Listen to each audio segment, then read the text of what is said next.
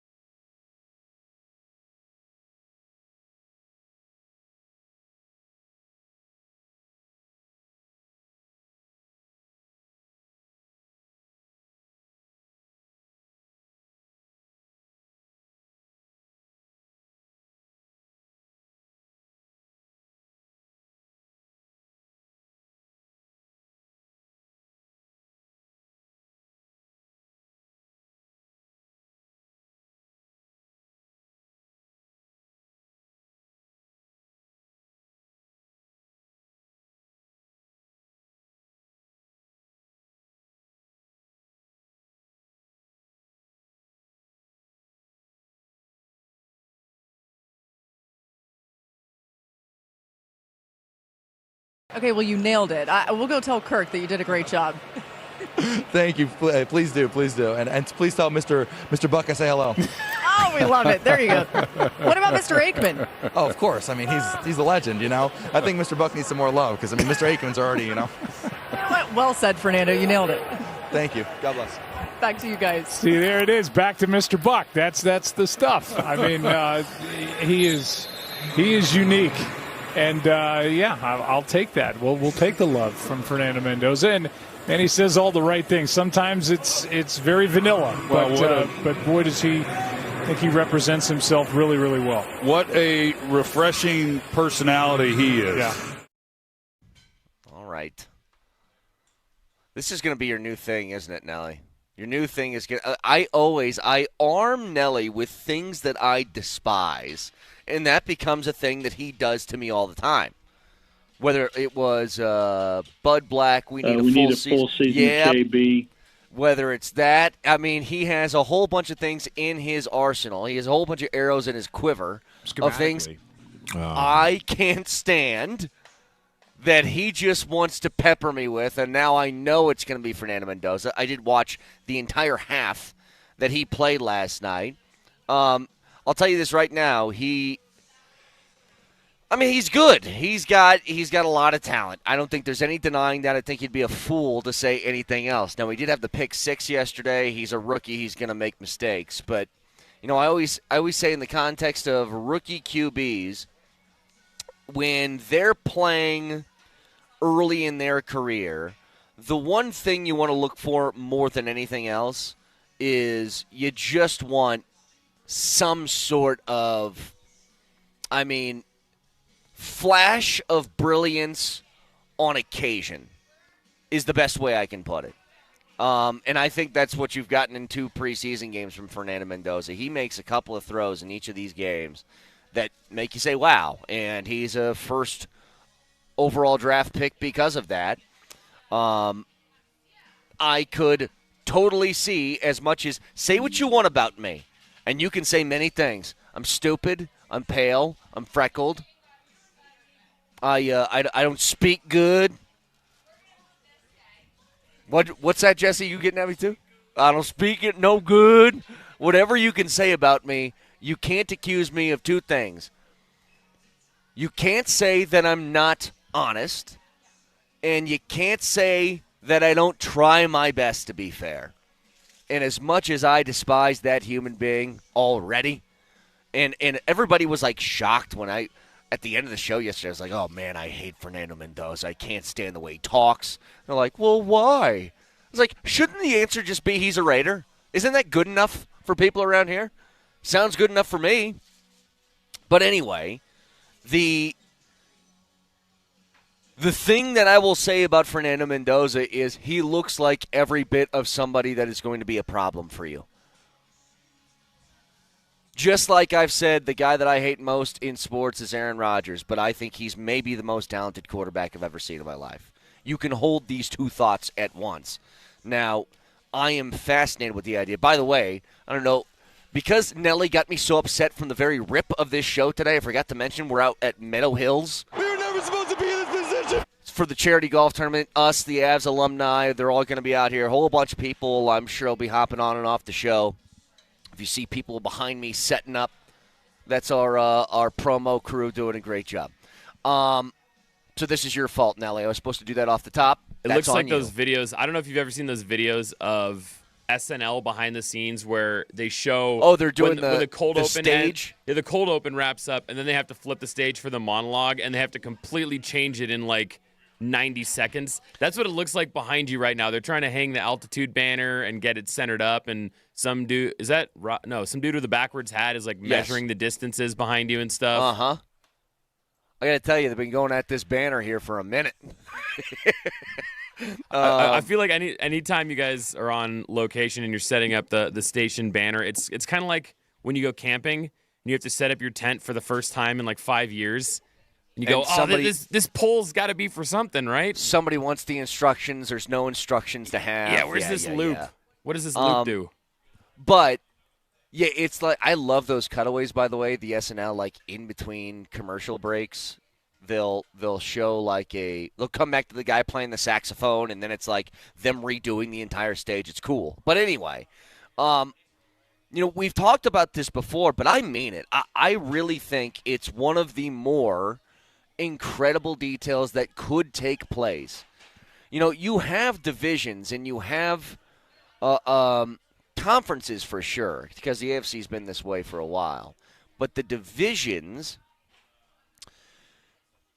you have these different sort of amalgamations of, well, they've had this quarterback and this quarterback battling in this division for, 7 or 8 years. Or they've had this one or this one that's been battling. I don't think we would, if this happens, if what I think Fernando Mendoza is, even though I don't like the person. I mean, he's a fine person. I don't like the way he speaks, we'll say. If he becomes the quarterback that he looks like in these first couple of preseason games, like he looked like in Indiana, like a legitimate franchise quarterback, I don't know if you would have seen a division with 4 different teams, 4, that all have franchise quarterbacks that would be battling each other for 7, 8, 9, 10 years. I don't know the last time that's happened, where it's been the same QB for every team in the same division for multiple seasons. It's hard. It's hard to think about.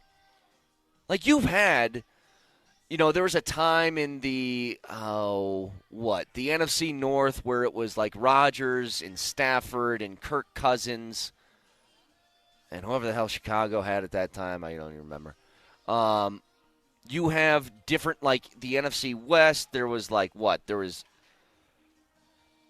Kurt Warner and God, I can't even remember. Like, here's what I'm getting at. Like, you don't have divisions that keep 4 of the same quarterbacks for multiple years, and the oldest quarterback in this division is Mahomes, and he's 30. And he's going nowhere. And Herbert is going nowhere from the Chargers. The only ones that are up in the air, I suppose, are Bo Nix and Fernando Mendoza, but I think Bo Nix is about this close to locking in a contract that keeps him here. Bo Nix is special. Long term. It's a very, very unique situation that this division finds itself in. And it's another example of by division, it feels like every team that's here in Colorado has one of, if not the toughest in their respective league. I don't know what you would consider the toughest division in the NFL. The AFC West is certainly up there. I think the NFC West is probably up there. I think the NFC North is probably up there. But you're in the conversation. In basketball, I don't think there's any doubt. The best division in basketball is the one that the Nuggets reside in, because it has not just the Timberwolves, but you're talking about high-end, super high-caliber teams. Oklahoma City, you mentioned, or you go on from there. In the MLB, any division that resides with the Dodgers is probably going to be pretty tough. And then in the NHL, I mean, the Avs every single year battling it out with Minnesotas and Winnipegs and everybody else. Dallas Stars. All of them seem to be, not hidden, but just smushed in between all this great competition. And if Mendoza continues to be the kind of guy that we thought he would be, look at Cal Keith. He's not nervous right now, but I'm going to see that nervous pace in about 10 minutes. I can feel it.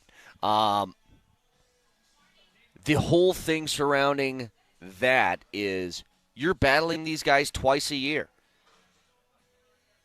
A 17-game schedule, over a third of your schedule would be against those three quarterbacks, and all of them would be franchise caliber. And I don't know how often that's happened in NFL history. But yes, as much as I don't particularly like his style of things, you can see with Fernando Mendoza, there's stuff that people like and they should like. 303-504-0925. Speaking of the Broncos, as they were out yesterday getting ready, I suppose, for their second preseason game tonight. Bo Nix is going to play. So the question now is, what do you need to see? And I would be lying to you if I didn't say I'd be slightly discouraged if Bo Nix goes out there and it doesn't look at least quasi as efficient as the offense looked in game number one. Now you're playing against the Packers and not against the Falcons, and so that is going to matter. But for Bo Nix to go out there, and I just think, forget the points or anything like that, because you can do this with different competition. It's about that same tempo and rhythm within the offense. If they still have that, then that's what you want to see more than anything else. It's his chemistry with Davis Webb. It's getting to the line with plenty of time to read the defense, get into a check if you want to. It's finding the right guy and making the right decision.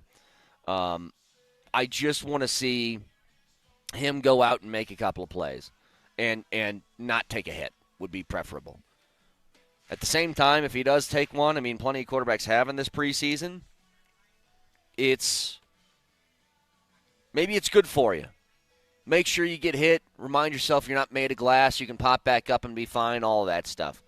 But with the game tonight, I know that Sean Payton is taking a lot of pride in the 8 straight wins in the preseason. To me, 8 straight wins in the preseason it's nice. It's something I would brag about too. But if it were 8 straight losses in the preseason, excuse me, we haven't had a morning sneeze in a while. Yeah. If it were 8 straight losses in the preseason, I think that Sean Payton would shrug it off and be like, yeah, but these games don't really matter. It's good to develop winning habits, and they certainly have. And that's the great thing about this. I'm not done yet. Everybody just huge, give me a moment. yeah. Just give me a moment. You have to get the demons out, especially early in the morning when allergies could be in the air. It's always a reminder to you guys. Is it because hold those in. They're cutting the grass right now? Some of the fresh grass is getting in your face? Yes, 100%. By the way, course looked gorgeous here at Meadow Hills. But I just want to see the offense in tempo and in rhythm. And if you can put up, a touchdown, I think this is all going to be kind of dependent on whether you're going to see Bo Nix playing in the final preseason game or not. It's going to be how it looks today. tonight, I should say. If they go out there, they run an efficient offense, they make things happen in a consistent and rhythmic fashion, I think nobody else is going to bat an eyelash at maybe sitting him that final preseason game and not worrying about it, because that's just the nature of the business. You don't want your guys to get hurt. You don't want to put them in risky positions. And in the case of where Bo Nix is at with his ankle, I don't think you want to push this too much, but at the same time, you do want to make sure you feel good about that heading into the season. So 303-504-0925 is the Champ Mazda text line as we are out here at Meadow Hills for the Avs Alumni Charity Golf Tournament. Along with us, going to be out here all day, have some guests, I'm sure, stepping by the show, hopping on, talking some hockey and a bunch of other things as we get ready for preseason game number 2. So yesterday we had our Pick'em contest where you had to call in on the 20s if you heard your name, and I will tell you, you all did a fantastic job. Wasn't it first go each show, Nelly? Somebody called in within that 4-minute time frame? Yes, exactly. We went 4 for 4 on the Pick'em 4 contest, and I think everybody called in with about 3 minutes and 30 seconds left on the clock. Yeah. And I mean, they were ready. I got to say, yesterday we gave our name, and then somebody called in. And so I answered the phone, and I asked what his name was, and he was like, hey, man, I was just calling in case it was me. I just wanted to make sure it was me. You know what? I said, well, it wasn't, but, shoot or to shoot. And hey, then, props. Then the actual, just to make sure. And then the next guy that called was the right guy. I actually like that somebody was like, hey, I didn't hear it, but I want to make sure you didn't say my name because I'm not missing this prize. One of my favorite calls I get is when someone just calls randomly and goes, hey, did I win? Hey, can I get stuff for free? Did you win? I don't know. You tell me. Here's your gold star. 303-504-0925. A lot more to get to this morning. Stick around.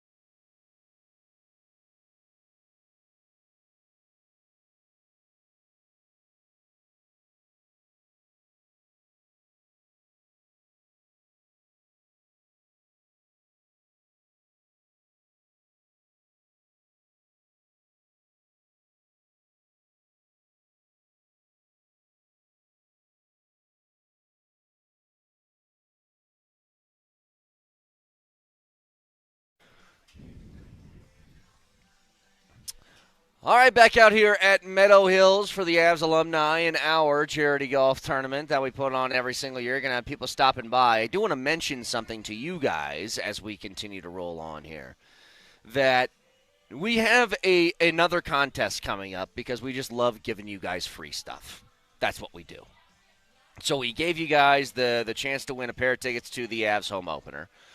We gave you the Pick'em 4 plan that we just did yesterday, where each show gave away 4 different games of tickets of your choosing to the Nuggets this upcoming season.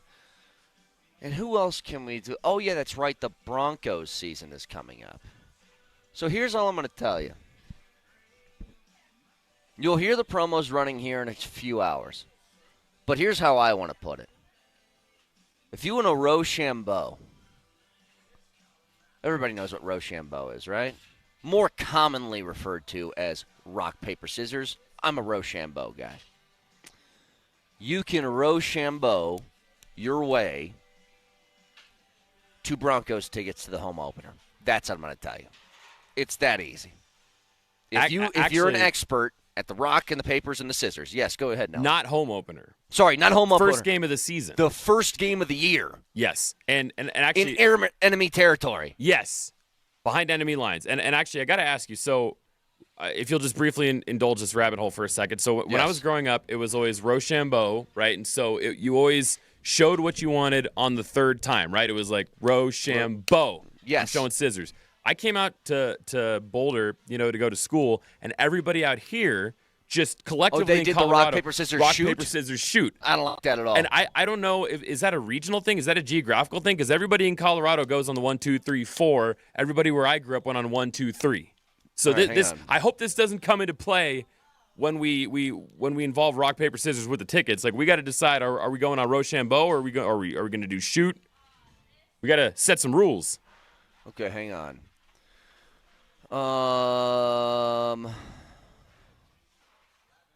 The official guidelines from the World Rock, Paper, Scissors Society use the 4-beat. They go rock, paper, scissors, shoot. Now, Nelly, I'm with you. I was not part of the World Rock, Paper, Scissors Society, so I just did what I thought was normal, which was you just throw it on the third one. You know what? Nelly, hit the straw poll button. We'll figure this out real quick. Oh, man, usually that's your responsibility. I got to figure out where it is. Fine. Oh, here we go. Straw poll. Oh, yeah. 303-504-0925. Third or fourth? That's all I want you to text in. 3 or 4. Do you throw third being rock, paper, scissors, and you're throwing? Fourth being rock, paper, scissors, shoot, and you throw. So I want to see, tally them up. Keep a running tally, Nelly, as these come through. 303-504-0925. I want to know, is it 3 or 4? And you know who probably was a certified member of the Rock, Paper, Scissors Championship Society you just said there? Give all the glory to God. I bet Mendoza knows what's up. We could just ask him. He is such a shoot guy. That is the most shoot guy I've ever heard in my life. I mean, most of the people who play for the Raiders are shoot guys, but... Yeah, right. Uh-oh. See, I see a lot of people putting in the wrong I told you it was a Colorado thing. It's regional. It's got to be geographically based. It has to be. Nobody did that with me growing up. Nobody. All right. Well, I think it's overwhelmingly on the 4th is what people are trying to tell me right now. So, okay, fine. I'll take your word for it.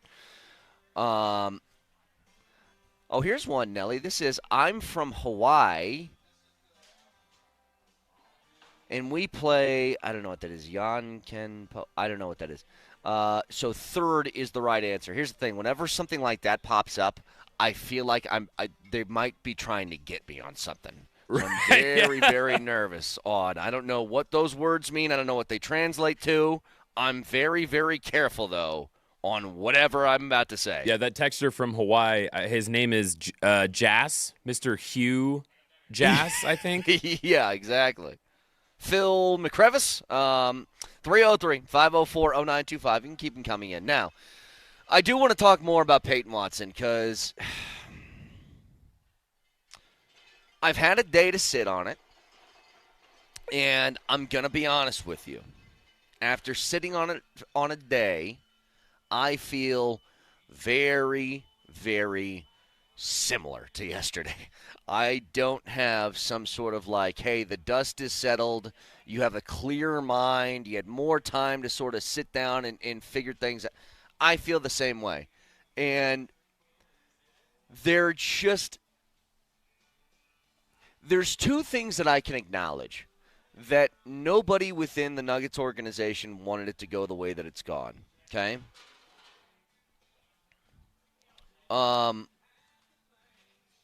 The other thing is, could there have been something else you could have done?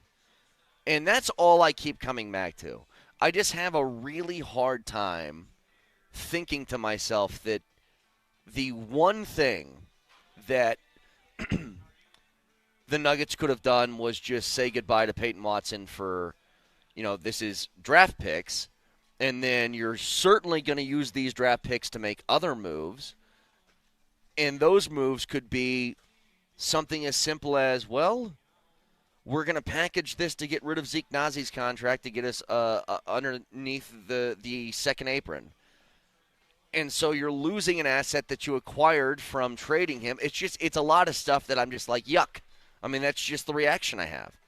And the texture says, Peyton Watson is dead to me. Have fun living in crappy Cleveland. That's fine. I don't think that Peyton Watson did anything wrong here. Outside of, I guess, and we'll never know the truth on this, if he sat out of the playoffs for a contract. I mean, that's one thing that if that were true, that is something you could certainly be upset about.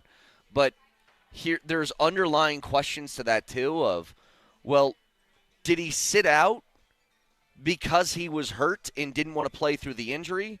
Did he sit out because he was healthy and didn't want to risk getting injured? There's a whole bunch of different aspects to that, too. I always go back to the story, and this is when people start to question the health of players and, oh, he's been cleared by this and that. Even if he's cleared by team doctors, even if it's like, well, I feel like he's good, a guy knows his body. And I will always go back to Kevin Durant when everybody was calling him a baby with the Golden State Warriors for not going out and playing. And then he's like, all right, fine, I'll jump out here and play. And then the Achilles explodes. And then everybody said, oh, my gosh, he was actually hurt. And by that time, it's too late. It's too late. So I don't know what the true story is, but I've said this from the very beginning, that if you have Peyton Watson at $22 million a year, that sounds totally reasonable to me. Totally reasonable. And I am somebody who always thought the potential of him, I think he's going to be a great player. I really do. And I just don't know how many guys, and I want you to keep this point in mind. There are two sides to the coin of Peyton Watson. One of, well, he hasn't really played all that much, and you're basing all of this off of a month of basketball, and that would be true. This is also true. It's the first time in his NBA career, really since high school, that Peyton Watson has been the guy on a roster. Because of all the injuries the Nuggets suffered, he was forced essentially to be the guy that steps in and is your main sort of scorer outside of Jamal Murray, so he's a top 2 guy on the roster at the time. He had to go out and make things happen, and guess what? He did. To his credit. Now, Jokic had comments on this yesterday. I was going to send Nelly the audio, but I don't speak Serbian. So he's out doing the FIBA stuff, and he had a couple of different comments from yesterday. One of them in talking about Peyton Watson and the trade, in which he said, why can't I find it now? But he said he's happy for him, and he ended it with saying, we'll be okay. Here you go. Nicola, Peyton Watson got traded. What is your reaction and expectations for next season? He said, quote, I'm happy for Peyton. He deserved it. We'll miss his energy and skill. I don't think about the season yet. We have to play this. He's talking about that FIBA tournament he's in. But it's going to be okay, is what he said. And I think in the back of people's minds, watching what's transpired over the last few years, again, a lot of times out of the control of the Nuggets and in control of the NBA CBA. When they built their roster to win a championship, they built that under a different set of rules, and when those rules changed, it became virtually unsustainable. So, with all of that in mind, each subsequent year for the Nuggets, and this is where the frustration comes from, it feels like you're losing just a little bit each year. You lose Bruce Brown after the championship. You go the next year. You lose KCP. You go the next year. You lose Michael Porter Jr. You go the next year. You lose Peyton Watson. It's always like you are losing a piece, and then in the middle of losing these pieces that help you win, you need to attach assets to pieces that aren't helping you just to move off of their contracts, and it becomes a giant bungled mess. So in the frustration of this, I think overall, and what you see from national people more than local people is, well, I wonder if Jokic is going to be so mad that he requests a trade. And it would be one of the most shocking things in my sports life if we got to a point where Nikola Jokic is requesting a trade. But I think a lot of Nuggets fans have that at a minimum on their minds, somewhere in the recesses of their brain. It's back there of, man, if they can't start building a cohesive roster again, will there ever be a point where Jokic just goes, you know what, I've had a blast, but I think I'm kind of done with this. I don't think that'll ever happen. I think that he is – thank you, buddy. I think that he is motivated by different things in your typical athlete. I think he's motivated by loyalty. He's motivated, obviously, by money. He's motivated by holding himself to a certain standard. That's why I don't have that fear. But I'd be lying if I wasn't one of those guys that, again, in the recesses of my brain, it's not so much would he leave to play somewhere else in the NBA, it's more would he leave to just say I'm done. That's it. Because you're relying on pieces now, and I don't think the Nuggets are done. They can't be done because they have 2 more roster spots to fill. So I don't know what's coming in after this. Maybe they can get DeMar DeRozan, and it provides, more of a salve on this situation than what we're feeling right now. But to me, it's just about the frustration that's compounded year after year after year. So 303-504-0925. Texture says, Tim Tebow had a great month of football. Would you pay him $22 million to be your quarterback? Tim Tebow never looked like a quarterback. You can't watch Peyton Watson even in that month and tell me that doesn't look like that's a sustainable NBA player. It's not even comparable. Peyton Watson wasn't bouncing the ball off his forehead and making it from half court. That's what Tim Tebow was doing. Peyton Watson wasn't taking 2 shots a game, and one of them was a game winner. Like, the more accurate thing you probably could have said was maybe Jeremy Lin, maybe that. But here's the problem. At minimum for Peyton Watson, he's a guy that with starters minutes is going to score in the teens per game, at minimum, who plays really good defense and is 23 years old. That's why I don't get, say whatever you want about, you can disagree with me on what Peyton Watson's ceiling is. You cannot deny that Peyton Watson is a good NBA player at a very minimum. You can't. And you can cope if you want to and say, oh, we're losing him. He'll be ass in Cleveland. I mean, you can go ahead and try and convince yourself of that. I'm not one to lie to myself. I'll just face the reality this sucks. Because it does. Here's the bottom line. If the Nuggets had $22 million a year to spend, would they sign him back? Duh is the answer. Duh. So you can cope with it if you want to and be like, well, it's only 1 month and he stunk.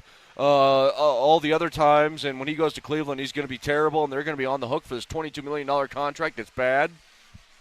Don't see that at all. Now, $35 million for Peyton Watson, yeah, that'd be a problem. That'd be a problem. Like, it's the same way that I feel about Christian Brown. Like, I think that Christian Brown, his contract, $25 million a year, is that a little bit steep? Yeah, probably. But I think Christian Brown healthy, you're pretty much cool with it. Aaron Gordon's contract, is that a high number? Yes. But Aaron Gordon healthy, you're cool with it. Remember, Christian Brown was somebody who he led the league in fast break points 2 years ago. He shot 40% from three. You very obviously saw that he had an ankle problem that just didn't go away. And so, I don't know. Again, I'm not happy about this at all, but I'm not going to sit here and lie and say, well, you know what? He wasn't that good in the first place. Like, if you had a super hot girlfriend and she broke up with you, and you go, well, she was actually kind of ugly. It's like, no, she wasn't. She wasn't. She dumped you. It's fine. You just got to face it. So out here at Meadow Hills, again, Avs alumni and our charity golf tournament that we do every single year. And I love this golf course. It is beautiful. So 303-504-0925. Still a lot to get to here. A big thank you, by the way, to Ramos Law Firm for their support of Altitude Sports Radio's training camp coverage this year. Car accident, you need Ramos Law, medical doctor and attorney. Visit ramoslaw.com. Camp may be over, but our Broncos coverage is just getting started all season long, from every practice to every game and everything in between. Nobody covers the Broncos like we do here at Altitude Sports Radio 92.5. Back after this.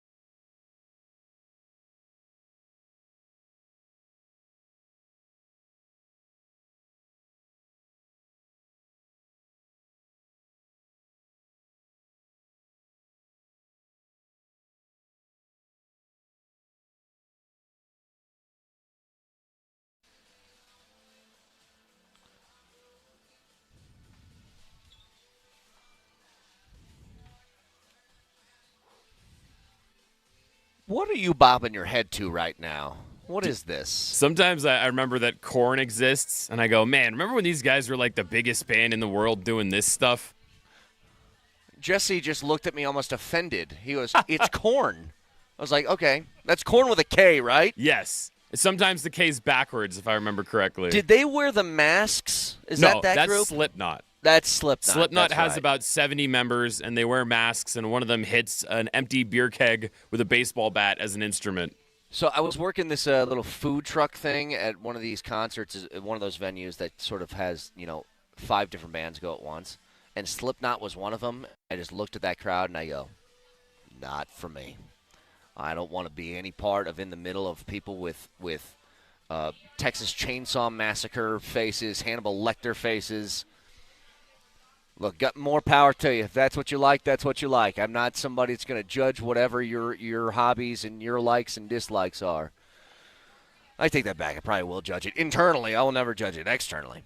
But I just looked at that and go, nope, that is not what I do. I don't wear meat on my face and go out and headbang.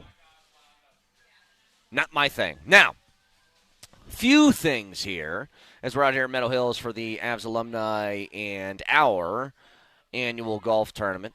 You know what's funny? I saw something yesterday from Shams.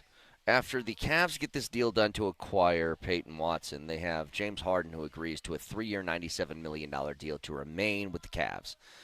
It will take him through his 20th season in the league. And everybody goes, this is malpractice to sign him to this contract. And I understand why. He's 37 years old. That's an old player in the league.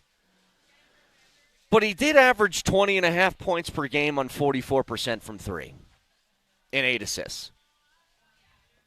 He can still play.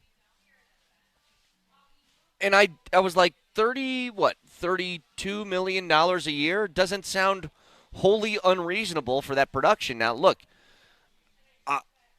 I wouldn't want James Harden on my team. Certainly not on the Nuggets. There just wouldn't be a fit there. But I don't see how that's totally unreasonable. The Cavs are pushing their chips in. This is what teams do. Texture says, many will miss out on the unspoken brotherly bond that comes from a mosh pit. I'll miss out on the pushing, shoving with people. See, this is the example we were talking about with Chad Brown at training camp. A mosh pit is you can have somebody who goes 50% and somebody goes 90%, and then all of a sudden this becomes a giant problem. You all have to be on the same page. Well, as a general rule, I have never been in a metal mosh pit, but I'll tell you what, punk and ska mosh pits are incredible. They're amazing, especially ska. Everybody's just dancing around going, hoo, I'm happy to be here. Like, those are fun. What's a mosh pit in that? What does that mean? Well, it's more of a circle pit. Everybody is moving in a circle in the same direction. And then so there's no pushing. There's a little bit of pushing. Sometimes you throw somebody off kilter from their dancing, but not as much pushing as in a Slipknot pit. You know what you sounded like? You sounded like that Nate Bargatze, George Washington skit. There's some like, kicking.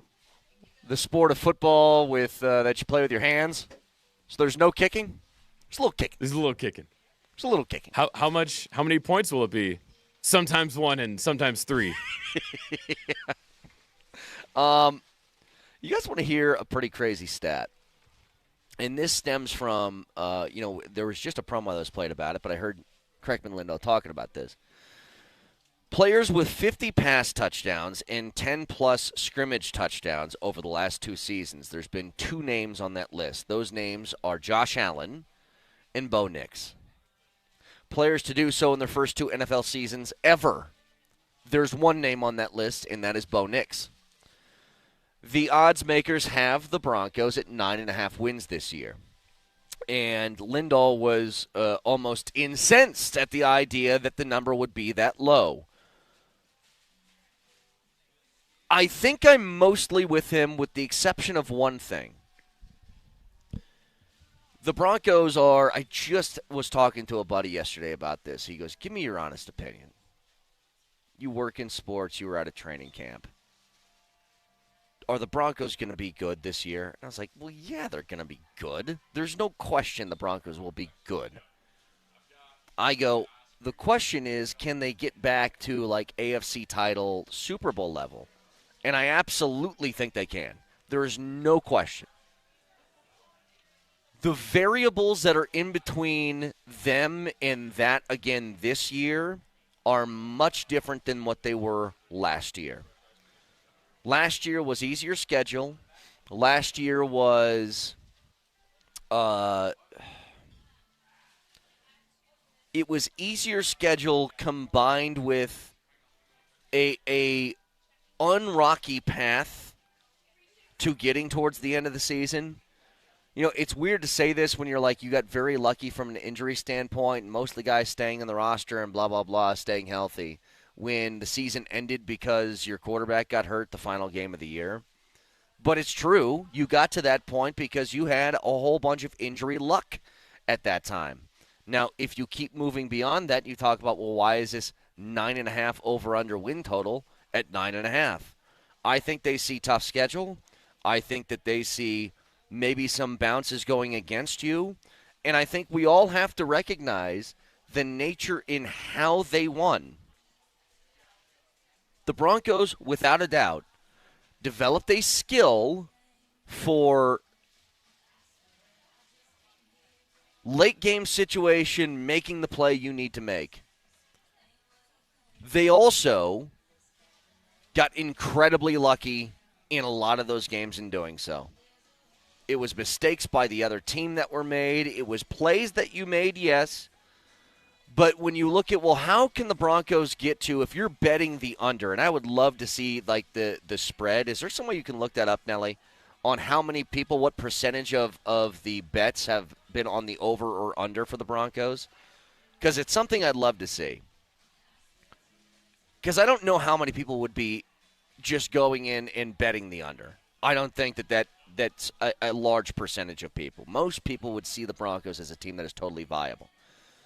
The point in all of this is you set the number at 9.5 because of the variables that I was just talking about. It's how you won last year. Is that a sustainable thing year over year? It's injuries. Is that a sustainable thing year over year? It's all of these different factors and details that lead to it, not to mention a really difficult schedule, especially out of the break. And one of the things is you're going to be tested. You're going to have a few of these games early that, you know, we've talked about the first 6 weeks. If they go 3-3 in the first 6 games, it's not, I think most people would look at that and be like, you know what, that's all right. That's all right with me. If you go 4-2, you're like, holy smokes, that's amazing. If you go 1-5, then you put yourself in a hole, and it's almost as if you gotta be tested in a way mentally that this team under Bo Nix has not. They've had moments in which they've looked bad. They've had moments at the beginning of his career in which they've struggled and had to bounce back from it. And I think one credit to Bo Nix is he very rarely has back-to-back bad games. Rarely. But when you've got all of these factors sort of put together, along with an AFC that people are just, this is going to be the case until Bo Nix establishes himself as a bona fide top 10 quarterback in this league. The point in all of this is going to be you're going to look at Lamar, and you're going to look at Burrow, and you're going to look at Josh Allen, and you're going to look at Patrick Mahomes, and you're going to look at Justin Herbert, and you're just going to do which quarterbacks do I feel are best in this conference. Those are the teams that I'm going to pick to make the postseason. That's what they're going to do. Texture says, on Kalshi, 55% of bets on the Broncos for 10-plus wins. It's actually lower than I thought it would be. I thought it'd be up in maybe the low 60s. But still, most are going on the Broncos to get that over, and I think that that's the wise decision because the Broncos are built in a manner where even if you don't get the best of quarterback play, what you do get is an entire roster full of guys and a big team that is built in the proper manner to sustain troubles, we'll say. And that's what you saw last year. The offense struggled a lot. Well, guess what?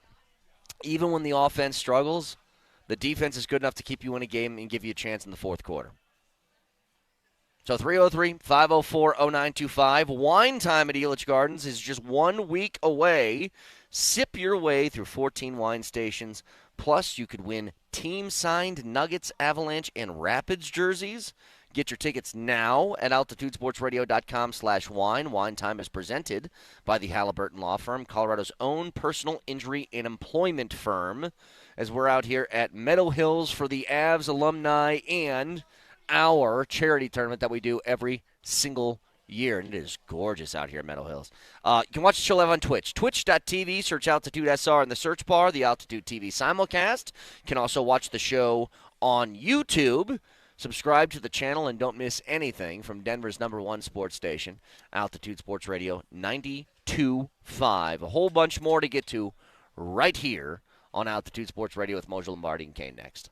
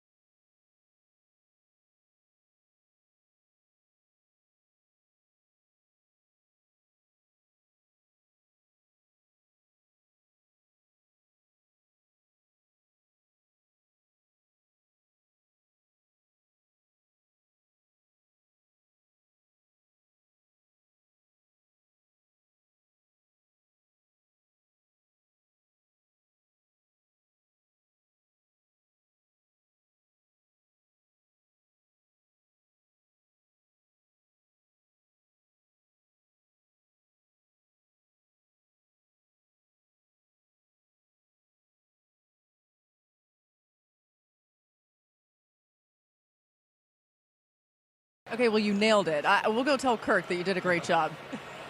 Thank you. Please do. And please tell Mr. Buck I say hello. Oh, we love it. There you go. What about Mr. Aikman? Oh, of course. I mean, he's a legend, you know. I think Mr. Buck needs some more love because, I mean, Mr. Aikman's already, you know. Well said, Fernando. You nailed it. Thank you. God bless. Back to you guys. See, there it is. Back to Mr. Buck. That's the stuff. I mean, he is unique. And, I'll take that. We'll take the love from Fernando Mendoza. And he says all the right things. Sometimes it's very vanilla. But boy, does he think he represents himself really, really well. What a refreshing personality he is. Yeah. All right, we're out here at Meadow Hills for the Avs alumni and our charity golf tournament. And I got to tell you, at 7 o'clock in the morning, just one day, Brett. Just one day. Hang on. There's two things that I would say you can get my day off to a really bad start if you play a Fernando Mendoza audio clip for me to start the show, and if I see a shirtless Kyle Keefe in front of me at 7 Put your shirt on, you freak! It's a public place! And you got to go to your bedroom 2 minutes for being bad. This isn't a pool. Anyway. Look at me. I'm in Muscle Beach. I'm out here I got to get my reps in. Bunch of shirtless hippies at this place. Good God. So that's how we started this morning. Now, can I tell you guys something? I watched the entire first half of that Raiders preseason game because I wanted to watch Mendoza. Okay. And Mendoza, in both games that I have watched from him in the preseason, because this is important. This is a guy that you potentially could be facing for the next 10, 15 years. By the way, I would like for you from now on to refer to me as Mr. Lombardi. He refers to his elders by Mr. So from now on, it's not Vic. What if I call you jerk face from here on out? No. You're going to do the respectful thing. He's a respectful young man. I've got something. I mean, I got something involved with jerk. Plenty of other things I can call you. But yeah, it doesn't have face on the end of it. JML shows up with his boy's small shirt again. But he has a shirt on. Yeah, that's true. Yeah, at least he has a shirt on, for crying out loud, so right? I watched Mendoza's first half, and I'll tell you this. In both this game and the first preseason game that he played, he makes some throws where you're like, bro, He wouldn't be. Of course. Why are people, like, it's funny, we talk about a person's personality, and then we're impressed with their ability. You wouldn't be drafted number 1 overall. You wouldn't win a national championship. You wouldn't go where he went without having that talent. Well, here's the separation I guess I'm getting at is I always say this about rookie quarterbacks or guys who are playing early in their careers. Yeah. The minimum you have to do is show me some flashes of brilliance in a game because you're young. You're going to make mistakes. He threw a pick 6 in that game, was behind the wide receiver. They took it back to the house. That's going to happen. But as long as you can show the flashes of, well, those throws are there, this guy's going to be good. He has that already. Yeah, is what he I'm does. saying. Yep. And it's a matter of, you know, if I set the over-under at the first game the Broncos play the Raiders, do you think he's going to be starting by then? My guess would be, yeah. I What think week is that? Probably is. that? I think it's 11. Okay. You know, I seem to disagree with you. I think this might be one of those years, much like Patrick Mahomes went through with Alex Smith, where you just watch and you sort of pat him on the back and say, I know you want to play. I know you want to come off this leash. And November 22nd, by the way. But we've got Kirk Cousins. He is going to mentor you. We're going to go through some turmoil this year. Just sit back and enjoy the ride, and then next year it's all yours. 2 counterpoints. I know. The Falcons did that last year with Michael Penix. Yep. And Penix played. Correct. And I've asked you guys this already. Let's see if you guys remember. Let's see information retention if you guys have this. The last number 1 overall draft pick at quarterback to not play his rookie year. Yeah, it was. We already did this. Yep, I know. It was. Hold on a second. Yeah, who was it? Oh, yeah, you told me It was this 20. already. Who was it? It was 20 years ago. It was. Hold on. You told me this, and it was a nondescript player. No, it's a player. Yeah, it was. He's a player. He's a player. He's a player. I don't remember. Carson Palmer. Palmer for the Cincinnati Bengals. Okay. That was a player. Carson Palmer was a player. I think originally you said, for the Cardinals. No, you said for the Cardinals. Yes. And then I said, Cincinnati. no, it's for the Bengals. Yes. And, there you go. Who at that time was the Bengals quarterback? John Kitna. Okay. So he displaced John Kitna had one of those haircuts what like was a up with Marine. his face? Remember his face always Yeah, he had a filled fat his helmet? face. Yeah, he had a Scott Zolak face. Yeah, it filled the helmet entirely. You know what? John Kitna is one of my favorite guys to look at his stats because he was a guy who started for a long time in the league. People like John Kitna. Not that he was great, but he was okay. Yeah. He represented the era before the era. And here's what I mean. from a straight numbers perspective at quarterback, your quarterback now has to have like 29 touchdowns and 10 picks to be good, right? Okay. Here's John Kitna's numbers in his career from the early 2000s. John Kitna's touchdown to interception ratio, 18 to 19, 12 to 22, 16 to 16, Gunslinger. 21 to 22, 18 to 20. Well, okay, what was different about that era than today?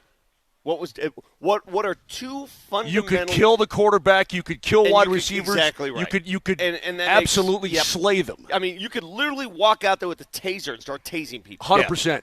Yep.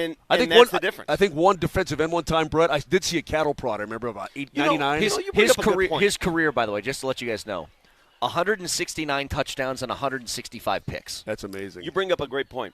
And it's why when people always make these comps, and I always reference Elway, and people say, well, look at Elway's numbers. Elway's numbers were nothing great. That's not fair. He played in a different era where you literally can decapitate a quarterback and not get flagged for it. That's true. It was a different time. You could take a defensive back and throw him – a receiver can be thrown all over the field with no penalty. Well, not only that, but you could target and blow guys up. up. Exactly right.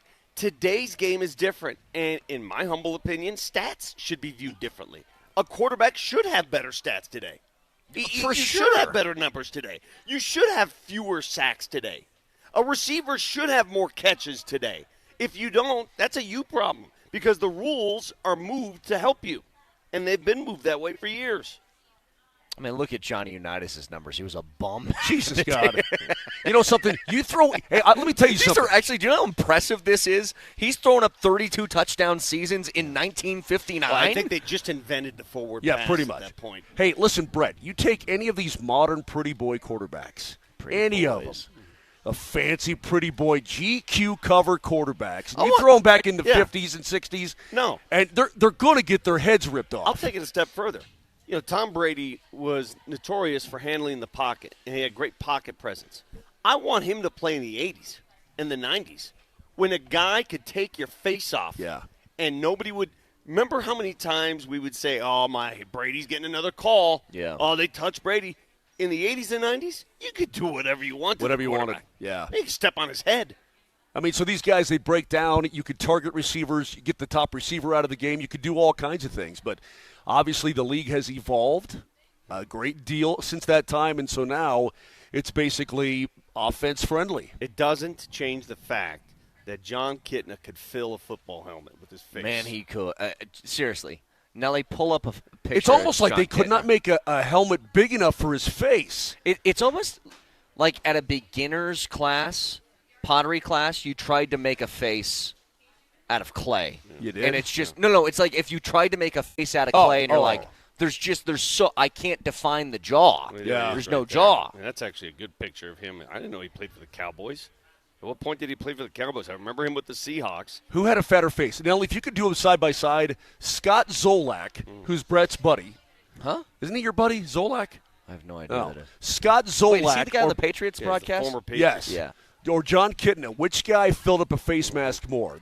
The cubic centimeters of it is what I'm looking at. What is the point of all this? So you're talking about quarterbacks, and you're talking about – is this all about Mendoza? Well, I just said that, Mendoza, you said that he's not going to start this year. I go, the last time that first overall pick didn't start was Carson Palmer. Yeah. Also, I sent something to Nelly. Kevin Shockey's wearing his media credentials at a charity golf tournament.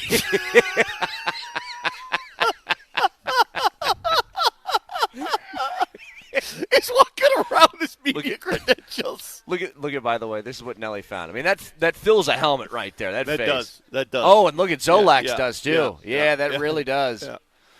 Yeah. Shockey's like, I'm Kevin. I need to go to the bathroom. Is that cool? Hi. I like to go to the bathroom, please. I got my credentials. I got to take a whiff. Can I get a beer, please? I got my credentials. Should we just start doing that? Should I wear my credentials just when I go to King Soopers? Wear them to church. Yeah. Hi, I'm looking for – hold my badge up. I'm looking for the asparagus. Where's the asparagus? You can tell I'm official. All right, I'm dead serious. We're gonna nail him. Do any of you have your credentials today? In my car. Oh, I have mine. All right, here's what we're going to do. I don't have mine. I got my Broncos one in the car. See that young lady serving alcohol over there? Yeah. We're going to conduct an experiment. We're going to go up with the credential and say, hi. We're just going to show the credential. Say, free I'd booze? like this, this, and this, and just see the reaction. Pretty sure it's free anyway. Oh, it is? Yeah, Oh. I'm pretty sure. Give me Then that somewhere where you have won't to pay matter. for stuff. I want to see if it works. I want to see if it works. I almost think it's funnier if we use it when something's already free. Okay. It's like if I went to a gas station, I had my media credential on, and it's the take a penny, give a penny jar, and I go, "Hi, here's my badge. Can I take these?" You have to like shake it in front of them. Make them Jesse, acknowledge Jesse, it. can you shoot this video? We're going to do it in the next segment. That means you got to drink booze at 7:15 in the morning. That's it? fine. I don't care. It's fun and sporty. So here's the other thing. What's going on? There's two things for sure. Number one, that Mahomes and Justin Herbert are going to be locked into this division for years to come.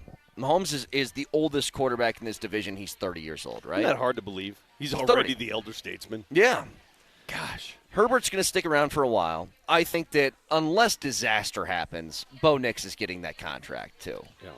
And, I mean, what do you foresee happening in which Bo Nix doesn't get a contract extension? Unless he has a really broken down year. I mean, not injury. Well, maybe injuries, but not even that. I just think if he somehow loses, a couple miles an hour off his fastball, throws a bunch of picks. I don't know. This is his guy. This is Sean Payton's guy. So I don't envision that. Brett. Well, I mean, the first thing that could derail is if he has chronic ankle injuries, and nobody wants that. Nobody wants to see that. But if it continues at that rate, then that could really turn left in a hurry. Yeah. So you don't want that, obviously, for him and for the Broncos.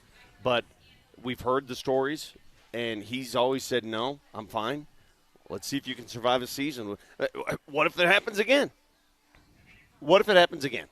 What if he's running around and the leg just breaks, the ankle just breaks? Exactly. Yeah. And that scares the hell out of me. I don't know about you guys. Scares the hell out of me. I wonder, what would you do at that point? Like, knock on wood. But if that scenario were to play out this season where it happens again, you probably just, pick up the fifth-year option and kick the can down the road for another year? Yeah. Probably so, yeah. Yeah. I mean, that'd be the smart thing to do. Yeah. That'd be the smart thing to do. And to be honest with you, we're talking a lot about contracts today because I know that the Peyton Watson thing is still top of mind for a lot of folks. And why? How did we get here? Why are we here? And you just said something that I think will bring us back to square one. Picking up contract options before you really have to. Before you really have to. Sure. And I think if there's one misstep the Nuggets have made over the last 5 years is that. It's signing deals before you really had to. And I understand why you do it. You would do it to get ahead of it. You would do it to get ahead of a price increase. Yep. You would do it to keep somebody off the open market.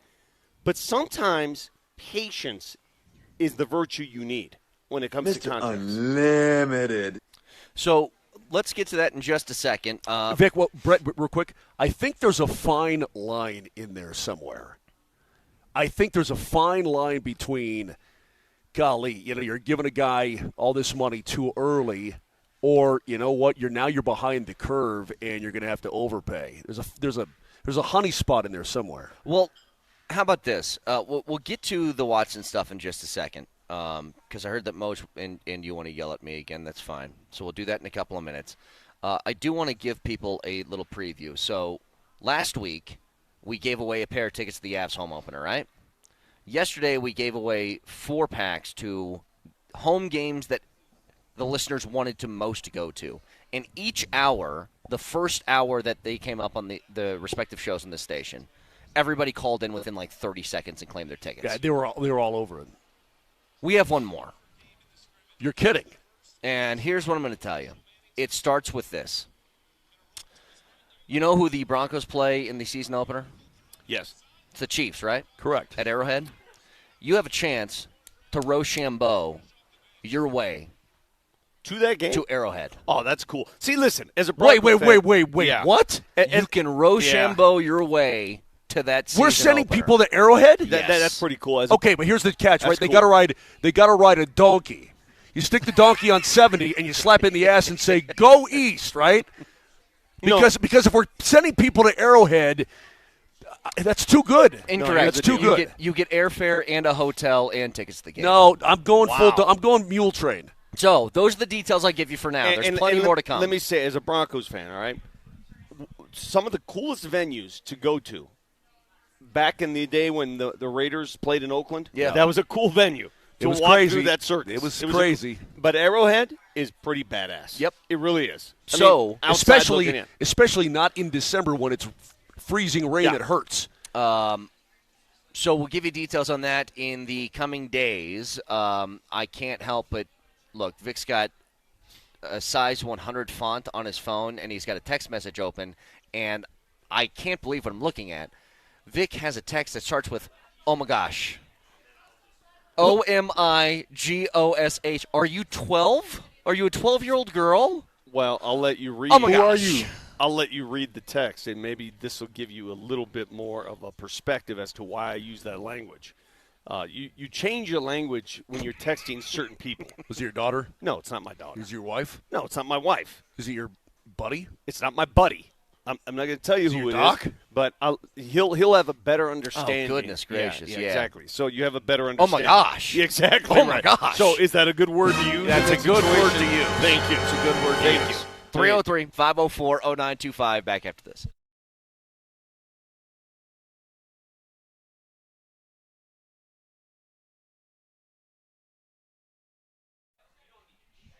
Hey, this is Brett Kane from my friends at Surfside. You know where I am right now? I'm at a golf course. I'm at Meadow Hills. And you know what I see in front of me?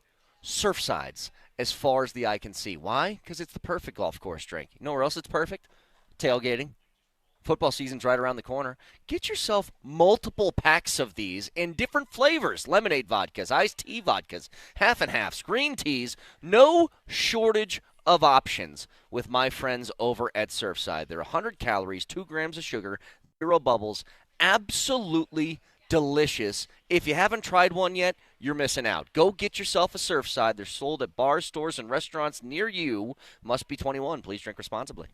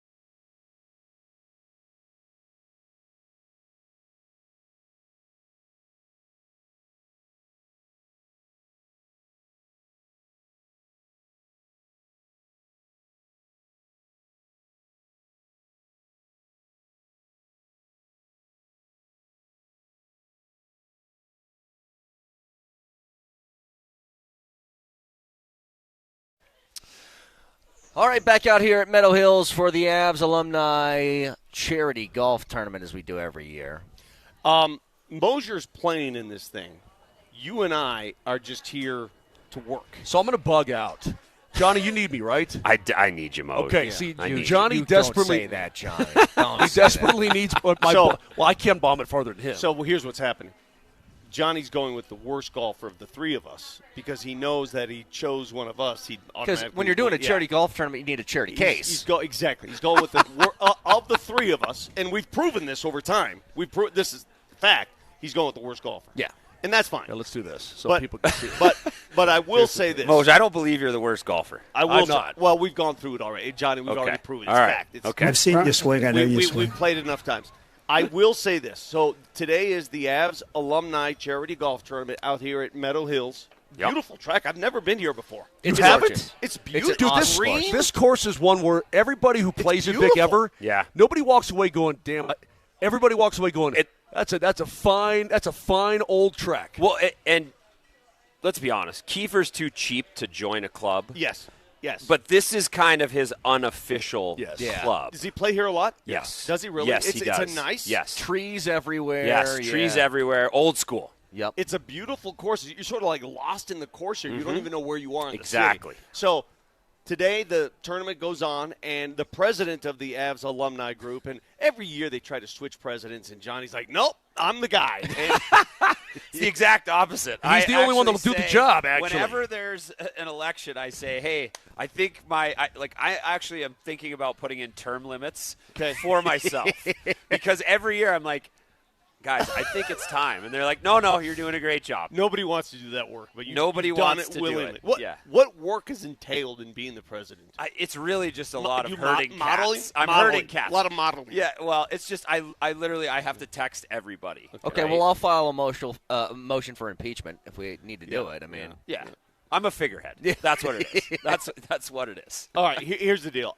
Good luck today. Who are some of the names that are going to come across today? Who are we going to for the alumni? Into? Yeah, Peter Forsberg flew in here last night. Yeah. He flew in last night. He was delayed out of Newark. Got in a little later than expected. Are you going to give us Peter for a segment or two before we tease off? Or? Well, yeah, if Pete shows up on time, which he rarely ever does. All right. But we got Forsberg, we got Hayduke, Tyson Barrie came in, Cody McLeod. Beautiful. Yeah. Oh, Cody. You'll hear Cody from across the course. I did a thing with Cody at Bear Creek years ago where we dressed up in like Scottish gear and played golf. That sounds about right. Did you really? Yeah, Cody's a That's good dude. awesome. Yeah. He's a good dude. Him and Riker are playing together, so that'll be a fun beautiful. group. Oh, my God, that group. Yeah. All right, listen, we asked of one thing. Brett and I are taking one for the team. We're actually doing our jobs today while Moser plays golf. All I asked, those shirts, I want one of those shirts. If not today, we will get you. No, we'll get you a shirt today. That is. Look at that. That's a cool good shirt. That's a great shirt. Let's model it. That is a for the people to see. What I like, it's a Massimo. Well, and you know what? So the big concern, Travis Matthew. The big concern that Riker raised is man boobs. Well, with him, it's hard to hide them. But this year, the shirt, they addressed it. Okay. I feel like this is a non-man boob shirt. more protection. Well, Riker's the one that he's very concerned about it. He raised the concern multiple times since last year. Well, he was shirtless for 15 minutes out here. Yeah. Couldn't be that ashamed of it. Yeah. Well, have fun with Moj. He hits it long. Yeah, I know. He hits it long. I don't. It goes in a lot of different places. Yeah, well, if it goes down the middle, we're in business, baby. Yeah, let's go. All right, Good thanks, luck, Johnny. Thanks, guys. Appreciate it. John Michael Lyles. Again, we'll hear from Johnny a lot throughout the course of the year. Now, I do want to get to Peyton Watson stuff, and you guys wanted to yell at me. What is your objection that you had with me talking about Peyton Watson this morning? Well, I think it was Moser who raised the objection. Well, you know what, Brett, you ever been in your house and your furnace is making a noise, something like that, and you're going, dang. Sure. And then you think you fix it, and then the next morning you wake up and it's going, yeah. That's when I was listening to you on the way here. That's what it sounded like. It sounded like you were the same squeaky wheel, gear grinding, whatever you want to call it, that you were yesterday. I mean, I don't know how long it's going to take you to get over this. But it feels like it's going to be a little while. Is what it feels like. You know what it reminds me of? You have a dentist appointment planned. You have a root canal planned. Oh, God. And you've known it for 4 months, right? And for 4 months, I've told you guys that this is happening. Beautiful stuff there. Beautiful stuff. I want one of those shirts. You've known for 4 months that you're going to go through this procedure. And yet, the day you go through it, you're like, oh, I can't believe it.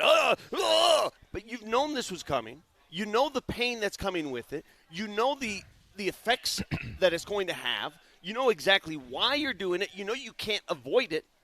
Why are you crying about it now? You should have cried about it 4 months ago when you had the appointment set. 4 months ago, this was going to happen. Well, hang on a second. Here's what, in my head, what happened. I had a dentist appointment. They said, there's a chance you could get a root canal. There's a chance. Mm-hmm. Or we have to do some other thing that's also painful and not fun, but I just didn't want to get the root canal. So it's either root canal or yank it. Or yank it. Or whatever. Yeah. And all I'm saying is, I was hoping there was another option of person to let go. That was it. And here's the reason why. Can I just explain for a second? Sure. Is that at a minimum, I don't know what Peyton Watson's going to be. Don't know. At a minimum, though, Peyton Watson will be a fine, good NBA player. He'll average, is this reasonable? That he'll average in the teens as a starter, points per game. Somewhere in the teens, at a minimum. He will be a very good defender in this league. And he's 23 years old. Yeah. That sounds like things that I wish the Nuggets had. Well, he's already a good defender. I mean, I think that's the best part of his game, to be honest even with you. if his 1 month of basketball where he scored 20 points a night was a mirage, he's at minimum a really good defender. That wasn't a mirage, by the way. That was him scoring. The difference is he was allowed to shoot that often because nobody else was playing at that point. Now, when you're a part of the wheel, where do you fall in that wheel? How many shots will you get off? True. That's where numbers change. Other side of the coin. Well, James Harden's going to be throwing it up a lot. Let's take a look at the Cleveland lineup. That is correct. Donovan Mitchell, Mobley. I mean, where do you think he falls on that wheel? But let me just say, there's two sides to that coin. And I was one that was pounding the drum of it's a month of basketball. You can't base everything off a month. There is this argument. It's the only month of his career since high school where he's been in a position to be a guy who's the lead scorer on a team. But again, and when he got that opportunity, he looked every bit like somebody was ready for it. Well, then he should ask for a trade out of Cleveland because he's going to be surrounded by ball hogs. Mm-hmm. Okay? Joe has a great text here, and we talked about paying players and how the Nuggets got themselves in this situation. And the way I describe it is you've had this credit card, and, man, the interest rates are going up, and you've financed a lot of stuff, and it's time to pay off that paying the minimum. And you've paid this credit. The reason you've charged so much to this card is because you've been in that window, and you want to make as many runs as you can. A year ago, we looked at this Nuggets roster and said, charge it up. Here, take my card. Yeah. Whatever you need, right? Did we not do that? Mm-hmm. Okay. So now it's time to pay for it, and this is where you are. So people want to blame everybody. I got into it with this guy about blaming. He was blaming ownership. And you could blame it. Listen, everybody has a part in this. But you tell me, have they paid the freight to put together a team over the years? Have they won a championship? Yes. Have they competed? Have they put a competitive team on the court? Okay, yes. So at what point do you say there's more to it than that? There's twists and turns along the way. There's bad fortune. Last year there was bad fortune with injuries. The team didn't gel the way they had hoped.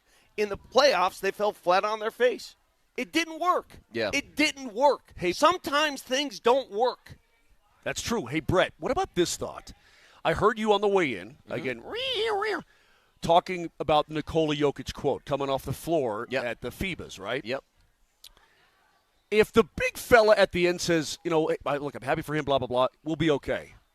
If the big fella thinks they're going to be okay, then I'm going to go along with the big fella and think they're going to be okay. Now, that may be lip service, fine, but that's not Nikola Jokic. Here's what he said. He walked off the floor. He was asked, Nikola, Peyton Watson got traded. What is your reaction and expectations for the next season?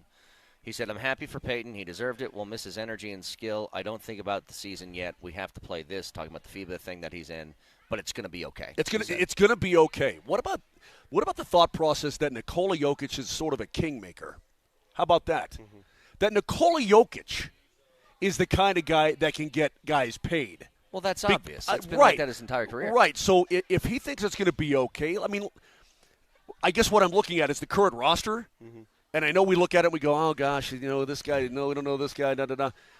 Can he make a king out of any of these guys? Is there anybody that he can usher along and, fire unbelievable passes for wide open shots and make another king here. Get another guy paid. Is there anybody on this roster, Vic, that you look at the depth and say, that guy can get paid if he's playing with Joker? Listen, we know what Nikola Jokic means to any other player. He is the Peyton Manning of this league. If you're a receiver in the NFL back in the day and you play with Peyton Manning, you're going to get paid. Yeah. Because you're going to catch a lot of balls. You're going to get paid. He made a bunch of money for Julius Thomas. Sure. A ton. Yeah. And whatever happened to Julius Thomas after his time When he went to Miami? He was it Jacksonville? Or Jacksonville. Sorry, Jacksonville. The point is that's what he is here, and everybody understands that. But what bothers me is this. Oh, how sinful that they're only going to win one with Joker. That's what people assume. How sinful. Why don't you ask the guy himself what he thinks about that? Because everybody seems to be so concerned about Joker, his welfare, his legacy. He's already said I'm going nowhere. Every text I read, I'm going to read one right here because I can't wait to read some of these. Some guy demolishes me and says, I cannot believe they're only going to get one title in the Joker era. Well, first of all, we don't know that. We don't know how many. But this is more than Nikola Jokic. Nikola Jokic understands who he is and what he does. If you ask Nikola Jokic, hey, Nikola, would you be satisfied with one title and what you've done in the NBA? What do you think his answer would be? Would you be satisfied with that? No, probably, I don't think he'd be satisfied. I mean, satisfied is I guess you always want more. He's gone to places and done things now that he never thought possible. Absolutely. He never thought possible. Of course. And I guess all I'm saying is, obviously you want to win more titles. Obviously you aspire to win more. But can you let it play on before you come to these suppositions, before you come to these conclusions of what they are and what they've done to Joker's legacy? Well, is that what this is about? All of you, what about Joker's legacy? I'm not. Let me tell you this. I love Nikola Jokic. Love his family. This is not about Joker's legacy to me. Okay, well, I don't care about Joker's legacy. I care about the Denver Nuggets. Well, I think that's tied in with it. I don't care. But I think the translation there is we're not going to have a player like this for a generation. Say ever. Yes. Just say ever. Yeah. You're never going to see somebody like that.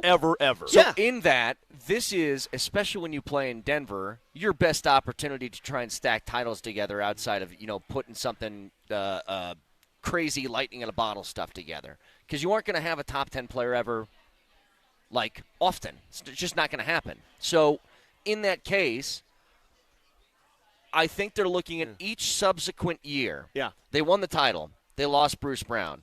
The next year, they lose KCP. The next year, they lose Michael Porter Jr. The next year, you lose Peyton Watson. It's like you don't seem like you're getting better.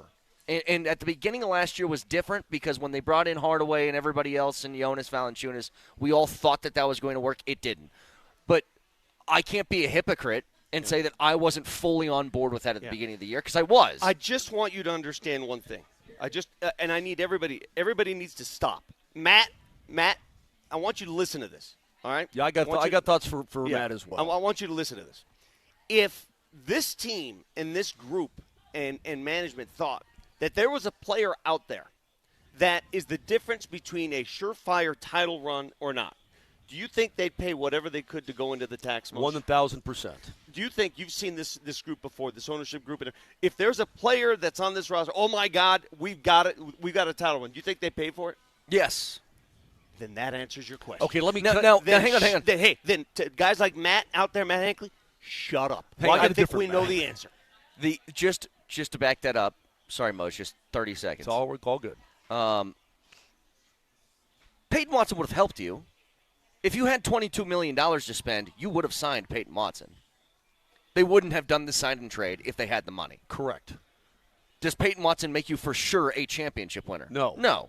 But if I ask you guys this question, if Peyton Watson was healthy last year, even if AG wasn't during the T-Wolf series, do you think the Nuggets win that series or have a lot better chance at winning? Of course they do because you've got another good player who's healthy. But they have a better chance. But I'll come back and ask you, who would you rather have healthy?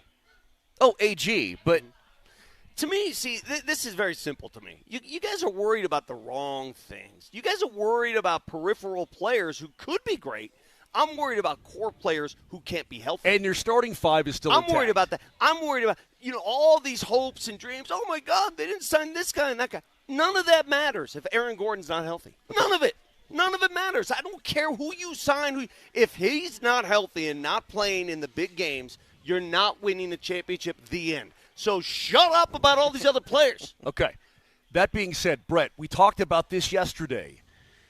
And I thought you raised another very good point in the appetizer hour. I can't believe. I mean, you were squeaky and whiny, but you raised good points. Yeah. And that is, they were doing these other things under the old CBA, and now you're caught up in a new CBA that is kicking your ass. And excuse my language. You get Greeley Matt chiming in here. Greeley Matt is a listener virtually every day, texts in all the time. It's going to be okay for Joker. He can go to another team and get paid. I would not blame him for wanting to leave a cheap team. Matt, this is not a cheap team. In fact, if anything, they're spending the highest payroll in the NBA. I know they do. That's Are you stupid? Okay, well, you don't have to go that far. They're spending more money than anybody else. And how stupid are you? Under the new CBA, the cost prohibitive nature of that second apron. They're cheap, though. They're cheap. They literally pay more money than any team in the league. And when you get there, Greeley, Matt, and everybody else who has a different thought process, if you get there, I mean, the Boston Celtics won a title, and they sold the team because they weren't going to go into the apron. The point is, once you get there, and the restrictions on being in the apron, not just the money tax, not just the tax, but the inability to do deals and make trades and so on and so forth, it's to unravel yourself out of that mess. Here's what I want you to do. I want you to get some headphones, and I want you to tie it, or get an extension cord, a 100-footer, and tie it in a million knots, and then you have to unravel that son of a gun. We've all been there.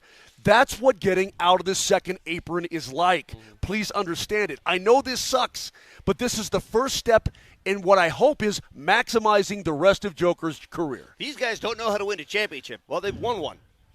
These guys just aren't winning. They've won. These guys don't spend money. They've spent more money than any team. I don't know, man. It's not working. It didn't work this year. The end. This year it might work. We'll see. Out here at Meadow Hills for the Avs Alumni Charity Golf Tournament, as we are every single year. A whole bunch more to get to. Stick around.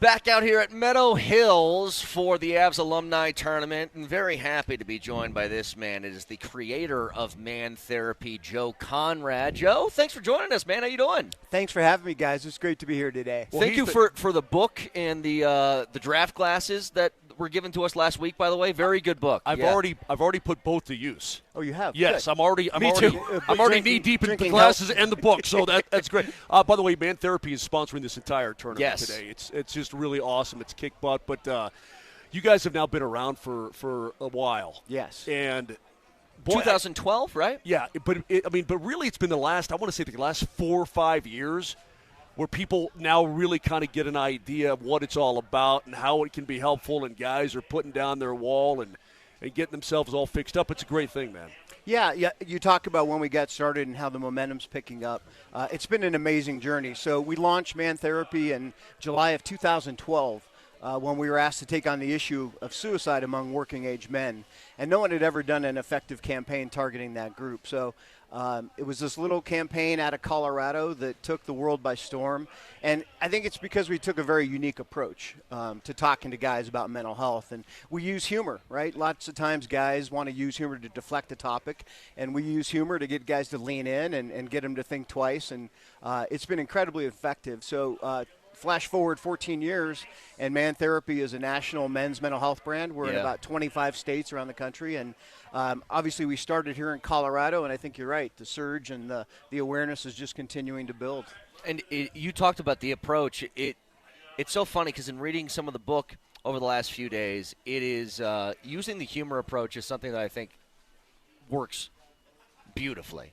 Because you're right. Whenever something like that happens, we just as dudes will brush something off, stuff it down deep, whatever, laugh it off. I love the approach, though. Yeah, I think everybody was tired, and it was obviously ineffective of the head in hand, wife consoling PSAs of the past. And so, Man Therapy, we really have three premises that we're built on, and that is that mental health isn't just for some guys; it's for everybody. The second one is when it comes to your mental health, the best defense is a good offense.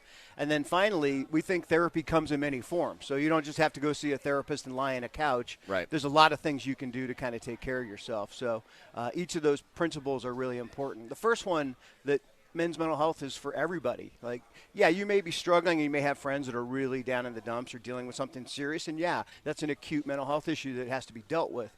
But really, I think every one of us needs to look in the mirror and realize that we're somewhere on that continuum of mental health and well-being. Sure. And you could be going along and everything's great, and then you get hit with something out of the blue, and you got to, make sure you're resilient and able to stand up to that when it happens. Joe, I think in the past, when guys would hear the word therapy, I think a lot of guys would think that's emasculating or something like that. You know what I mean? Oh God, I can't go that route. Well, that's not a dirty word anymore. Now it's like, now it's a wise thing where guys, you know what, this can help me. And if you just allow yourself to be helped, I think you're going to be okay. And you know what? I'm proud that we've been part of that tipping point in changing that attitude about therapy. We knew there was a big stigma around mental health when it comes to guys, but we decided to call it Man Therapy on purpose. We wanted to go right through the obstacle and really redefine what therapy is. And it's really about, taking care of yourself and realizing, that there's a lot of things you can do. And it's not just about dealing with an issue, but it's about having a growth mindset, being resilient, and not just surviving, but thriving. Right? So mental health is about doing positive things in your life, not just taking care of the stuff you got to deal with. Joe, you and I have taken care of some stuff personally behind the scenes that you got to deal with, and a lot of it comes into play, right? So you're a man out there, and what is it about men not wanting to tell their stories, their personal well-being stories? Why are we like that? I'm not, but most are. You're not. No, you're an open book, and I wish more guys were like you, Vic. But then, I think Moser hides a lot of his. Like, he's got massive hemorrhoids. It would take a team like to talk about. It would take a team of therapists working around the clock to figure out what's going on with Moser. Would you like to see him? Yeah. You want to see those hemorrhoids? Well, there's a room right in here. But you know what I'm saying? Yeah, so you are an open book. I'm open book. I run into so many guys, and they're like, "No, I don't talk about that." Like, why not? Deeply rooted, man. It goes back to the caveman days, really. And if you just look back a generation ago, what our parents were like, right? And it's changing. And kids today, I think that don't have that kind of stigma around mental health. It's kind of a thing of the past. So I think it's something that has slowly been chipped away at, and it's a good thing that guys are much more open and willing to talk about that now. But it's a slow-moving train for sure. I'm glad you're with us on the golf course, and Joe's going to play today in the Avs alumni. Golf causes a lot of mental distress for me. I've shared the story with these guys a few years ago. I couldn't get the ball off the ground, and I was at a driving range, and I went to a bench and literally started crying. That's good, though. Don't keep it bottled up inside. Let the emotions flow. I'm not joking. I sat there and I cried. You cried. Do you see a lot of parallels with this game? Absolutely. I mean, golf can be a very frustrating thing, but you know what? Hanging out with your buddies, drinking, cheering each other on, busting each other's balls, even looking for a little white ball in knee-high grass is therapeutic if you look at it the right way. But I think it's something that is becoming more and more prevalent. That guys are realizing that it's something that they need to be aware of. Joe Conrad, creator of Man Therapy. By the way, the book Man Therapy, the way a man Therapy, the way a man does it. Yes. Did you literally just sit there and type this book out? Yeah, we published it. I have 6 clinical experts who wrote topics on everything from anger, depression, anxiety, relationships, and then I wrote the intro and a few of the chapters. So, it's been a great project, and we're getting some really great feedback. What do you hope people get out of the book?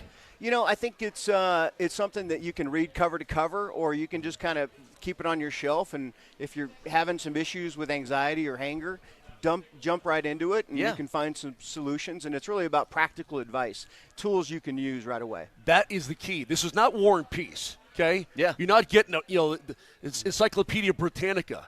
It's not a super long book. You could sit down and jam through that thing if you wanted to in a day, or however fast you read. But it's you're not getting beaten over the head either. You know what I mean? It's like it's just like it's really good, even for a guy like Brett who doesn't read. This is a good thing for him. We have an audio book. I know. Yeah, I like it. Oh, you have an audio book. We have an for audio Brett. book. Yes, okay, good. For those that don't read. Yes. Yeah, more of a podcast and visual guy. That's what it is. And you talk about golf and how this is relatable. I think the most important thing on the golf course and when you play your best is to be joyful. Yeah. Right, and not get upset, not cry, and shake it off, and just smile through it. A couple last year we were playing golf with Moser, and he had a 3-foot putt at Rolling Hills.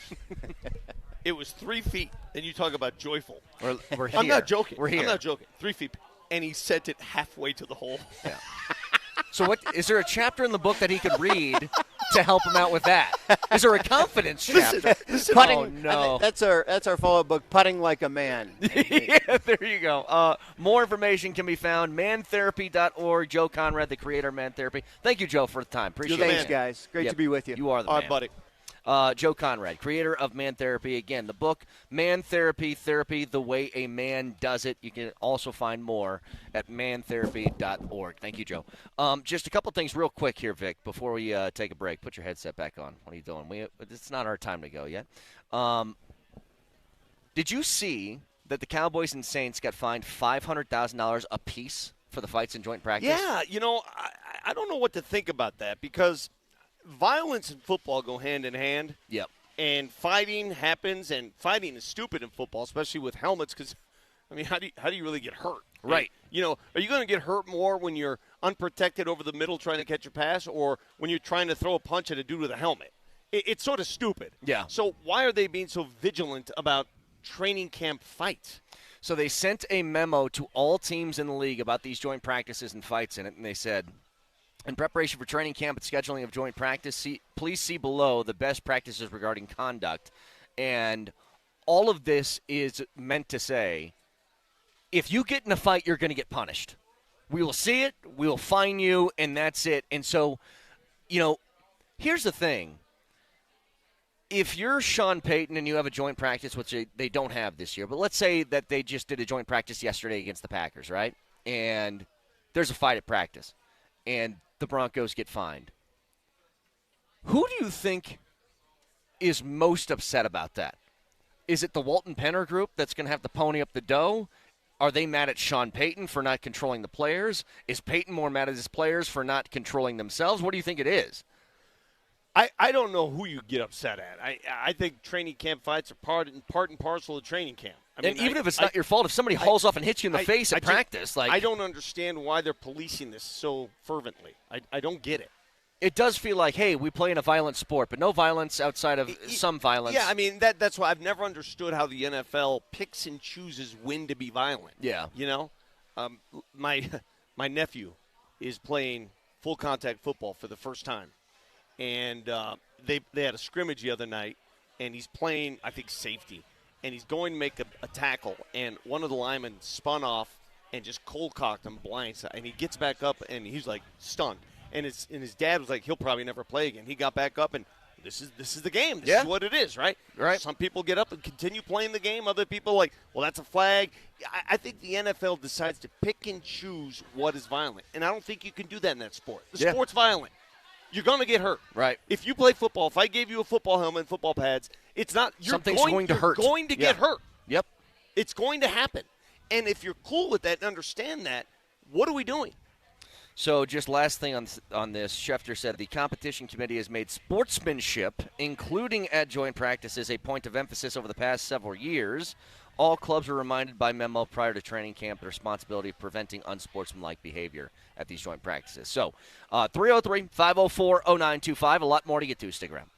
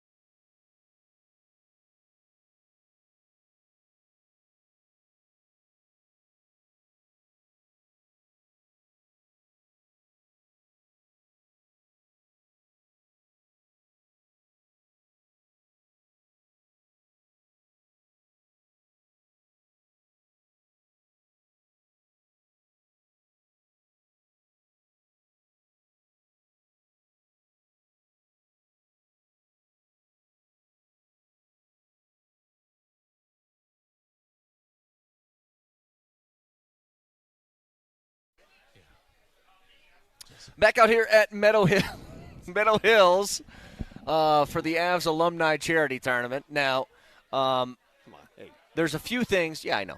There's a few things that I want to get to. Now, number one, I don't know if you guys have heard the promo of Andy Lindahl screaming about the Broncos over-under win total of 9.5. He's not very happy about it. I think it's fair to feel the way that he feels, that the number seems insanely low. For a team that went 14-3 and is returning their entire roster, essentially, you would assume 9.5 seems pretty low. I mean, for a team that won 14 games, it seems pretty low. I know where you're going with this, though. Keep going. But if you're setting the odds here and you're like, okay, the way that they won football games was a little weird. Let's be honest. With a 14-3 record, that says this team is dominant, right? How many games did they really dominate last year? Well, 3. Yeah. If you look at it. Yeah. I mean, but that's the NFL, though. The National Football League is not – it's not college football. I would say, though, when you have a team, typically, and I don't know, let me look. Like, hey, the Kansas City Chiefs won a Super Bowl in a year in where they didn't dominate anybody. They won. The Denver Broncos won a Super Bowl. I think they lost that Super Bowl. Okay. They did lose that Super Bowl. Sorry, they got there. The Denver Broncos got to Super Bowl 50 and won that Super Bowl. Go back and look at their record and see who they dominated. Find a dominant victory. Why is it so hard? Hang on, though. We look at the Rams. If the Rams go to the NFC Championship game again and they win the Super Bowl, we'd be like, well, yeah. Yeah, because they're stacked. Would people do that with the Broncos, or would they be surprised again? Well, I think the difference is... And what is that? The quarterback. What is that? The quarterback. Okay, that's what I figured. Yeah, it's the quarterback. And having done it, they did it already with that quarterback. True. They did it with that quarterback, so you can believe in a team. Would you be surprised if the Seahawks did it again? Yes. I would too. Yeah. What's going on there? Well, because Sam Darnold did it. Yeah, that just felt like, wait, what? Like, and by the way, they were dominant. They were a damn good football team. You could speak. Yeah, where's Tyson? How you doing? Sit down. You could speak, by the way. It's okay. He comes up and whispers to us. Brett, last thing on that, Brett, is that. Well, let's get back into it because I got the thoughts on the 9.5 and why it's staying at 9.5. I got some thoughts on that. Let's talk to Tyson. Yeah, Tyson Berry now joins us here at the Avs Alumni Tournament. First of all, hi Tyson, how you doing, buddy? Wonderful, guys. Thanks for having me. Yeah. By the way, those Chili Ones hats went like. Yeah, they're gone. Yeah, and like that's good news. It's like a swarm of a swarm of locusts came in and snatched them all. It just means we need more. How's the Chili Ones going? It's great. Yeah, people seem to like it down here. Yeah. Oh, absolutely. Yeah, it's delicious. Perfect golf course beer. Exactly right. Yeah. Who are you playing with today? I'm with Kyle Quincy. Gotcha. Me and Q are smacking it around out there today. How's your game? Always interesting, you know. I'm like a 10 handicap, but like can go low. That's exactly. I got some. What I am. Go? What's if I'm into the 70s, you know, it's like a good day. Usually I'm like a low 80s kind of guy, and then like sometimes it's just awful, like anyone. But take this one because I have a buddy who sounds like you and me are similar game-wise. Another buddy is similar to me game-wise. He said, you can never underestimate or overestimate my game. Yeah. And that's the way it goes. I'll keep you on your toes. Yeah, exactly. But I'm a great scramble partner because I can make shots. Yes. Consistent shots? Maybe not, but, like, I'm a shot maker. Tyson Berry with us as we're here for the Avs Alumni Tournament at Meadow Hills. Now, Tyson, can I humor you with some hockey questions? Because Cale is due for this contract extension. And after seeing the money that guys like Celebrini are getting and everything else, I mean, he could, if he wanted to, slide a check across the table and be like, I want to be the highest paid guy in the league, $19 million a year. Yeah. Do you think he does it? Do you think he goes for that? Probably not really fair for me to comment. He doesn't seem like that's his personality, but, like, if it is, good on you. You've earned it. I mean, I think, you know, you were talking about maybe – the best defenseman of all time, so it's and you just look at the way that it's headed, you know, like 19 might be a tough number to swallow today, but 2 years down the road it might be a good deal. See, so that's the idea, is that the cap it's going up, I mean, projected wise. So the league's in a great spot. Yeah. It really is. Hey, but I'm glad you point that out because when Joe says at the news conference, he says, he's going to be an F for life. You know, I mean, Yeah. essentially is what he said. Not to me that says It's not great negotiating. Yeah, exactly right. But to me that says you go to Kale, you go, you know, can we do a little like this? Can we work? And then Kale, by the way, he was, in the past, his offer in the last contract, he took a haircut too, Yeah, because yeah. he wants his team to win. But if Kale said, nah, not this time, Joe would just go, okay. Well, sign yeah, here. You know what I mean? And that's the thing too. It's like he it's a no-brainer. did take a bit of a haircut on Right. the last one. So like, do you want to just, Sid does it every year, but like, I don't know if everybody's got that, desire to leave millions of dollars on Sure. the table. But Kale seems like he might. He's like that kind of guy. He wants to win. But either way, like I said, I think wherever his deal lands, He's earned the right. 100%. Yeah. It'll be a great value. Whether he's making 17 or 19, like 3 years down the road, it's going to be okay. Yeah. And I mean, you're getting the best defenseman in the league. So You played the same position in the game. Yep. And I'm sure you're asked this a lot. What is it Cale Makar does that the normal defenseman cannot? What does he do? I would say, obviously his skating is kind of. What is it? What? Yes, his deception and his lateral movement. I think the way that he can, kind of be at a standstill, puck will come up top, and it's impossible to defend. You don't know. Is that a genetic gift, or is that something? I imagine it's a lot of hard work. Okay. Yeah, I imagine that's like, I don't know how you get that explosive and become that dynamic. When you slip through, with the way he slips through guys and around guys, and he does the Gumby. When he gets the Gumby going, it's is that what you call it, the Gumby? we call it the Gumby, yeah, because his both feet go out like this. You know what I mean? Let me ask you, because a lot of hockey players today, they're getting early skate work. Is Yeah. that a root of that? For sure, I think that guys are learning how to skate a little differently, than when I was a kid. It was we had the Mohawk turn, and it was a pretty, standard issue. Guys are, you see some of the kids coming up now, and that the Gumby you're calling it, the 10 and 2 is just like, that's just standard. I don't know how everybody that does it. Yeah, I don't know how that doesn't blow up your knees. Yeah, well, yeah, it might sometimes, but no, I Kale's just one of those guys. Like his skating separates him, but then he also kind of like thinks the game great. Yeah. He's got a great shot, great hands. He just kind of put it all together. And when you have someone that offensive minded on the back end, it's a little bit, it's tricky to defend. How about the calm, cool nature of his personality? Yeah. and how it reflects on the ice. Yeah, Nate told me one time, this was like years ago, he's like, Kale's maybe the mentally strongest person I've ever seen. Like, nothing bothers him. He can go out and make a mistake, just comes right back. Like, he's just... Golfers are like that, like the best golfers. You watch Scotty Scheffler; they get mad, but they don't let it bother them. No. They come back, and that really is a great skill. Sure, that's why I suck at golf. Yeah, well, me too. Yeah, I mean, well, I think my putter is still over at Meridian in the bush. No, it really is. That's guys that you play sports with that are able to inherently walk away from a mistake. And then some guys crumble. Yeah. It's not fun to be on the crumble side. Yeah. Well, even going back to last year, I said this when the season ended for the Avs. I go, the way it ended shook my faith in believing I knew what I was watching was sports, because it made no sense to me how it just came down that quick. Do you think that can serve as, you're always motivated by a loss at the end of the year and stuff like that, but with the way that ended, is there going to be, you think, a brand new hunger within them? Like, dude, we were the best team in the league for 90 games.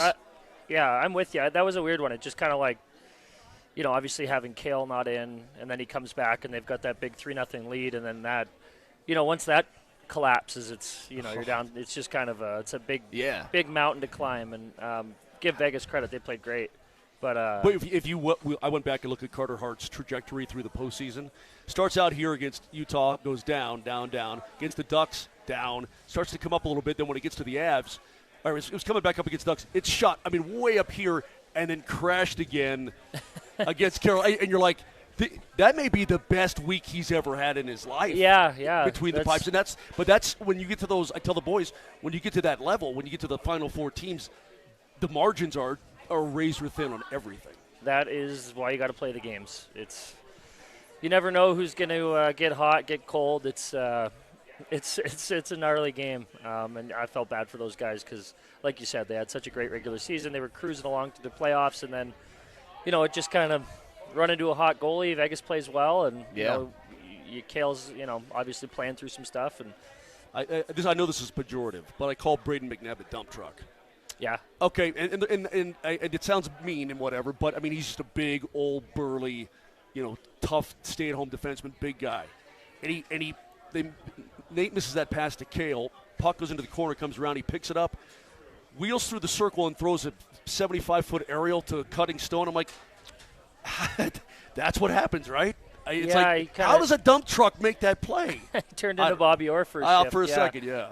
I mean, if we're talking about Nabber, the dump truck, he's a good player too. He's been around a long time. He can make a stretch pass. Yeah, he can. He's a good player. But you know what I mean. It's like when I'm there and I'm caught up in the emotion, I look to Lee and I go, that dump truck just made another. One of those kind of things. Here's the other thing too. Mark Stone is maybe the greatest playoff elevator I've ever seen in my life. That guy he's a great player always. Yeah, but different level when the playoffs start. Yeah. Some guys have that ability to just kind of raise their game, and he's certainly one of them. And you watch him play, and you don't know how he gets it done, but he thinks the game so well. Yeah. His face is a problem. His face, he looks like an old Roman knight. Yeah. Yeah. His setup's interesting, but, I mean, he gets the job done. Tyson Berry. By the way, you got the Tyson, how many beers of your ilk, your chili ones, would it take for me to curse on air? Like if I just started downing those? Because you have less alcohol percentage. Yeah, we're at 3%, so you're going to be, if it usually would take you 6 to maybe get a little. Oh, 6. That's not big. 6. Well, beer hurts his tummy. 2. Yeah. 2. That's a good number get for me me. over the top. Maybe 4 chili ones then. Okay. We're going to test that experiment. Why don't you shotgun one right now? Let's see how it goes. In the last segment. We're going to have a real drunk takes today. Yeah. Tyson Berry with us. Speaking of chili ones, they're everywhere. They're everywhere. All the liquor stores around here, right? I love that. Yeah. We're starting to get some good distribution, and people seem to be enjoying it. It's nice to see people trying them and then going back and buying more. So, we're stoked to. It's awesome for me to be back and have an excuse to come back to Denver too. Sure. So I'm really enjoying it. I was going to say that I'm glad you're out here, man. You're hanging out with your boys and whatnot, and back in Colorado and participating with Avs alumni. It's pretty cool, man. I know you played other places, but obviously this was your foundation of your career. Yeah, no, absolutely. This was a great place to break into the league and kind of make a name for myself. And what a beautiful state and place to live. And really, really lucky and grateful that I get to come back all the time. Well, you look like you've been drinking a bunch of your own beer. Wow. Where did that come from? I just had to say. That was good. Hockey players like that stuff. Buddy, I'm down 10 right now, which is scary. You should have seen me 2 months ago. I went to Japan. Look on his face. Yeah, he's going to punch you. You want to go? Yeah. What'd you go to Japan for? To sell or to chill? Just like a bunch of 5 of my best buddies. We went down to Japan and just. My kid's going next week. Japan is amazing. Wonderful. Oh, my gosh. You've never seen anything like it. Going in those subways, when they stack you in those subway cars, it's yeah, nuts. Yeah, I didn't do that, but. Well, you couldn't fit. No, Japan's amazing, and it's definitely built. Too many chili ones, yeah. Not built for the bigger bodies, and I was a little bigger when I was there. So. Yeah. Tyson Berry, appreciate the time, man. Thanks for sitting down with us. Oh, yeah. Thanks. Always for good to us. see you. Hit him straight. Tell Quince I said, hey, I'll see him. There is Tyson Berry joining us, former Av. 303-504-0925. Still a bunch to get to. Want to get back to this 9.5 win total for the Broncos next.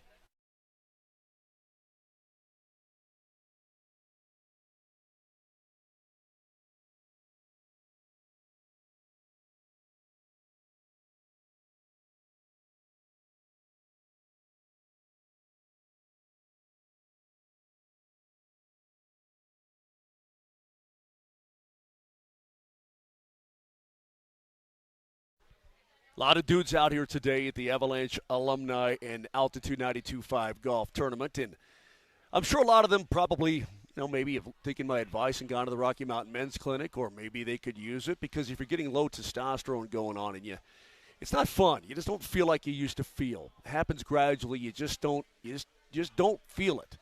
Well, they can really, really help you, because these are certified licensed medical providers, and they do a great, great job. And now they've got all these really cool things going on, too, with the advanced medical strategies with GLP-1s and PDAs and NAD+, GH peptides, everything involved in that. Helps you shed pounds, take care of your low T, and get back to feeling like you did when you were younger.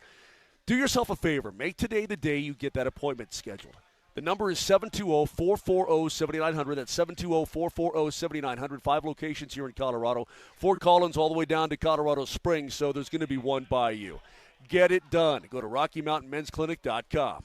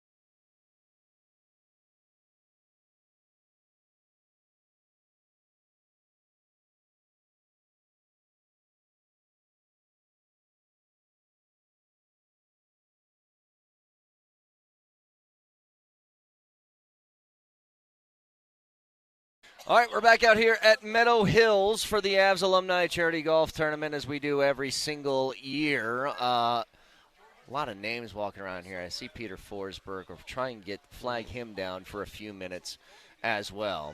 Can always get in touch with us on the Shop Mazda text line, 303-504-0925. And I want to remind you guys that coming up, we are going to have a chance for you to Rochambeau to get you at Arrowhead for the first game of the year. That's incredible. Airfare, man. hotel, the whole 9 yards. Dudes, that's More crazy. details on that in the coming days. But going back to the discussion, Mo, you said you wanted to talk more about 9-5, the over-under for the Broncos. You know, I was talking about why it didn't feel, as a 14-3 team with the best record in the NFL, number one seed in the AFC, 9.5 seems like a low number, and it didn't feel like, despite being a 14-win team, that you were dominant last year. Agreed. But let me preface it, Brett, and then you can finish up with that. That on the surface, and this is where Andy, I think, probably let his emotions get to him a little bit, like we all do. Lindahl. On the surface, 9.5 wins seems really disrespectful.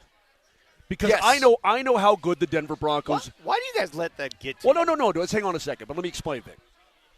Because, but Brett, he laid out some very good points why that's probably pretty accurate. But the fact of the matter is, it feels disrespectful because I look at training camp. I look at how professional this team is. I know how good they are. I see the good players they have. Plus, they added Jalen Waddle to the offense. Yeah. So all of this, it's like, man, really 9.5? That being said, I'm not a betting guy. I don't bet. But I do know how it works. And people, they reflect their opinion with their money.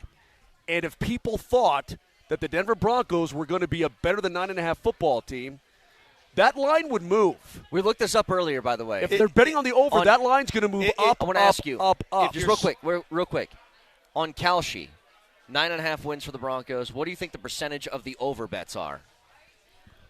Hey, how you doing, Pete? The over bets, how much is it? 50%?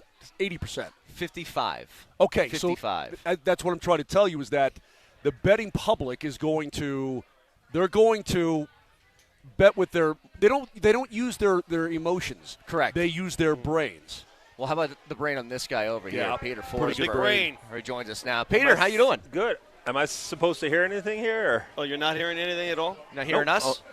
Yeah, better Can now. You hear us? Okay. Yeah, you got it going now. Okay. How you doing, buddy? I'm good. What happened in Newark? Oh, it's just a little rain. Yeah, I hate that airport. I got stuck there one time on the way to Europe. I was in Newark for like 9 hours. It sucked. Anyway, good talk. Yeah. But first of all, thank you for joining us. Second of all, who are you playing with today? I only know Heino, and I don't know the other poor people's going to have to play with us. Well, Moser's been talking trash. He's like, I'm going to win. So okay. I don't know how you feel about your game right now. I'm playing with Johnny Lyles, and he's really good, so that's good. No, I don't think our odds are not that as a low or high. I don't think we're favorites, to be honest. I saw Heino last year, and I seen him on the ice, so I don't think it's going to happen. But hopefully, we'll have a good time. Hey, he's in good shape, man. He looks good. No, he works out. He gets up at 5:30 in the morning. Does I heard. He really? Yeah, that's what I heard. So I think, but he's always been in good shape. It's not the problem on the ice for him. Hey, I was the problem on the ice was like a talent. Exactly what I'm saying. Yeah. Did you ever see him play? He could go up and down all the time. But off the ice, he had a lot of talent. I remember those days. Yes. No, he's great. It was fun to watch. Hey, altitude plays, Pete. Sometimes we play these classic Avalanche games, and they replayed the Cup Game 7 win over New Jersey. And you're in the stands, or I think you're right behind the bench in the final seconds. And I know you shared the story before, but I find it fascinating because you were hurt, obviously, during that series. Where did you spend most of that game in the shower stall in the locker room because you were too nervous to go out and watch? Yeah, I was in the.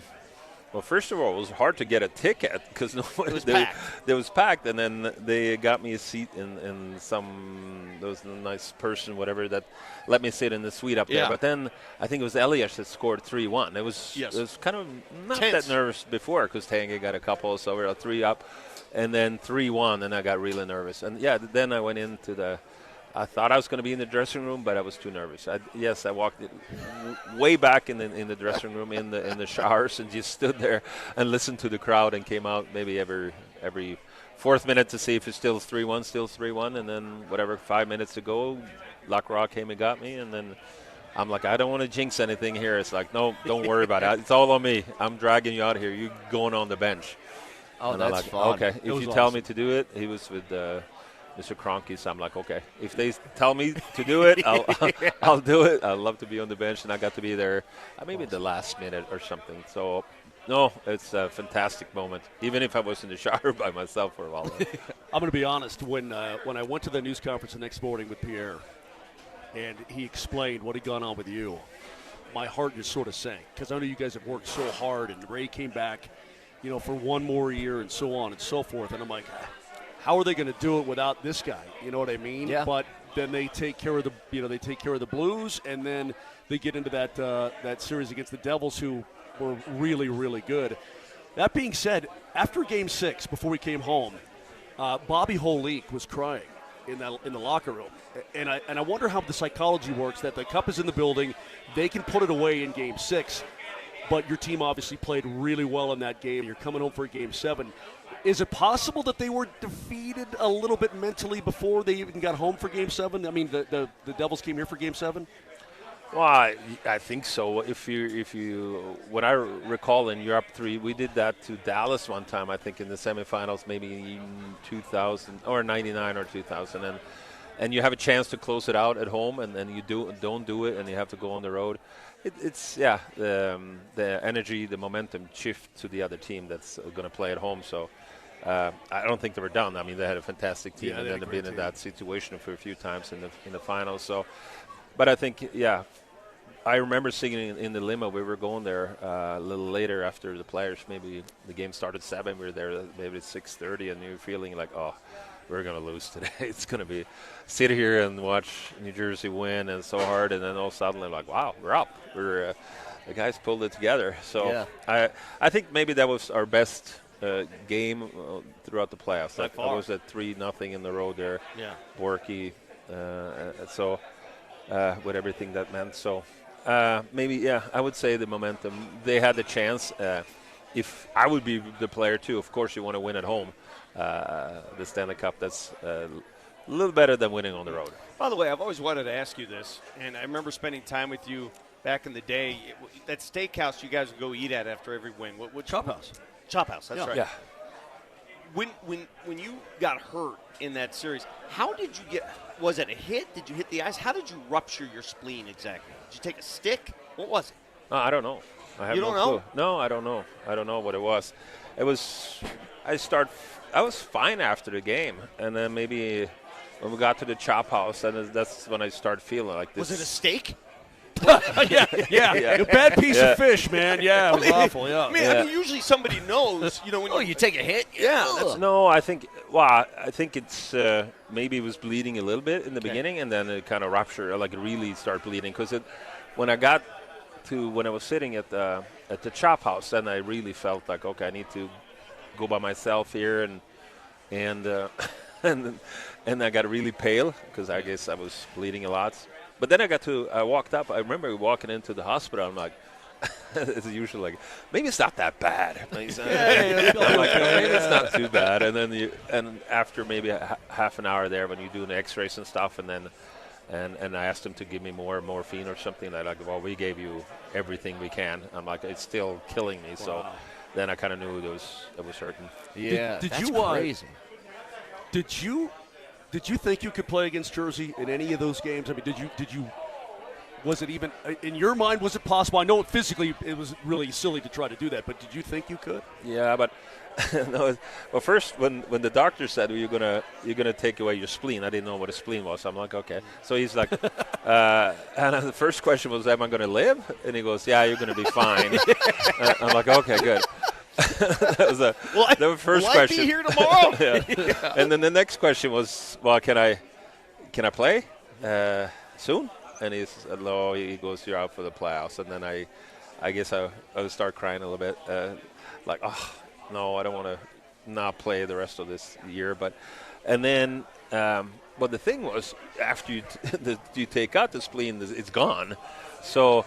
Not the only problem, but what the doctor said, you're actually pretty good, because the only thing that's bad is because you have to do it emergency, so you have to cut through the stomach muscle, and the only thing that kind of hurts you now is the stomach muscle. So I actually went skating at nights, and I asked Pierre after game five in Denver when we lost up here, I've been skating. I like. Can I play? Can I practice tomorrow? And he's like, no, you're out. I'm like, no, I swear to God, I've been skating. And he said, no, you're. It's Stanley Cup is one thing, but we got to make sure you live. Yeah. But I don't think he knew really this. If he really talked to the doctor, maybe he would have let me. But I don't know. It worked out good, so I can't. Yeah, it worked out pretty good. So, but I did try to. I went skating. I think it's like Big Bear at night with some friends, and then maybe for a week. I was a little hurting after the first 10 days, but then, why not try? You were never one to shy away from contact, though. I mean, you say you don't know how it happened. I guess we're just reminiscing, the 01. Sure.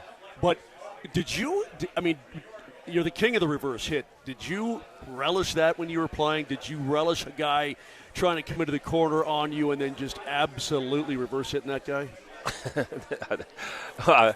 I just loved hitting everybody. Yeah. So it didn't matter if it was a reverse hit or I think it's just part of the game. And then, I don't know if it's what it was. I think it's just trying to solve every situation as good as you could. And the reverse hit is you hit them before they kind of know about it and out of balance. So, I guess first time I did it, and then you see it works, you keep on doing it. You just didn't have to. You couldn't show that you were going to do it. You had to do it really sneaky. Otherwise, they would know, and then they would run you over or just take it easy. But I think it worked out pretty well. We're going to let you get ready for this golf tournament, but I do want to ask you, sometimes, you spend a lot of time in the States. When you miss your homeland, when you miss Sweden, do you ever just drive to IKEA and hang out in the room there? And just Did we have IKEA? I don't think it was here first No, time it we wasn't. moved. It wasn't. And then it came up there. But what is it with you Swedes and making furniture? What? Is that all? Yeah. I don't know.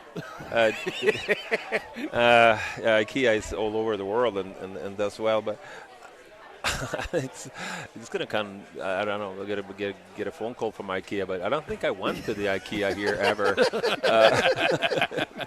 No, it was built after you left. Trust me. Oh, okay. So I don't think I went, but I've been to IKEA's Yeah. over. They have one in Switzerland next to me. So Yeah, Switzerland's still good? Yeah, Switzerland is great. Good. I enjoy it kind of more and more. Awesome. Vic, when he misses Italy, he goes to Fazoli's. I go to Olive Garden. Exactly. Olive Garden, right?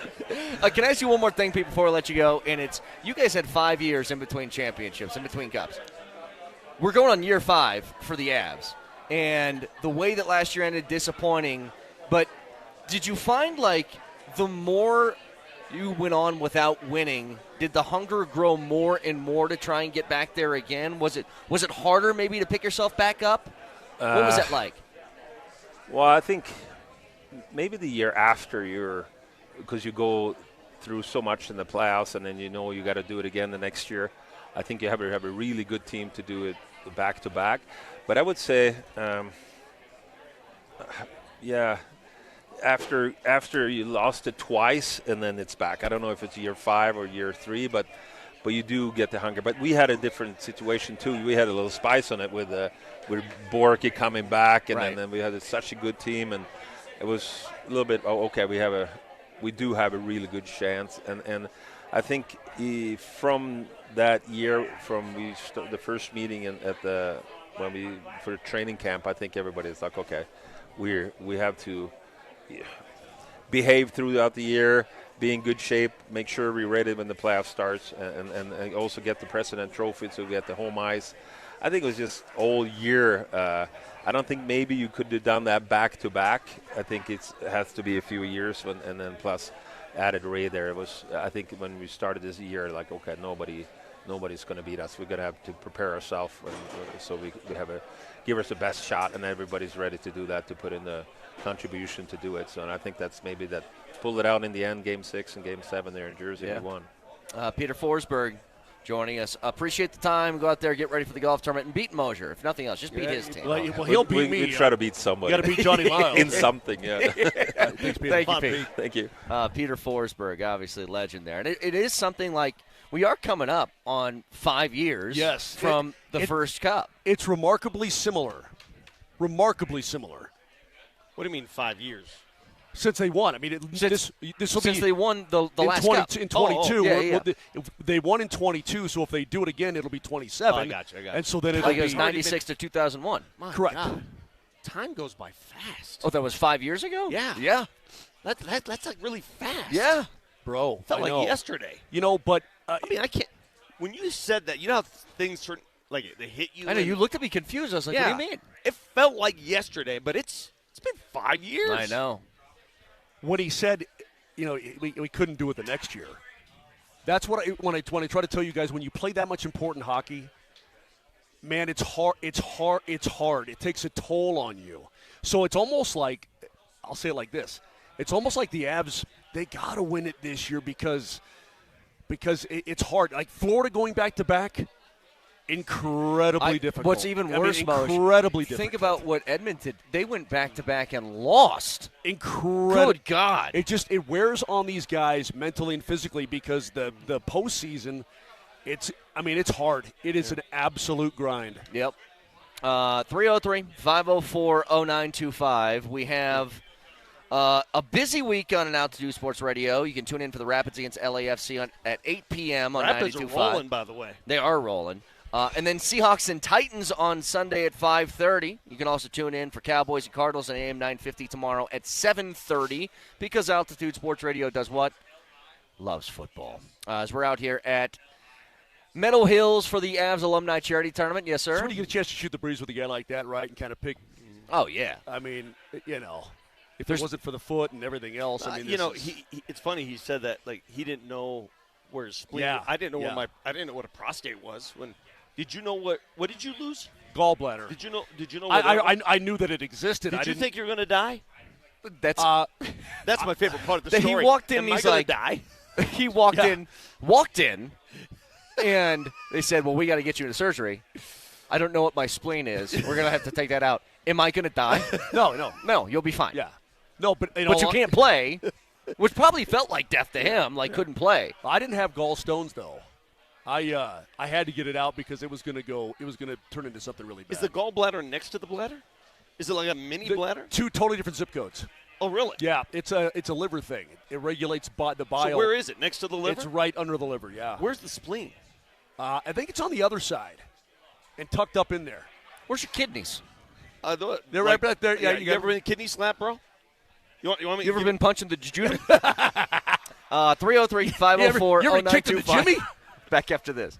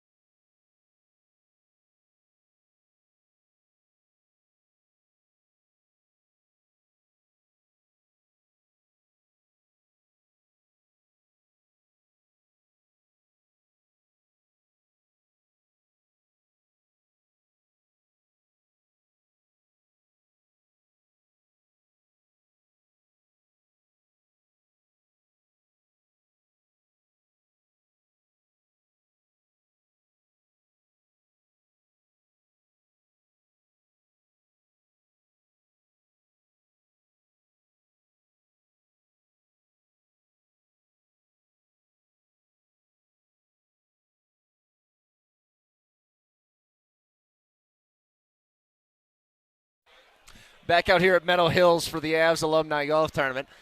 Just saw, everybody's here. We just saw Bednar's walking around now. He's made the appearance here. Hang on, listen to this. Oh, I'm at the golf course. Are you surf-siding it? I'm surf-siding. Oh, my God. Hey, for a little ad. remember the guy, the Men's Warehouse guy, when the guy said, I guarantee it. Yeah, but he said, oh, that's so good. No, it was the Hair Club for Men. He said, I own it, but I'm also a client or whatever. Yeah. Right? That's you. That's me. You do Surfside commercials, but you also drink Surfside. It's not fake. I love Surfsides. I know. They're delicious. By the way, stories around sports in the world we feel like you should be aware of. And look at Vic. What does Vic have in his hand? He's got a chili one. Look at him more go. Like Tyson Berry. That's what I'm trying to do. When you said to him, find that. By the way, Nelly, find that Q&A with Tyson. I want to see that again because. So okay, we'll save it because Nelly will dig it up. In the meantime, did you guys see on ESPN last night? High school football was on, and I saw who was on. Marshall Manning. Yeah. Who is in the class of 2030. Mm-hmm. He's the son of who? Peyton Manning. I have. He looked good, obviously, as all these Mannings do. You know when he was rolling to his right and throwing the ball. His mannerisms, right? Yes, yeah. That's how you know genetics is genetics. Well, because they're taught the same. I mean, yeah, I guess. Manning has a passing academy in which he tries to pass on all of his teachings to other quarterbacks. I mean, he's been doing that with his son for years. I know a guy in town who's worked with Marshall since he was a kid in quarterback skills, right? And he's moved on now. He's playing. Is it Tennessee? Is that where that high school is? It's Tennessee. I think so. Yes. And you could just Baylor sense School, it. Tennessee. You could sense the way he moves in the pocket, the way it is Peyton reincarnate. That's what it looks like. Here's the question I want to ask, though, because I feel like this happened to Arch, and I feel like it's unfair, but I guess it comes with the territory. He is going to get an obscene amount of attention and hype that is going to make it so difficult and almost impossible for him to live up Unfair? It's totally Of unfair. course. It's totally unfair. Yes. And I kind of hate it. I almost wish that Manning would have been like, just for his football purposes, he's Marshall Johnson. But you know what? No, well, hold on a second. Think about this for a second. Peyton faced the same scrutiny. He really did. So did Eli. Yeah, So did Eli. But not, hang on, different era of sports coverage and all this. But it's still, Peyton Manning was the son of Archie Manning. He lived in New Orleans where Archie was a legendary figure. You don't think he faced scrutiny like maybe one of the reasons why he sent Marshall to a different school in a different state is exactly that. It could be. All I'm saying is, you would have to agree, though, Vic. Not to say that he didn't face it, he did. But this era of that is much different. Well, much everything more is intense. magnified, for sure. I mean, social media changes everything. Yeah. I've got one for you. Go ahead. Oh, by the way, did you realize that Aaron Donald continues his workouts at the Rams Woodland Hills facility? Just sign already. Hold on a second. Sean McVay says he anticipates more workouts before everything is decided. Okay. And then McVay says Aaron Donald has earned the right to take the time he needs. I need it from you right now. Yay or nay, is Aaron Donald back in the league? Yes, he's going back. Yes. Well, then the Rams are going to be. They feel like they're unbeatable. I know they're not. Aaron Donald doesn't want to go to practice. As Nick Cage would say, like unbeatable, or no, Sarah Jessica Parker, like unbeatable is not unbeatable. I get that. What are you talking about? We live in the era of parity in the NFL, and you're fashioning this team as a can't lose team. Have you not watched football in the last 10 years? They will be very good, though. They'll be very good, but there's no one that's unbeatable. They're going to be really good. There's no unbeatable. That doesn't exist anymore. It just doesn't happen. It is very obvious to me that he is just like, I'm not going to play in the preseason game. I'm not going to go out and practice. So I'll sign a week before the season starts. Yeah. That's how we're going to do it. And why wouldn't he? I mean, he's perfectly fit. The only thing I'm sure that he would want to get hit again before he actually gets hit for real. Yeah, I would agree with that. Hey, you want to look at one of the best hockey players in the history of the world? He's sitting right there. You talked to one of them, but he's right there. Peter Stastny. Mark Rycroft? Right there, Peter. Omaha, Nebraska. Yep, Omaha. And there's Johnny. Yeah. Omaha, Nebraska's own. Yep. Did you guys see that James Harden? So this is a big criticism that I've seen from a bunch of people. James Harden's 37 years old. He just signed a 3-year contract worth $31 was it $32 million a year, I think? God, look at the calves on Peters. Look at the legs. Dude. Look at the legs. Yeah, look at the legs on trunks. that. How old is that man? 69. Look at his legs. I know. Look at his look at the caboose. Look at the legs. He's one of the best. Are you looking? I was looking, yes. Brett, I have to tell you, that's one of the best players in the history of the game. Yes. Ever.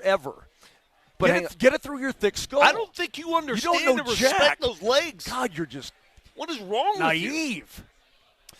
So James Harden's 37 years old. He signed a 3-year contract for $32 million a year. James Harden will have made the sixth most, hang on, don't look at this, sixth highest earning in NBA history. He's at $511 million. Wow. Can you name the top 5? LeBron. LeBron is number 2. God, highest earners? Highest earners in the history of the league. Kevin Durant. Kevin Durant is number 1. Yes. All right, you got 3, 4, 5. Durant, LeBron. Steph Curry. Steph Curry's 3. All right. Keep so going, we need Vic. One more? So I 2 got more. 2 more. Okay. Chris Paul. No. Donovan Mitchell. No. Hold on. Giannis. Hold on. No, hold on. It's got to be somebody older than somebody that's been around. They've been around for like 20, couple extra contracts, 18, 20 years with big fat contracts. Big fat contracts. I think you guys are going to laugh. I'll just give them to you. Yeah. Number 4 at $520.3 million is Devin Booker. Oh my! Wow. Number 5 at $516.9 million in career earnings is Paul George. Oh, that's stealing. That mother trucker is stolen for a long time. But here's the point. Wow. James Harden's 37 years old. People are criticizing this, saying this is a terrible contract because he's 37. By the time he's done, he'll be 40 years old. Harden still averages 22 points a night for $32 million. Is that bad? No, 22 and 8. You know, I looked at that Cleveland roster, and they're going to be good, but I just wonder who's running that team. Hey, James Harden is a ball-dominant guard. Mm-hmm. Donovan Mitchell is a ball-dominant guard. Yeah. How do you make that work? I don't know. I mean, they were working on it last year. And how'd that end up? They were okay. Well, Vic, you know what? When has James Harden ever worked on a team?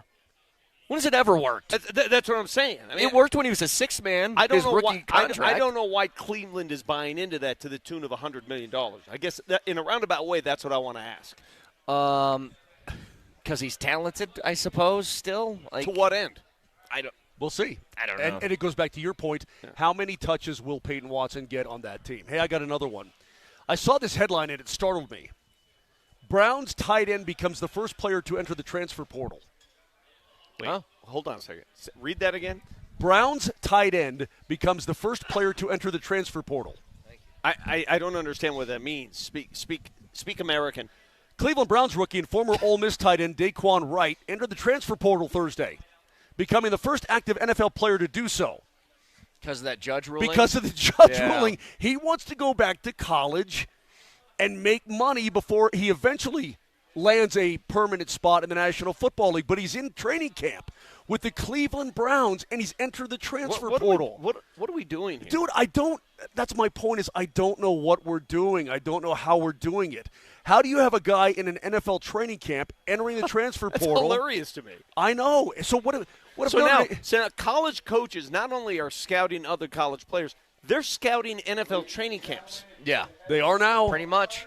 That is just hilarious. I mean, how broken is this? Well, he was undrafted. He was an all-SEC player, but he was undrafted, signed with Philadelphia, later claimed by Cleveland, and he might not make it this year in the NFL, but he wants to go back and get paid in college. And the judge in Louisiana said it's okay. So, all right, we know what this is now, and I don't know why we just don't advance to this.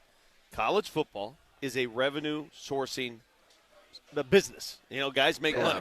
Why doesn't the NFL simply go to that, you are a development league for us. This is what it's going to be. We're going to take this many teams. You are a development league. And we will help fund some of this development league, but we have the rights to push players up or down. You know what I'm saying? Sure. Just why not? Why not go there?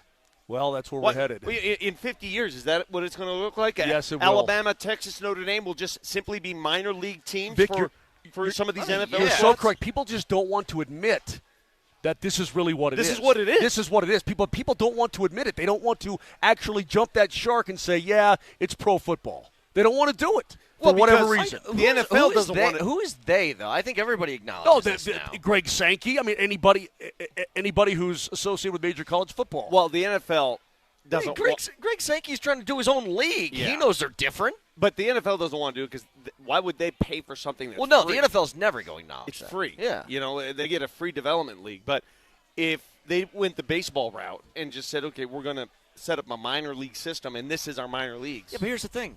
They make more money in college than they would if there was a minor league system. True.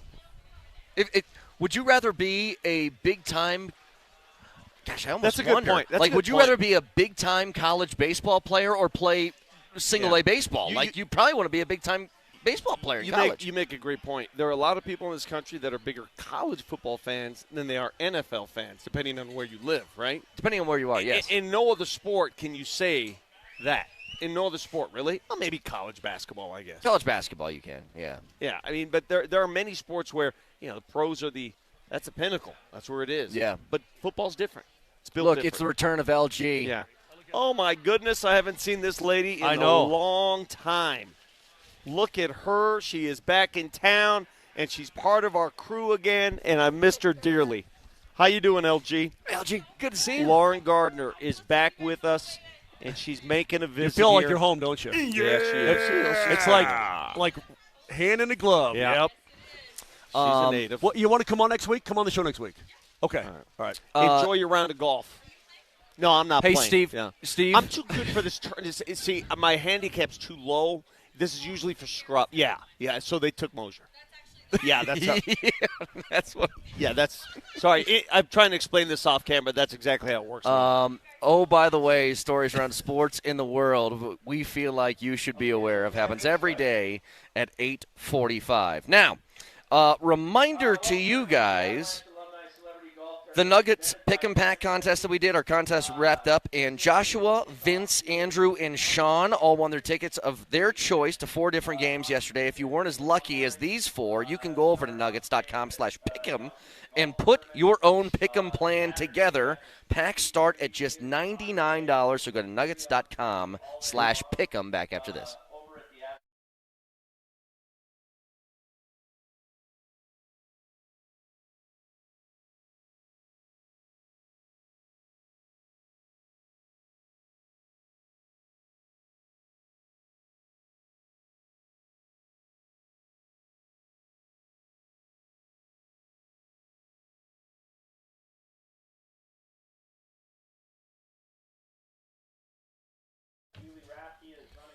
Hey, Vic Lombardi here for Flatirons Fire and Design. You still have time. Those Colorado summer nights, nothing better. And spending a summer night, especially late at night, in front of that fire pit, it is absolutely stunning. It's beautiful. And if you want one, they got the best of them at Flatirons Fire and Design. Located right off of 53rd and Bannock. Check them out online at flatironsfire.com. Or maybe I'll just have my boy Kyle Keefe come over and do this commercial since his voice is so prominent behind me here at this golf tournament. That's flatironsfire.com.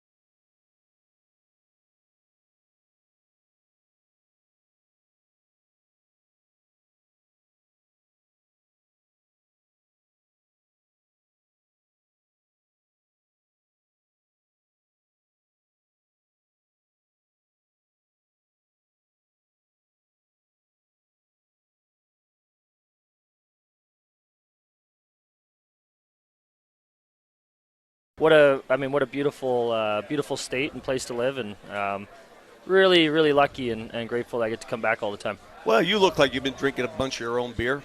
Wow. Where did that come from? We're going to let you get ready for this golf tournament, but I do want to ask you, sometimes, you spend a lot of time in the States. When you miss your homeland, when you miss Sweden, do you ever just drive to IKEA and hang out in the room there? And just Did we have IKEA? I don't think it was here first No, time it we wasn't. moved. It wasn't. And then it came up there. But what is it with you Swedes and making furniture? Just a banger of a show for you today. When you said that to Tyson Berry, he looked like if you saw a woman who you thought was pregnant and wasn't and asked, how far along are you? He gave you that look. You know what I mean? You're probably right. His jaw dropped. I know these guys. You can say stuff to guys you know. Well, of course. I'm just saying.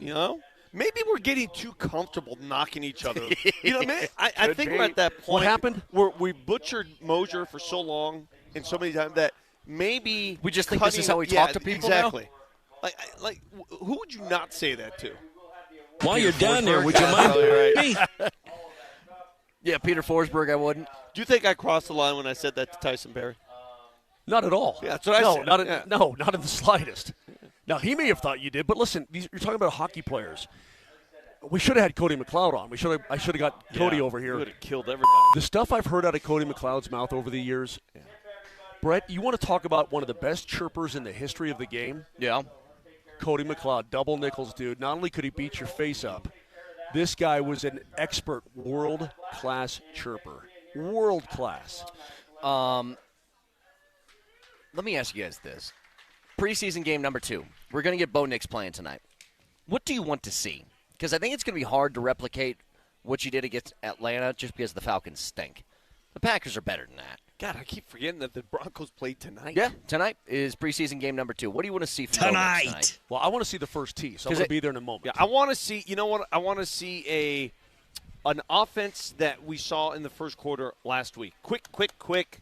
In tempo, no issues, in rhythm. Not having to call a timeout because the play didn't come in. Yeah. No confusion, no false starts at the line of scrimmage. How many times do we see those subtle mistakes that just dissolve the drive? Right.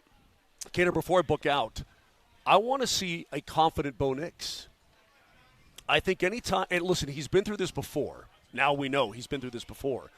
But when you have a broken ankle and a surgery, and then you have another surgery, I don't care who you are as a pro athlete, there's going to be that little tiny thing in your head in real time against guys who really want to chase you and hurt you.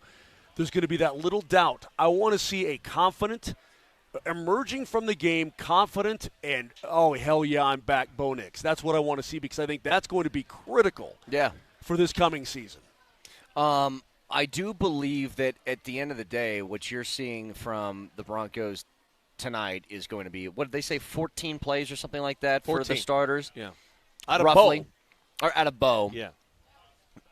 Just find some connections. If there's one thing like sort of outside the box, I don't know if this is outside or not, but can I get a tight end to show me something today? Is that asking too much? What are you looking for? Are you looking for I just like want a tight end to make a play. Or? Like, just give me like a good catch, maybe a catch and run, something like that. Okay. You know, Ingram had one in that first preseason game. Oh, that was a great. Remember the steady pass to Ingram down the right sideline? Yes. That was the play of the preseason. I want to see somebody else.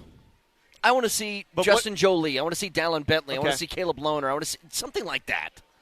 What does that prove exactly? That you can do it in the preseason? To me, crispness of how you execute your plays is most important this time of year. Yeah. You want to make sure the operation is coordinated. Like there are no mistakes. We've gone through OTAs. We've gone through training camp days. Now, all right, now let it translate to the field. We saw it last week. It looked beautiful in Atlanta. I mean, when you watch both of those teams, which team looked like it was better prepared for the season? Well, it was absolutely the Broncos. I mean, clearly it was the Denver Broncos. It looked like the Falcons just got back the night before from Cancun. Yes. And you know what? I think the Broncos being ready, Vic, I think the Broncos actually being professional and prepared, I think that added to that. I think that was part of the equation. I do too.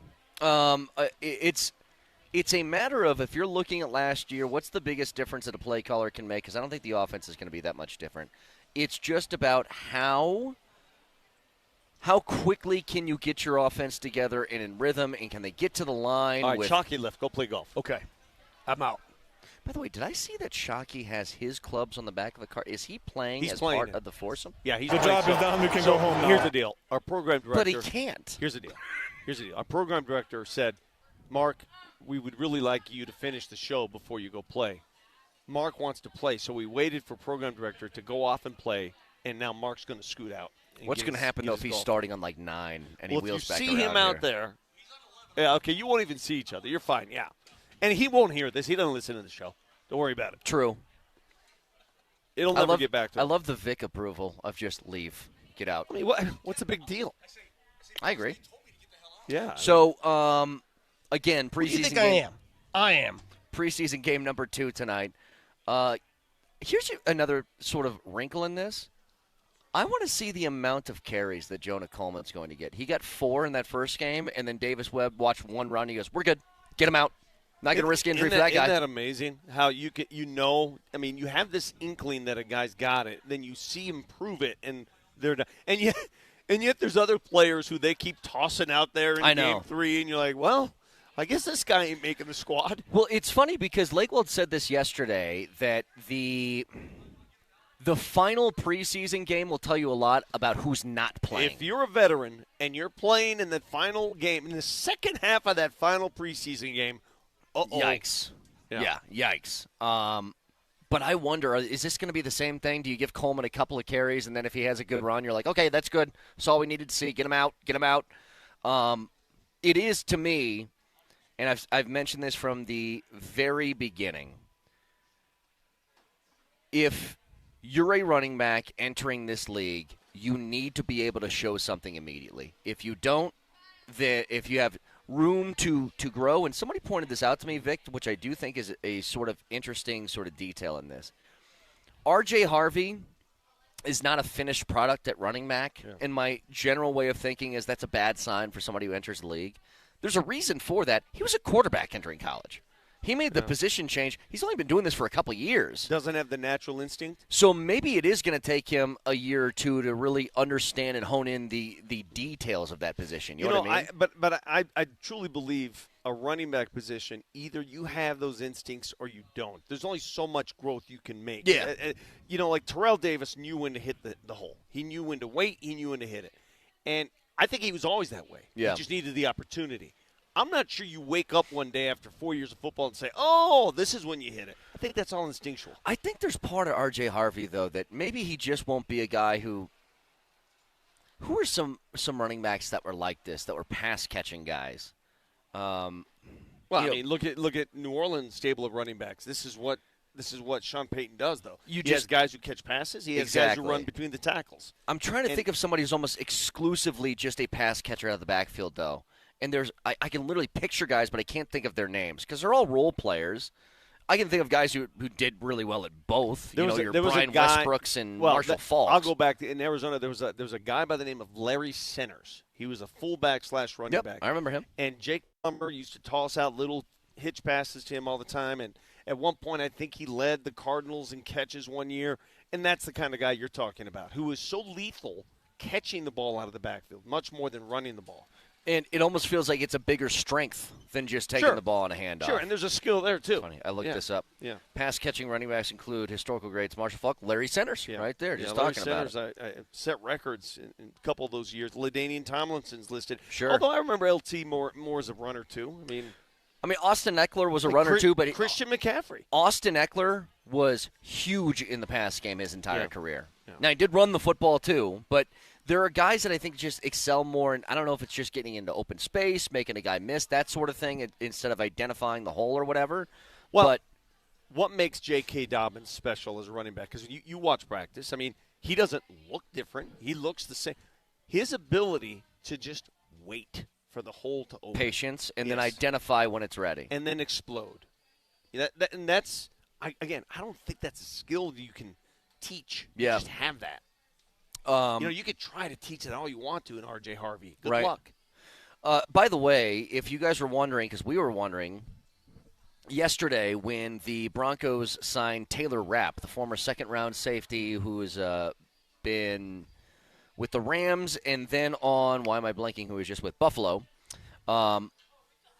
Detail from Chris Thomason yesterday that unlike the injuries of Matt Henningsen and Michael Dieter, that those guys were both put on season-ending IR, they waived Lavelle Bailey with an injury designation. So if he goes unclaimed, he would go to the Broncos IR, and he could technically play again. So his season is not done. If you remember, Lavelle Bailey was the guy last year who really showed up in camp and made a case for him to be on the squad. Unfortunate injury for him, man. Yes, the broken leg that he suffered.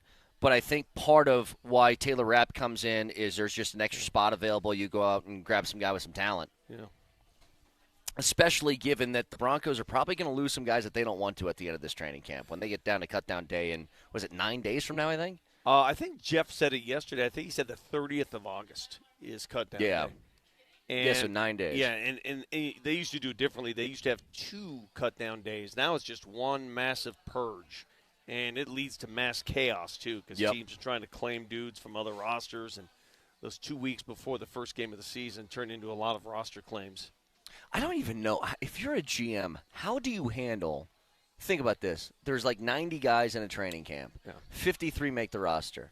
So take 37 times 32. It's 1,000 people. How as a GM can you keep up with that amount of tape? You got a lot of people on your staff. You got a lot of eyeballs out there. That's the only way to do it. You know, you got people in charge. You know, there's in the scouting departments, there's pro scouts and there's college scouts. And obviously those define what they are. But the pro scouts are just as important because you're scouting literally those players who don't make rosters. Did you watch any of the preseason game last night? I watched a little bit. You know what I ended up, because I missed it the first time, I ended up watching episode 3 of Hard Knocks with the Seahawks. I still haven't watched it. You haven't watched it? Okay, so it's hard for me to tell you this. My biggest takeaway from this Hard Knocks is how happy those guys are. I know.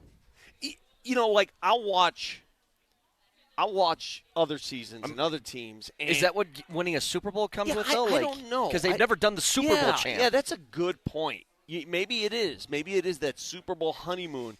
But, like, these dudes are happy to go to practice and happy to work, and everybody's happy-go-lucky. That's my takeaway from Seattle. They're singing along in meeting rooms. It's almost like band camp. Like, all right, calm down a little bit here. You know, Don't try to stifle my band camp, Vic. That's all I got. That's all I got, baby. Here's what I wanted to tell you. In watching, I only watched the preseason game the first half last night because I wanted to watch Mendoza. But in watching Mendoza, you know what else I saw yesterday? Was Mike Washington Jr. looked really good again. That 6'3" dude out of Arkansas. A lot. See, you know what? He's not the Sean Payton prototype because you just said he's huge. He's 6'3". Yeah, and he takes all the 6'3" guys and plays them at receiver, right? Not at running back. So he looked good. I wanted to ask you this though, because I think I'm kind of out now. Now it's a preseason game. I don't really care. He played last night. I only got a few snaps. What am I supposed to do with C.J. Stroud? The way he. And what he did in the playoffs was the craziest thing ever. They had games. They had New England beaten, and they just kept you remember turning the ball over. They had that game won. Yes, if not for their quarterback. And that's hard to stomach. That's hard to. When you go back and look at that tape, if you have a chance to rewatch that game, you're like, oh my God, their defense is so good. Oh my God, they got the ball in prime position. Oh my God, what is their quarterback doing? So here's what happened. He had an interception in the wild card game against the Steelers. Now, it didn't matter because the Steelers were terrible, and they beat them 30-6. In the New England game, he had 4 interceptions, and I know there was like fumbles, I think, that were mixed in with that too. It doesn't say this on the game log, so I don't know how many of those were. But here's the difference. The Houston Texans and Denver Broncos, I think, were built in a very similar way. They have this elite-level defense. They have some weapons on offense that you trust and you think are pretty valuable. But it all kind of comes down to how does your quarterback play. Bo Nix doesn't do what C.J. Stroud does. Whatever you think of Bo Nix, if the offense is start and stop, Vic, he doesn't make mistakes like that. How often does Bo Nix really turn the ball over? He doesn't, and that's one of the reasons why Sean Payton coveted him. I mean, those are stats that he enumerated all the sacks he takes, the turnovers, and that those are quarterback stats as much as they are anything. You're exactly right. Which is why it's so important for Bo Nix to still have that ability to plant that foot in the ground and run. Yes. Because that's part of not turning the ball over. That's part of it. Totally. And if you don't have that ability anymore, what do? You toss it up there, and that's how turnovers happen. Yep. So you ask, what am I going to look for tonight? It's hard to look for a guy's ankle status. But just to see if he moves I well. want to see if he moves the same. Yeah. Preseason game number 2 tonight against the Packers for the Broncos. 303-504-0925. We're out here at Meadow Hills for the Avs Alumni Charity Golf Tournament. Back after this.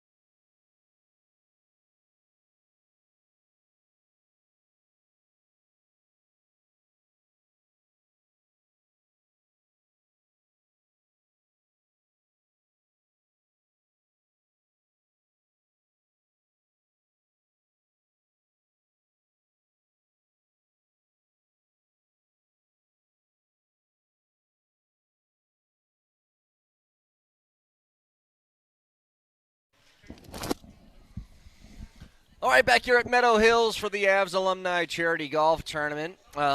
Vic, there is one way, I've been thinking about this, that the the Nuggets can make everybody not forget but feel a lot better about losing Peyton Watson.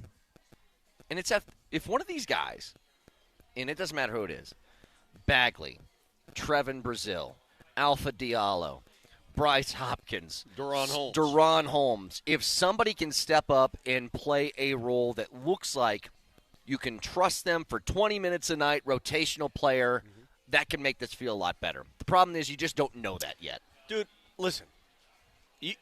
You can call me whatever you want. I think I'm taking a practical approach to this roster. And I've said time and time again, this team, this roster, is not as talented as it was yesterday. You'd be dumb to think anything different. Losing Peyton Watson doesn't make you more talented. How it handles, how the chemistry comes together, we don't know. We don't know what this roster is going to look like in 4 or 5 months. I have no idea. They hope it's good. It may not be. It may suck. Yeah. Now, suck's a relative term. When you have Nikola Jokic and this starting five, you're going to win around 50 games plus. You're just going to. Yep. That's what they've done. They've proven to. They're going to do that again. When I say that in those terms, I mean, can you contend? So let me start with that. Is this a contending team? If they stay healthy, and I think if Aaron Gordon, it's that he's the linchpin. He's the linchpin. He's the one guy. If he stays healthy and he plays the big games, I think this team can still beat anybody. But you cannot overlook this. The bench took a big hit, and the bench has a lot to prove. Yeah. Just look at the bench financially. I want you to take a look at the bench right now. You know, I did the numbers yesterday. The combined salaries of every bench player on this team currently is less than the total salary of Aaron Gordon, less than the total salary of – did you know that the combined salaries of the entire bench unit is half of what Joker makes?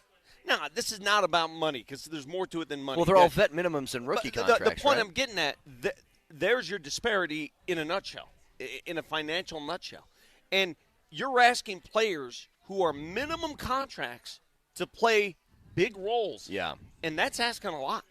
It's tough. And it's not somebody who maybe – that's like a Tim Hardaway Jr. anyway, that is a proven piece of a rotational He was a piece proven for commodity. Years. Yes. Yeah, he came. That's a proven commodity that you knew what you were going to get out of him. Yep. You know, we still don't know what we're going to get out of Julian Strother. We hope we can get – you know, like if Julian can fill that Hardaway role, come in, get you a few threes, stay hot off the bench, perfect. That's the hope. That's why you draft and develop, that these guys can do that. Oh, and that's one of the things that kills me is I hate that I still don't have answers for Julian Strother yet on what he is. Now, a lot of his stuff has been kind of due to injury, right? He's gotten an opportunity, and then he's been hurt, and then that opportunity kind of like wanes. I could make the argument that he should have saw more playing time in the Minnesota series. Oh, I think so too. Yeah. I mean, he was healthy then. And he's somebody – you know what's funny is that I don't know how many Nuggets players have this ability, but his ability to get in the paint and hit the little floater shot. Yeah. Like, that's a weapon. He can score. He can finish. Yeah. Yes. But you got to find other people to sort of step up and fill these voids, because here's what – I mean, I don't think I'm wrong here. Maybe unless I'm forgetting somebody, and correct me, Vic. The Nuggets starting five, we know very well. We know exactly what they're capable of doing. We know that when they're healthy, they're one of the best units in the league. And that's why no matter what, if you have Nikola Jokic, you are going to be a playoff team. The question is, what's after at all from a proven standpoint? If you win your first-round series, that's a plus because they couldn't do it last year. No.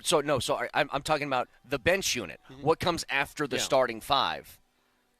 What's known after that?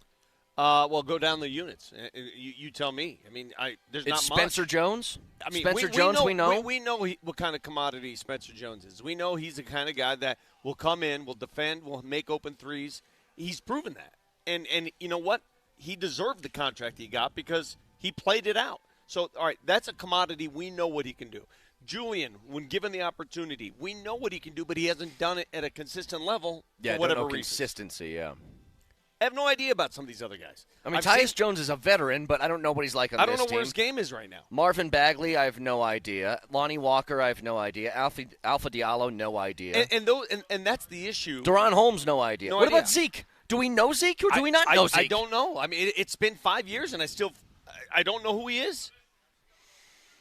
That's what's weird. Yeah, you're right. That is that fear of the unknown of what you're getting. And the difference between this year's roster and last year's roster, it's so crazy. It's perception, too. Yeah. Like, you looked at last year's bench. Oh, I know what Brucey B does. Oh, I know what Tim Hardaway does. Oh, Jonas Valanciunas, so I know what he does. And you had that warmth that you know what they are. Now, did it work at the end of the day? Well, did Tim Hardaway work? Yes. Yeah. But did it work? Did it work? It was affected by other factors, and that's the problem. Like, it could have. If people stayed healthy, it could have, yeah. What if this works? For this Works to work, what does work mean? Well, I mean, you contend again, and for that to happen, you're exactly right. You're asking a lot of those players that you just mentioned to play so above the board more than what you expect that you're like, whoa, had no idea this was coming. Like Alpha Diallo and Lonnie Walker weren't playing NBA basketball. I know. They weren't playing in this league. That's asking a lot. That's asking a lot. Listen, man, this is what it is. But this is what I think I've been saying for the last few months. This is what was coming. Yeah. Well, we knew barring a massive trade at the top, which they didn't pull off right. for whatever reasons. And when I say the top, I don't mean the tippy top. Yeah.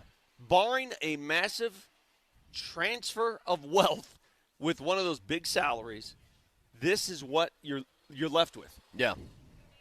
303-504-0925. Let me give you a stat real quick, and let me just tell me what you think when you hear this. Players with 50-plus passing touchdowns and 10-plus scrimmage touchdowns over the last 2 seasons. Say that again? 50-plus passing touchdowns, 10-plus scrimmage touchdowns. Basically rushing, but you could also add receiving in there. What about it? There's only 2 guys that have been in that category over the last 2 years. That is Josh Allen and Bo Nix. Really? Bo Nix is the only player ever to do that in his first 2 seasons. I had no idea. Bo Nix is especial. You throw out some of these stats, and it makes you go, wow. 50 passing touchdowns, 10 touchdowns coming from elsewhere is what we'll call it. Okay. And it's only him and Josh Allen over the last 2 years to do that. And you look at all these categories, it's what's funny. It's the same thing. I heard Colin Cowherd talking about this.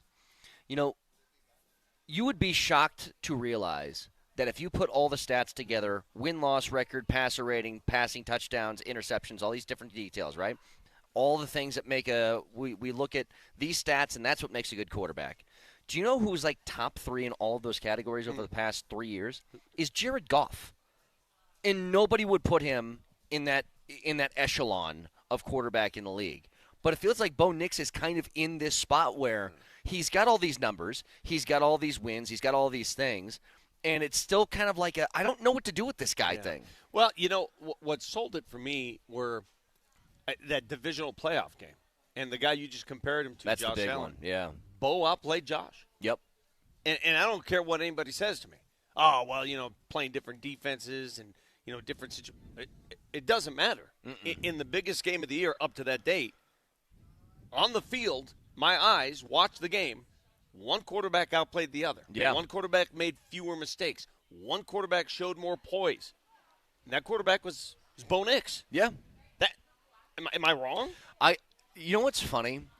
Bo Nix feels a lot like a quarterback that Vic Fangio would have loved here, where you don't make too many mistakes. Maybe everything's not great all the time, but you have a reliable piece that's under center for you. You're never going to – here's what I've never felt with Bo, and correct me if you disagree. I've never felt panicked with him. I've been disappointed. I've been like, hey, let's get this offense going. You know why? But I've never been like, please don't make a mistake. Please don't, because he doesn't do that. Yeah, you know why, too? The other thing that Bo brings you is a sense of calm because you know what he's about. That guy's all about football. Yep. He's a serious dude. What was the famous quote? We don't have clowns. We got no clowns. We got no clowns. that's who he is. So you're entrusting a professional. Yeah. This isn't some clown out there playing video games at home, making these weird, praising himself and making these weird predictions about what he's going to do. He just does it. Yeah. And there's some assurance to that as a fan. Like, okay, we're going to let the adults handle this. And he's already 3 years into the league, one of those guys. He's an adult. He's felt like that from the very beginning. Now, look, he came into the league, older and more mature than I guess most rookie quarterbacks would be. But I think that's part and parcel at how he's had the success that he's had. Remember, we were just talking to Schefter on Tuesday, and he was talking about this was week 1 of the preseason. How many rookie quarterbacks looked great in their debuts? And he goes, you want to know why? They're all 4th and 5th year guys that have entered the league. They're all older guys now. Like Carson Beck comes out in preseason and he looks great. Well, this is his 6th year removed from high school. Like he's an older guy who's got plenty of experience. It probably helps a little bit. But again, game 2 tonight for the Broncos as they take on the Green Bay Packers. Do you make anything of an 8-game preseason winning streak? No. Who has that? The Broncos do. They do? They've won 8 in a row. Well, the fact that I had no knowledge of that tells you what I make of that. It means absolutely nothing. Here's what's funny. Sean Payton yesterday, or this week, when he was asked about that, he goes, well, it's because we go out there and we try and win every game, and that's our goal. Even the preseason, we try and win. If they had an 8-game losing streak, would Sean Payton care at all? Dude. It's a nice feather in your cap. It's a good thing you can say, but it doesn't. He doesn't actually care about this, does he? There's a reason they don't count in the standings, bro. There's a reason they don't count, and I really don't know what to tell you. We're watching these games for different reasons. It's really the only part of the football season where the final score truly does not matter. Yeah. I love watching, and I hate to put her on blast, but I am. I love watching, like, preseason games with my mom because for her – I try to explain that these games don't mean anything, but it just doesn't. She doesn't get it. Yeah. So we'll be watching a preseason hoops game or a preseason football game, and she'll live and die by every. And I'm like, it's going to be. This is. Don't get your blood pressure up over this. Well, what do you mean? No, it's just this is not. Don't worry. Yes. My mother had a similar thing. It would be a regular season game. My mom has one team she cares about. She cares about the Kansas State Wildcats. That's where she went to school. She watches a football game, and Vic, this guy runs for, a 1-yard run. Kansas State's on defense. And she yells, don't let him get that far. Like, Mama, was a yard. That was actually good on them. The greatest comment I've ever heard watching football game with my family was my late grandmother, Nonna Maria, bless her soul. We were watching a Broncos game one day, and it was one of those offensive putrid days where the Broncos kept punting the ball away. And finally, after about the 5th punch, she goes, in Italian, why do we keep giving them the ball? Just entirely confused. If you're supposed to score, well, why would you give it to them? Give me 2. And all I could do at that point is agree with her. I don't know. No. Yeah, they shouldn't be doing that. Let me ask you a question, because preseason college football rankings, because this starts next week with the Week 0 games. Utah, give me 2. I know that we have no idea what to make of these preseason rankings or who's going to be good and who's not. Do you think it's weird that Indiana's at 8, though? No, you're a defending champion. I think you're owed some degree of respect, and I think that's more of a Signetti thing.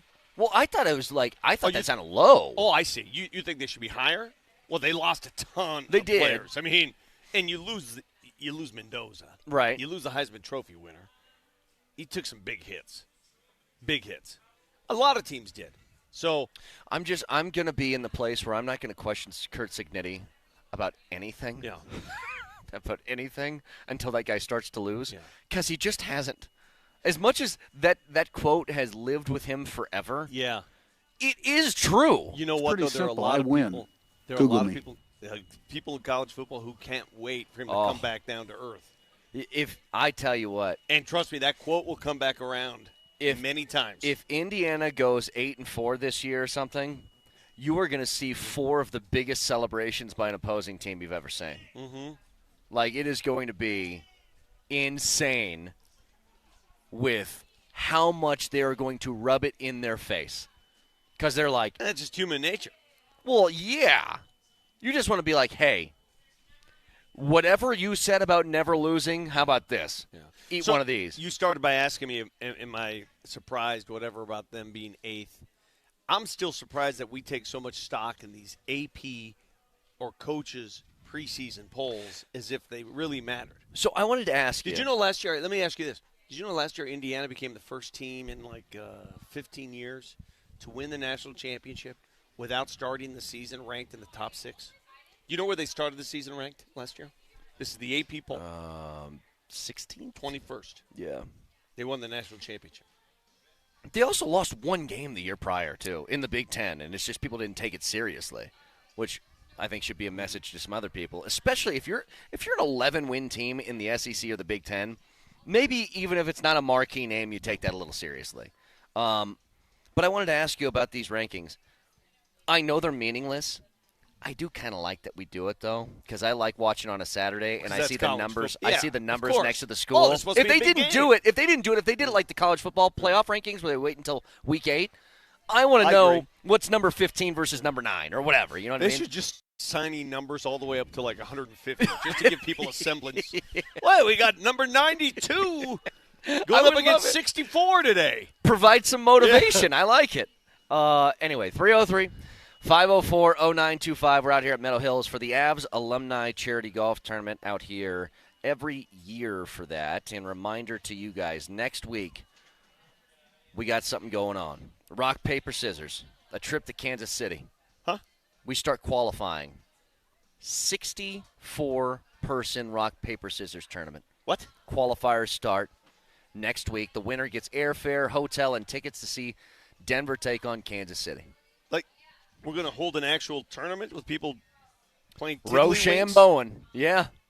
It all starts next week. Where's this happening? It's powered by Bud Light, the official beer sponsor of the Denver Broncos. Remember to enjoy responsibly, but yes, that's exactly what's happening. Where? That is an undisclosed location. I mean, we know where it's going to be. I can't say that yet, though. But it's going to be a giant – what we need to establish, though, is the rules, because me and Nelly talked about this. It's a very important question. Mm-hmm. Are you rock, paper, scissors?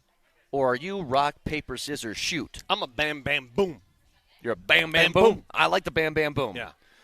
The amount of people in the appetizer that were shoot people, and it has to be a Colorado thing. I don't know. I just told you what I am. I'm a boom, boom, bam. I thought it was a bam, bam, boom. Either way. What about bam, boom, bam? Or boom, bam, boom? Cool, Carl. Anyway, so that's what's happening next week, so stay tuned for that. We got Drunk Takes next.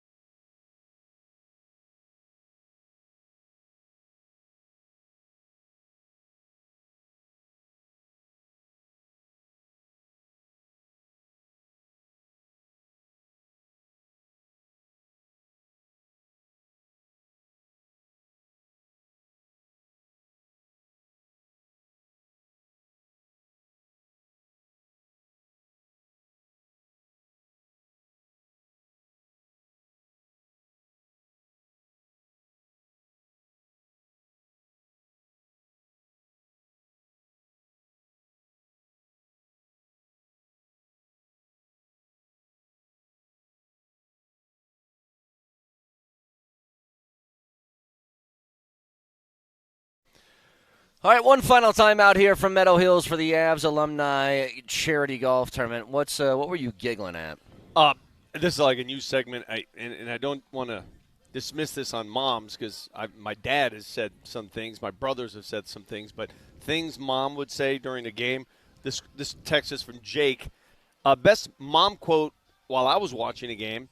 His mom said, "Why are they holding a D and a gate in the crowd? Because anytime they were on defense after the crowd, they chant D gate." That's good. Nailed it. Hang on a second. If you were uninitiated, D gate. What do you think? D is for Denver, and then the gate is I don't know. a play. It's a swinging gate. Yeah. Hey kid, let's get in on this. Everybody chant D gate. I think we should start doing that. I know. The Broncos got their own stuff. I mean, what? McGahee's the incomplete guy. Yes. When did that start, by the way? Oh, I don't know. I hate it, but it's all right. I don't want to get into it. I don't want to offend or disrespect. Why do you hate it? It's just so dumb. Here's why. Every time I say that, here we go. I'm going to get a bunch of texts. Oh, it's tradition. It's what we do. I don't care. I think it's so you can have dumb traditions. Yeah, I guess. It's just dumb. Yeah. Here's the problem, though. If you have one of those games where the quarterback completes 19 straight passes and then it's an incompletion, you're like, oh, boy, do we really have to do it here? I know. More embarrassing to us. Been here all day. And Vic, I've asked Connor McGahey a few times. I've said, what do you think about it? And he always goes, well, I'm not the one actually saying incomplete. Yeah. I just get everyone else to say it. Yeah, I mean, listen, what's he going to say? It's not his fault. It's a tradition, and I love traditions. I'll never be counter tradition, right? I just see. Here we go. You're dumb, Vic. I am. It's always the best response, by the way. That is a perfect that's response. dumb. You're dumb. You're dumb. I am dumb. I mean, you don't have to like everything. Kevin says incomplete is Hold stupid. on, Nelly, hit the straw poll button for me again. We've done it once already today. Do it again. I want to see. I want to see what the people think of this. Well, obviously, people like it because they're still doing it. Straw poll here, 303-504-0925. Is the incomplete chant fun or stupid? Well, at the core of it, it's like, wow, look at those Denver fans. They know their syllables. Geniuses. Like Buffalo fans. Buffalo fans jump off RVs onto tables, but those Denver fans, when it comes to syllables. Please. Hang on. Fun 100%. Both, somebody says. That's fine. An idiotic tradition? Yeah, which is fine. It's fine. I'm not here to tell you it ruins my day. I just can't find myself at the game with my D-gate. Hang on. I got to get to the bottom of something. What? Like when it started? Nope. Let's see here. The most incompletions ever thrown against the Denver Broncos. Mm-hmm. Oh, this is going back to 1967. It's way too early. Mm-hmm. It says Joe Namath. He had 36. Can you imagine 36 times over 3 hours doing an incomplete? Although I've always been fascinated about the chant. What if you played a team that ran an option offense and never threw the ball? Oh, well, then the incomplete, you could get jacked on that one. Like the two? Two that you get, like the Air Force, yeah. Like they fake it, they drop back and heave one? Then you're sort of screwed. Yeah, 36. So that day, it was 1967. Joe Namath was 24 of 60 passing the football. 60 passing attempts. Anyway, so we got Drunk Takes coming up here in just a couple of minutes. Again, Vic, just one last sort of recap. What do you want to see from the Broncos game 2 tonight? What you looking for? Because I'll remind you again, they do play tonight, in case you forgot. I want to see efficiency like I saw in Atlanta out of the second quarterback. I want to see efficiency from the first team and the first team quarterback. I want to see plays come in. I want to be plays called. I don't want the worst thing you notice during games is when Bo looks frustrated because he can't get a play call or an offensive lineman is offsides and everybody's like, I want to see – that's got to be clean. Yeah. And if that's clean, that makes me clean happy. and in rhythm. Yeah, I like it. Clean and in rhythm. Clean and fresh. I like this one better. It actually says, and the pass was Stupid. I like those better. We could do something different. If you're gonna do the syllable thing, it's got to be a 3-syllable word. It's got to be Kiss. Give me a synonym for incomplete, and we'll see if it works much the same way. Hang on. All right, something that doesn't find the receiver. It's not processed. Unperformed. Okay, that could work. Insufficient. Fragmentary. No, that's not going to work. That's not going to work. Insufficient, I like.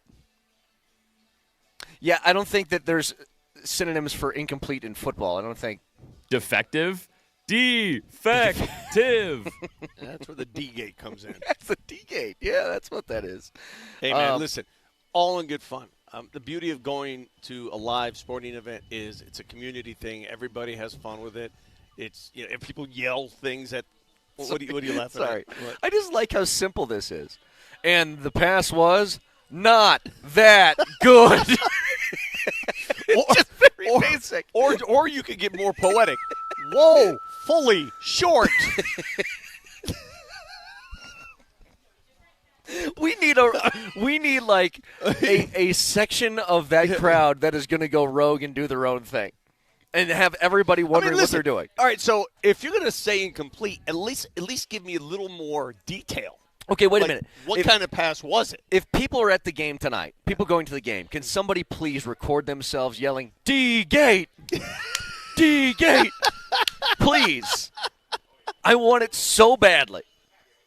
All right. I think the funniest, if somebody throws a pass that sails out of bounds and is rather than complete, what was that? Just keep changing it up. All right. So I was told we have a fruitful drunk takes today, so let's get to our favorite part of the week, please, Nelly. Moser, Lombardi, and Kane present Drunk Takes. For the record, I think this sort of dehumanizes us. And it really cracks at our credibility as a show. Drunk Takes. Drunk takes are clips from throughout the week. We slow them down to half speed. It makes it sound like we're hammered. Nelly? Suddenly it's two naked men fighting in the shower on a soapy, slippery floor. And I'm like a team captain trying to figure out how do I get in there? I mean, how do you get in there with two naked men bustling in the shower? It's a good question. Chad sounds it. He's perfect for this segment. Let me tell you something. Chad Brown told that story, Vic, because it was like, hey, there was a camp fight. Is this a bad thing? And he goes, I've seen this linger throughout the season. And he talked about two dudes were fighting in the shower after a practice. What's next? Can I ask you a question? Uh-huh. Look at me dead in the face, please. Yeah. What's a cataract? It's a floating thing in your eyes. When your eyes get bad, they start floating around, and you see floats. That's the medical term. For the scientific definition, yes, of course. For something a little more simple-minded. I just love how serious it was. Look me dead in the face. What's a cataract? What's next? Nelly, stuff that banana puppet up Moser's mouth. I want the hat. I'll tell you what. I'll tell you what you can do with that banana. Would you like to know? I've got all kinds of ideas. Inappropriate Moser. Naughty Moser. Nelly brings gifts and we get stupid. Yes. What's next? Get up off the ground without using your hands. That's a good exercise. It is a very common metro brosexual kind of YouTube short exercise influencer test. That's what I'm becoming now. You know that's what I'm becoming. Moser in his his fight to be seen as athletic. Yes. Is trying to, I guess, get off the ground with no hands now. That's one of the things he's doing. What do you mean? Like just pop up? Correct. Like a dance floor type thing, or No. No. Not like Are you kicking on your yourself. back? Like you're just sitting on your butt, and then you stand up without your hands. How hard is that? Exactly. That's my point. That's Ask his the measure of Metro athleticism? Brosexuals. Yes. That's his thing. We should have known when we asked Moser, what's the last athletic achievement you can no longer do? And what did he say? Mow the lawn. Mow the lawn and get off a ladder. Get off a ladder. Yes, Yeah. both of those. What's next? Are you God. Are you out of breath? No. Okay. Do I sound out of breath? You a little sounded bit? like it. Yeah. I've been and over. That's right. Moser was out of breath because he dropped something, and so he went down. He went like this. Went one this way and one this way. He came up, and he goes. And I was like, "Are you okay?" He's gonna die on the air one morning. I know. Great content, though. Great content. It is good content. If you do it on the air. Yeah. What's next, Nelly? Bro, have you ever eaten the cherries and seen how many of the seeds you could just fit in your mouth? No. I spit them out when I'm done with the cherry. You're doing it wrong. And then spit them out machine gun style.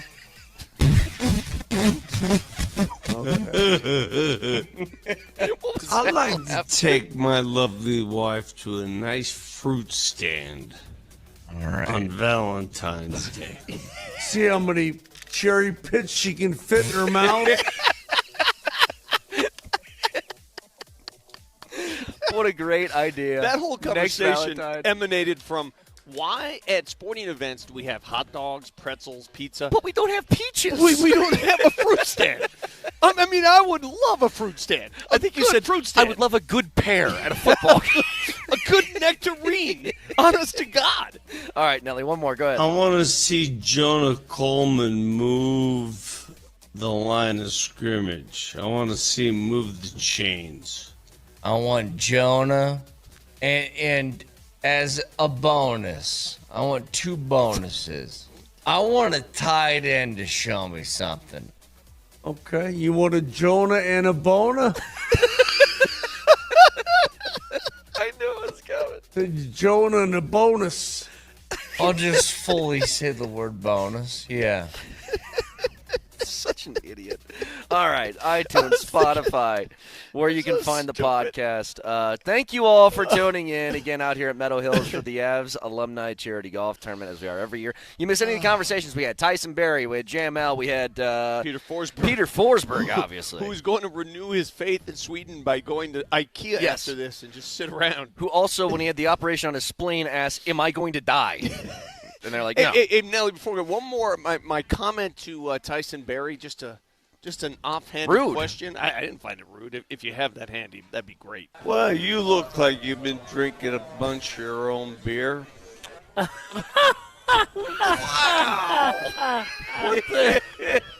You did an actual drunk take. You were hammering chili once and started talking smack. All right. Stuff, Nelly. Everybody have a wonderful weekend. We'll talk to you on Monday. Love you. See you.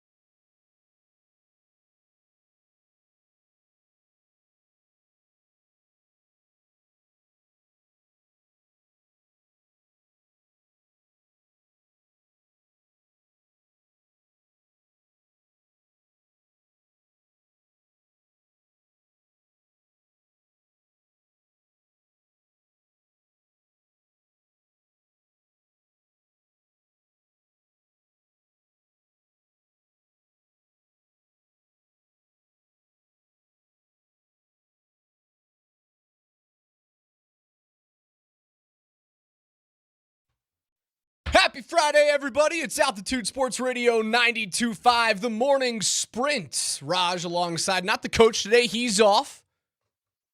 I believe there's Friday Night Lights tonight for the old coacher. Listen, man, I this has nothing to do with nothing, but I recently saw the episode 1 of the TV show Lanterns, which stars Kyle Chandler, and somehow my soch now is just flooding my timeline with Friday Night Light highlights. I mean, did you, when you were younger, did you watch Friday Night Lights? Did you watch that entire? I did not watch Friday Night Lights until I got married. Oh, and then Clear Eyes, Full Hearts, Can't Lose.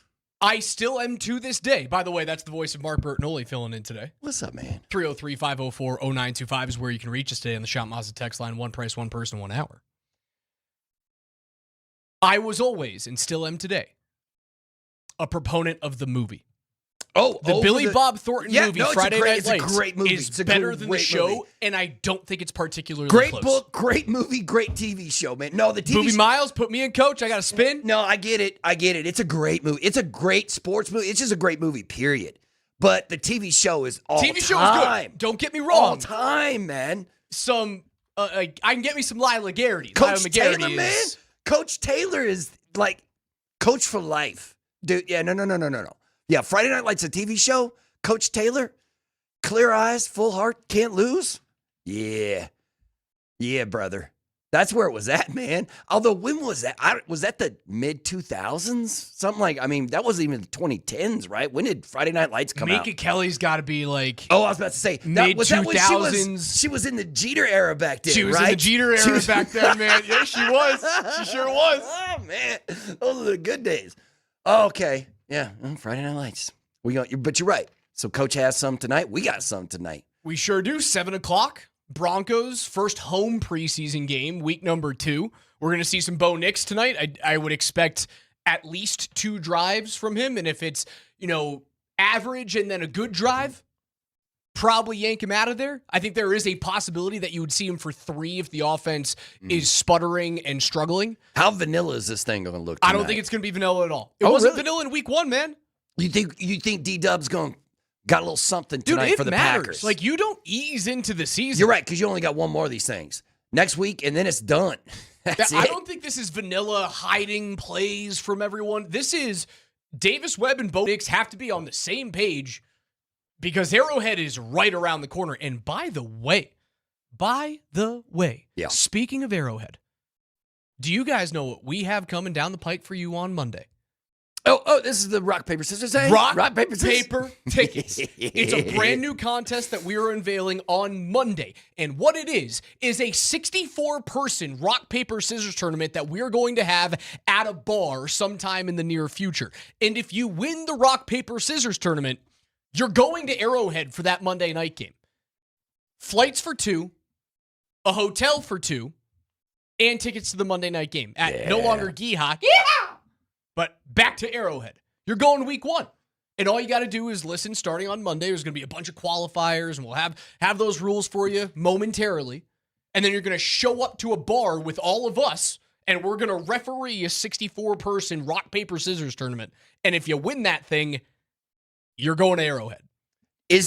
Listen, man, have you been watching ESPN lately? They've been throwing on some crazy competitions, like from wild stuff. But do they do a rock, paper, like... I'm assuming there is a rock, paper, scissors league out there. And I bet you it pays, right? Like, I bet you somebody out there is making money doing rock, paper, scissors. I'm just wondering, is that a thing? Is there like an RPS league that you could just sign up for or whatever? I'm sure there is. They're always hurting for content. I'm just wondering if we're going to get a ringer in the contest. You know what I mean? If somebody's like, oh, I've been waiting my whole life. This is what I do. We got to dial in the rules, though. Is it rock, paper, scissors, or is it rock, paper, scissors, shoot? Also, are you grounding your throw in your palm? Yeah, because you can't ground your throw in your palm. That's you got to just throw it out there. You just got to throw it out there. 1, 2, 3. Rock, paper, scissors. Get it done. If you're playing a best out of 3 rock, paper, scissors, that thing should be done in 15 seconds flat. Right. And I should hear nothing. You know what? How long is a 64-person rock, paper, scissors tournament going to take?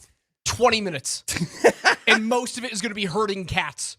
Because we're going to be drinking Bud Light the entire night. You're right. It's all powered great. by Bud Light. You're right. What are you looking for tonight in week 2? Like, what are the 3 things that Mark Bertinoli is watching this preseason game going, I must see this, and if I don't, I'm kind of panicking just a little bit. Well, okay, let me tell you. But first, I will tell you that the national organization known as USARPS, the league, has gone defunct. It's no longer with us. Son of a gun. The competitions are now held just at local clubs and bars. So sorry, the national league is gone. All right, listen, man. I think it's Bo. It's about Bo, right? It's about Bo and the offense. I got no problem. I have no problem with the defense whatsoever. I mean, don't have much to think about when it comes to that side of the ball, other than like Jordan Love's playing tonight, right? Are they going to let Jordan go? In the first, is he playing in this one? I mean, they only have one preseason game left as well, right? So, but you know what? I haven't even checked the other side. Love will play at least a drive tonight. Okay. Most of the starters are going to get 1 or 2 drives in Denver tonight. Okay. All right. Then that should be fun. Then the beginning of this game should be a whole lot of fun. But really, it's just about Bo, because this will be the first time we see Bo and Davis Webb in what we're hoping to be like a dynamic duo going forward. You know, like the young offensive genius OC and the young, growing into his prime QB1 of the Denver Broncos. I want to see if that mind meld that we're going to have going on tonight is a lot better than whatever was going on between him and Sean, where it felt like, especially, listen, a lot of it had to do with the energy that Bo brings to the beginning of games, and it felt like Sean had something to do with that. You know what I mean? Like the manic, happy feet Bo at the beginning of some of these NFL games, that he looks completely different in the fourth quarter than he does the first. I think that's part of the reason why Sean's like, okay, you know what? Maybe I'm not getting these play calls out quick enough, but also maybe there's a better vibe between Davis and Bo, and let's see how that works. So I want to see if that, Wonder Twin powers activate tonight, and if the plays are coming in quick and Bo's getting the line quick and they're getting them off quick, that's all I really care about. How much of Bo Nix's scrambling ability and his feet do you need to see? I don't know. I mean, are they going to break? Is Micah going to play in this game? Right? They're just going to be like, go get Bo. There's a possibility. Right after the game, like, let's see what we got. Here comes Micah around the end, and you're going to have to scramble. I'd like to see what he looks like running out of the pocket. But you know what? There was never really. Oh, no, sorry, never mind. He's still recovering from the ACL. Oh, I forgot about that. He's still not good to go, huh? What, does he have a timeline? When do you think he's going to be back? Out for the whole preseason. Of course, the preseason. Aims for a return to the field around October. Okay, so he's going to miss 4 or 5 games, the first 3 or 4 games of the season there in Green Bay. What's the Packers' early schedule look like? Now that I've finished complaining about how the Broncos' early schedule is just nasty. I've been checking out some other schedules. Go 3-3. If you go 3-3, you are like nearly guaranteed to make the playoffs. See, but I don't. Just like with the offense tonight with Bo, I think we need to dream bigger. We need to dream bigger, man. You don't, though. You need 3-3 is dreaming big with that schedule. But don't just settle on it, man. Go try to get me 4. Get me 5. I mean, 4-2, like you're in the driver's seat to win the division again. You're in the driver's seat for the number 1 seed in the AFC again. Don't get me wrong. It would be awesome. But if you run out of Kansas City, Jacksonville, LA, San Francisco, LA again, sorry, the Chargers the second time, and Seattle at 3-3, the cupcakes that you have coming up between weeks 7 and 15. Yeah, that's some chumps. Like everybody but Kansas City and, I don't know, maybe Vegas after the bye week, depending on who's playing and how they're doing. Although Fernando Mendoza threw an 80-yard pick six last night. Yes, he did. Yes, he did. Although, man, what's going on with Kubiak? Like, after the game, he's giving him every chance. Because all the offseason, they were, am I right or am I wrong? The entire offseason, they're like, yeah, it's Kirk's job, and we want to, get in and then, help Fernando ease into the position. And now it sounds like he's giving him every chance. Now it sounds like they're like, yeah, we're going to keep that competition going for one more game. I wonder if that from Kubiak was just a reaction to Mendoza having a little bit of a struggle right? And then like Aiden O'Connell leads a 96-yard drive for the Raiders to win last night. Again, it's the preseason. It's all made up. The points don't matter. Like whose line? I mean, they want Fernando to get the job. Eventually, he will get the job. But this, I think it's lip service. Okay, is that what it was? I think it's Fernando threw an 80-yard pick six. He didn't look like he was ready to take over, and you don't want to go, he lost it. So it's Kirk's job. I firmly believe that is Kubiak going to the rest of the world and to a quarterback that is very clearly hard on his sleeve, right? Fernando Mendoza. Yeah. Like, he just wears his emotion on the outside, and he's like a little kid. He's just excited to be here.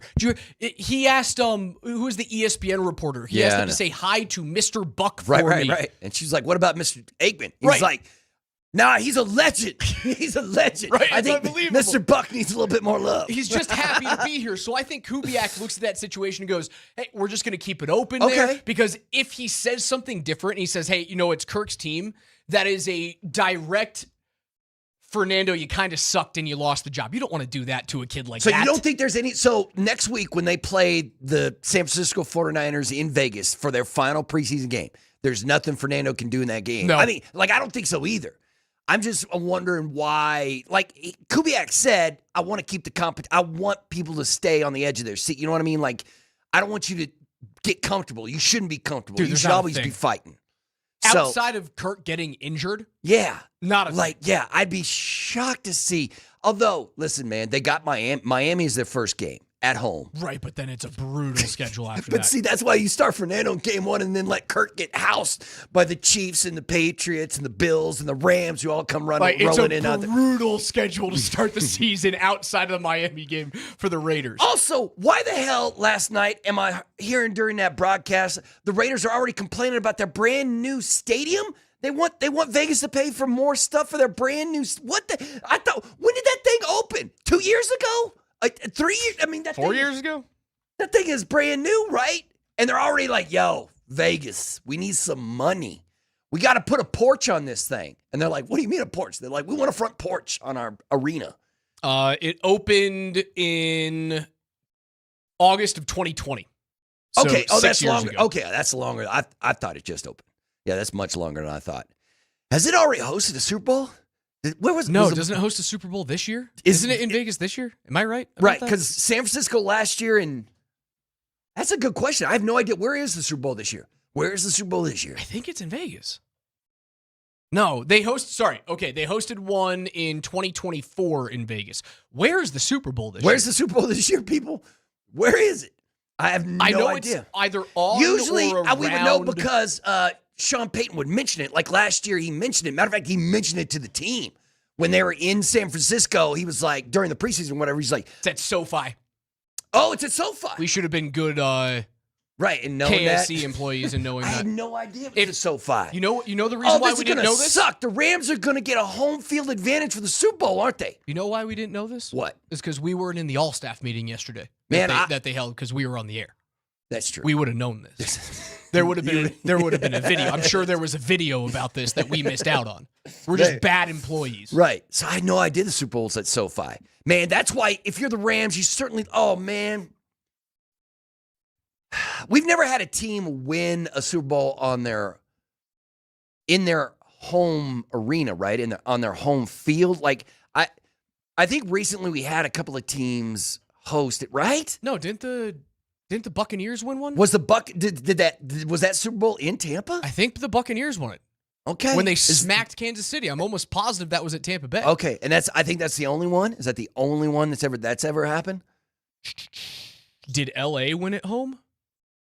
Oh, that's a good question. I don't know. Yes. I think LA won it. So we have two teams that have won a Super Bowl on their home field. It was back-to-back years, Tampa Bay and LA.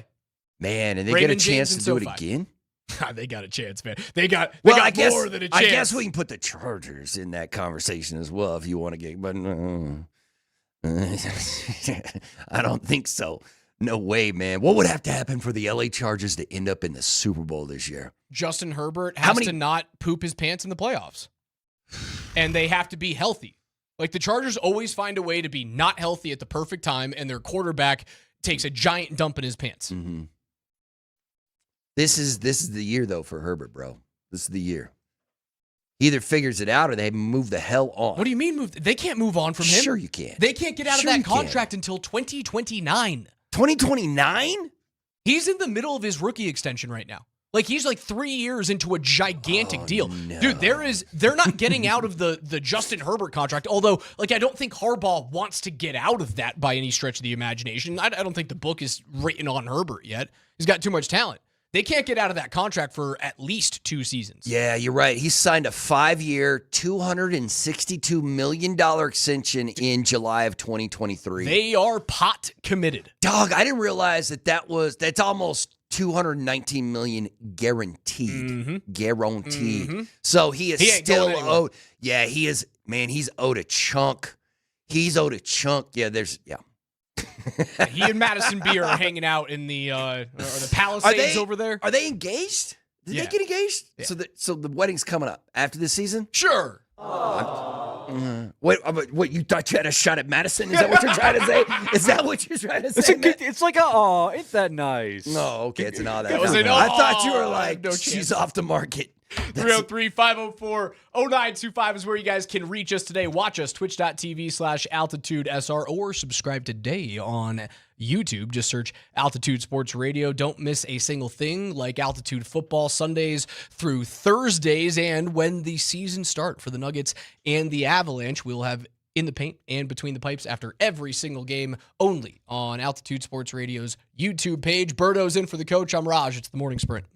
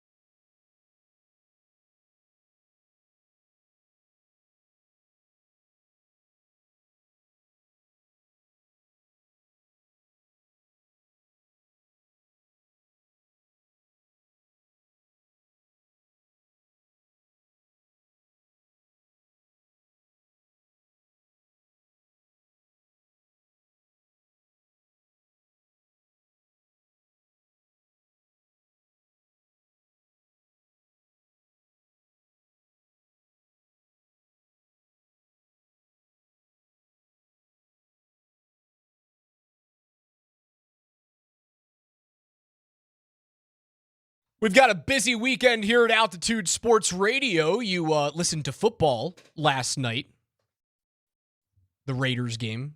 If you guys didn't know, Denver's home for NFL football. All primetime games coverage from Westwood One is right here on Altitude Sports Radio 92.5. So every Thursday night game, Sunday night game, Monday night game, all of those like weird primetime games around the holidays. How you going to handle, as a married man, how the hell you going to handle the Super Bowl? Valentine's Day. You can hear it right here on the station. How are you going to, like, I feel like most women. Valentine's Day is kind of like, you can get away with not really doing Valentine's Day. As a married man, you good with it. You can't get away with kind of planning around an anniversary, which, you know, hey, my wife's going to be gone for our anniversary, but you can get around it if you're You a don't woman. sound bitter about that at all, man. No, she's got a work trip. She got to make money for us. Sure. The Valentine's Super Bowl thing is... That's weird, man. No, it's not that weird. It's kind of if weird. the Broncos Well, first are off, in the Super Bowl, it's weird that it's mid-February. That's it is a little weird. But, yeah. If the Broncos are in the Super Bowl, I would expect that most of us are going to be in Los Angeles. Right. If your girl is nagging you about Valentine's Day and the Broncos are in the Super Bowl, just do it the week before. You get a new girl. Like, you can't. That's not a keeper, man. Just do it the week before. It's not a birthday. It's not an anniversary. But you and I both know there's women out there who ain't going to settle for that nonsense. Ain't going to settle for, like, maybe the day before, the week before. Sure. You can't just say, hey, baby, let's go grab some Taco Bell tonight. We'll call this Valentine's Day so I can watch the game next week. No, I don't think that's going to work. I think there's going to be some beef there. I think it's going to be just fine. Okay. I promise it's going to be just fine. Okay. All right. Rapids tonight, by the way, on 92.5. Tomorrow, brother. Sorry, it's tomorrow. Yeah. Because I should have asked you. You're the one who's Yeah, going to be on the right. air. Tomorrow on 92.5 at 8 p.m. And then we'll have Seahawks and Titans on Sunday at 5:30. We'll also have Cowboys and Cardinals on AM 950, our sister station, tomorrow at 7:30 p.m. Yeah, that'd be so cool. Whole bunch of football to listen to on Altitude Sports Radio, whether it is American football or the European version of football for LAFC and the Rapids tomorrow night at San Diego 8. FC. Says LAFC. I know he put the wrong team. It's San Diego, brother. I'm going to let you do the Rapids reads for the rest of the show. Hey, man, they just beat LAFC on Wednesday, and now, they've won 3 straight. They're rolling. Stay classy, now San Diego. Yeah, 8:40 kickoff. Tell your friends, baby. Read anything that's in front of me, apparently. Late night. There are a couple of things that I'm looking forward to this Oh, yeah. evening. What do you got to have your eye on? I'm going to have my eye on once Bo is out of the game, and I'm hoping it's like 2 drives. I'm hoping it's, 12 pass attempts for 80-something yards, a touchdown, maybe a field goal, and he walks off with 10 points. We go, that was efficient. Yeah. That was clean. We'll see you in the regular season. We'll see you on Monday night, September 14th. Mm-hmm. And then I'm going to be looking at whether or not Jarrett Stidham and Sam Ehlinger actually have a quarterback battle.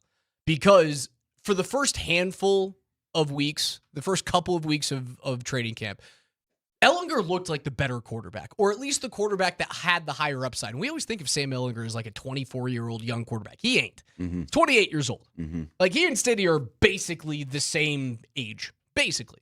Stiddy's a little bit older. He's had a little bit more of a run in the NFL. Certainly has a longer grasp on the Sean Payton offense.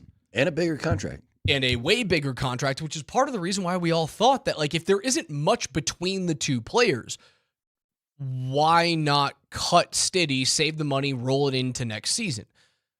And then we saw preseason week number 1. And we saw why Jarrett Stidham just continues to find a way onto a Sean Payton roster. It's because he keeps putting really good tape out in the preseason. In the preseason. But is it enough? Is it enough to tip the scales away from what you saw in the AFC Championship game? Not in this city. Not in this city. No, I don't think, I don't know what it is in Sean's head, but I don't think, the text line can tell me, but I've had conversations. Like, last year, my man Spring was calling Stiddy, the preseason MVP. He was super excited for him. And then you watch what happens. He cost you a shot at a Super Bowl. Now, it wasn't just him. But honestly, one or two mistakes, you clean up 1 or 2 mistakes, and you're playing in the Super Bowl, baby. And you can't just wave away the most important game of his career and how he looked in the most important game of his career. I can. I certainly can. You really? I can wave that away. Name the last backup quarterback other than Nick Foles that actually came in during the postseason and got it done. Jeff Hasselbeck. Actually, I don't even know when Hasselbeck was, but yeah, it just doesn't. It doesn't happen. It's an anomaly. But it doesn't excuse Stiddy from throwing backwards chest passes, brother. It certainly doesn't. But I think you have to look at it from a little bit farther back. I think you got to zoom out.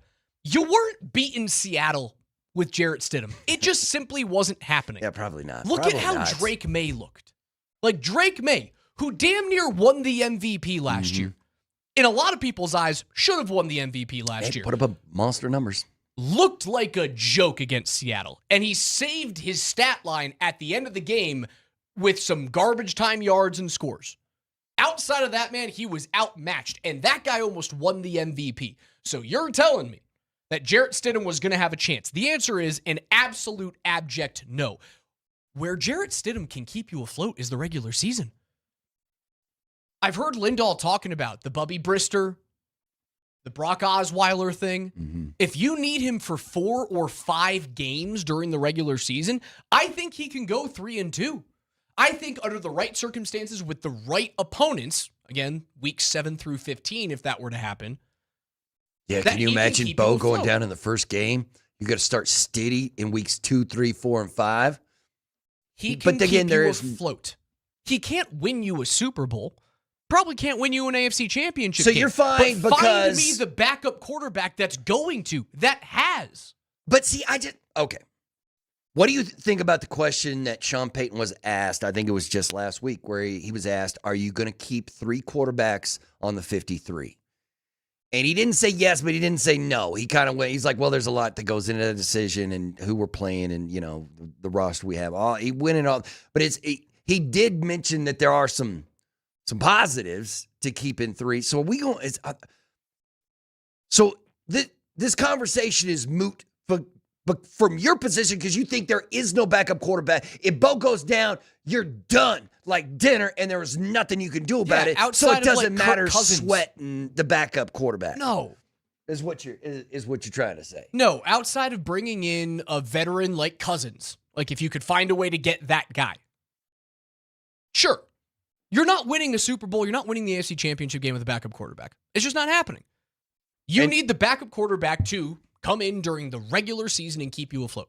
If your starter is hurt during the postseason, you're screwed. I'm sorry. I know sports is all about hope. I'm the bastion of that. I'm a New York Met fan. Yeah. I think they're going to win the World Series every year, and then they're terrible every single year. Right? So I always think there's hope. But when it comes to quarterback, your starter getting hurt in the postseason, you're screwed. It's over. But I don't think you can think like that. No, Not if you're you Sean Payton. Not if you're Sean Payton, you can't think that. Like in Sean Payton's brain right now, how do you think he ranks his quarterback room? In Sean's head, how does he rank that quarterback room? Do you think it's Bo, Jarrett, Sam? Is that in his brain? Or do you think because that brain never stops, man. Never stops. People are bringing in the Nick Foles thing. I when we started this conversation, I went, name the last guy other than Nick Foles to come in and do it in the postseason. Yeah. You can't. You can't do it. So this means nothing to anything. Whatever Stiddy does tonight, I don't care. Whatever Sam does tonight, I don't care. Because if you're playing those guys, you're in trouble anyway. And it doesn't mean anything. So it's all Bo or nothing at all. Yep. But I don't. All right. I mean, there is no problem. If there was problems with the roster depth, or you were trying to, if I don't know, some great tight end came open or whatever but you're perfectly happy having 3 on the roster. So. Absolutely. If you can convince Sam Ehlinger that he is a practice squad quarterback for another year, I guess there might be a team doesn't look at him. I hadn't thought about that. Sam hasn't looked good enough, and he needs to put the film on against another team. For somebody to come out and say tonight against the Packers matters for Sam Ehlinger. If he wants to be a number 2 quarterback on the team this year, it matters for Sam. Do you think if Stiddy would have looked good in that game, Would he be playing for another team right now? Would a team offer Denver something, anything for Stiddy just to be like, you know what? I like what I saw there. Because I'm assuming nobody's calling you now after what he did in that championship game. I'm just wondering. Because, yeah, you're going to keep all three. Who's going to get the most reps tonight? Is it Sam? Is Stiddy going to get, so Bo gets, let's say, 2 series. Let's say 15 to 17 snaps, something like that. And then it's Jared and Sam. So how do you split that up? How do you think that goes? Do you give Ellinger the entire second half? That's what I think you do. I think you give Bo Nix 1 or 2 drives. You give Stidham the rest of the first half, and then Ellinger the second half of tonight's game, and then preseason maybe week puts number out 3, a good enough tape that another team is like, hey, come and be our backup. Right. And I think in week 3 you give Ellinger the first half and Stidham the second half, just to see if there's anything there. And maybe if you're trying to be a good guy for Sam, and by all accounts, Sean takes care of his guys, and I think Sam is one of his guys. And part of taking care of those players is allowing those guys to put out good tape for other teams. Hostetler is a really good pick. Jeff Hostetler, yeah. So we have Nick Foles and Jeff Hostetler. So 1991 is the last time. Guys, they're anomalous. It just doesn't happen. It's anomalous. You lose. Good day, sir. Well, I mean, outside of Bo, tell me outside of Bo, what else do you want to see tonight? I mean, is there anything you want to see from the? Do you want to see a takeaway from the defense? Do you want to see? Yeah, I'd love a takeaway. Do you want to see? You want to see RJ get a lot of carries? You want to see Jonah get I mean, I have no idea what they're going to do with the backs tonight. Split those carries. I don't need to see J.K. Dobbins. I really don't. Yeah, no, I don't even think you will, right? Yeah, you ain't going to see J.K. tonight. I don't think anyway. Run the 2 young backs. Give me some Jaleel McLaughlin touches just to eat up time and plays. Yeah, I need to see what's going on with quarterback number 2. I would love to see a first team either big sack, again, like we did with Tua Tagovailoa in that first game. Like you ruptured Tua, man. Like that. The people in Atlanta got to be looking at that quarterback situation and just throwing up their hands. Yeah, although I will say you're playing a much better team than you were playing in the first preseason. Without a doubt. I would love to see a sack or a turnover forced by the first team defense. And that's about it. Yeah, and nobody get hurt. Nobody get hurt, please. Please. That's all I really care about. Maybe a little. They've had one really meaningful big-time injury. But see, once again, this is what makes me nervous.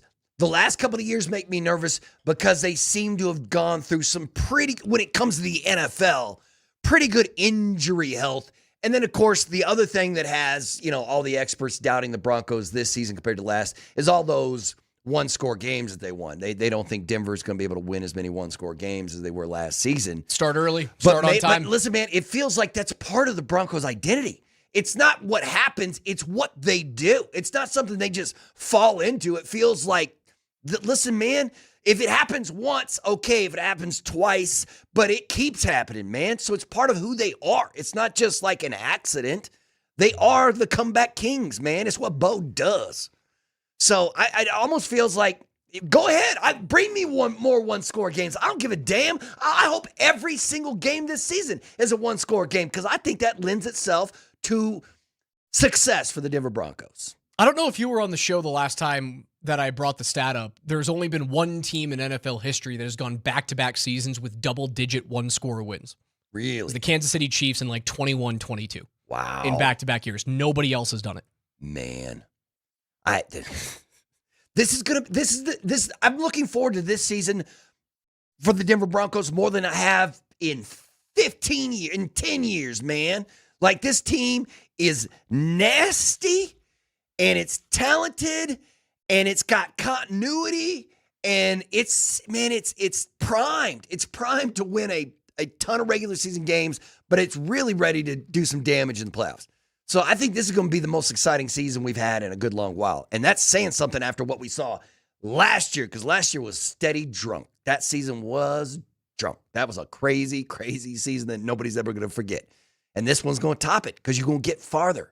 Congratulations to our Nuggets contest winners. It's all wrapped up. Joshua, Vince, Andrew, and Sean all won their tickets to their choice of 4 different Nuggets home games. Yesterday, they called back within, I think all 4 of them called back within 45 seconds. It was wild. So any of you that were really hoping that it was going to run into the next hour or even run into today, we had contingency that it was going to run into today.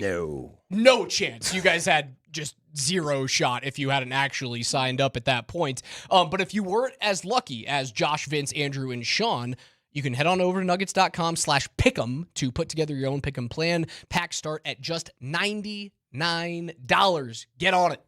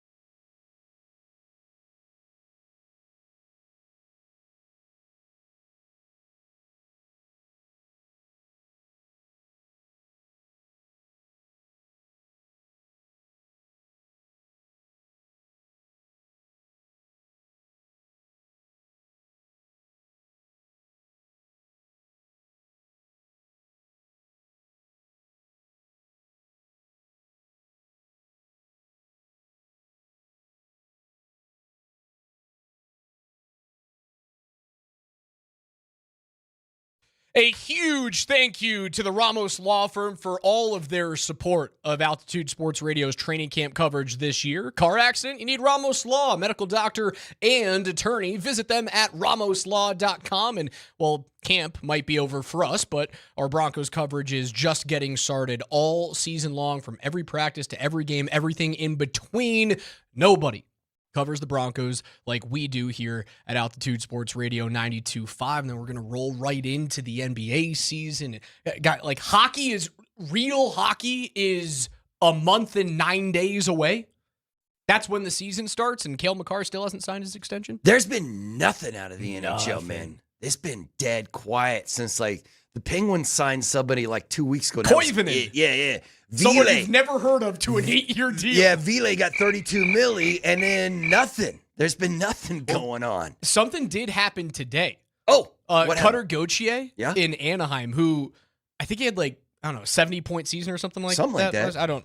We can look.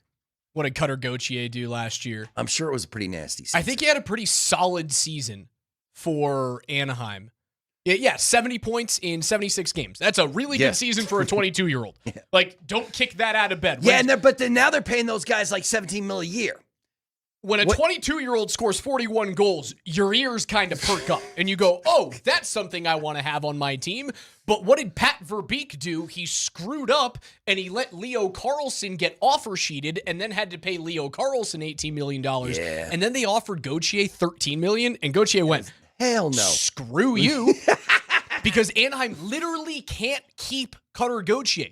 They don't have the cap space. Oh, no. Like, I don't know how Pat Verbeek is going to save this thing. No, you can't. You can't lose a 22-year-old. No.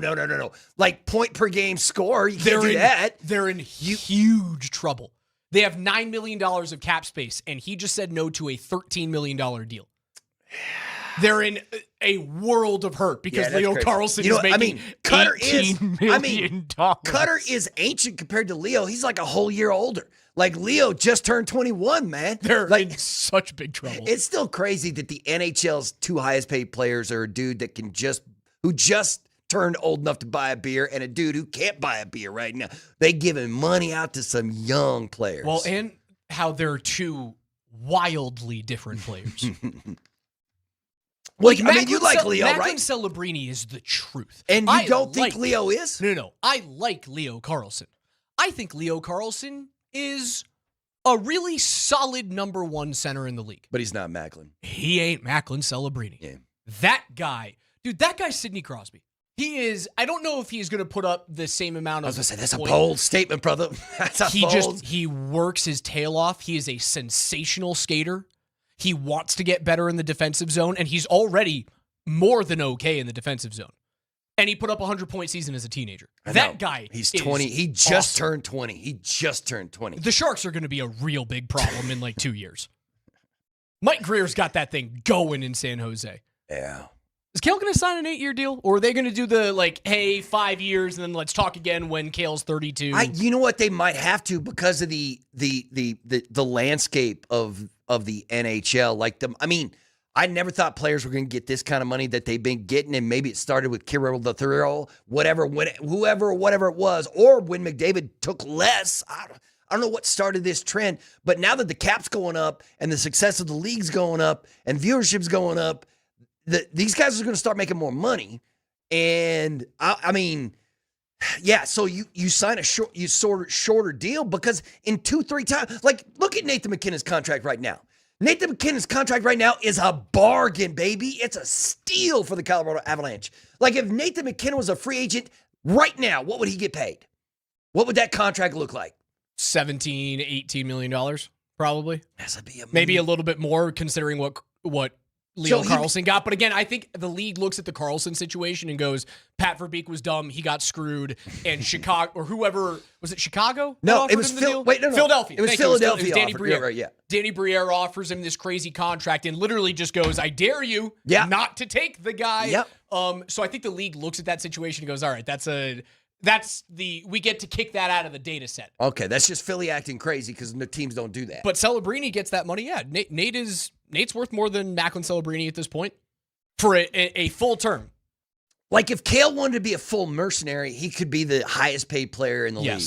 And Kale could go get 20 from someone. But that's not in his personality. But you still have to pay him what he's worth, man. Right, You got to and I pay think- the best defenseman of his generation what he's worth. Right, and I think what he's worth is 15% of the cap.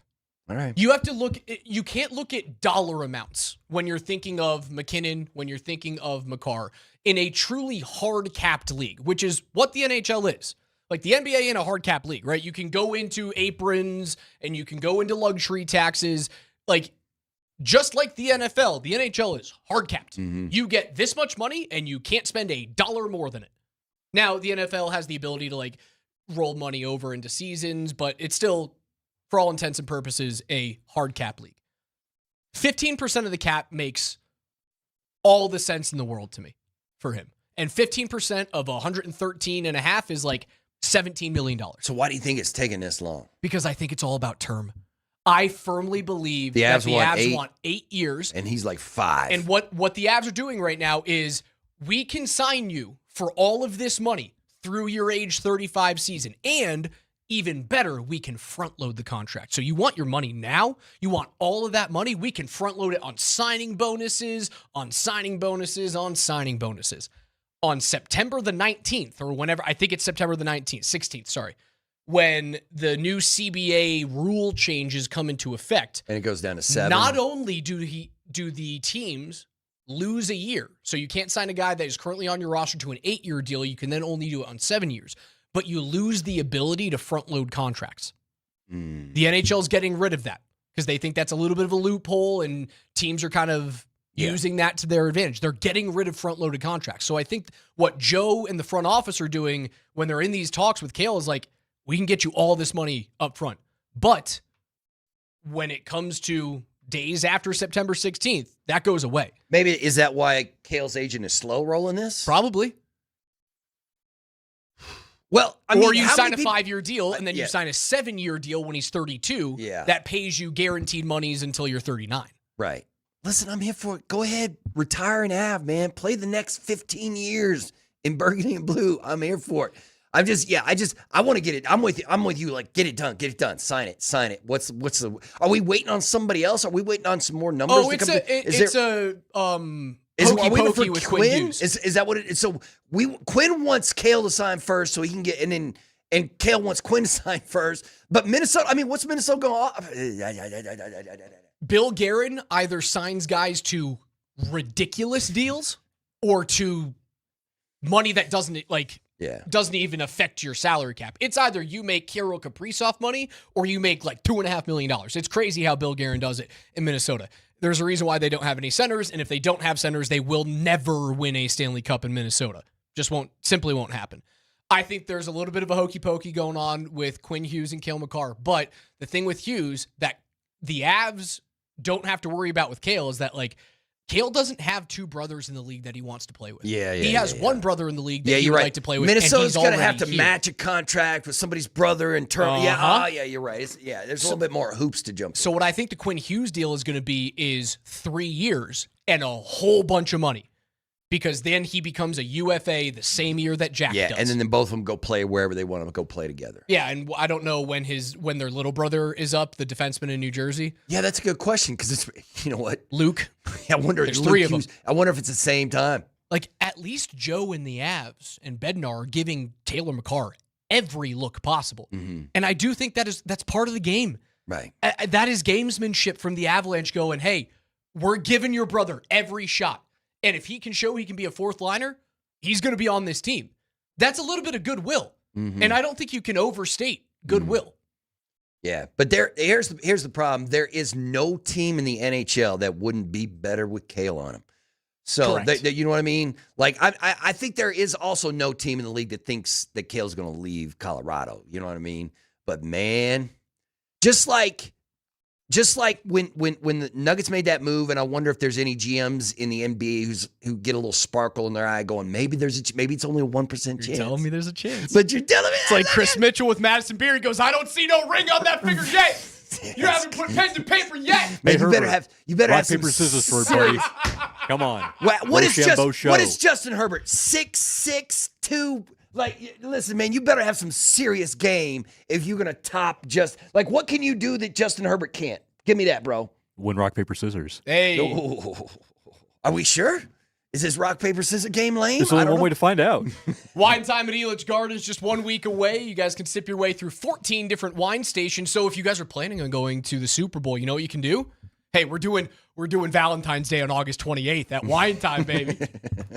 You can win team signed Nuggets, Avalanche, and Rapids jerseys. Get your tickets now at altitudesportsradio.com/wine. Wine Time is presented by the Halliburton Law Firm, Colorado's own personal injury and employment firm. Hour number 2 up on the other side. Chris Mitchell's NFL Notes at 11:15.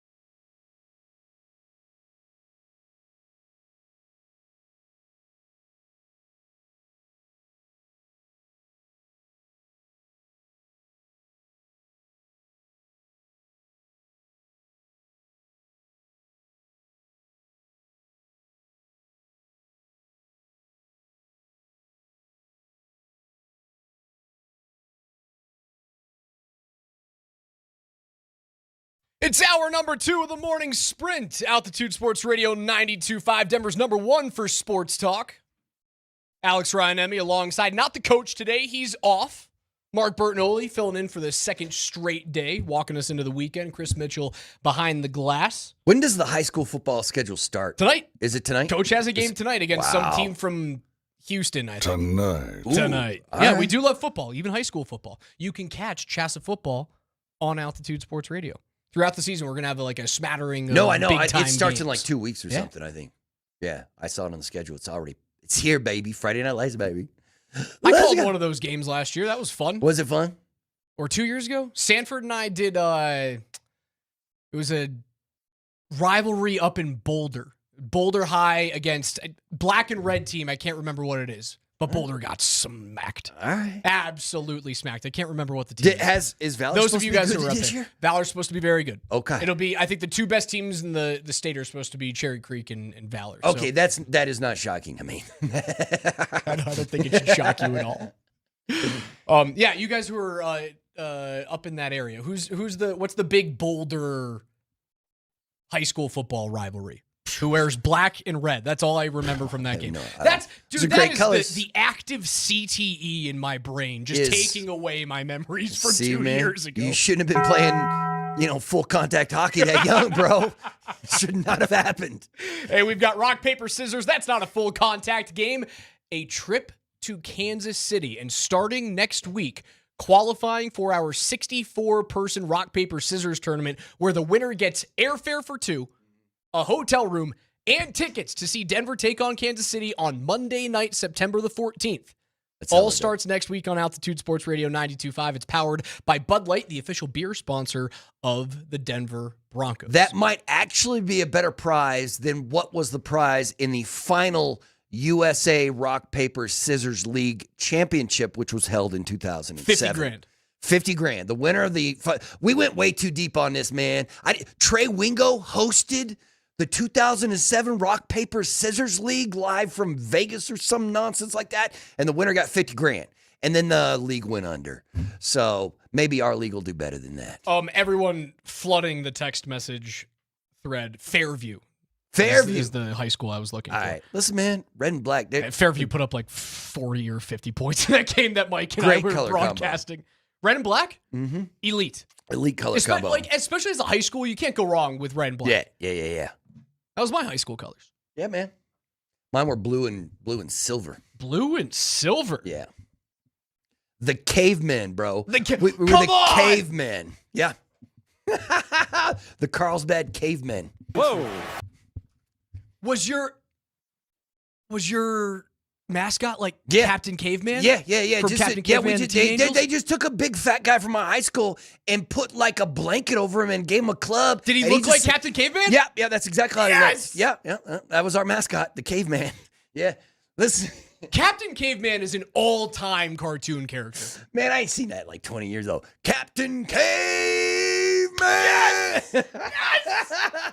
So happy you got it. Yeah, that's old school. The Caveman. That's an elite high school football mascot. Yeah, the caveman. I appreciate that out of you. Broncos and Packers tonight, 7 p.m. You can catch it on Channel 9 or on NFL Plus. How about we do this? What's up? Because I have obviously, I've the commissioner of the NHL has accused me of being negative. Did Gary Bettman say that about you? Yeah. You were there, brother. You were there. You were on the interview with me. You, me, Springer, Gary Bettman. When was this?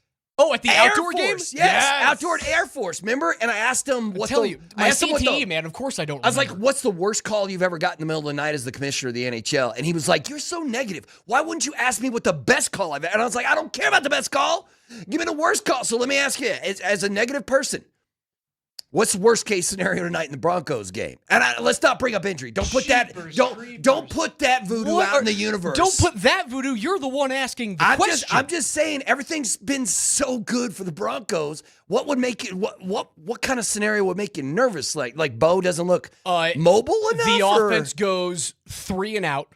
Like first play is half back up the gut, and RJ Harvey gets stuffed for a yard. and it's 2nd and 9, and then we And they're like, automatically "Bring the house." we automatically see Bo back up into the shotgun, and you've got 3 wide receivers and Evan Ingram out there, and Jonah Coleman off of his right hip, and they snap the ball, and Bo gets flushed out to his right side, and he has to throw the ball away, and then it's 3rd and 9, and then we get a 4 wide receiver or a 3 wide receiver set, and he has to dump it off to RJ Harvey, and 3rd and 9 turns into 4th and 6, and they punt. And then somehow Jordan Love walks all over the Broncos defense, and then the offense goes 3 and out again.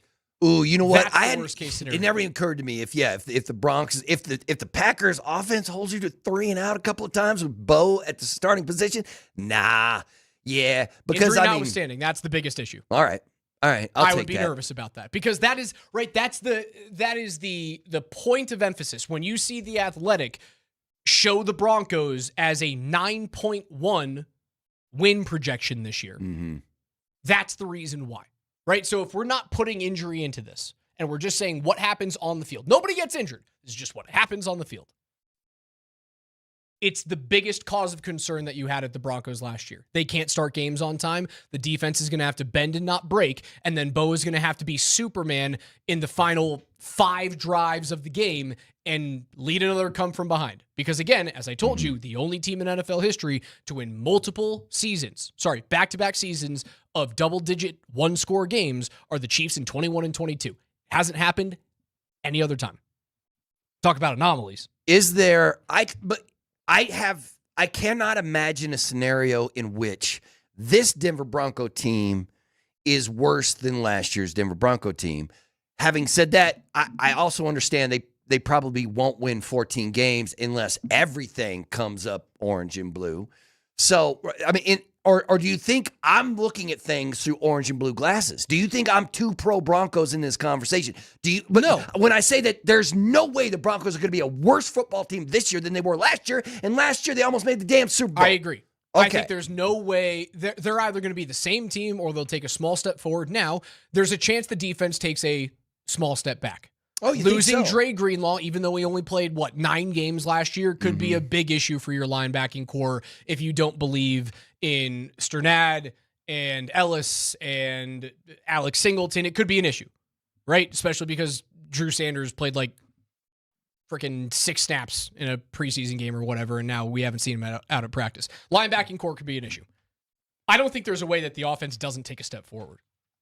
It's the same exact offensive group, except they added Jalen Waddle, right? The offense is going to be better. There's a chance the defense takes a small step back, but they're not going to be outside the top 7 as a defensive unit. Right. Then you know what? And so I don't care.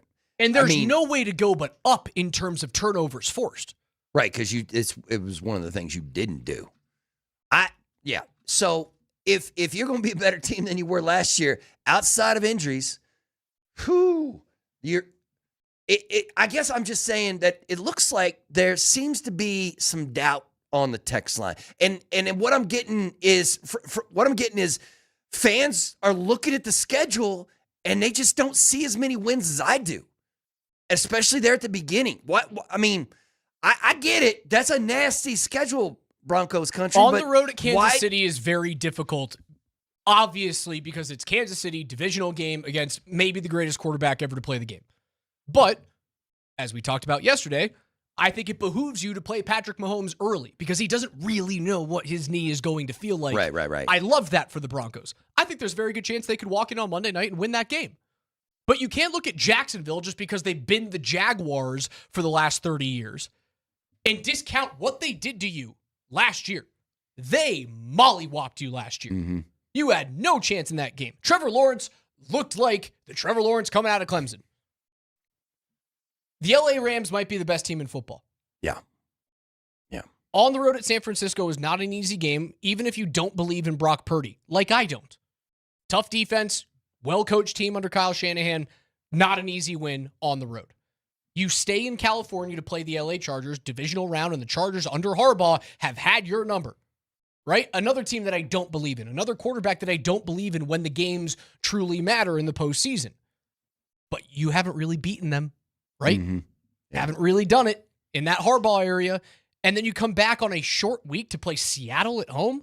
defending Super Bowl champions and maybe the best defense in the world. I can see why fans through 6 weeks go, I get 3-3 would be a then you gigantic go, win. Chump, kind of a chump. And chump. I missed the Jets in there. You guys are chumps. So, you know what I mean? I guess what's the margin of error? Like, how many mistakes can the Broncos go out there and afford during this regular season? How many ducks? Like, I feel like 2? the talent, what talent brings you is that margin of error where you can make a mistake and still rebound and still come back. So compared to the other teams here in this conference, what's that margin of error compared to the Rams or compared to the Chiefs or compared to the Patriots? Brother, you could go 2-4 in those first 6 weeks and still be fine. If you go 2-4, there's no way that Sean Payton is good with 2-4 and Davis Webb is still calling. No way. You'd still be fine. Knee-jerk reaction to a 2-4 start. You'd you still can't be tell fine. me that, right? You would still be fine.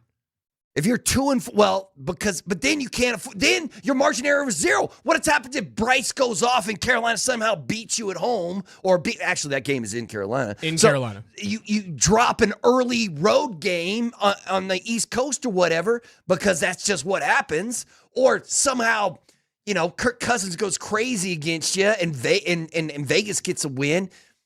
The margin of error, I think it's greater than what people think. Now, the NFL is obviously, man, because there's going to be some teams in the league, it happens every year, who we know are going to make the playoffs, and they don't.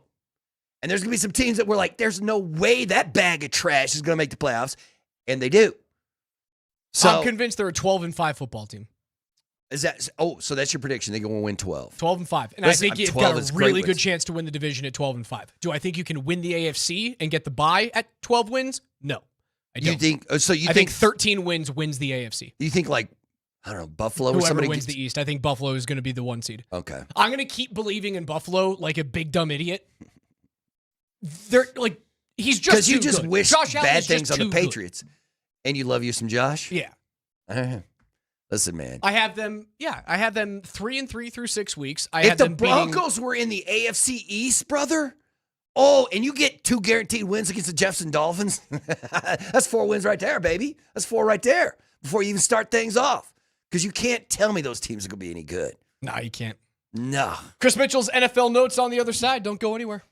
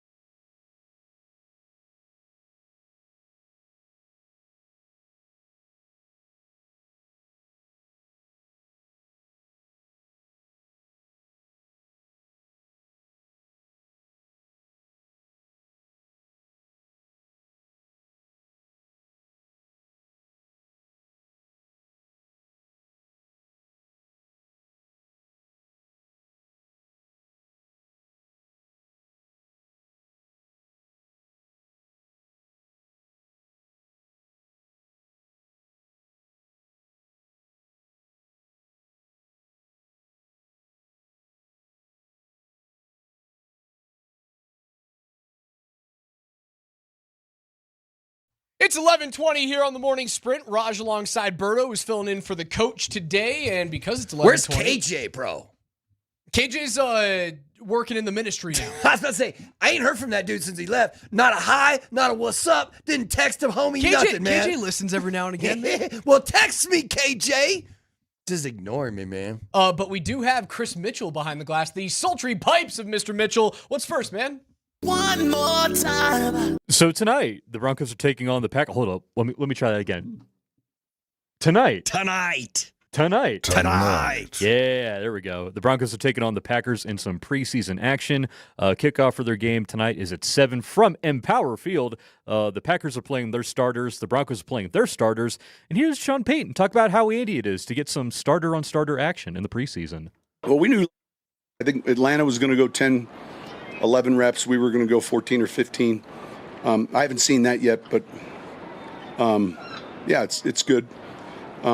Teams have different philosophies. We have a philosophy, and I'm sure Matt knows what he wants to get done, or what he's trying. You know, again, the number one goal is still evaluating the right 53. That I can't emphasize that enough, and so that's the importance of these additional reps and games.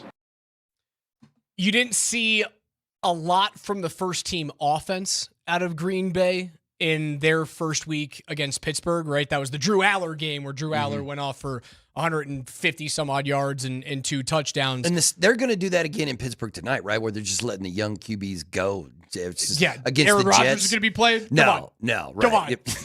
Yeah. You think Aaron Rodgers played the preseason? I would, you know what? If I'd tell him he's playing just to see the expression on his face before I was like, nah, I'm just kidding, bro. But just to be like, yeah, you're going tonight.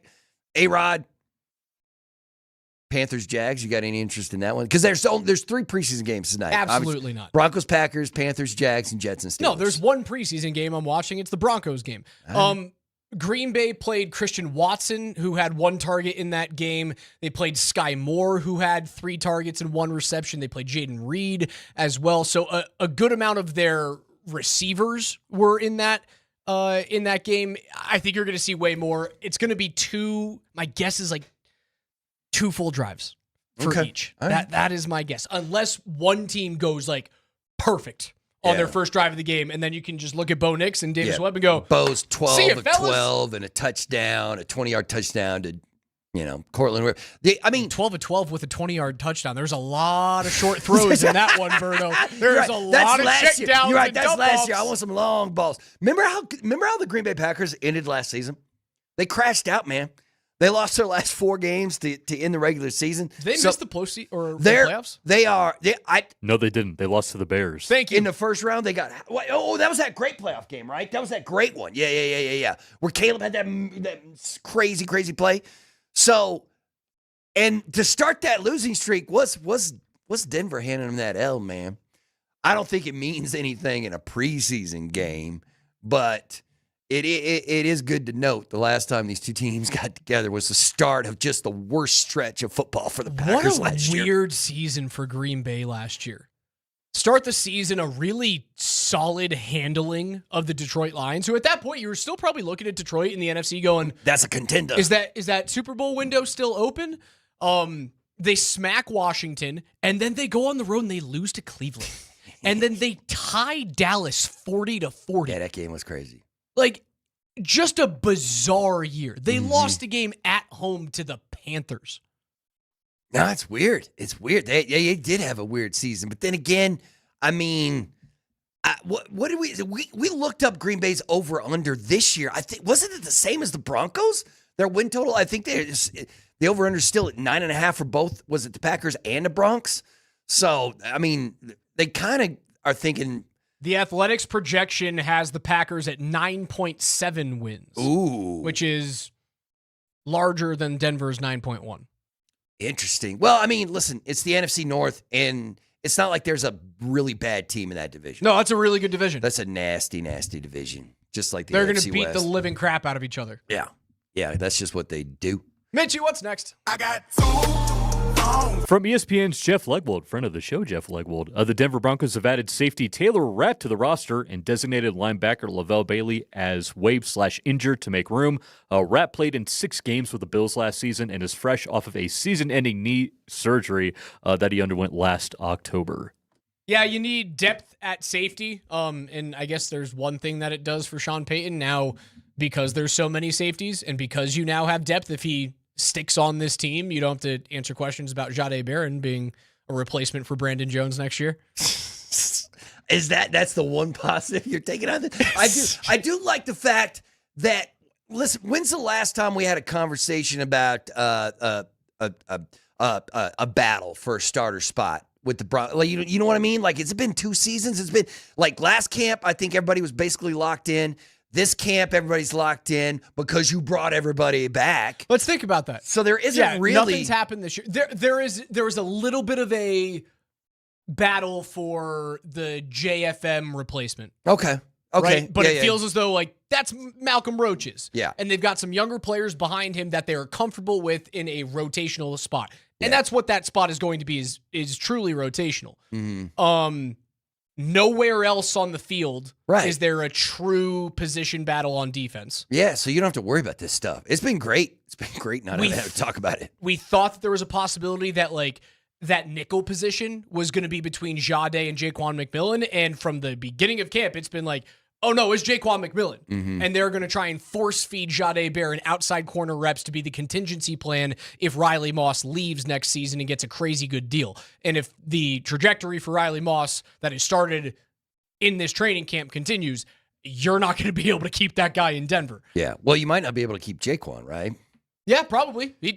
Coach Sanford thinks he's like a top 5 nickel in the world. Well, that's what they think. Who was it? Was it The Athletic? I think who, when they were doing a review of the Broncos, they were like, he is going to be the highest paid nickel corner in the NFL. And I saw the list, and they said he's going to blow that. Like, I think I'm trying to think who it is, but they're making like that 3-year, $30 million contract, and they're like, Jaquan's going to kill that contract.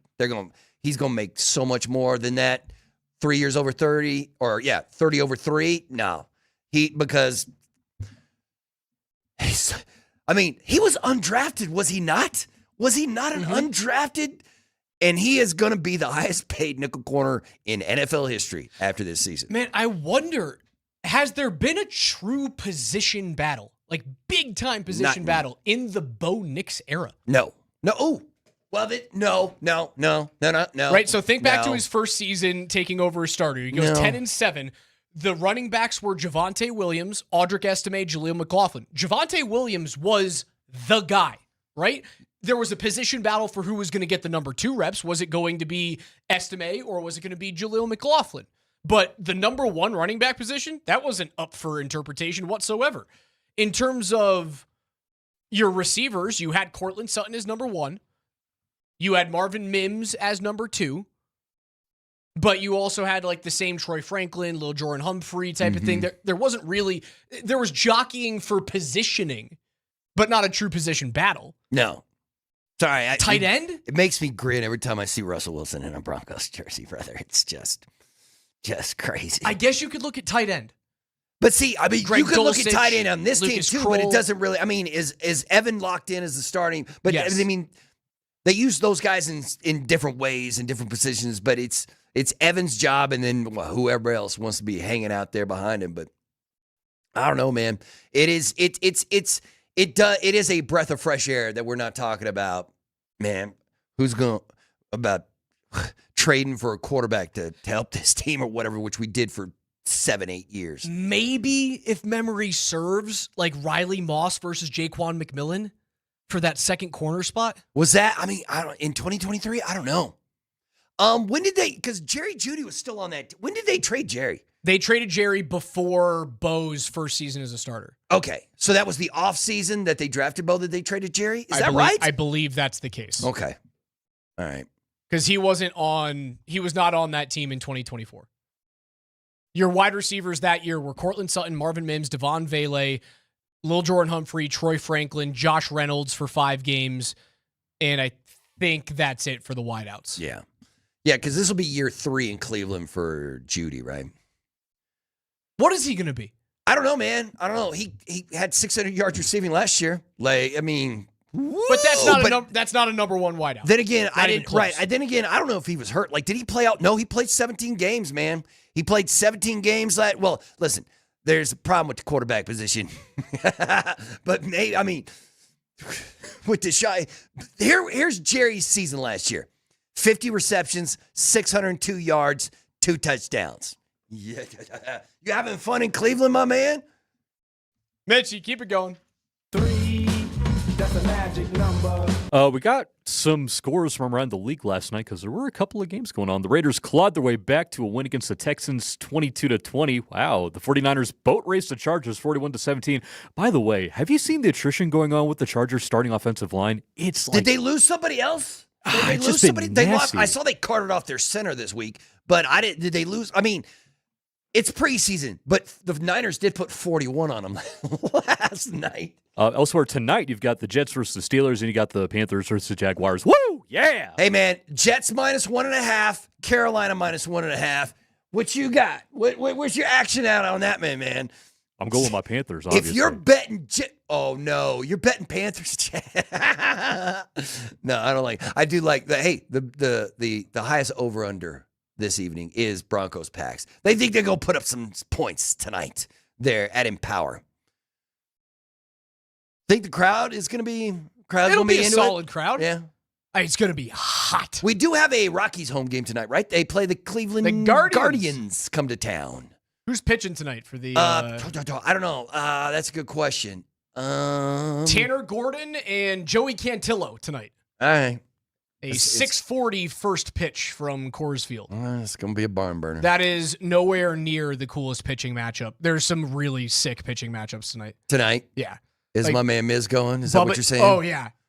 It's Miz versus Chris Sale. Yeah. Which is an unreal pitching matchup. Let's and go, then baby. Sonny Gray, and I know the team sucks, like the Giants are terrible, but Sonny Gray and Logan Webb is a really fun pitching matchup to watch. And then one of the late ones, Bubba Chandler on the road in Pirates LA and Dodgers, huh? against Yoshi Yamamoto. Okay. Yeah. I mean, the Dodgers, how many? They just took 3 straight against the Rocks, including that one that went extras. But I don't know how many they won because, I mean, they're sitting on 77 wins, but it's not like they've just been boat racing. No, Dave Roberts is pissed off at his team right now, which, you know what? I love. I hope you suck. Right. Well, I mean, listen, this whole offseason we're going to be talking about, like, this is your fault, LA. The reason we don't have baseball next year is your fault. Back to football, because Yep, it is my NFL bad. notes. Those 2 games from last night, the Niners put up a ridiculous amount of points on the Chargers. Mac Jones looked solid. Adrian Martinez, coming off of a really good look in week 1, looked like the Adrian Martinez that we knew in college, throwing 2 picks. Brock Purdy goes 4 of 6, 29 yards. How about your good friend Mac Jones?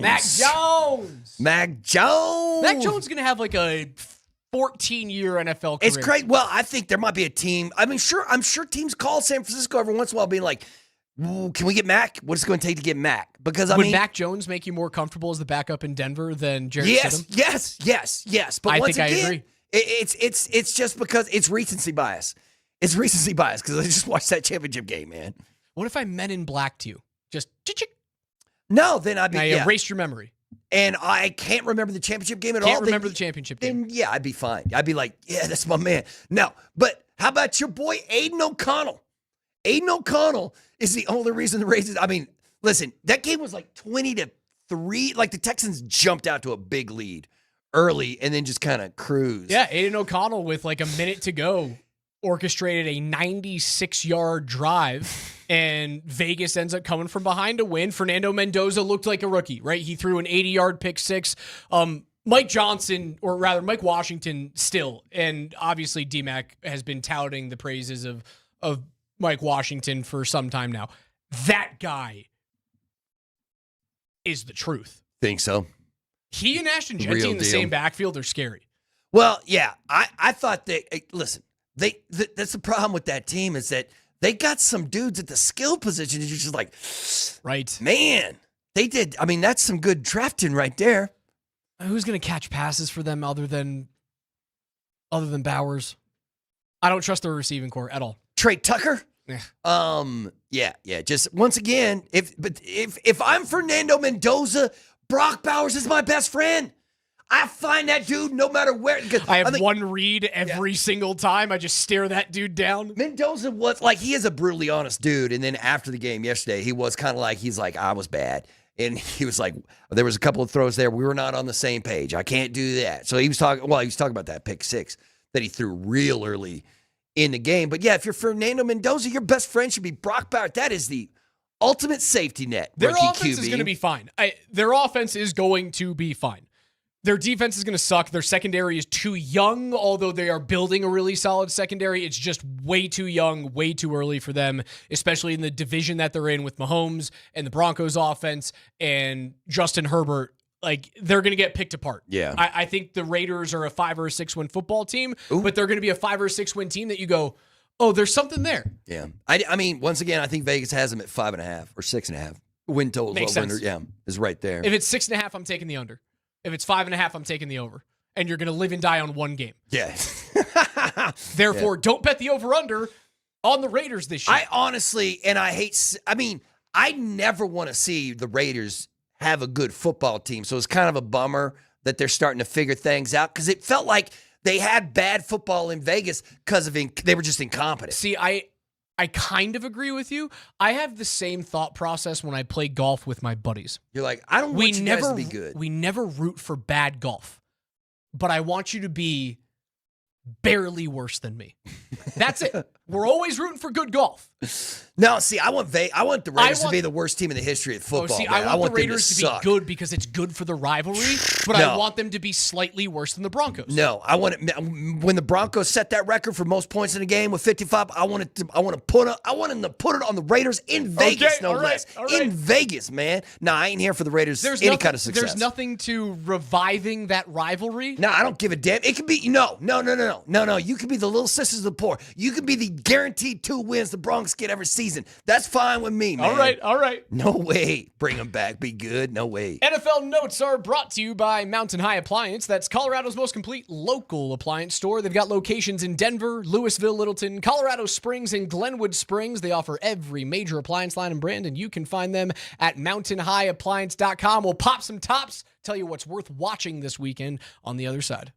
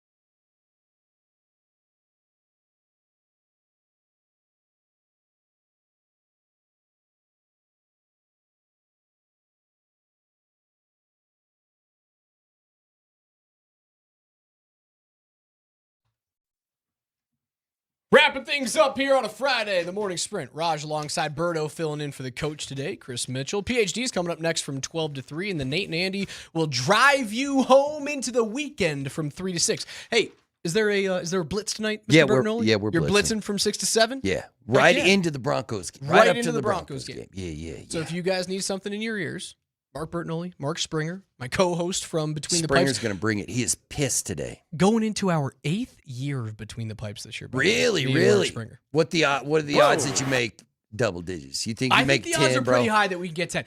If doing a show for 10 years. Do you remember the first one you did? The first game that we did. The first Between the Pipes. No, do you remember? I don't. I really wish I did. I could look back because I bet you there's some sort of I'm sure it's digital somewhere. archive somewhere. Yeah. I'm going to assume it was like a October or November Well, how were the game. Avs? Were the Avs good 8 years ago? I can't even remember. It was the first season after the 44-point year. Oh, so it okay. was. So they're about to be. It was real Sven Andrighetto, Cow Hearts, guts all over guts the all place, over the call place. from Moser, Yeah.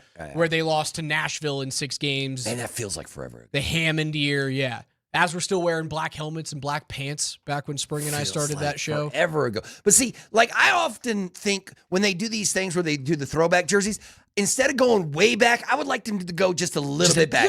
Like the Avs should wear throwback jerseys. Like they should wear the sweaters they wore in '96 for the first cup. Because you know what I mean? Like I would like to see it's kind of the same. No, it's basically the same thing. No, but they changed the color of the pants, the gloves, and the helmet. Yeah, but the actual cut of the jersey, it's the same jersey. But I see. Other than the foot logo, the old school, the Yeti logo. Yeah, I want the Heller logo. I want because the burgundy was a little bit more red than it was burgundy back then, and the blue was a little bit. You know what I'm talking? No, I mean it was very 90s. So I would like to see let's throw it back to the first time you won the cup in '96. Wear that for a weekend. The reason why I brought that up, the Islanders' new third jersey just came across my Twitter feed. Yeah, and the Islanders held a fan design contest for this jersey. A fan designed these things? It's fantastic. It's beautiful. Is it really? It's a navy jersey with their third logo that they hardly ever used in the 90s, and it's a lighthouse. Oh, yes, They're I'm seeing it right now. beautiful. You know what? That's a pretty dope. It's got the It's orange sick. and the dark and the light blue and the light. You know what? That lighthouse does look dope. And it got me thinking, the Avs are going to have at least 2 new jerseys this year. The Avs are? Yeah. Is that including the Nordique throwbacks? Are they wearing the Nordique throwbacks So again I don't this know year? if they're going to use the Nordique throwbacks again, but they have not ruled it out yet. So there's still a possibility they could use them. Now, they sucked in the Nordiques throwbacks last year. They were very bad. But we know that they're going to have a new jersey for the Winter Classic in Utah against Oh, that's right. I Mammoth. keep forgetting about the Winter Classic. So you're yes, they'll guaranteed get one to of have those. one. Yes. And then the NHL is doing something called the Hometown Remix, where all 32 teams will feature a brand new look this season with special edition uniforms that uniquely and authentically celebrate the fans, city, and local culture of the team. And the Avs are going to have, and this has been leaked, a white version of that jersey, according to this, whatever this new Hometown Remix jersey is going to be, is likely going to be white. Interesting. Because I did not know that either. I think it's going to be kind of sick. You know what I want to do? What? Remember those old burgundy Colorado jerseys that had Colorado across diagonally? diagonal. Yes, I remember those. I want to see those back. Well, those were the first thirds ever. Those I were think, right? sick. Well, those are the first third jerseys ever. Yeah, in the team's history. Yeah. And then they did the same version with like a blueberry blue, and it was I a remember disaster. that. I remember that one. I think that'd be sweet. But see, yeah.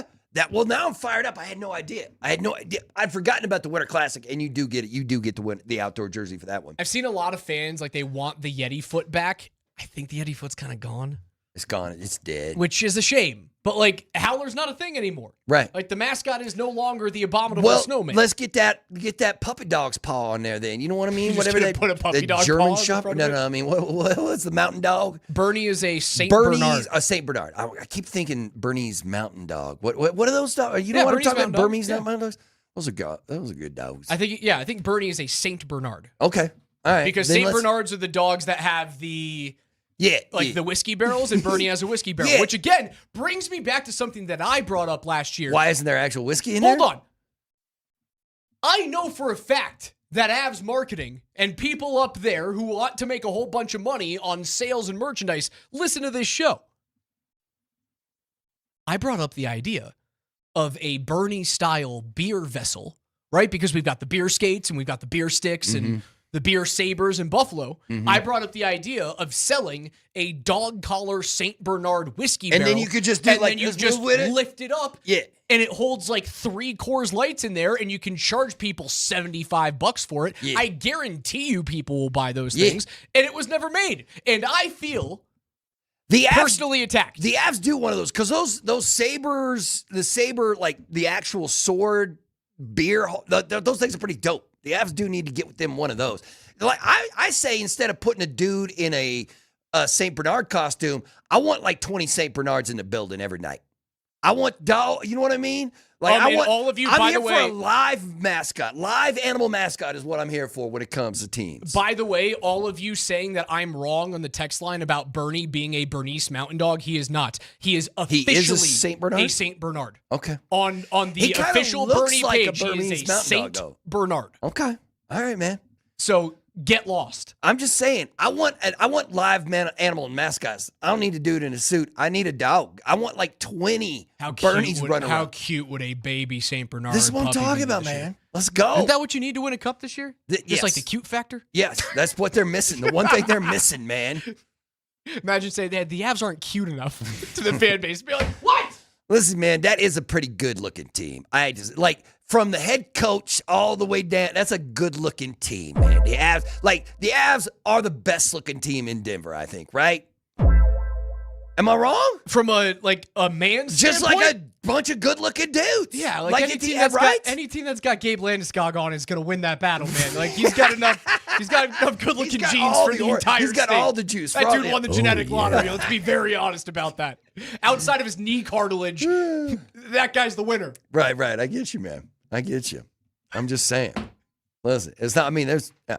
Everybody wants to bring back Haller, but you got to know the story about Haller. There's a reason why Haller isn't here anymore. He killed a guy. Oh, he didn't kill a guy. He killed a guy. He didn't kill a guy. No, he got into a physical altercation with a fan who had too many drinks. Oh, okay. And then Haller just ceased to exist the next day, and then for a few seasons after, he just went away. You know, there's somebody out there who's killed somebody wearing a mascot costume. I want to hear that story. I don't know why, but I don't know why that occurred to me suddenly. But that's exactly you don't need to give children like more the nightmares San Diego when it comes to chicken coming at you with a knife, or something like that. You know what I'm talking about?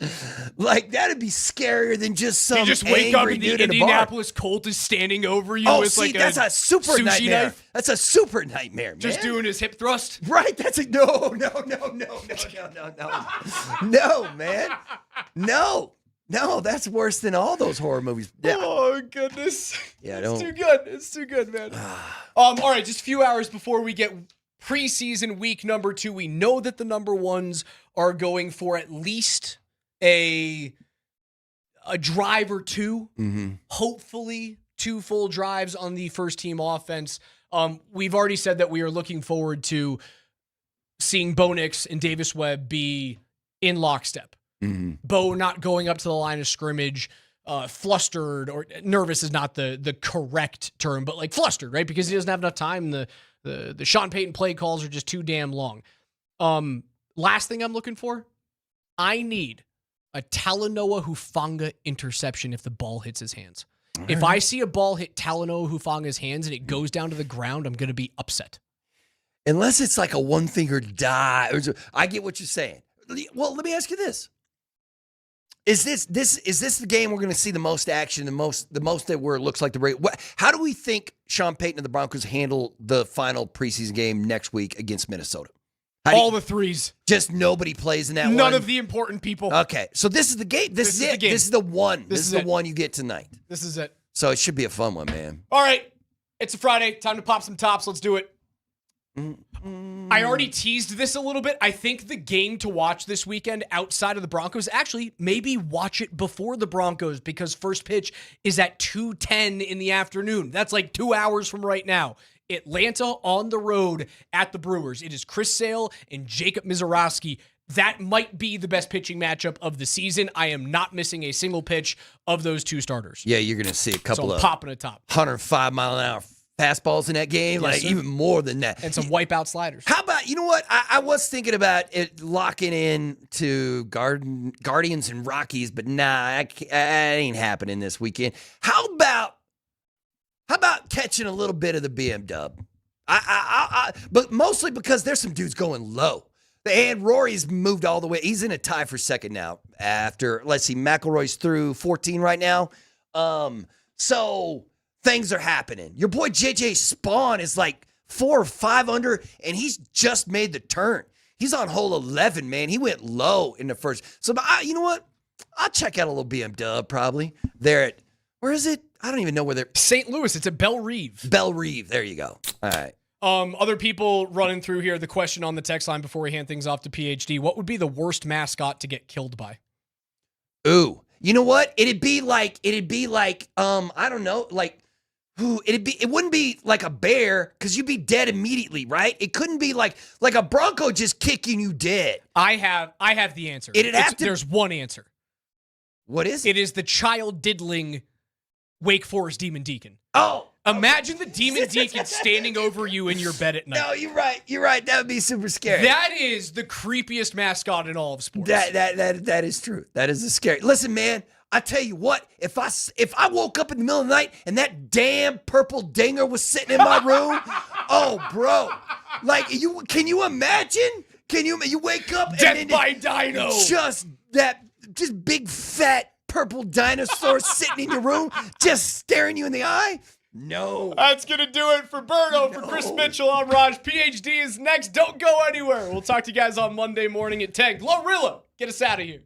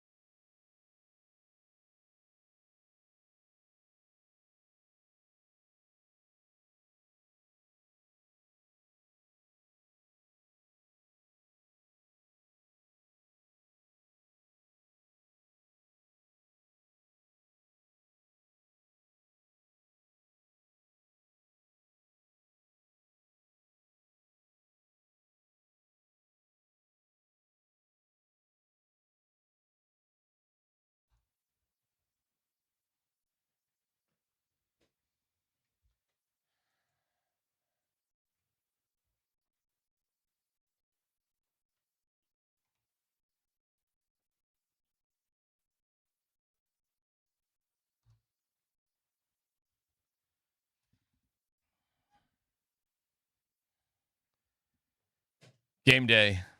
And boy, do I have Game day who? Do I have good news for you, Tyler. Is that right? Yep. I love starting out my Fridays with good news. You can go back to college and play another year of football, my friend. What is going on? I keep How about reading the that? headlines, but I'm not caught up to speed. What the heck is going on here? Hey, Dan, how much do you think Tyler would get for playing one more year at tackle in college? What do you think NIL wise Tyler could fetch? What's the minimum wage NIL? Minimum wage? About $100,000. Hundo? Like I get a hundo to play left tackle somewhere? No, well, I gotta make more than that. Yeah. All right, what do you I'm gotta just make? saying that might be the minimum What do you wage. gotta make? What do you gotta make? For 1 year? Well, you only got one more year left. But you get one more year. Apparently. Accordingly. Give me $500,000. $500,000? $500,000. All right. How long do you think it would take you to get in that kind of shape at age 41 to play for some sort of program? I'm in better shape than the majority of college football players. All right, let's start there. I'm telling you that right now. Let's start there. I mean, listen. But what program? I'm only about 15 pounds away from a functional playing weight. And it's just college. Yeah. We're not talking NFL. We're just talking college. Yeah, functional. Yeah, totally. 15 pounds. But you'd have to justify the $500,000 for NIL. You'd have to. I mean, a school would have to have that sort of budget. Do I have to quit my other jobs or not? Maybe not. Oh. Maybe not. Oh, I'd probably bump that down a bit then. Okay. I mean, I'm thinking I don't know what time practice is. See, you practice in the morning. They're now they're done. No, I'm not a practice guy. Okay, we're just gonna do it. Evan Mathis, we're just gonna show up on Saturdays. I mean, I might show up for a walkthrough maybe on Fridays. I might helicopter in from Denver up to Boulder like LeBron. I'll hang out for the majority of practice. All right, okay. If I get there a little bit late, I do. Whatever. Yeah. I mean, you'd have to sign up. Well, actually, as a graduate student, because you actually do have your degree, you'd only have to take a graduate class, and it could be online, like Joe Burrow. Perfect. So you just Joe never stepped foot in a classroom, but he was I wouldn't mind starting on my MBA anyways. Okay, all right. There's some function there. Plus, that's free anyways. They'll take care of that. Yeah. No, it's a pretty crazy. Diego Pavia could go back to college. I'm honestly being serious. When I started this, I'm not caught up to speed on what the heck's going on here. All right. What is the deal? They're the deal. Yeah, Dan, you might have to help me with some of these facts, but more or less, I think there's a lawsuit going on that 15, 16 players are filing so that they can go back to college because they're just washing out on the professional level. But it's more or less going with this concept of you get 5 years. You get five years of play. 5 years to play 5. Yeah, but this is well, that's what they're changing it to. Right. Whereas it used to be 5 years to play 4. Right. Now you got 5 years to play 5. Forget the redshirt thing. You just got 5 years to play 5. But that doesn't mean 5 consecutive years. That just means 5 years. So you've had. But I did 5 years. You've done 5 years. But I didn't play 5 years. Okay. No, because you redshirted. Right. Oh no, so you haven't used it then. So I got 1 year left. Yeah. They don't count the red shirt against you. Got it. No, and there's talk that they're not even going to count junior college against some guys. Yeah, but you can't re-enter the draft in the NFL. It's not like other sports. I don't know. I don't know what that is. I don't know what the rules are. It's not like other sports where you could re-enter. I guess you just have to be a free agent. I guess you'd have to. But they don't allow guys to come in out of college to be free agents. They don't allow that. That's why the draft exists. I don't know. I don't know what all the sticky rules are. Hey, you go play in Canada. You go play in the UFL. Whatever. Okay. I mean, you're gonna is an NFL team gonna sign you up? Look, I don't know. I don't know all the technicalities of this, but it seems like there's some things that need to get ironed out here. I was listening. Dan sent a great clip of Florio and Chris Sims, your buddy. What Florio is more or less saying is up yours, NCAA. You want to create all these cockamamie rules in the first place. Chickens are coming home to roost. Yeah. NIL, okay, it's not great, but guess what? Here it comes.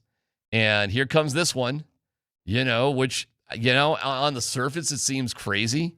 Let's just talk about Diego Pavia very specifically. You came in second place. Well, he literally doesn't have a job. Correct. So for him, it would be like the best thing ever. Do you think Diego Pavia could make $1 million playing another year of college football somewhere. Yeah, no question. I do too, right? He make way more than that. All right, so where else is he going to make right now $1 million for playing football? No, of course he would go back. Nowhere else. So why not? He wasn't drafted in the first place. He doesn't have a job. He doesn't have a job. Why couldn't he come back and play another year of college football? Okay, back up. This is a lawsuit or this is happening? Dan, help me out here. Help me out with what the specifics are. Because this is getting real confusing for me because this does not feel like this has actually been ironed out. All right, Dan's grabbing the Florio thing. I think the concept is hysterical. You know, most of the players aren't going to be all that great, by the way, obviously. Oh, the only guys that would do it are guys that aren't going to make the team. Yeah, but I'm just laughing that you I saw some report that a bunch of players were trying to request getting released ahead of time because they were trying to get back to school. All right, so I'm reading here. It is a court battle. The NCAA won an important battle Friday. Oh. And the ongoing legal war to determine who should be able to play college sports in the upcoming season. So did you just make up a bunch of stuff? No. This was all going on. This is the latest story that just came out actually a few minutes ago. It came out like 8 minutes ago. The 10th Circuit Court of Appeals granted the NCAA a stay just a few minutes ago in an order that reverses the federal judge's decision that previously opened door for all athletes. So there was a decision saying this could happen, and now they lost that decision on appeal just coming out here shortly. Open doors for all athletes who started college in the 2022-23 academic year and played for 4 consecutive seasons to return for a 5th season. Oh, see, you're out of luck. It's only man. It's only for kids that started in 2022. Bummer. NCAA chief legal officer sent a letter to schools Friday afternoon saying the association's eligibility rules were back in effect. So the NCAA has won this one. Well, we'll see where it goes from here, right? We'll see where it goes from here. This is I mean, where are we going here? Are we going to the Supreme Court on this? Yeah, Dan, what do you got?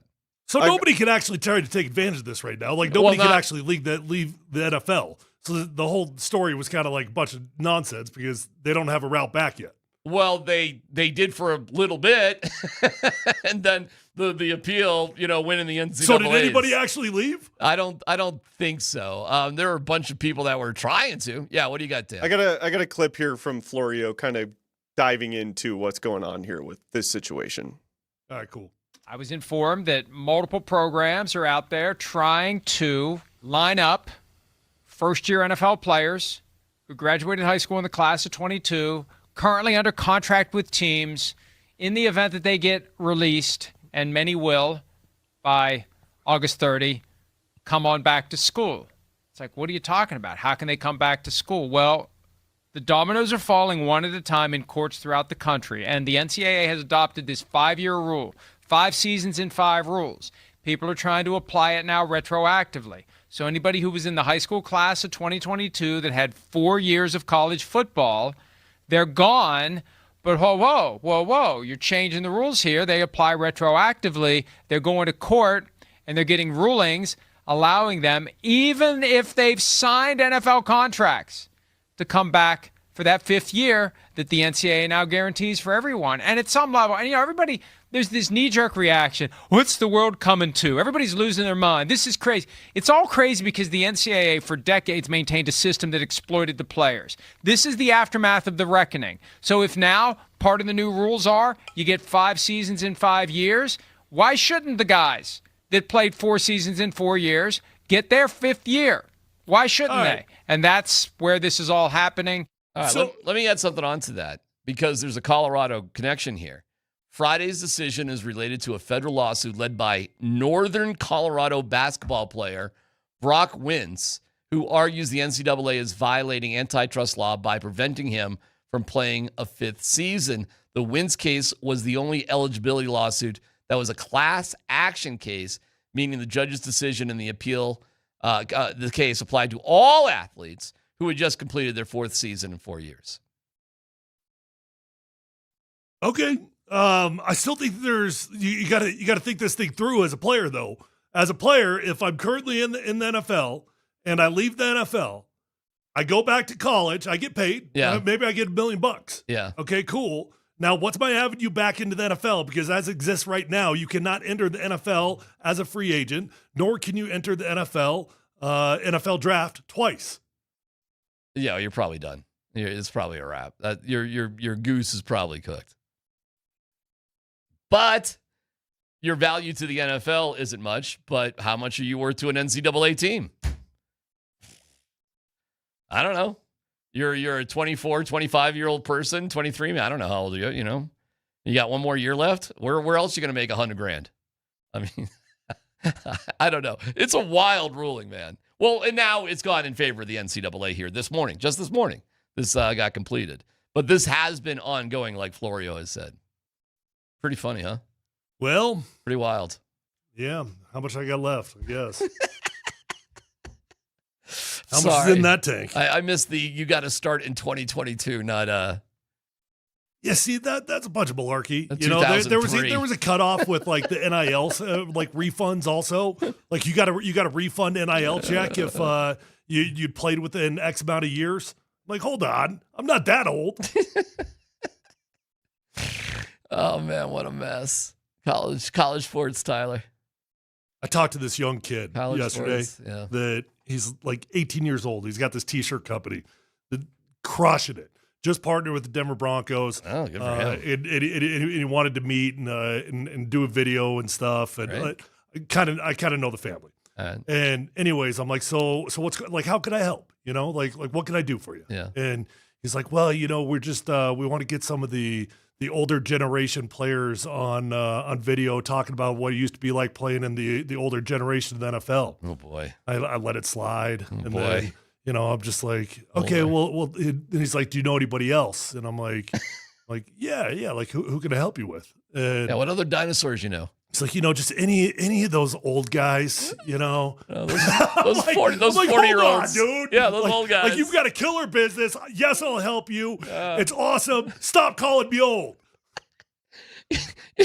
Those decrepit men that are like 41 years old. You know any of those guys? Anybody who's had a 20th high school reunion, Tyler. That's it. That's where the bar is for old people. That's hysterical. All right, and with that, we open things up. We'll get you set for the Broncos-Packers. I did find a funny thing about the Packers. I got one little funny statoid on a game that doesn't matter necessarily all that much, but we'll dig into it as we go. We're going to have our guy Parker Gabriel help set up the table for us after 1 o'clock. Then we'll have a Green Bay muggle on. Like, what's going on there? How they doing? What's the Packers all about? They had a pretty miserable first game against the Steelers. They're doing back-to-back roadies for the preseason. I'm not sure how you feel about, going on the road twice in preseason in a row, but that's their situation. And it is going to be, if you're headed down to the stadium, woo boy, it's going to be warm. A warm night tonight. But hey, heads up, downtown will be rocking. You got the Broncos playing, the Rockies are playing Cleveland. It'll be a fun night one way or the other, and we're fired up to talk to you about it right here on 92.5.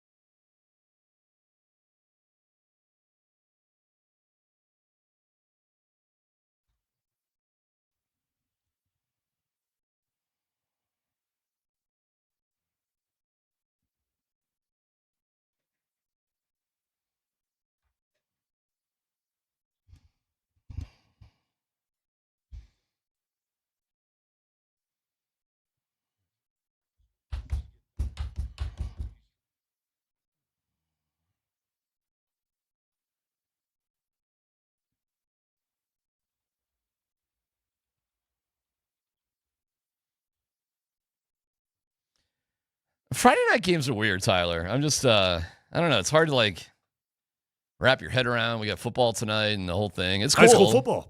Yeah. Oh, well, and on that note, by the way, if you've been following Starts along, tonight. Unfortunately, our guy, Mike Sanford, and his little guy, Gunner, had a terrible accident. I understand from Mike, surgeries went well for Gunner. With his Hey, wrist. stop talking somber. Mike's proud of the dude. Like it was a big deal for sure. But Mike's like bragging on his guy. He's bragging on his guy. They got both wrists broken. I'm just saying, it sounds like there's good news and everything went well, and we're thinking about him and Gunner and the whole thing. So, but I am thinking about Mike because he's got a game tonight. They're opening up with some team from Texas or something. And yeah, here we go, week 0, right, for most of the high school football teams. And that's what Friday night should be all about. I mean, it's weird. This Friday night. And all 3 of the Broncos preseason games are Friday nights? Odd. I don't really recall that happening in the past. But all right, here we go. We got some action tonight. We want to thank the Ramos Law Firm for their support of Altitude Sports Radio's training camp coverage this year. Car accident, you need Ramos Law, medical doctor and attorney. Visit ramoslaw.com. Camp may be over, but our Broncos coverage is just getting started all season long. From every practice to every game and everything in between, nobody covers the Broncos like Altitude Sports Radio 92.5, and we'll be out there tonight to do just that. Beautiful night.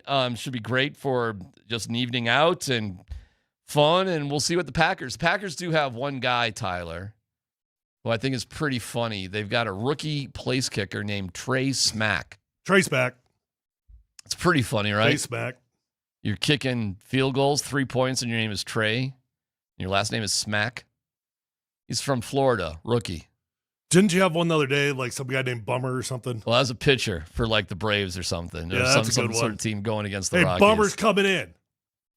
Yeah, I'm just looking for my guy, Joe. Bummer's coming to save the day. Yeah, exactly.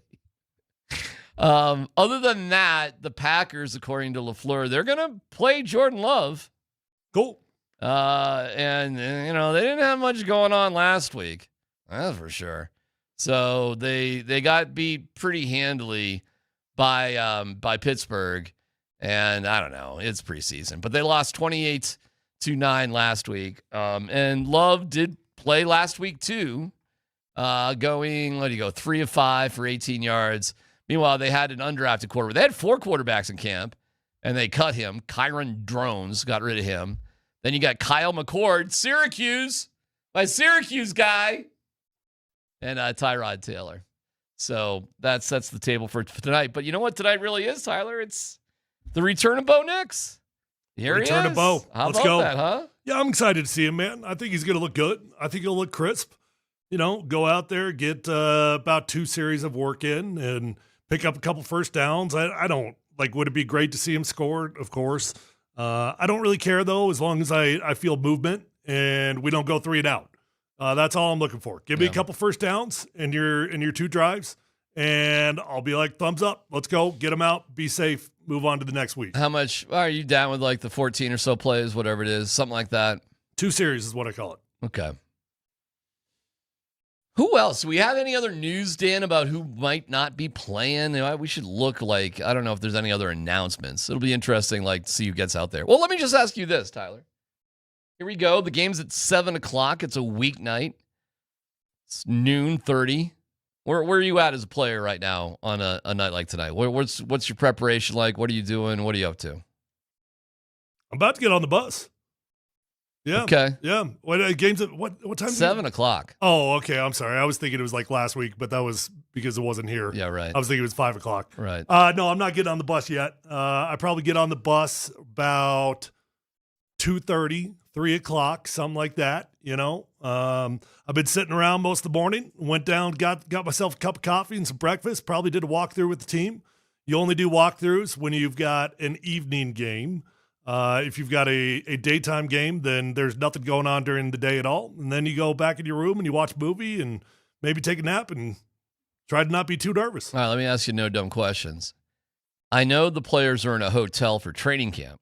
Yes, they're in a hotel. When training camp officially ended on Wednesday. Mm-hmm. No, it didn't. You keep saying that.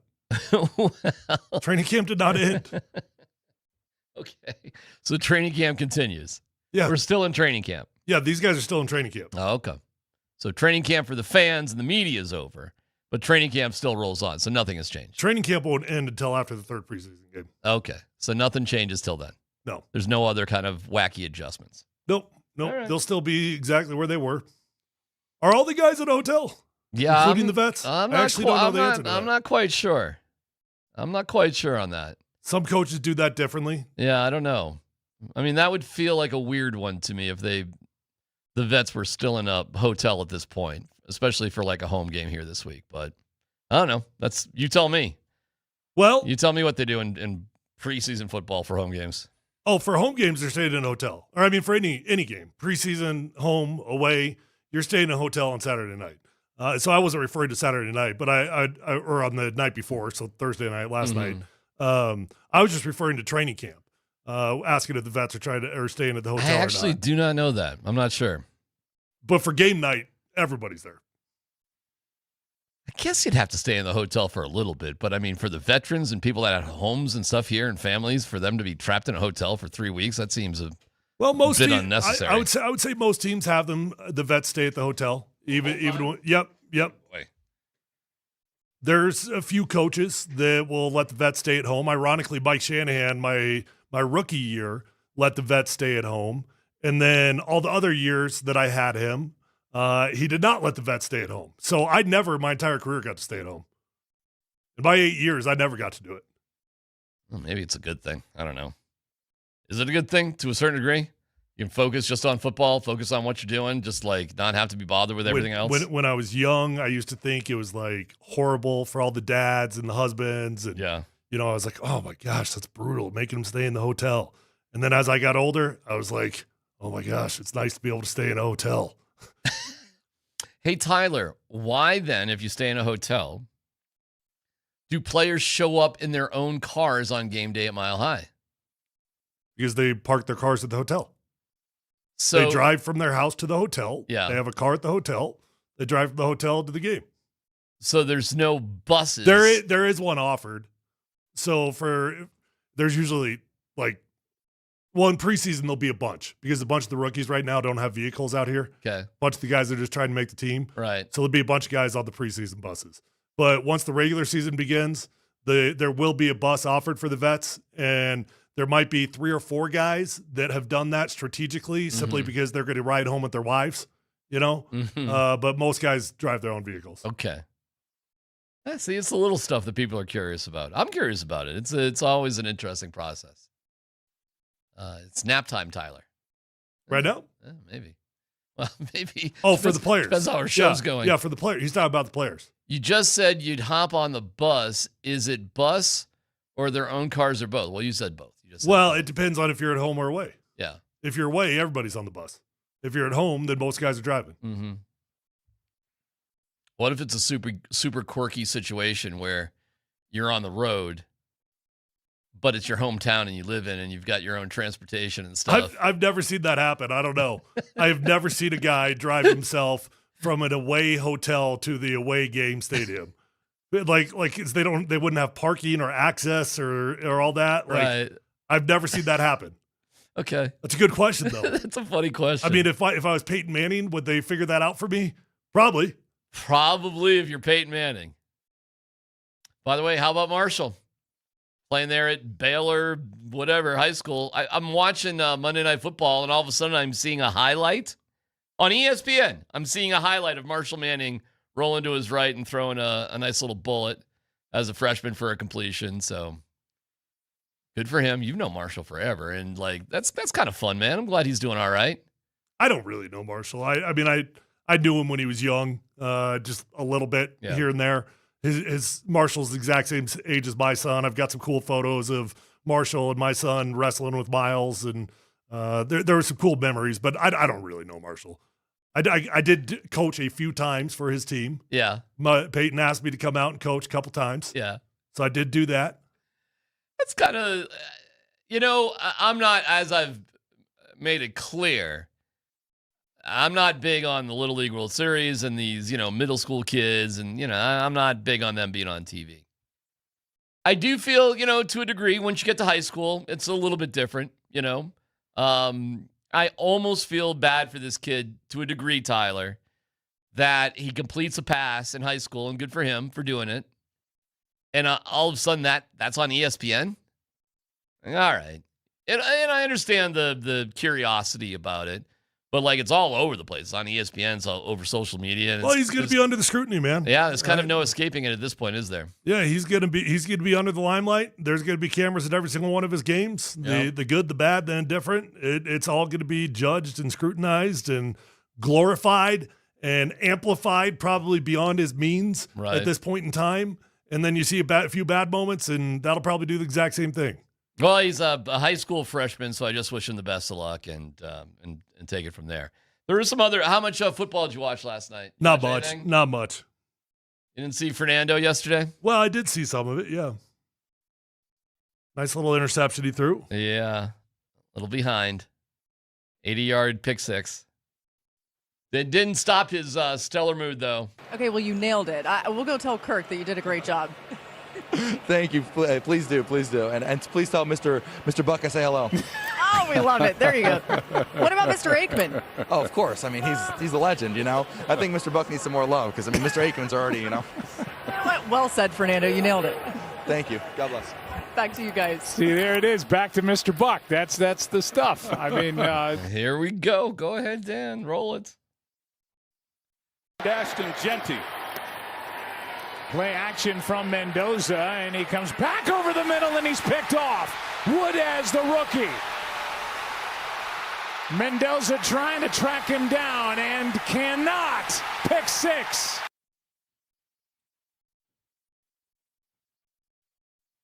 Fernando.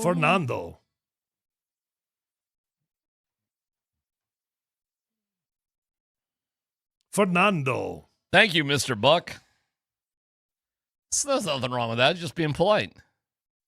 By the way, I am finding it hysterical that Brett Kane hates Fernando Mendoza. Why? I don't know. He does kind of bother me. Fernando Mendoza bothers you? Yeah, a little bit. Or Brett Kane bothers you? Well, that too. More Fernando? More Brett, but yeah. Why does Fernando Mendoza bother you? He's just like a... He's a glorified, amplified Kirk Cousins. Okay. Well, you're friends with Kirk. Yeah, I am. Are you not? I am. Very good friends. Okay. Yeah. But he's a glorified, amplified version of it. Kirk's at my max. He's at the max that you could kind of put up with. Okay. Okay. And then Fernando comes around and he just takes that times 10 or 100. All right. I see what you're saying. God, I kind of like the guy. I don't know, man. Awkward. That is an awkward dude, man. What? Do you think this sounds awkward? Okay, well, you nailed it. We'll go tell Kirk that you did a great job. Thank you. Please do. And please tell Mr. Buck I say hello. Oh, we love it. What do you mean that sounds awkward? How does that sound awkward? I don't know. I can't figure it out. Anyways, 8 of 15, 86 yards, a pick, no TDs, sacked one time. Fernando. Meanwhile, Mike Washington. Hey, I'm not saying bad things about Jonah Coleman. I'm sure he's going to be fine, going to be great. But I think Mike Washington could be a pretty damn good player for them, too. It's 9 for 56, 6.2 per, and looked pretty good while doing it. Caught 2 passes for 18 yards. Okay. They got Ashton Genty, and they got Brock Bowers.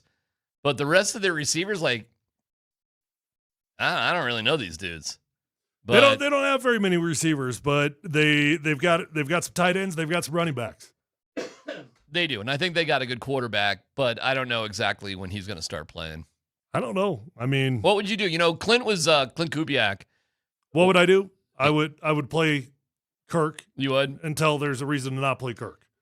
Clint has not been that declarative yet. He is not. Not yet. What do you mean? He declared Kirk Cousins as starter. Yes, he did. Asked about it after the game last night. Kept an open door to it. Well, he changed something if he did that, because about a week ago he declared Kirk Cousins a starter. Well, I don't know said why. The conversation's over. Kirk is our starter. I do not know why he was. So he opened that back up. I can't tell. Yeah, we got another week, and Clint Kubiak not ready to name a starting quarterback. Here's the ESPN article. Wow. The quote is, "We got another week. I don't want anyone to be comfortable in their job. It should always be that way for all positions, so let's keep going." Wow. That's kind of a total reversal of what he previously said, but okay. I kind of get it, though, because when you see what Mendoza's doing, there is a moment of like, what are we waiting for here? Oh, no. If you felt like you were competing as a team, maybe there'd be a rush, but you're not competing as a team. Don't rush that young man.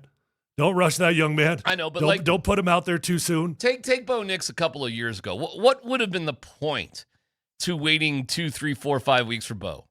A couple years ago. Well, Bo didn't have the luxury that Fernando has. What do you mean? Why? He didn't have a Kirk Cousins. Geez, who was here when Bo was here? We didn't have a vet here at all? Not like Kirk. We had Stidham. Stiddy was here. Not like Kirk. No. Okay. I don't know. I mean, at some point during training camp a couple years ago, I remember it was just like, okay, this is silly. Stiddy and Zach Wilson, Bo's rookie year. So we had two guys who both had. Well, Zach Wilson had a No. lot of starts in the NFL. DMac, there's a huge difference between Kirk Cousins and those guys. I understand, but it's not like both the guys in front of you hadn't had NFL starts. Yeah, but they're not guys that you would sit and learn from. I'm fine with what happened, and I would understand if Fernando goes first. How much learn is he going to do from the bench? By the way, interesting game. They kind of got in a hole early. They came back and won the game. It had nothing to do with Mendoza. And the preseason, what are you going to take from this? But aren't you going to learn more by playing? Probably, but you can also get spooked playing. You can also go out there too soon and you can have a bunch of bad habits that takes you years to overcome. You can also go out there too soon and lose confidence in yourself. So there, in my world, there is never a time where it is better to rush a young player on a field than it is to let him marinate. You know, the Broncos do not play the Raiders until November 22nd, late. And then they take them on again December 20th. November 22nd, who's the starting quarterback for the Raiders when the Broncos play him for the first time? Probably Fernando. Yeah. 1, 2, 3, 4, 5, 6, Kirk 7, probably 8, gets him through 5 or 6 games. 9, 10. So the Broncos will be their 11th game of this year. Yeah, I would say Kirk goes about 5 or 6 games. Well, 5 games would put them against But of course, if they're playing well, then he'd play the whole season. Well, that seems silly, doesn't it? No, hell no. You draft a quarterback 1-1 overall. You're the Raiders. You're playing Kirk Cousins the whole year? If you're having a good year. I kind of don't care what you're doing. The future is with this guy Mendoza. On. A redshirt year for Fernando? It's always about this year. Okay. Well, I bet you we see Fernando sooner than later. I'm not predicting that. I thought, listen, he looked to me when I was watching him last night, I was like, what is the point of waiting? Like, go ahead and get it going. I got you. Kirk's there. Kirk's different. But you do have this crazy commitment to this dude.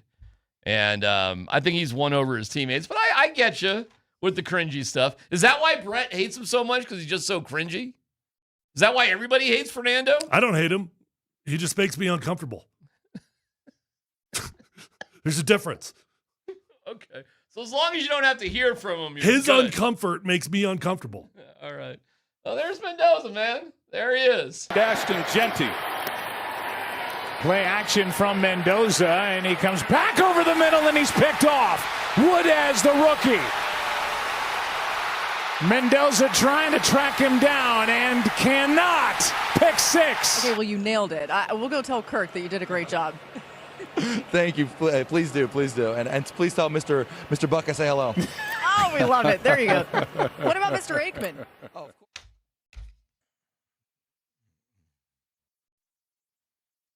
I can't stand the fact that I like not only him, but I like that guy. I like Mike Washington. You know, liking dudes on the Raiders and the Dodgers is like the worst thing in the world. But here I am. Hey, the Altitude Sports Radio app is powered by the Wilhite Law Firm. Injury lawyers, go to WilhiteWins.com. That's WilhiteWins.com. We know there's Broncos and Nuggets and Avalanche and Rockies and Rapids and Mammoth fans all over the world. By the way, we have Arsenal in action at McGregor Square watch party going down in just, 15 minutes. We're doing watch parties for Arsenal now here in Denver, Nice. Colorado.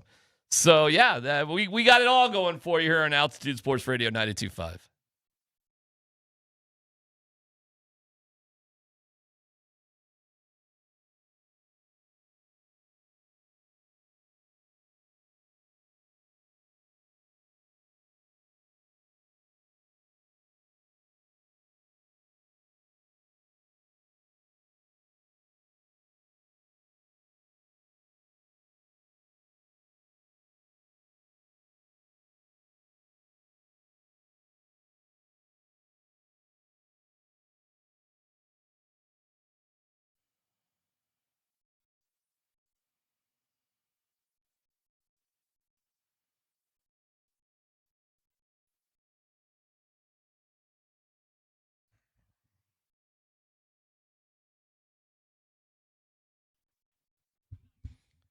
It's DMac for the Rocky Mountain Men's Clinic. Erectile dysfunction can affect far more than your sex life. Put a strain on relationships, impact your confidence, and leave you feeling frustrated, anxious, embarrassed, all that sort of stuff. Well, the Rocky Mountain Men's Clinic specializes in helping men overcome sexual health concerns with personalized treatment plans designed around your individual needs. The truth? Many men live with ED for years before seeking help. So if this is you, don't worry, you're not alone. For most men, effective treatment is available. That's why choosing an experienced provider matters. Better medicine leads to better outcomes.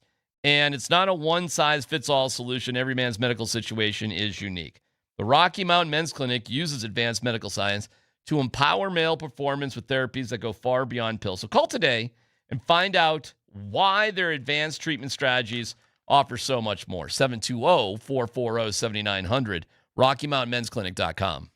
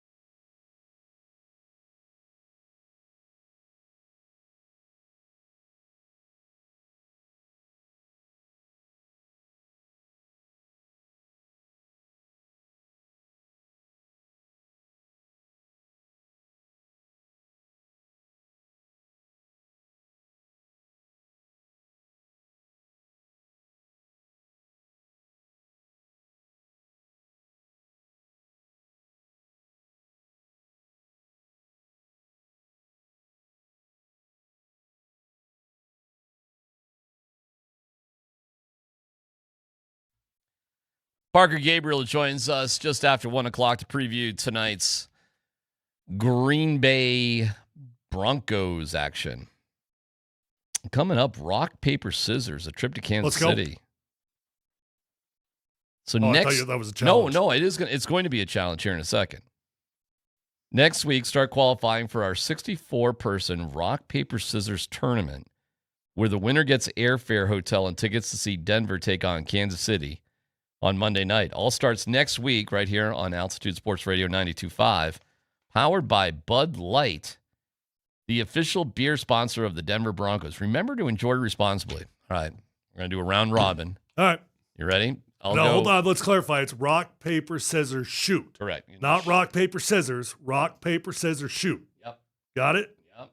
I already know what you're going to do. All right, you ready? Yep.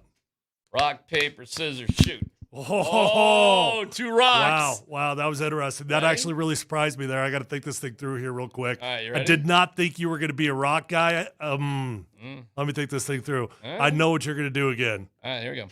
Rock, paper, scissors, shoot. Knew it. I knew it. I knew it. I knew you were going to double down on the rock. I even told you were going to do it again. It was a mind trick. I told you were going to do it again, and you did exactly what I told you would do again. All right, Dan, you ready? Dan, you ready? Is this the losers bracket? Is that what's going on here? Why you making Dan go against you? Yeah, that's a fair point. So Dan gets a bye? So you're just saying Dan gets a bye? Oh, he's in the tournament? Well, okay. Of the three of us. Go ahead. Yeah, well, technically, yeah. Let's go. What was that? Ready? Rock, paper, scissors, shoot. He did it again. Rock. 3 rocks in a row. Right. I'm an idiot. All right, Dan, now you go against Tyler. All right, Tyler, you ready? Hold on, let me think this thing through. I got it. You have to think about it. Yeah.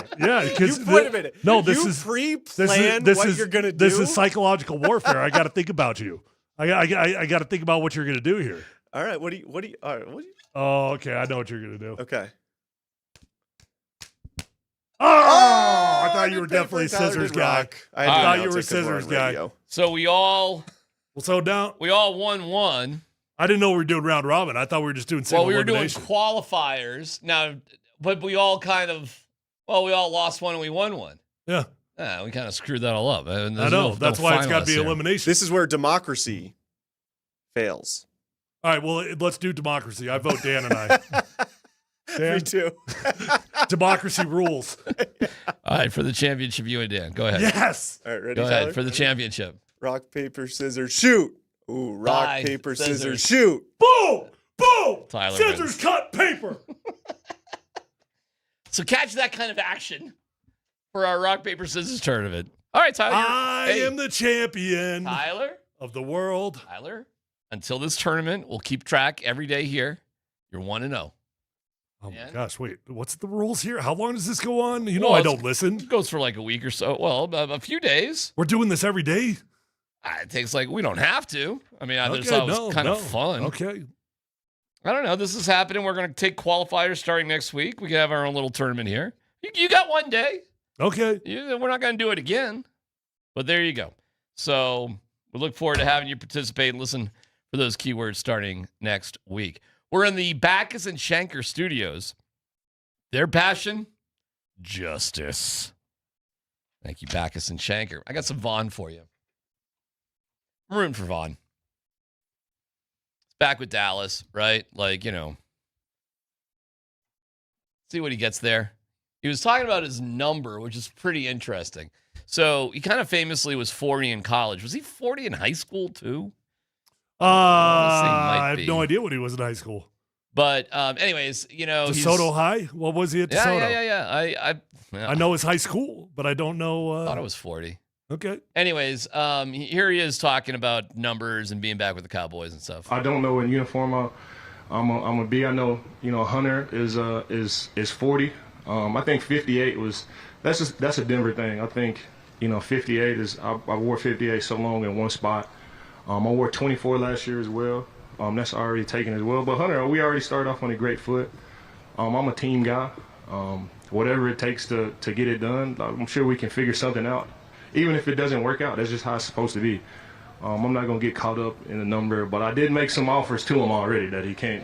I feel like he can't really, come off of those. I think a lifetime supply of chicken, I do it. So, whatever it takes to to make it happen, whether it does or not. Like I'm here to win games. I'm here to win a Super Bowl. A number would be nice, but I think the most important thing is to win a lot of these games, playing big games, and the number would just be an afterthought. No, not 94. That's D-Ware. That's D-Ware. I always loved that. Vaughn always had a sense of history and that sort of thing, and it was always cool. I wish him luck down there. I think he's going to have That's an success. offer that he should think long and hard about. Lifetime supply of chicken. Pretty good, right? I mean, look, he's not valuing that right now because he's getting 3 meals a day at that facility and he's making a lot of money. Yeah. I'm just telling you. Yeah. You get a little bit older, you start feeding a family of 5. Lifetime chicken. You start going to the grocery store 2 or 3 times a week. You know what I'm saying? Yeah, you can't get out of there for less than $200.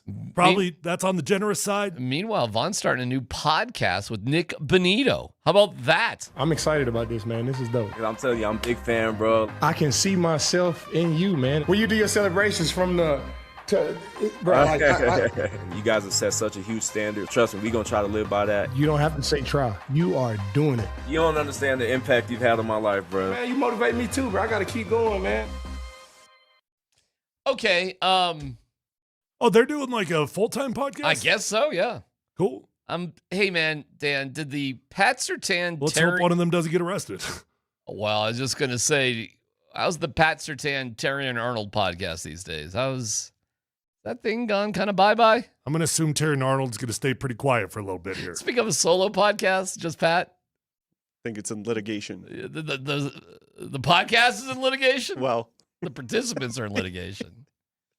All right, so we'll keep an eye on the Von Miller, Nick Benito podcast. I'll tell you this. There's Surtain, Terrier, and Arnold podcast. That had some moments. Yep. I mean, when Arnold was planning on robbing guys, that was amazing. Von Miller's number, 58, Denver number. I love that he keeps that for Denver. How about that? That's amazing. How about that? Okay. Is he a Ring of Famer? Of course. Is Vaughn a Hall of Famer? First ballot. Probably. No question. Okay. 0 question, first ballot. If he is a no doubt Ring of Famer, first ballot Hall of Famer, should number 58 be retired? Maybe. Yeah. Vaughn is absolutely in that category. Right? Yeah. Yeah, we haven't passed it out, right? God, I was looking for a roster right here. We would have noticed that. Yeah, if somebody was wearing 58 since Vaughn left, we would have noticed that one. No way they passed it out. I don't recall, right? I mean, text line probably knows better than us. I'm looking at it right now. No, dude, we would have lost our minds. If somebody was wearing 58, we would have gone nuts. Nobody's wearing 58. Nope. No, but I mean, like, since he left. I don't think since he left anybody has done it. You're probably right. I don't recall it, and it's not a current number with any Bronco right now. So that's a pretty good indication. It probably hasn't been used. So that's probably our next retired number, isn't it? Yeah, you got to retire Von Miller's number. Is there somebody before Von? It's not even a question, right? I don't think it is, man. I mean, I know we don't have a ton of retired numbers, but... No, but that's one of them, right? Yeah. You're a Super Bowl MVP and a first ballot Hall of Famer, and you defined one of the more successful versions of the Denver Broncos. I mean, listen, retiring a number has got to be the ultimate honor for a franchise. He gets that, right? It is way beyond Ring of Fame. They're like the percentage of Ring of Famers that should qualify that for it should be like 1%. Right. It should be so few and far between. But if Von Miller is not in that 1%, I don't know who is. Right. Good point. All right, there you go with Von. We'll hear from our guy, Parker Gabriel, the sledgehammer, here in a little bit.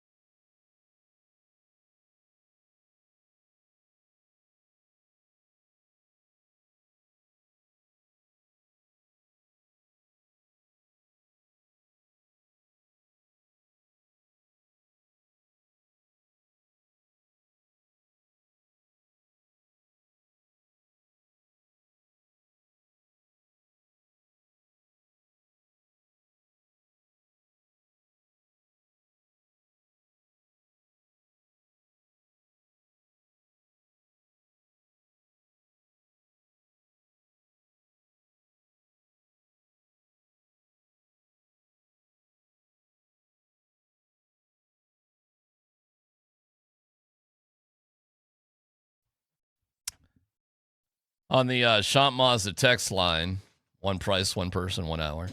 We're getting a bunch of, okay, no dumb question. Why is Hakeem Butler wearing number 30? Is TD not as respected like Vaughn?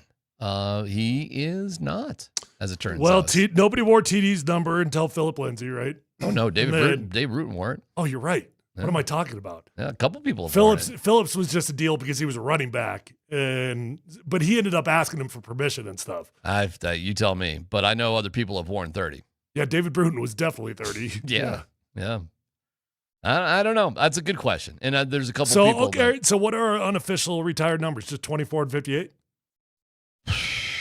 I don't think 24 is retired. Champ's not retired. No. I said unofficial. Oh, unofficial. Oh, yeah, they're not retired, but they're not passing the number out. Is nobody wearing 24? No.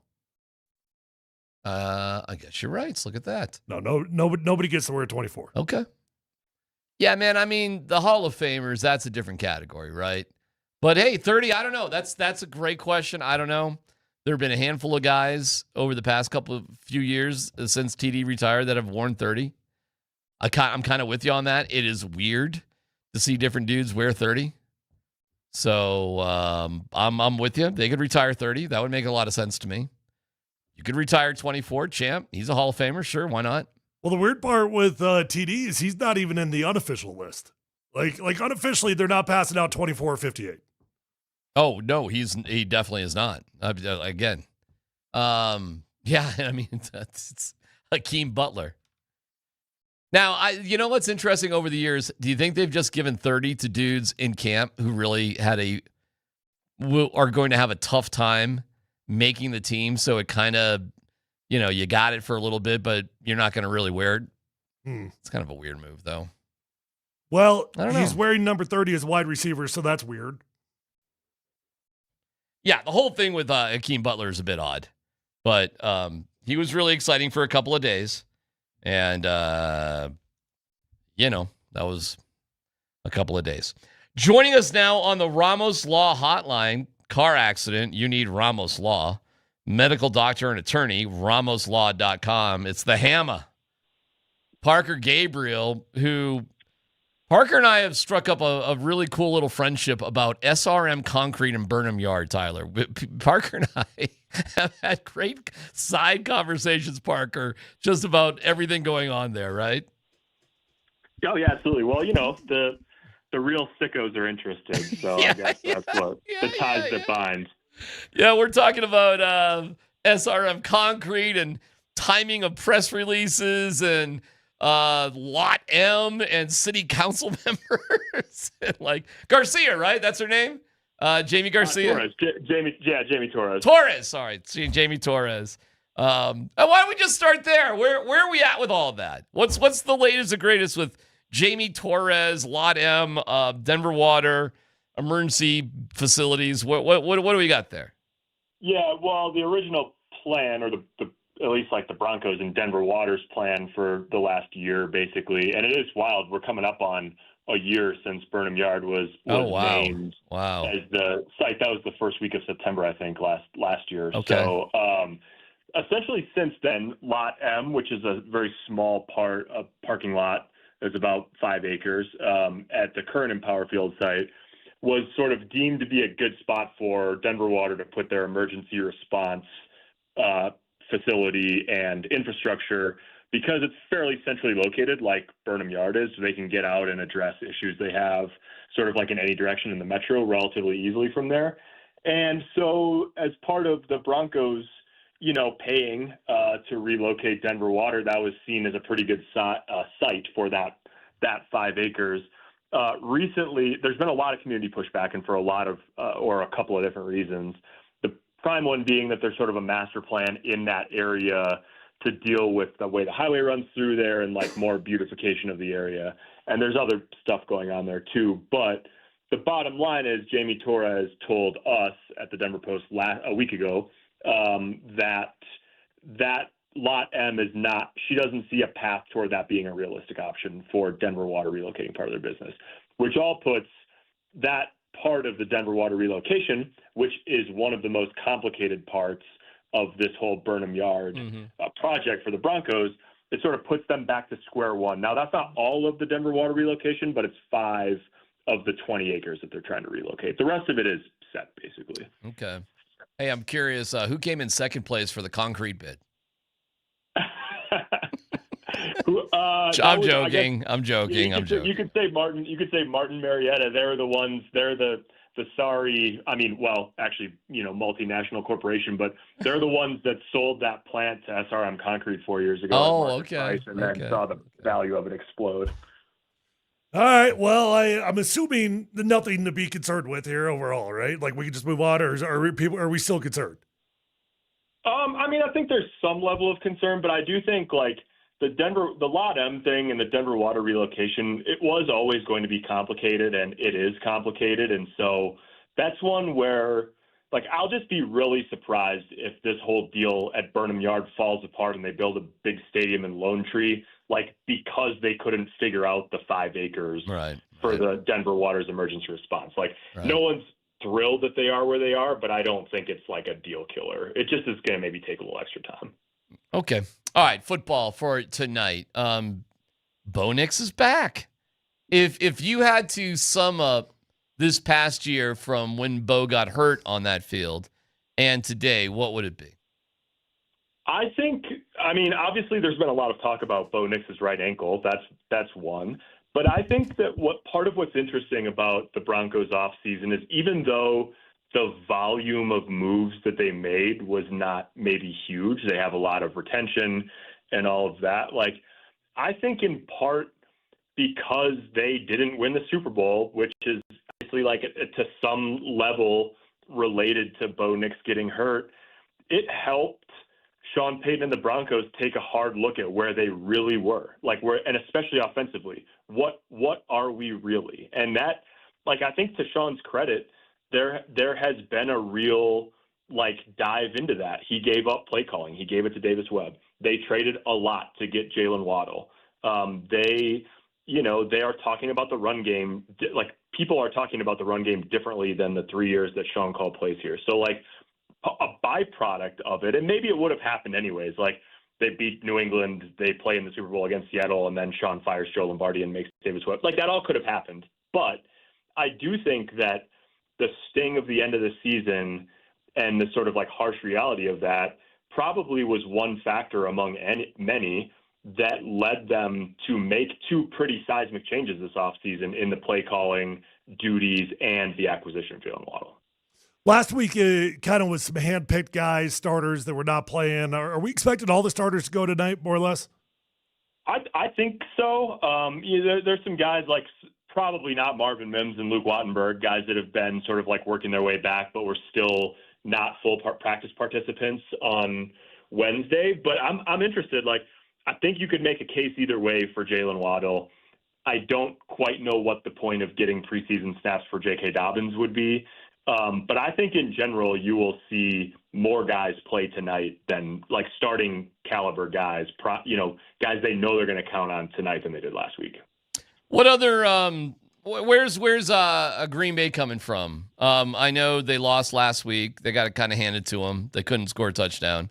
LaFleur is going to play Jordan Love from what I understand. They got a great field goal kicker, rookie Trey Smack. What a great name for a field goal kicker, Trey Smack. Other than that, what are we thinking about the Packers? Where are they at? Yeah, I think they're it's interesting that they're playing their starters because LaFleur, for a good chunk of his coaching career, has subscribed more to the Sean McVay, nobody played in the preseason, and it's coincided with this notion that they're not tough enough. They don't close. They this and that. And I can't help but think that they were here for that joint practice last year. And I think they have been twice maybe now, since Sean Payton's been here. And LaFleur just has moved more toward how Sean handles training camp in the preseason. And I think that's by, you'd have to ask him, but I think that's probably by design. So we get 2 drives of 2 pretty good football teams with most of their guys out there tonight. All right, Parker. Good job. We'll see you down at. You're not down there quite yet, right? You're not there yet. That's way no. I'm a sicko, but I'm not a 6 hours before a preseason game sicko. No, yeah. Okay. All right. Well, we'll see you down there, and they always have a good spread for. It's always regular season food down there. I mean, don't eat before you go there, right? Yeah, that's right. I will show up hungry, and then I'll see you there. All right, Parker. We'll see you later. Thank you. That's Parker Gabriel from the Denver Post on the Ramos Hotline. Car accident, you need Ramos Law, medical doctor and attorney.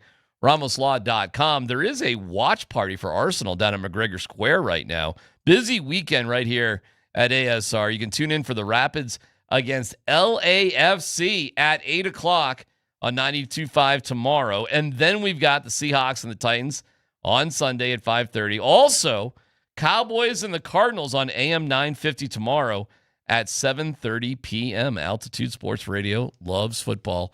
0-0 in the 13th minute there, Tyler, with Arsenal and Coventry City right now. And 70%, 70 to 31 accurate passes favoring Arsenal. Arsenal is kind of duels won, shots on goal, expected goal differential, possession, everything favoring Arsenal right now. Well, you know what I know would work? What? If they went and found a striker in the library and then put her in at the last second, or put him in at the last second, he will score a ridiculous goal. Within a minute of being placed in the game. Yes. Yeah. Just go find a striker at the library. I mean, because that's how it works on Ted Lasso. I mean, what's the striker doing? Nothing. He's in the studying for law school. Duh. And by the way, guess what? You can do law school and play pro soccer. Sure can. At the same time. I'm going to do both. It's not a big deal. Actually, you know what's funny about that? There was on Hard Knocks, gosh, I'm forgetting his name, that wide receiver who was a substitute teacher, and now he's studying for his real estate license. This year? Yeah. Gosh, I think I Proctor blacked maybe? out during that. No, it's I think I'm forgetting his name. I want to say Proctor, but they showed him in the hotel room studying for his real estate exam. He's definitely a guy on the bubble, that sort of thing. They also showed this big dude from a Samoan guy who was an undrafted guy playing D-line. Struggling. Yeah. The wide receiver is Montori Foster Jr. Foster, not Proctor. Foster. Montori Foster Jr. Foster. Now, he looks actually all right. But this other dude, Cepho something, It's like, I got to do something. You guys see his mom came up to him after the game, was like, you did great. He's like, I didn't do that good. I could have done better. Every now and then, he has no chance. But it was pretty funny when he was playing 8-man football and he was 6'3", 300 pounds playing quarterback. I mean, he was running through fools on that Hawaiian island back then. By the way, I had never heard of that Hawaiian island he was from. What island was it? Who knows? I mean, we know the bigger islands, obviously, of Hawaii, but I guess that makes sense. There's all sorts of little tiny ones sort of just all over the place. I never really thought of it like that, but, okay. Is that true? Well, I never do that. That's what he said. That's where he's from. Wow. Cepho something or other. I don't know. He looked terrible. How are you here? Stop giving me your numbers, bud.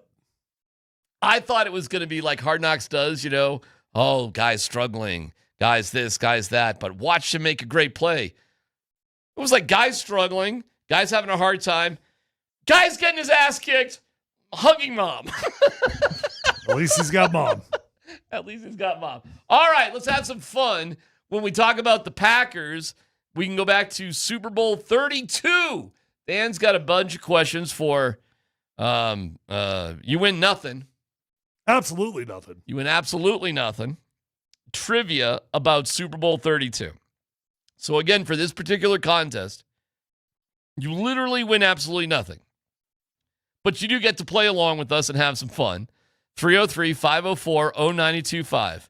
You win absolutely nothing. Line it up. Let's get you on hold and figure out how we can give nothing to so many people. That's coming up next.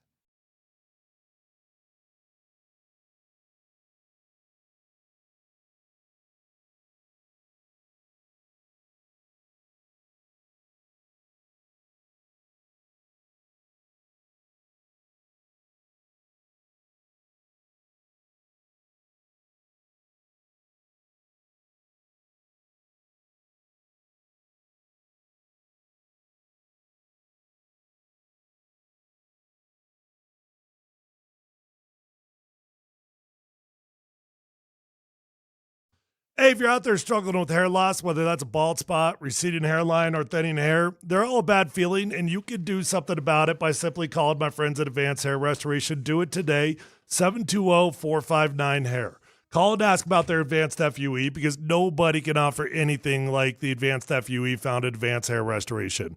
They've already changed tens of thousands of lives, and you deserve to be the next one. When you go to Advanced Hair Restoration, you're going to be in a calm and relaxed environment with the best of the best. Dr. Tanya Pauls is legendary. The entire staff at Advanced Hair Restoration is simply fantastic at what they do, and they believe in what they do to the degree that they're going to guarantee your hair is going to grow for life. Lifetime guarantee with your own natural hair starting to regrow the very next day. So don't waste time. Pick up the phone. Call Advanced Hair Restoration at 720-459-HAIR. You're going to get 250 free hair grafts and $250 off, or check out those before and after photos at advancedhair.com.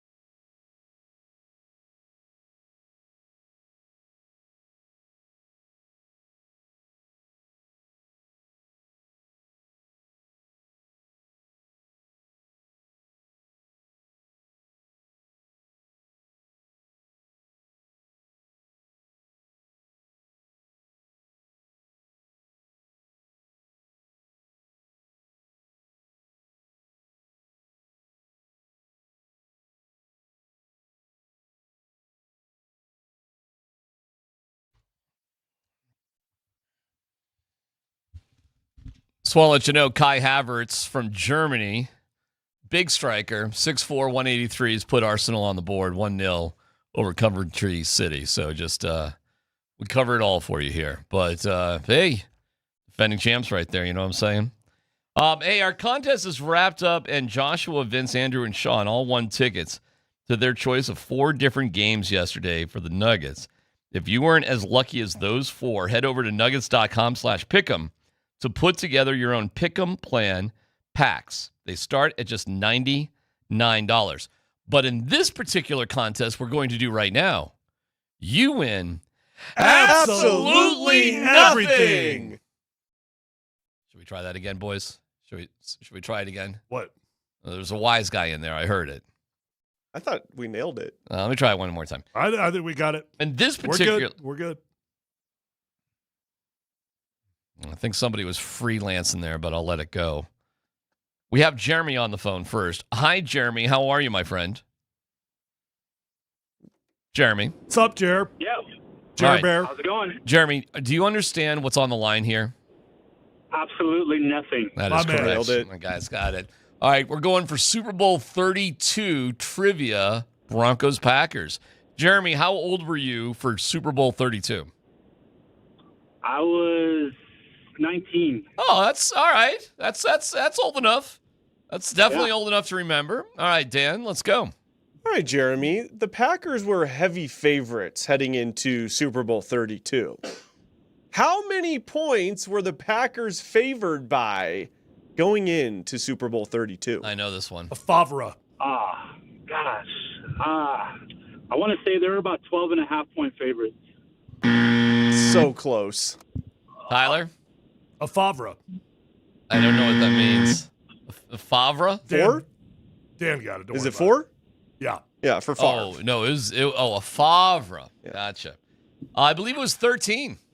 Oh, it wasn't. Was it? It was double digits for sure. It was. Wasn't 13. What was it, Dan? The correct answer is 11. The Packers were favored by 11 points. This one goes to 11. Well, I am so sorry, Jeremy. You don't win a damn thing. But you also lost nothing. But, you would have... what station, Jeremy, gives you absolutely nothing? Altitude, baby. That's right. You got it. Let's go on to Aaron. Aaron, how are you, my friend? What's going on? I'm good. How are you, DMac? Aaron, tell us about yourself. Colorado native, just trying to win absolutely nothing. My man. My man. All right, guys, perfect. All right, Aaron. Dan, what's the next question here? All right, Aaron. This was the Broncos' first Super Bowl win after how many previous Super Bowl losses? This was the first Super Bowl win after how many losses? How many what'd you say, losses? Aaron? 4 losses. He got it. Congratulations. Wow. Good job. That is a little bit of a tricky question. I was about to say 3, 4. Well, because Elway lost 3, but you're forgetting about the first time they went to the Super Bowl with Craig Morton back in '77 in the Orange Crush. Yeah, you're right. Where they lost to the Cowboys. And that stands out to me because I was crushing it in 3rd grade in Steamboat Springs Elementary School. My friend Aaron. Well, Aaron, you actually, congratulations, you got the right answer. And for that, you win absolutely nothing. Aaron, what station gives you nothing? Altitude 92.5. There you go, Aaron. Way to go. Let's go to our pal, RJ. RJ, how are you, my friend? DMac, what's going on? What kind of truck do you drive? It's embarrassing. A Honda. I drive a Honda. A Honda truck? You and DMac both? CRV. You and DMac both? You really have the same car. Well, in my household, the CRV is my wife's vehicle. You're too much of a man. Yeah. All right, RJ, you ready to win absolutely nothing? So ready. I have a long history of it. Okay. Well, as you prove by what you drive. All right, let's go, Dan. What's the question? All right, RJ. Who scored the first touchdown of Super Bowl 32? Oh, boy. Oh, gosh. I was a Packer. It was. Oh, boy. Levens? Dorsey Levens from Syracuse. I know Dorsey Levens. Can I give him a hint? Yeah, absolutely. Wide receiver. Well, hold on. Let's see if Tyler or I can figure it out. Tyler? I don't know. Wide receiver. Dan's giving another hint here. Wide receiver. Antonio Freeman? Oh! Nice job. Come on. Nice job. Antonio Freeman. How about that? RJ, I got it right, but guess what? I get the same as you, and you know what that is? Absolutely nothing. RJ, what station guarantees you absolutely nothing? Altitude. There you go, my man. We go off to Colin. Colin, how are you, my friend? I'm doing great, DMac. How are you? Colin, what's the most exciting thing you're going to do this weekend? Absolutely nothing. You know what? Our listeners are great. They get it. You know, they just speak our language. Oh, that's great. Okay, Colin, here's your trivia question. Go ahead, Dan. All right, Colin. How many rushing touchdowns did Super Bowl 32 MVP Terrell Davis score? How many rushing touchdowns did TD score in the game? What is 3? Wow! And answering in the form of a question, which was completely unnecessary. That is fantastic, Colin. Nice job. Well, to go along with your weekend, guess what you've just won? Absolutely nothing. There you go. Way to go, buddy. Way to go, buddy. Enjoy that over the weekend. We go to Manuel. Manuel, how are you, my friend? Oh, Manuel's going to win nothing. Why is Manuel going to win nothing? He's going to win nothing. Well, he's going to win the same as everybody else, and that's absolutely nothing. Manuel, what honeydew item do you have to do around the house that you probably need to get to, but you probably won't? Probably just clean up the backyard. Cleaning up the backyard. just let that. I got to trim a few bushes myself. Is that right? Is that sexual? Is that, nope. No, just you literally have to trim. Just got to trim some bushes. Some bushes. Okay. All right, Dan. What is the question for Manuel? All right, Manuel.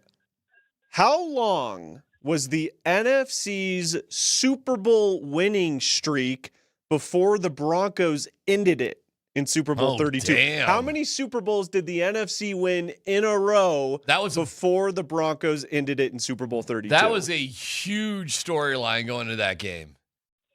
Big storyline. All right, what do you got, Manuel? I'll have to go with 10. Tyler. I have no idea, but 10 is absurd. I believe it's double digits. What? I think it's double digits. Double digits? Yep.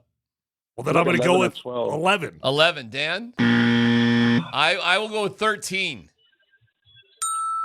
Jeez. 13 Super Bowls in a row were won by the NFC. That's great. I remember. I just took a guess. I certainly didn't know that, but it was a crazy number going into that game. Well, Manuel, we're going to give you plenty of time to go back and not clean up your backyard because you have won absolutely nothing. Ty, you got to turn your mic on if you're going to do that. Oh, but I did say it. I did, just so people know that I did participate. I was just pulling a Scott. Our last contestant is Todd. Todd's on the mobile. Todd, what are you looking at right now? I'm actually looking at a road in Napa, California. Hey! Are you listening to us on the app? That's awesome. I sure am. Yep. Well, right on. Our Altitude Sports Radio app is powered by the Wilhite Law Firm. Injury lawyers, go to wilhitewins.com. Wilhitewins.com. What are you boozing this weekend up there in Napa? What puts you up there in Napa? I wish. I'm a retired police officer, but now I drive for an electrical contractor. So maybe later tomorrow. All right. What makes you a big Broncos fan? Long story, but whole life, 7 years old, grew up in the Bay Area. My whole life, I've been to 4 Super Bowls. Had a friend, Greg Kreckman, who played on the team. Had a friend, Bill Romanowski, who played on the team. Oh, look. Okay, Mr. Name Dropper. Oh, yeah. I know. Sorry, just had to get it all in there. Why don't I just call you Matty B? I know, really. But Bill and Julie, is Julie from Northern California? So I know Bill's. She's from Fresno? Okay. Yep. Well, that's cool. Yep. That's very cool. All right, here we go. Well, boy, this would be great if this was a Romo question. I don't know if you had figured that one out there, Dan, but sorry, too late. Don't have anything, we don't have whose eyes did Romo gouge out? Yeah. How big was his tackle box filled with completely legal pills at the time? No questions like that. All right, it was EAS. It was EAS. Completely legal, completely normal, nothing unusual about it whatsoever. All right, go ahead, Dan. All right, Todd. What Broncos defender knocked down Brett Favre's 4th down pass with about 28 seconds Mobley, to go? baby. John Mobley, baby. I couldn't even finish the question. I know. You know, it's a great story on that one. Our guy, Alfred Williams, has told me the story a million times. He was always pissed off at Mobley because Alfred thought he could get a sack to end the Super Bowl. And he was mad that Mobley got the pass knocked down. But that's a good one. That's. I'm not going to say that's easy, but that's a very memorable moment. All right, hey, Todd, because you are from Northern California, listening on the app, we have something very special. Absolutely nothing. All right. That's right. Hey, Thank Todd, you so much. Todd, what station gives you absolutely nothing in Napa? Altitude Sports, baby. All right, I'll give Todd a bonus Napa question. Okay. Who was the Broncos player from Napa, California, who hid in the sawdust of the jewelry company there, Shane Jewelry, after punching a cab driver in the face? Oh, my God. You got me. He went to the University of Oregon. Oh, jeez. Who went to Oregon? It's a Bronco. I'm trying to think. My mind's drawing a blank on it. White dude, safety, I believe. Guys, is that ringing any bells? No, it's not Steve Foley. It's not Tony Lilly. Jensen? Was it? No. He's straight out of Napa. No, you guys don't know? God. I don't know. Yeah, I'm forgetting his name, actually. Oh, you guys don't know? No, you don't know? No, I you don't know? I'll get it here in a second. I got to Google it. But that is the story. Oh, my gosh. What the heck was his name? See, the text line will blow up here. But you remember that? Are we going 80s or Oh, no. It's like 10 years ago or so. And he got in Was I on the team? Gosh, I don't know. I'm not quite sure. You might not have quite been on the team. Maybe it was a little bit longer. Oh, seriously, nobody remembers. He got drunk. He was at that restaurant there near the Shane Company. JD's. No, it wasn't JD's. It was across the street. It's across the street. I don't know what else. And a cab driver came out and he punched the cab driver in the face. They called the cops. He hid in like the wood chips of the Shane Company. Oh my gosh! You got me.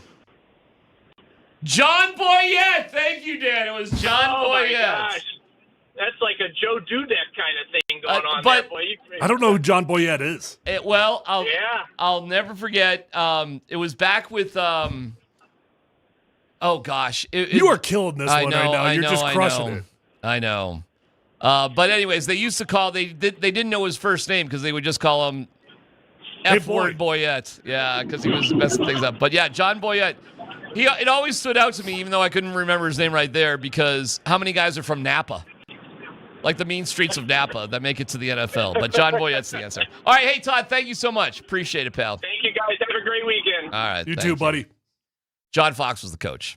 It was John Fox. Oh, that was after me. Yeah. Oh, okay. Right. It was October of 2014. No, what am I talking like? Before you. Well, you were. I'm sorry. Tyler, you get people before and after you. You're right. So actually, I was right. It was after my first 10. Right. So you get the middle. I get that whole sandwich. window. Dan, you got the story right there? Are you looking at the story for John Boyette? It's a classic story. That's a training camp story, by the way. That was one of the that was a famous one. Matt Prater and the IKEA security guards. That was the stripper from whatever. That was another one. But Boyette had some issues. I gotta look him up now. John Boyette, yeah. I do remember the story. Yep. Slugged a guard, called the cops. He tried to hide in the wood chips of the Shane Company, and they found him covered in wood chips. I think that's the last time John Boyette was actually on the Denver Broncos, I believe. Another famous training camp story. Am I getting the story basically right, Dan? You looking at it? Wait, did you say this happened in Napa? No, he's from Napa. Oh, gotcha. But but this happened here in Greenwood Village. Yes, I just want to make sure I have the right story. No, but it's funny that you're straight out of Napa. Yeah, it was in Greenwood Village in 2014. Yep. Oh, he drunkenly headbutted and punched a cab driver. Who hasn't? Stole a shovel from a construction site. Tried to hide from officers by covering himself in mulch. But he left the shovel outside Boyette told arresting officers to, quote, contact his boss, John Elway, before repeatedly slamming his head into a patrol car, yelling and spitting. He was released by the Broncos the next day. And thus was the end of John Boyette. That was, I think he did have a one-year career with the Ottawa Red Blacks after that, though. Yeah, what could have gone wrong for John after that? Oregon, though. I mean, he played, But it was just so funny to, how many tough guys are from Napa? But there you go. Training camp story. Classic train. Had nothing like that this year. Maybe he had too much wine. Yeah, he had way too much wine and other things. Yeah, man, training camp used to be fun. There used to be Back in the day with the rest. Yeah, man, Praters was fun. Vaughn had some interesting moments coming into training camp. I remember my freshman year at CU, there was 4 offensive linemen. We all came in together. A guy named Kerry Lake Martin was one of them. That was his name, Kerry Lake, because he was conceived on Kerry Lake. That's unbelievable. Okay. True story. I believe it. Kerry Lake, on our first night off of our freshman training camp, proceeded to get a DUI driving the wrong way down a one-way street. Oh, my God. Been there for about 4 days. He's lucky he didn't drive into the Kerry Lake. All right, well, there you go. Good job, Dan. That was fun. And thanks for listening wherever you guys are listening to. No Dumb Questions coming up next.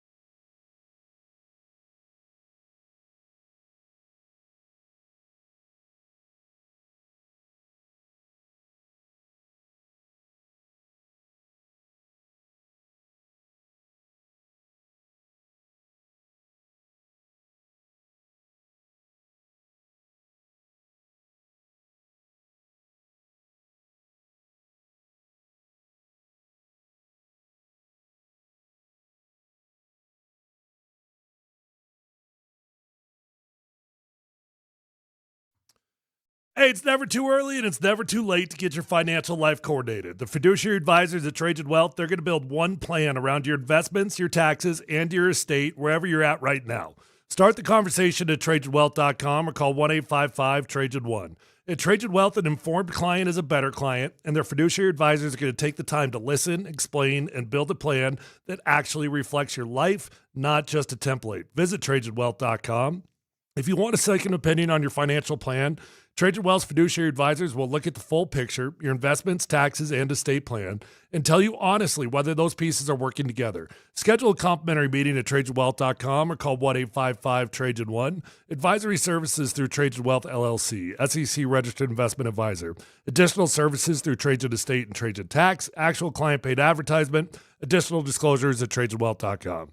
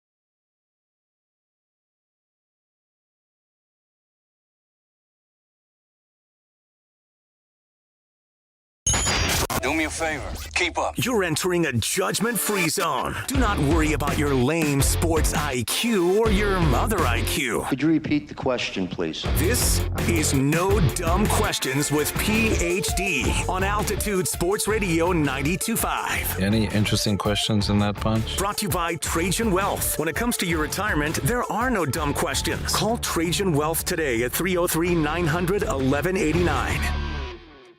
Yeah, listen, when it comes to your wealth, oh my God, your retirement, dumb questions? Trajan Wealth, 303-900-1189. On the text line, DMac is trying to impersonate Scott Hastings. Had a moment there, that's for sure. Nobody besides DMac knows that pointless story.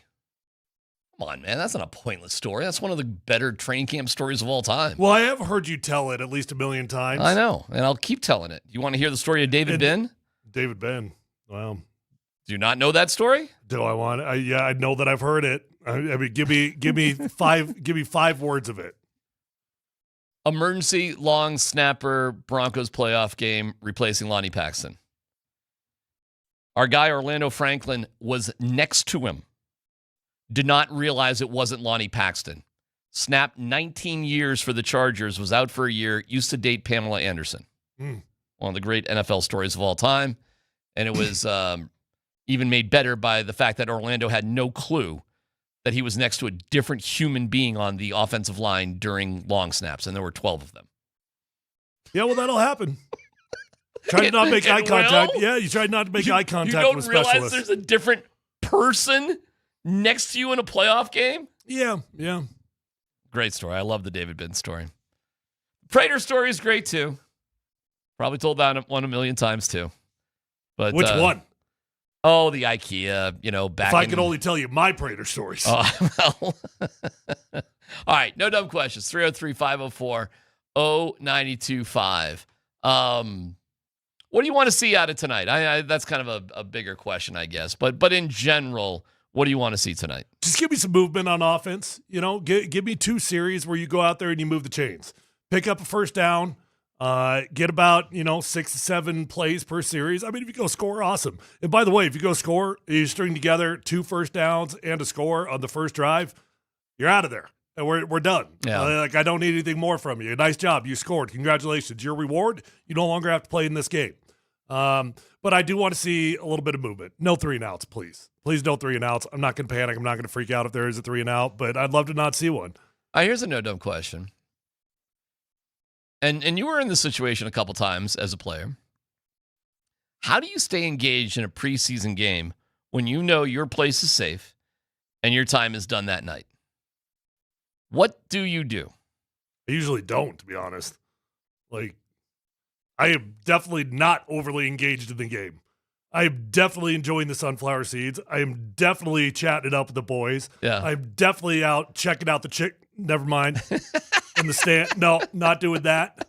I'm definitely watching every play is what I meant to say. Is there pressure from the coaches to try to stay engaged for the sake of your teammates, or nobody cares? No. Just whatever. Yeah, you're done. That's it. Stay out of our way. Don't get in the way of anybody, and you're good. Yeah. All right, how about this one? I got some sound for this one. Joe Burrow trying to manifest a Super Bowl. Are you comfortable doing that June, July, and August right now?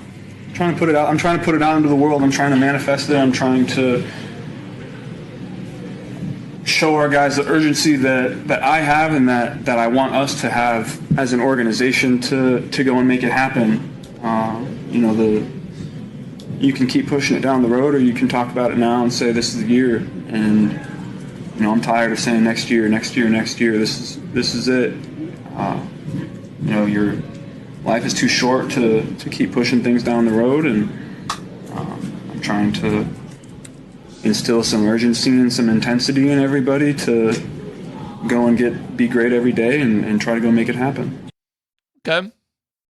How do you like that mindset from good old Joe Burrow? Well, he doesn't sound very convincing. I'm trying to make it happen. Life is pretty short, and so I'm like, might as well put it into the universe and see what happens. Mm-hmm. That doesn't sound like a dude that believes he's going to win a Super Bowl. I think that's like Joe Burrow fired up. Joe, hey, he's an interesting dude. The guy's an unbelievable quarterback. And, hey, he's already taken his team to a Super Bowl. They lost, but he got him there. He's been part of so many big things, but he's just not a very, fired up dude. That's just not who he is. But to me, when I hear that, I'm hearing it. This is him trying. I'm trying to be that guy. Well, try harder. Well, how hard could he try? How hard can he do? Make me believe you. Say it like you mean it. On the text line, no dumb questions. Do you guys like guys who get engaged during a preseason game? Can you name the dude? I can, and I did not have the same opinion that you did, but Menelik Watson. Menelik Watson actually asked his girlfriend to marry him during a preseason game. Yeah. Not after the game. Not after the game. Now, would I have preferred that he waited until halftime or after the game? Yeah, I would have. That would have been preferable. Would have been a little bit more respectful to your teammates. Uh-huh. Oh, well, a starter was out. Okay. I mean, I'm laughing about it now. I remember you freaking out about that one. Well, here's why I was freaking out about it then. Because the team was awful. And they were going nowhere. And it just was this is the epitome of the lack of focus we have as an organization. Which at the time was true. And Menelik Watson was awful. But, I mean, how many right tackles did we go through, Tyler, who were just one bad one after another? I mean, it was unbelievable. So to see a guy, asking his girlfriend on a bad team to marry him during a preseason game felt ridiculous. But, yeah, that's the Menelik Watson story. Hey, it was Sean Payton who came in, Tyler, and said during preseason games, I don't want to see interviews and I don't want to see bucket hats. And worse are the coaches like Sean. Sean makes you keep your pads on, right? Oh, man. Or does he not? No, he doesn't. No, he doesn't. You know why I want to say that? Because I remember Russell Wilson being a weirdo, still wearing his pads when his teammates were not. Okay. Do you remember that? Yes. And we were all like Russ is, I'm still padded up. I'm in this game. I think that's absurd. If you clearly are not, especially if you go in for halftime. Once you go into halftime, you're not playing. I don't even care if you wear your jersey anymore. You can. I don't even know what the rules are there. Do you have to wear your jersey on an NFL sideline? I don't. Maybe you'd have to. I don't know. I don't think you have to by any means, but most coaches make you. Okay, so whatever the rules are, but I have no problem taking off your pads.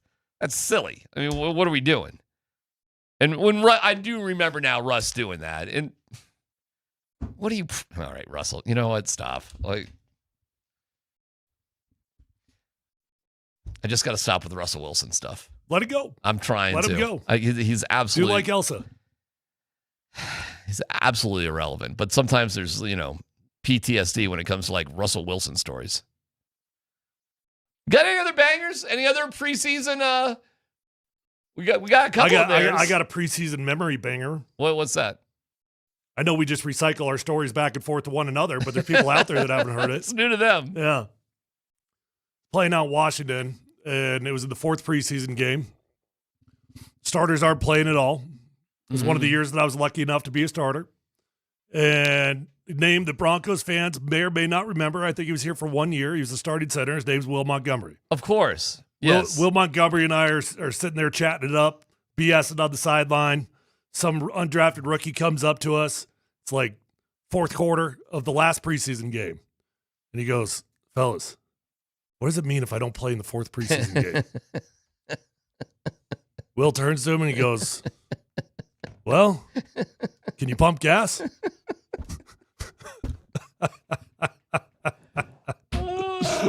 Well, can you pump gas? That story is so funny and sad all at the same time. Gosh, you remember we had a punter here, and I forget what his name was. I really do forget what his name was. And I did a charity thing with this guy, and he was so bad. But it was nice. He was a nice young man. And I literally asked him at the charity event, so, what was your major? Hey, when this punting thing is over here shortly, what's the next thing? And I did not mean to insult him. But I was told that was inappropriate to ask that was rude. A guy on the team. Indeed, it was. What else can he do? No Dumb Questions brought to you by Trajan Well. Big story of the day and a preview as we go to Green Bay to figure out what's on the line here tonight. It's PhD on 92.5.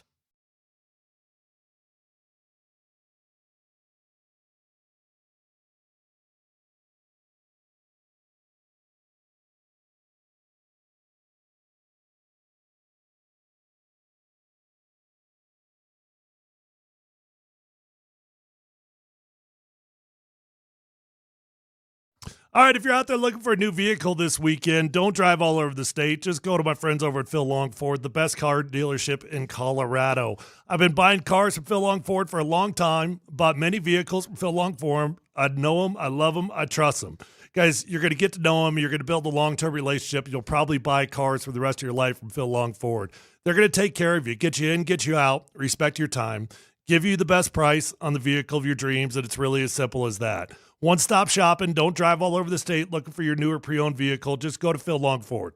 There's over 1,000 cars, trucks, vans, SUVs, electric vehicles, even commercial fleet vehicles on their lot right this minute. So whether you're looking for a new vehicle or a pre-owned vehicle, the vehicle of your dreams is already on the lot at Phil Long Ford, and they've already got the best prices at Phil Long Ford. They also have an award-winning service department, so once you buy that new vehicle, keep it serviced over at Phil Long. You're going to have a beautiful ride for a very long time. Check them out online at phillongford.com.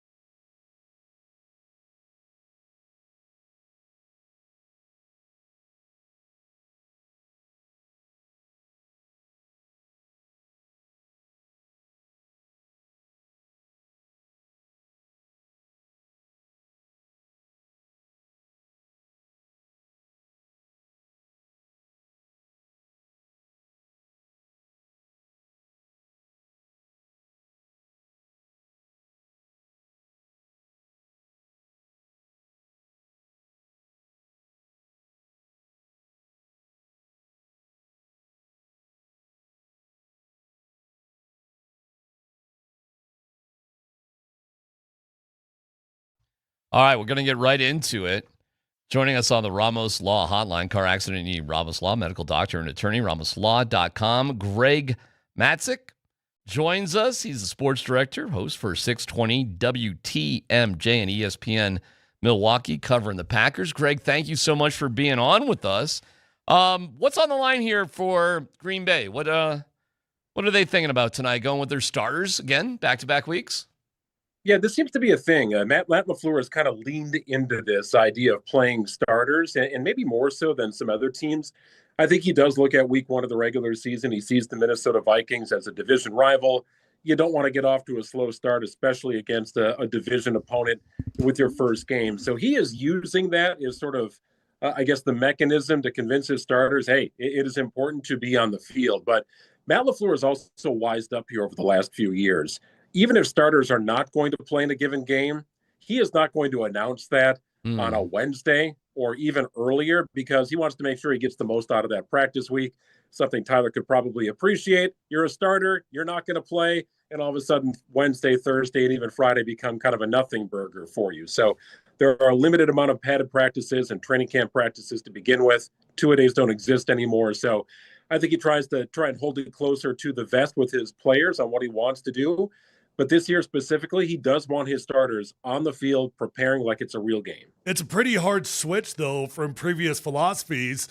What really caused it? I think getting their butts kicked by the New Orleans Saints and looking like a JV team several years ago with Aaron Rodgers as their starting quarterback, that jumps out to me. They treated the preseason like a joke. And really, in back-to-back years, the joke was on them. That was with Aaron Rodgers. So you understand with Jordan Love, as a first-year starter, he wanted to see Jordan Love in action. He thought more time in the field, the better. Well, you're not going to put him out there without your starting offensive line. So I think that's kind of what started it. And while there's been a little bit of back and forth, LaFleur is kind of committed to that idea of starters need to play, or at least need to prepare, and then he'll kind of feel out the right time to pull them off. What is the expectation for the Packers this year? Where are you guys at? I think if you ask 10 people, you would get 10 different answers on that. Because it's hard not to look at their starting group, be it on offense, on defense, on paper, perfectly healthy, and say, wow, they've got a $50 million quarterback who was in his prime, who put up really good numbers and was on the idea of earning MVP votes last year. Mm-hmm. You've got one of the most dominant defensive players in the history of the game. You've got maybe the best safety trio in all of the NFL. You've got a workhorse running back. You look at all that, you've got developing speed receivers, young guys. You got a nice mix, a Pro Bowl caliber tight end in Tucker Kraft. On paper, everything looks good. And then you realize Josh Jacobs might have a suspension looming, given some off-field activities from the offseason. Matthew Golden, their former number one draft pick as a wide receiver, really unproven last year, and he steps into a primary role here. Micah Parsons may not play until week 8. So you look at it on paper, and I think you see plenty of talent. My biggest concern is the depth, and the depth of this roster will be on display eventually tonight in Denver. But that's my biggest concern. To win a Super Bowl, you have to have Super Bowl depth. Are they a playoff team? Yes, I do think so. I think they're still, talented enough to be a playoff team. But things really have to break right for them to make a deep run in the postseason. I'm not sure they have the depth as other teams have in the NFC. I'm always curious about what guys from other markets think about our team. So I guess two different questions. When you think about the Denver Broncos, do you think about a Super Bowl contender? And when you think about Bo Nix, you think about him as what kind of quarterback? Okay, so two things on that. And I'm glad he asked the question, because when Bo Nix was drafted, my thought was he's going to be the best quarterback out of this draft. That may or may not be true over time, but I watched him in college. And I was like, if I am an NFL GM, I want that guy, because he finds a way. The dude wins. It's not always pretty. It's a little clunky at times, but when the money is on the line, that dude finds a way to win. I loved watching him play football in college. I loved watching him play in his early start to his career in the pros. Full disclosure, he was my fantasy quarterback. Hey, that was a steal because I got him very late. There you go. So I did have kind of a vested interest. But the Denver Broncos are much more than a salty defense, right? They've got now the quarterback who I think elevated his game and maybe put Denver in a position that I don't even know if Broncos fans thought they would be in last year, but he got it done. that game against Green Bay in which Micah Parsons got hurt, it kind of looked like a train wreck for Denver in the first half. And all of a sudden they were just down a point at halftime and ended up scoring 36 points. And maybe Parsons' absence had something to do with that. But Denver's a real contender. It was the game on the schedule last year I looked at and said the Packers are not winning there. So I have a lot of faith and a lot of belief in what they do. Oh, that's man. Right on. There's a lot of Bo haters out here, my friend. Let me tell you. But if I'm not asking you to literally rank him, but give me a cluster. What kind of cluster is Bo Nix in? That's a really interesting question. I think or he's literally somewhere rank in him that, if you want. I think he's somewhere. I like tears. I'm all about tears. Packers fans, we cry a lot of tears because we don't win enough titles up here with the quarterback we've had. If I'm going to tier him, he is probably somewhere south of Jalen Hurts and north of Justin Herbert. Maybe somewhere in there. Hold on. Can you just flip those two guys real quick and then I can listen to you? I like it. I like what you're saying there, Greg. South of Jalen Hurts, north of Justin Herbert.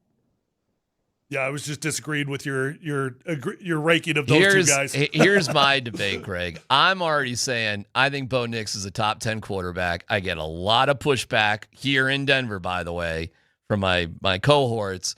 But if you start listening them, I'll tell you, you're going to hit about 7 or 8. And when you hit that quarterback number 8 or number 9, I'm going to say, really? More so than a guy that's won 24 games in 2 years and got his team to the AFC Championship? And I hear some crickets after that, to be quite honest with you. So let's play the game here a little bit. Let's play the game. Sure. I'll tee you guys both up. Bo Nix or Drake May? I'll take Bo Nix. No, right now, you get. I mean, if you're valuing what they've done, you're crazy. Drake May had an MVP type of season. I told you, Greg. Okay. Bo Nix or Brock Purdy? Bo Nix. I'd take Bo. Bo Nix or Caleb Williams? Bo Nix. I'll take Bo Nix over Caleb. I'll take our guy right now. I'll put it like that. I'll take our guy right now. Bo Nix or Jordan Love? Ah, that's a good one. Jordan Love. That's a good one right Jordan there. Love. I think Bo runs better than Jordan. I think Jordan Bo Love's runs a around. top 10 quarterback, and Bo Nix is not. I think it's right there. That's a tricky one right there. Not sure. Okay. That's a good spattering. I mean, I think all those quarterbacks, you could have the argument. Who do you want out of that group? I think these are all good quarterbacks, by the way, right? The thing with Love and his running is he's more capable than Matt LaFleur wants him to be, right? Matt LaFleur does not want him to run. They don't. They don't have a backup plan. Tyrod Taylor, God bless him, is not a real backup plan. Though Malik Willis actually was and was good on his feet. Jordan is certainly capable of running and extending plays. He'll lower his shoulder into somebody, whether the coach wants him to or not. They just prefer he don't play with that level of what Matt LaFleur might describe as recklessness. Hey, let me ask you a little biased question because I'm a Syracuse guy. That's where I went to school.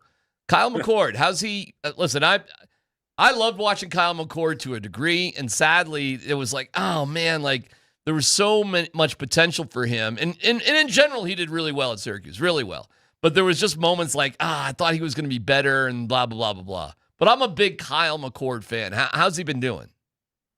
I think the Packers will want to get him on the practice squad.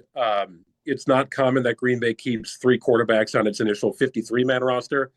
So barring an injury to Tyrod Taylor and maybe an obscure signing of some sort after initial cutdowns, I think he fits into that perfect practice squad development sort of player. And Matt LaFleur tends to do some pretty good things with quarterbacks. He certainly turned around Malik Willis's career as a guy with a lot of talent, first-round talent, that was just in an awful situation in Tennessee, and they can't figure out what to do with quarterbacks. I hope they don't screw up Cam Ward. But Malik Willis found a home, and now he found a paycheck in Miami. So he does all the right things. He's kind of a gamer. You're going to see him a lot tonight. Right. The trick is with a guy like that is he's playing behind an offensive line that how many of these guys are going to be on the team, throwing to receivers that may join him on the practice squad, but likely get cut and maybe signed as special teamers. So it is hard to watch the players around him along with him, unless you've got an eye like Tyler to know who screwed up. Was it the quarterback? Was it a protection issue? Did he not see something? Did the receiver break off the route too early? That's been the tricky part, but he's got the tools, no doubt. He's kind of fun to watch. All right. Well, right on. We'll let you go. But on that note, Is there anything more delicious and fun for Packers fans than thinking about the Indiana Bears? Yeah. Gets a lot of talk around here. The idea that the Bears could relocate to Hammond, Indiana. You guys must love this story. Oh my God, you must love it. We were saying, why not come to southern Wisconsin, right? It's closer. Come into Kenosha, right? Do your Wisconsin geography, very southern part of the state. Just pop over the line. We could have 2 teams in Wisconsin. We'll get all the revenue here. We'll call you the Bears, whatever you want. But why not come to Wisconsin? We'll build a stadium for you. All right, great stuff. Oh, one more just on the side thing. How fun is it to watch the Miz pitch for the Brewers, bro? What is that like, man? And will he be unleashed at some point, really allowed to stretch and go? Or are they going to be super duper careful with this dude? I looked at my watch because he is on the mound right now pitching against the Braves, Miz and Chris Sale. So fun. Front runner for Cy Young against a former Cy Young Award winner today in Milwaukee. People have not seen anything like him in Major League Baseball history. He is going to exceed his innings max that he has pitched so far in his career. Okay. But if it's ever possible for a guy to look kind of easy throwing 104 in the 7th inning, he's it. I've never seen anything like it. Never seen anything like it.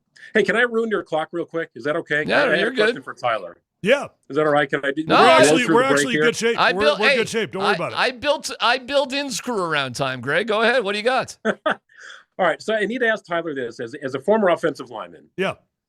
You know, you've been in the league and you came in, you played tackle, right? So I want to ask you about what the Packers do with their offensive linemen, because it seems like they try and develop versatility and they ultimately want their best 5 on the field. I get that, and that sounds good. You want to have a guy who is capable of playing center, also capable of playing guard. Okay, the starting left tackle, projected starting left tackle, is a guy named Jordan Morgan, and he'll start tonight. Protect the blind side of your franchise quarterback, right? Former first-round pick. He has not played left tackle so much in the NFL. He got time last year on the right side. When did they start giving him time? Tackle, but now he's going to left tackle. When did they start that, though? They started. They did it a little bit in camp last year, and I would have to look at his snap count last year to see how much time he got. But he was primarily a right side player. Okay. Their center this year, Sean Ryan, is replacing Elton Jenkins. He only played guard last year and did a little bit of time at center when Jenkins was injured. Their most experienced offensive lineman is Aaron Banks. He is injured. Right guard is completely wide open. They move these guys around so much, Tyler. Is it a situation, do you look at it like, how do you really develop and earn polish at one position when you're asked to play 3? Yeah. And the one you're starting at may not even be your best position? That seems to happen a lot in Green Bay. Well, it's pretty unusual for starters. Obviously, backups got to do that because you carry a swing tackle and you carry a swing guard center. So they got to be able to play everything. I think for the interior guys, it's not as big of a struggle to switch sides, to switch positions. There's a lot of familiarity when you're playing those 3 positions. Right tackle to left tackle, it's a different animal. It's an entirely different animal. Your body weight, your positioning, all of it. I always said my hardest job I ever had was being a swing tackle when I didn't know what position I was going to play, and I had to practice both of them, and I couldn't get really great at either of them. But I do think it's reasonable to ask a right tackle to switch to left tackle if they have enough time to train. And if you give them all of OTAs, if you give them all of training camp. But when you do it in the middle of the season, that's really tough. We got a guy here in Denver, Alex Palczewski, who's our left guard, backup left guard, and our backup right tackle. You want to talk about a tough transition there. Left guard to right tackle, that's a tough transition. So I think given enough time, you can swap positions, but it's much easier for the interior guys. We have another really wacky situation here, Greg. I don't know if you've looked into it, but the Broncos have been losing centers like Spinal Tap has lost drummers. And so it kind of goes to what you're talking about. Like, we're talking about that here. If you're just putting the 5 best dudes on the offensive line, do you move Miners over to center and put Palczewski in there? Because these are your 5 best guys, but now you're playing a position, Miners, that you're not familiar with. I am more or less a big fan, big advocate of putting your 5 best guys out there. Right. Figure it out. But get your 5 best on the field. Listen, we got time. That happened to me when I was in Seattle. Because they traded for me. I had to start like the first 11 weeks at left tackle. Then I went to right tackle. All the starters are back. And he's like, look, you're not better than our left tackle, but you are one of our best 5. Will you play left guard? And I was like, I've never done it, but sure. Let's see how it goes. In our case, Miners is an all-pro guard, though. Do you move an all-pro guard to center? And, because that would be putting your 5 best guys out there. We even had some debate this week, Greg. Should Bo Nix even play in this game? Because they were down to, their 4th-string center. Like, if Throckmorton starts tonight, which I think he will at center for the Broncos, he was more or less benched after the first week of training camp from the center position because he was snapping so bad. Remember that with Sidham? He was terrible. Mm-hmm. And so they had moved him out of the center position. He's probably starting with Bo tonight. It's a good question. It's funny that you're going through kind of, we hope, because our guy Luke Wattenberg, our starting center, has just been like kind of endlessly rehabbing, and we're just hoping that he's okay by, September 14th. But that won't be the case tonight. Take that to your show today. We're going down the weeds at the center position for the preseason game for the Broncos. Man, that's what it's all about, right? That's what it's all about. Keep in mind this, too. The Packers have a new defensive coordinator, Jonathan Gannon. He wants to play with his pieces a little bit. We saw it in the preseason game last week against Pittsburgh early on. There were some uncharacteristic preseason wrinkles that Gannon threw out there. Really? And the most dominant group on the Packers defense right now, and they've got 3 really good safeties, and I mean really good. But their defensive line, their interior defensive line, has really dominated at points during Packers training camp. Listen, you're not allowed to hit Bo Nix. He broke an ankle last time he was out on our field. You can't do that. Stay away from him tonight. He'll play through it. He's tough. Oh man, we don't need it. We don't want it. All right, Greg, we appreciate your time. We'll enjoy the game tonight, and we'll be talking about it as we go. Thank you, my friend. Sounds good, guys. Anytime. Thank you. Greg Mazdek on the Ramos Law hotline. Car accident, you need Ramos Law. Medical doctor and attorney, ramoslaw.com. Ah, that's a good dude. That was cool. Yeah, he was great. Yeah, it was great. Yeah, what do you do there, man? I mean, you know what? I really liked him. I really liked him. He sucked up to you big time. Yeah, he was great. like we could have that dude on any time. Dan, what was the suck up factor towards Tyler? To give you some behind the scenes. Greg came on. He's like, "Hey, I got an offensive line question for Tyler. You think it's okay if I ask him?" Like, it's okay. He's gonna love it. Are you kidding me? What? That guy's fantastic. Probably the smartest dude we've ever had. What dorm was he in at CU back when Tyler played? My God. All right. Hey, really good guy. A reminder, Wine Time at Elitch Gardens is just 1 week away. Sip your way through 14 wine stations. Plus, you could win team-signed Nuggets, Avalanche, and Rapids jerseys. Get your tickets now at altitudesportsradio.com/wine. Wine Time, presented by the Halliburton Law Firm, Colorado's own personal, there I go, injury and employment firm. Ron Burgundy. We come back with Let's Football Go. Dan Buds, Quinn Stanner's got it for you next.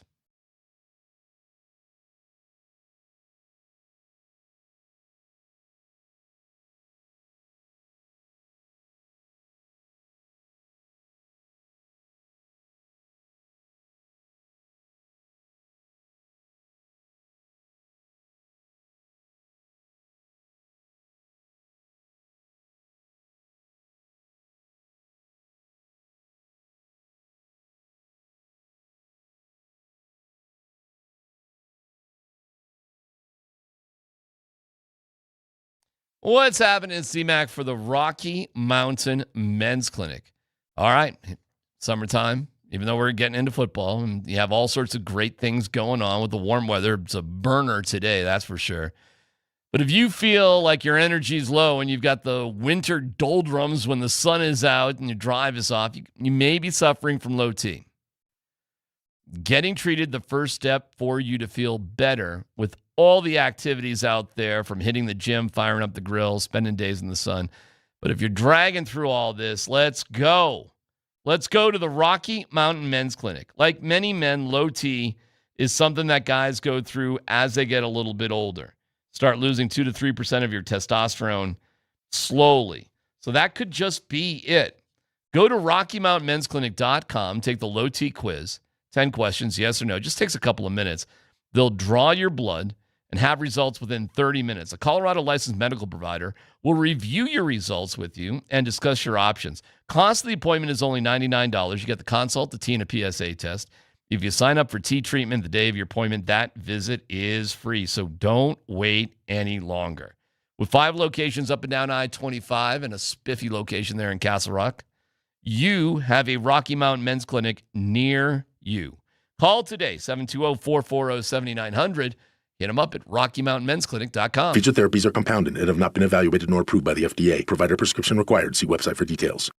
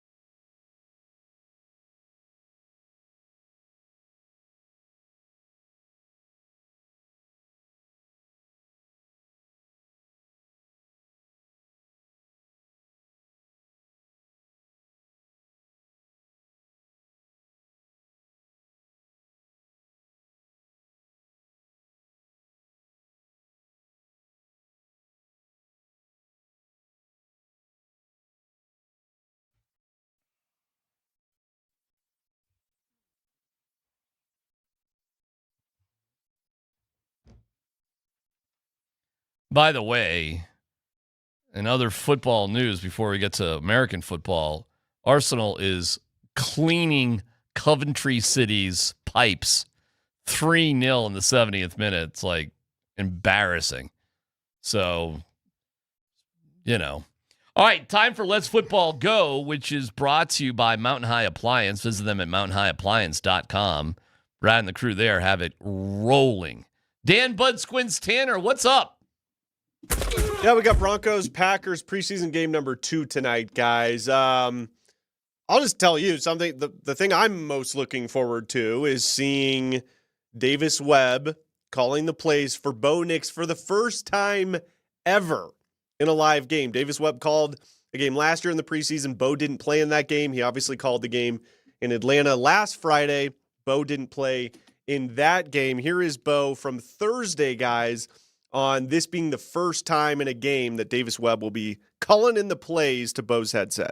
It'll be great. He's called 2 games thus far with the Broncos. He called 1 preseason last year I didn't play, and 1 last week I didn't play. So this will be my first time in a game with him in my helmet, and I think it'll be fun. I think first times are always fun. Get out there, it's something new, it's something to get used to, and obviously it'll be similar to practice. Won't be much different as far as the headset. It'll just be in a game-like setting. What are you guys hoping to see different with Davis Webb calling the plays for Bo Nix versus Sean Payton? What other things that we haven't seen from Sean are you hoping to see from Davis Webb? Well, ideally, we don't have to write down in Sharpie in all caps, run the ball, and then forget how to do it. Right. So that would be a start. Shots down the field would be great, but I think that was going to come the day that you signed Jalen Waddle, whether that was Sean Payton or whether that was going to be Davis Webb calling plays. I think it's going to be hard to tell, but I think you'll feel it as it's happening. There's one thing that could be easy to tell, DMac, efficiency, right? So I was just going to go there, yeah. Sorry, go ahead. Well, I was just going to say, I think you'll just see early in a game if this stuff is just flowing. Oh. And I do think that's efficiency. I think that's where Bo probably had his most frustrations with Sean. Like, just spit things out. Let's go. What are we doing? How about this? Will we see as many personnel changes, or are we just going to stay more consistent with who we got on the field and just go from there? Yeah, I think you're going to see the same amount of personnel changes because it's still Sean's offense. Okay. It's just Davis Webb calling the plays. But what I was actually talking about by efficiency, I'm talking about operations. I'm talking about getting in and out of the huddle, getting up to the line of scrimmage, having enough time to audible, not feeling rushed, not repeating the play calls, not changing your mind. Those are the efficiencies that you could actually see.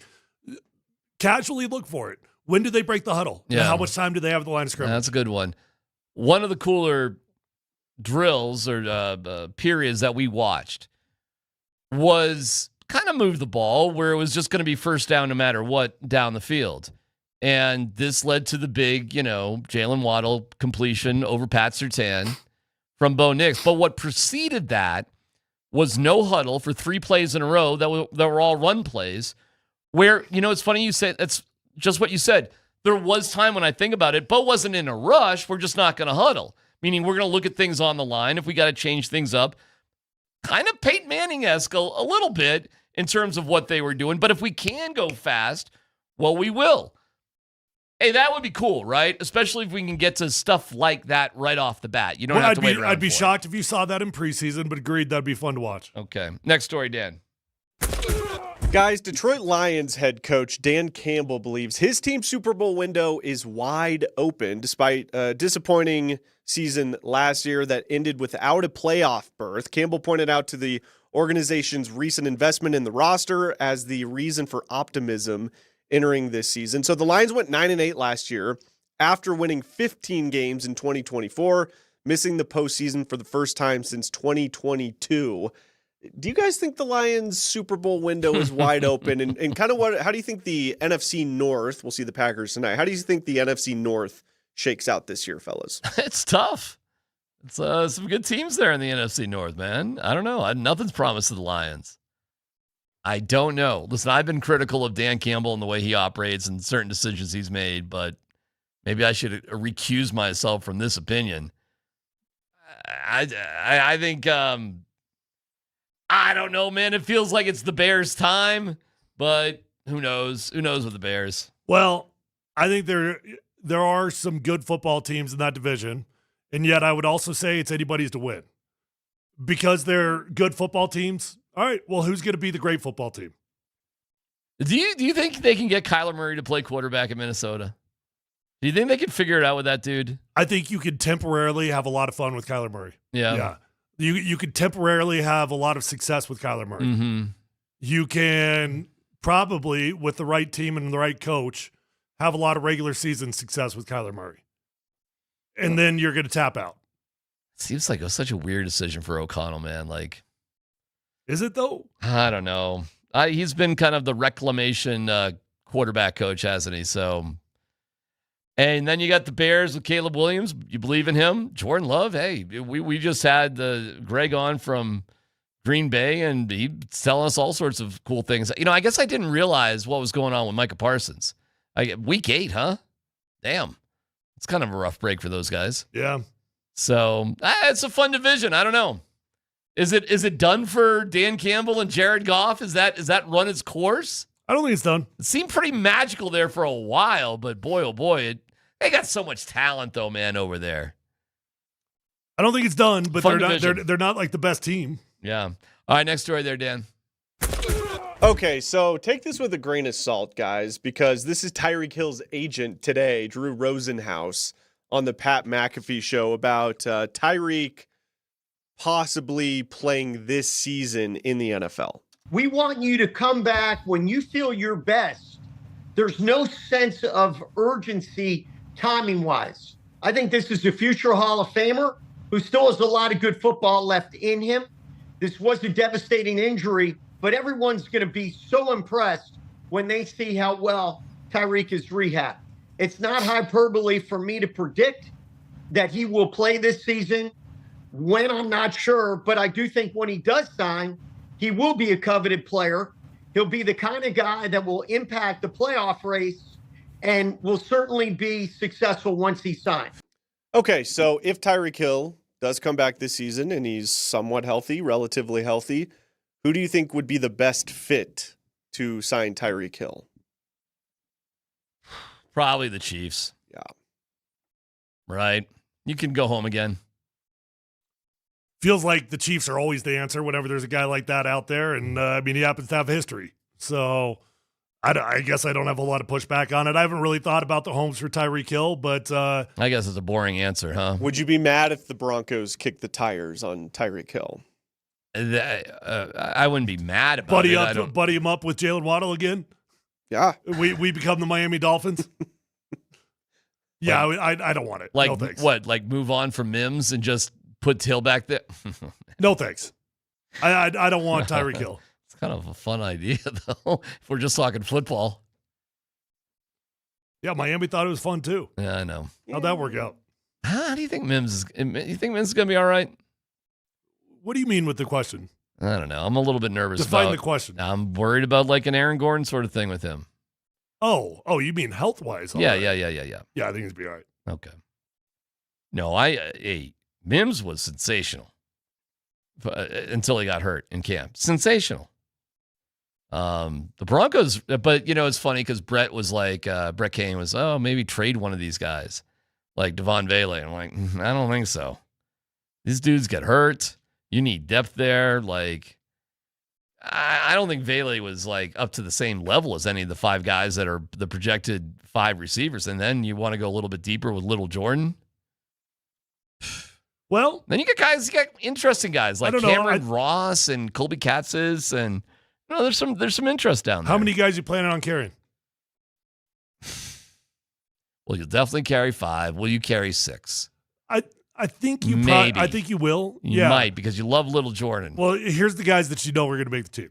So Cortland Sutton, Jalen Waddle, Troy Franklin, Marvin Mims, Pat Bryant, and then you stop. Those guys are the guys that you know will make the football team. Right. And then there's another guy that we know will be on this football team after week 1. Yeah. Probably will not be on this team week 1. His name's Little Jordan Humphrey because they're not going to want to guarantee his roster, and they're going to want to be able to move back and forth on the 53-man without guaranteeing. Who, by the way, has looked pretty good during training camp. He's had really good moments. So that's 6 guys. in theory, that would, I guess, create the availability to trade somebody, but there's nobody that I want to trade. No. And I bet you Katzis, Bandy, and oh, man. I don't think Hakeem Butler.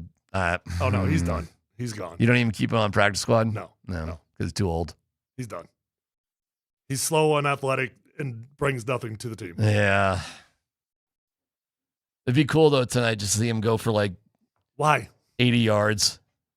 I don't know, because he's kind of a fun guy to look at and watch. He could. I mean, he's a big dude. He's had moments. It's been a minute, though, in camp. It's, when he dropped that ball. Has he had a moment in camp? Yeah, and early. He has? Yes. Name it. He had, back-to-back days of, 70-yard touchdown receptions. I was like, who the hell's this guy? UFL, superstar. He did have a touchdown catch on the Saturday that DMac Spring and I were out there. Back-to-back?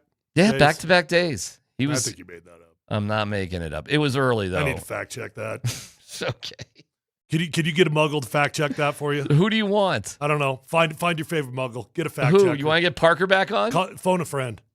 You want to get Parker on for 1 minute to talk about the back-to-back days Hakeem Butler had in training camp? I just want you to fact-check it. That's all. Dan, can you get Parker Gabriel on for one question? Call him right now.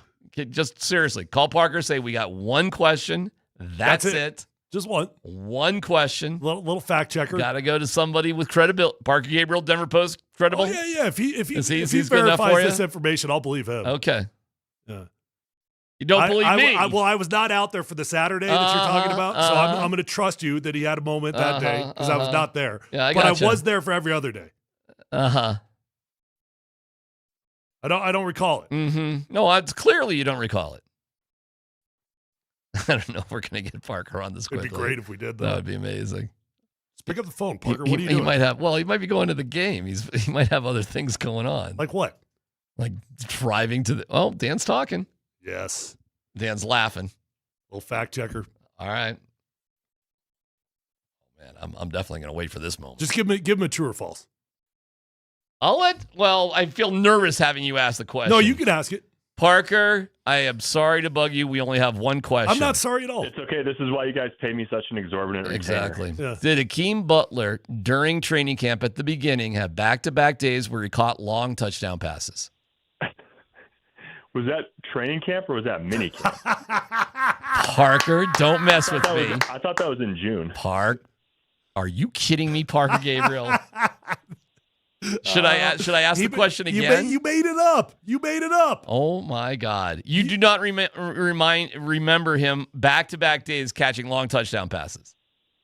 No, I remember him looking good in mini camp, and then he made it up. It's been different in training camp. And Parker, all right, now let's take this down. Let's take this down a level. Worst phone call ever. Because I don't even remember a touchdown. Do you remember a touchdown from him in training camp?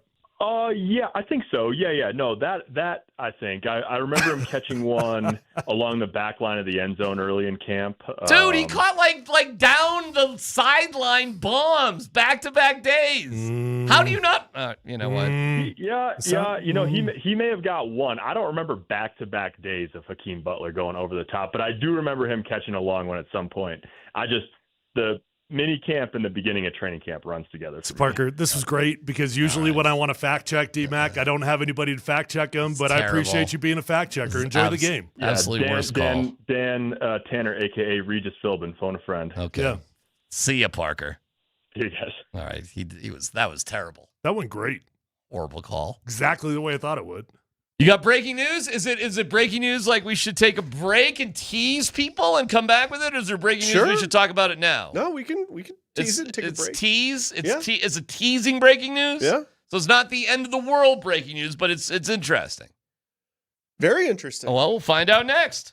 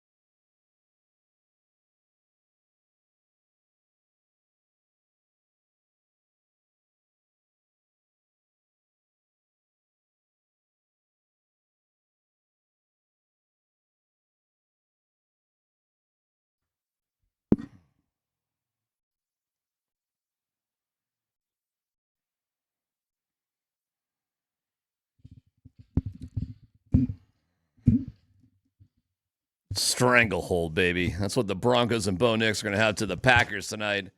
You fired up while you still have parking lots to tailgate in? Are you ready to rock and roll, Broncos fans? Because a few years from now, you're going to have to take a light rail train, but not tonight, baby. Not tonight. Tonight, we got parking lots for our campers and RVs, and plenty of them. I got my parking pass ready to go. Oh, Dan! Get that grill out, get that little football going, get that cornhole rolling, because in a few years, you're going to have trees and grass. But not tonight, baby! Tonight, we have endless parking lots and not a restaurant or a hotel or anything to do nearby the stadium after the game. None of it.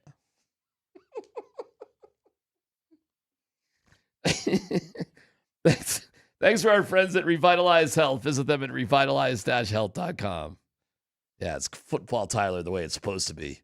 No restaurants or bars nearby at all. Just parking lots. And Federal Boulevard. Colfax. Preseason. A lot of traffic. A lot of traffic. Tons of cars. And a baseball game on top of it. And the Rockies might suck. Don't worry, nobody will be there.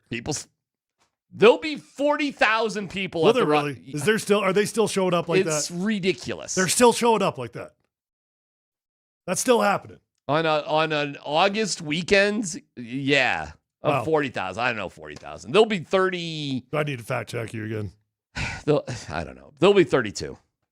Maybe not 40. Dodgers, there's 40. There's 40,000 Dodgers fans. Like 12 Rockies fans. By the way, Kyle Karras back, Amador back down. So Karras off the concussion list. Who's that? Right, exactly. All right, Dan, what's your breaking news? All right. The Nuggets have made a move, guys. Oh. Can we guess? Well, Dan, hold on.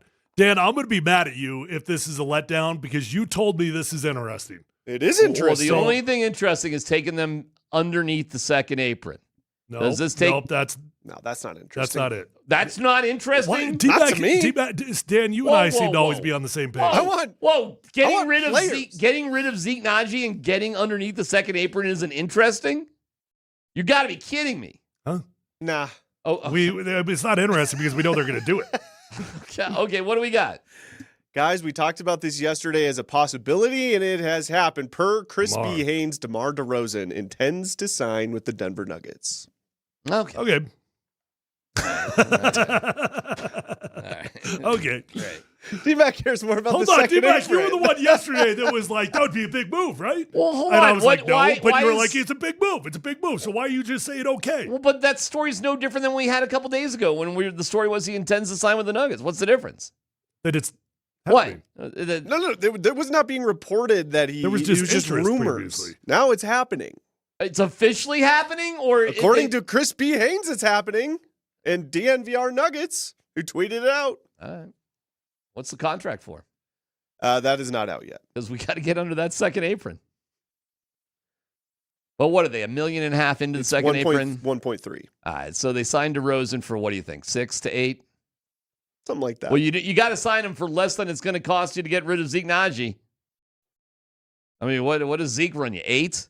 Shams just confirmed it. So well, it is happening. You still got a Cam dump in there also. I don't think so. I hope not. I want to think so. I would be majorly bummed if we did it, but well, how are you getting rid of Zeke? I do not know. Okay, so that's why a Cam dump is on the table. I do know, and it sucks. You trade Zeke and the 2031 unprotected first-round pick you got for the Cavs, and it's a salary dump, and a team picks up an unprotected first-round pick. So you would be telling me in that scenario, we traded away Peyton Watson just so we could trade away Zeke? Yep. We got numbers. That would be buzzkill. Oh, it would be yes. Yes, and yes. Numbers, yes. We've got contract numbers. 1 year, $3.9 million deal. Well, what did I just say? Perfect. Because that keeps you under the $8 million. 1 year, 3.9. Yeah. So Perfect. $8 million total. So gosh, So now you're $5 million into the second apron. So you got to dump $5 million of salary, and that's Zeke Naji. So we literally got nothing in return for Zeke or for Peyton. You'd save a tax bill. Cool. Right. Doesn't that get you everybody excited? Yay! Woohoo! That's what it would be. Cool. I saw there's some. You realize some people, we're not like that, but there are some people becoming unhinged about what's been going on with the Nuggets and unhinged. Some of our muggles, our basketball muggles, are just losing their minds. It's like, all right, guys, relax. But, well, I don't know that I'm that far off. Like, I'm not unhinged in terms of I'm mad at the organization. I'm not, because I get it. I understand the complexities. I understand the handcuffs that they had. I understand why you had to trade away Peyton Watson. I get it. Conceptually, I can understand, and yet I'm still sitting here telling you, this sucks. This offseason sucks. We are not a better basketball team than we were at the end of the season. And apparently that wasn't good enough at the end of the season. So, like, do I understand it? Yeah. Does it suck? Yeah. By the way, there's still, how many empty roster spots do the Nuggets actually have? At least 4 or 5, I think, left. So DeRozan. Well, we can't afford it. I kind of, like, Bruce Brown is still not signed, correct? Like, Bruce ain't on this team right now. He's just a free agent, I believe. I don't know. All right, DeMar DeRozan, cool. 37, 1 year with DeMar DeRozan. And you listen, they don't want to just give away the unprotected first rounder just to dump a salary. They don't want to do that, obviously. They'd rather, of course, get a player back. And maybe there is some sort of way to do that. Like it's Zeke Najee, the unprotected first round pick for Joe bench player. Would you feel better about that? I mean, if you got at least something? No, because it's just going to be the same thing. But if what's cool about that? You're just going to swap out one dude for another. I've avoided this conversation all day, by the way. I'm kind of on purpose. Way to go, as we're getting out the door on a Friday. Don't blame me. I didn't bring it up. Just trying to get out the door on a Friday and have a nice little Friday Eve. I'm just reporting the news. Look at the guy who wants to trade Nikola Jokic. That's who brought it up. The fuck. What? What? I didn't go all the way. What just happened? I almost cursed. You almost? I almost cursed. Good, thank God for a dump button. I almost cursed. What in the world just happened? Andy, when was the last time you did that one? It's an almost curse. Not that word. That one's a tough one. Yeah, that's my favorite word, though. I got pretty fired up a couple days ago.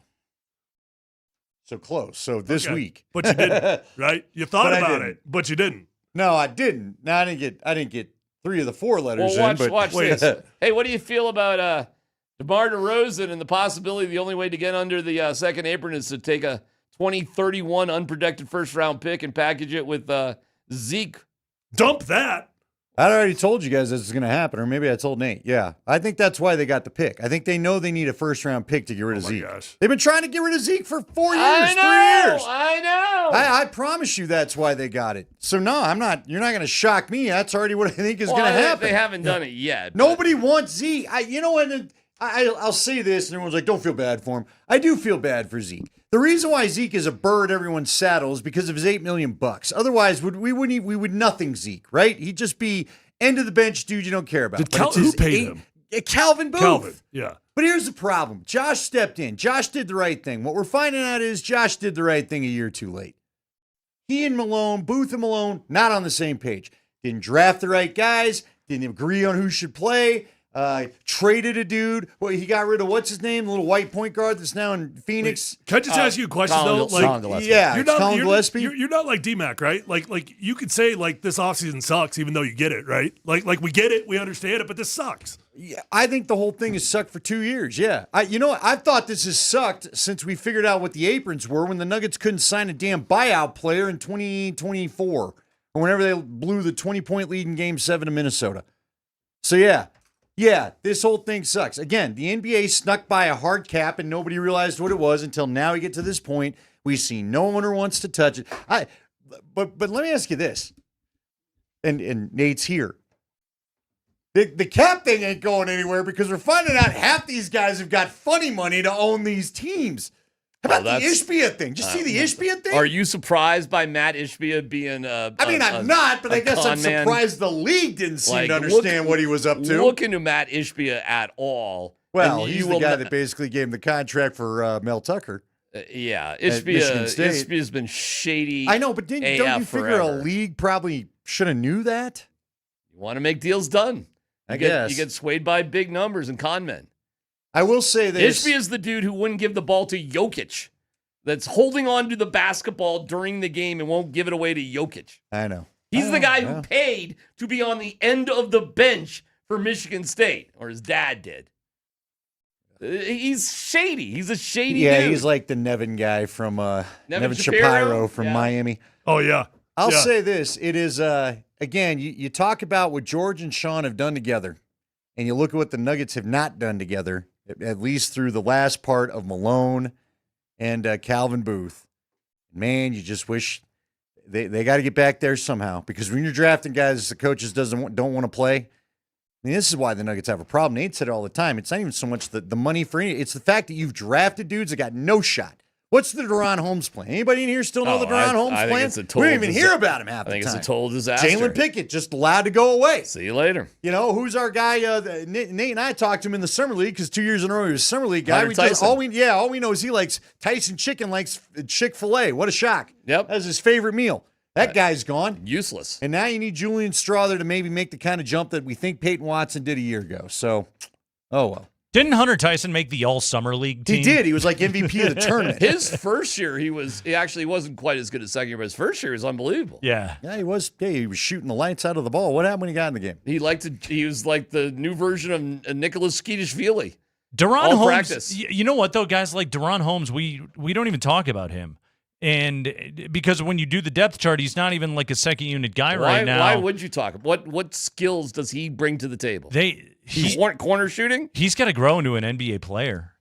Well, you'd hope. What's wild about it is when Calvin drafted him, when traded up to draft him, the word was, he's a pro-ready prospect. No way. Like sure. this is why you trade up to get him. He's ready to go play in Greece. Because he's pro-ready. He was ready to play in Dayton. And his Achilles blew immediately. Like, that's bad luck, but nothing about that guy's game screams pro-ready. No, he played in a whatever. Hey, you going to the game tonight?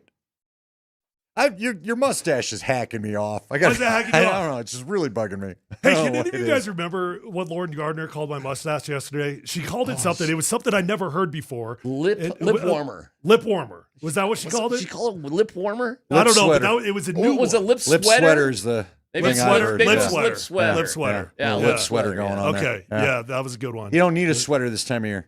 I think it's like 105 out there again. The stash is doing good right now, though. We'll see how it handles this heat again today, because you'll be right back. It's a whole lot better than the beard. You're going to be sweaty stash guy. Well, you don't have to have any of it. You're skinny. You're a skinny guy now. You don't need any of it. Yeah, but but you're also rich. You know I'm screaming midlife crisis. Not until you buy a Mustang, my friend. Let me just tell you. You know what Tyler needs? A vacation from himself. Yeah. An intervention. Yeah. Hey, I think you look great, man. Thanks, buddy. Again. Thanks. You know what I want to see you get out of? I want you to get out of one of those vets where I need you to roll yourself out, where you're practically laying down like cargo in that one episode of the Rockies behind the scenes thing. Hey, just give me a sponsor with a vet, and I'd be happy to do it. No, we need you to. It needs to be your like vet. the vertically opening doors. Yeah, the suicide doors and all that. Hey, boys, I got a thing. I got to go do a thing. At the stadium? Not at the stadium. I got a different thing. This is how you know Tyler is a thing. He wore a collared shirt. shirt. Yeah, I know. We all know you're up to something. It's Bro Tank Friday. I don't have a Bro Tank. No, this is about as it used to be. If you dressed up in a tie and a collared shirt, they knew you were trying to get out of a radio station. Yeah. This means you got after work stuff. Yeah, I got to get out of here. All right. You guys enjoy the Give me my mic. PhD, everybody. Noon to 3, right here on Altitude Sports Radio 92.5. I think everybody is thrilled to be in the air conditioning and away from their 4-hour training camp commitment. This is Nate Kreckman. I am joined by Andy Lindahl. Mark Springer is on the other side of the glass producing the show, as he always does. We are with you today until 6 o'clock. We are taking you within 1 hour of kickoff of a preseason clash of the Titans between the Denver Broncos and the Green Bay Packers tonight.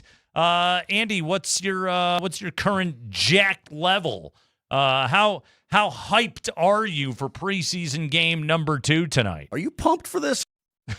I'll get there maybe. You're trying? Or I won't. Okay, you're trying. Here's how pumped I am. Yeah. Got some great stuff from Southern Steer a couple days ago. We did a video. So you're pumped for dinner. I'm going to go make wings. Yeah. I'm going to put this thing on record, and I'm probably going to start it a half hour to an hour after everybody else, depending on when I get home. Okay. Because I got some boys coming over, and I'm just going to eat. Okay. By the way, the go. breasts are huge. They are, but I'm not making those tonight. I do have one that... He's doing the wings. You know what I'm going to do one time? I'm going to... Here's another line for you. I'm going to hold one up next to my head, and you'll see just how big it is. Did you know the Broncos are a 6-point favorite tonight? No, I didn't. Sean Payton and his 8-game preseason win streak is a 6-point favorite, 41 the total, minus 250 on the money line. The odds makers are expecting the Broncos to romp tonight. That's a massive preseason point spread. 6? That's like the biggest. Spring, do you remember ever having seen a preseason point spread bigger than this? No, that is abnormal. That's huge. Let me ask you though, what is the over under? Because I heard a lot of 41. teams were hammering the over, or a lot of bettors were hammering the over. Yeah, 41. Don't you worry about a big number in preseason because it feels like you get some decent plays, but you get a bunch of teams that cannot finish in the red zone. 41's not a big number. I get it, but 20, that's like you're expecting 21-20 out of both teams. That said, though, it's a big preseason number. I mean, every other game on the board this weekend is 36.5, 37.5, 37. So 41 it's a massive preseason number. By regular season standards, it would be a low number. No, I'm with you, but in preseason, yeah, you get so many, the shifting of the guys. You don't know how long anybody's staying in. Sometimes you get the second team that can do something. Sometimes they can't. I heard the Packers guest with Tyler and DMac, and he said that Jonathan Gannon's been throwing some new wrinkles at some teams, so we'll see if maybe they don't. Is Ellinger going to tonight, or are we keeping the same QB rotation? Did we hear that? Ellinger's playing tonight. I know, but is he number 2? Oh. Because, again, if we're really doing a QB competition, let the guy go at the second. If it's a real and if competition, you're not, he should. Then you're just keeping all 3, and we just know what's going to happen, which I think we know anyway. Yeah, if it's, I mean, the common sense answer is Ellinger would go second tonight. I would agree, but I haven't heard that officially. They have not officially determined that, and again, every practice that I saw this week, it was still Stiddy going second. Yeah. So I don't know.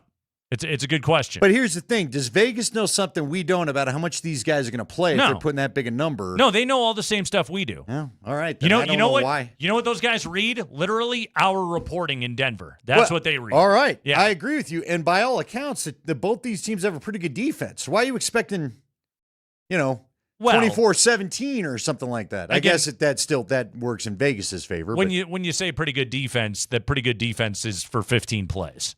And then after that, it's who knows.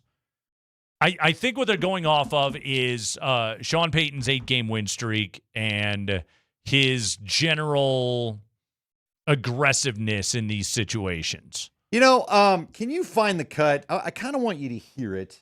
I heard it a little bit earlier. Those guys really got a Packers guy on?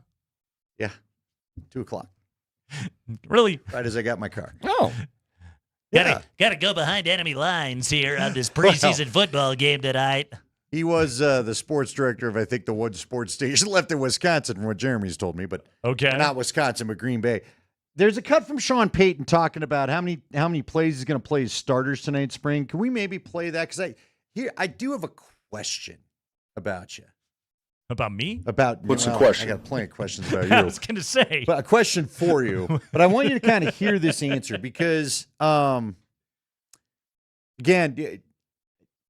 he's looking. Did we get what do we got here, Spring? What do we got? Is this more important than you sent us, Spring? No? Did Wisconsin guy, did he give a lot of Tyrod Taylor info? No. Okay. He did say, again, the best thing I got out of him is look for good Jonathan Gannon maybe to look for Jonathan Gannon. Jonathan Taylor Thomas? Well, see again, are we going to get texts? I don't know. Didn't one of them pass? Is that the sad one that passed, or is he still here? I think JTT is still with us. Okay. Yeah. Anyway. Yeah, don't worry. Not a great week for child stars. Anywho. JTT's only 5'5". What? Yeah, you knew that. How did you not know that? That he's only 5'5"? Yeah. That was part of the problem with the show. The youngest, shot up. He's 2 feet taller than everybody. JTT He looked like didn't Tim grow. Robbins on the deck of the carrier of Top Gun walking around Munchkin Land. But even JTT being a late bloomer, you could still get to, 5'5", DMac and Vic tower over him. Yeah. That's really small. Should have had some more milk. Quit being on a show. I don't know. There was no. You know what was going on those shows in the 80s. There was no milk at the Can I craft introduce you services to a table? child star documentary of what happened to those kids in the 80s? Dana Plato, huh?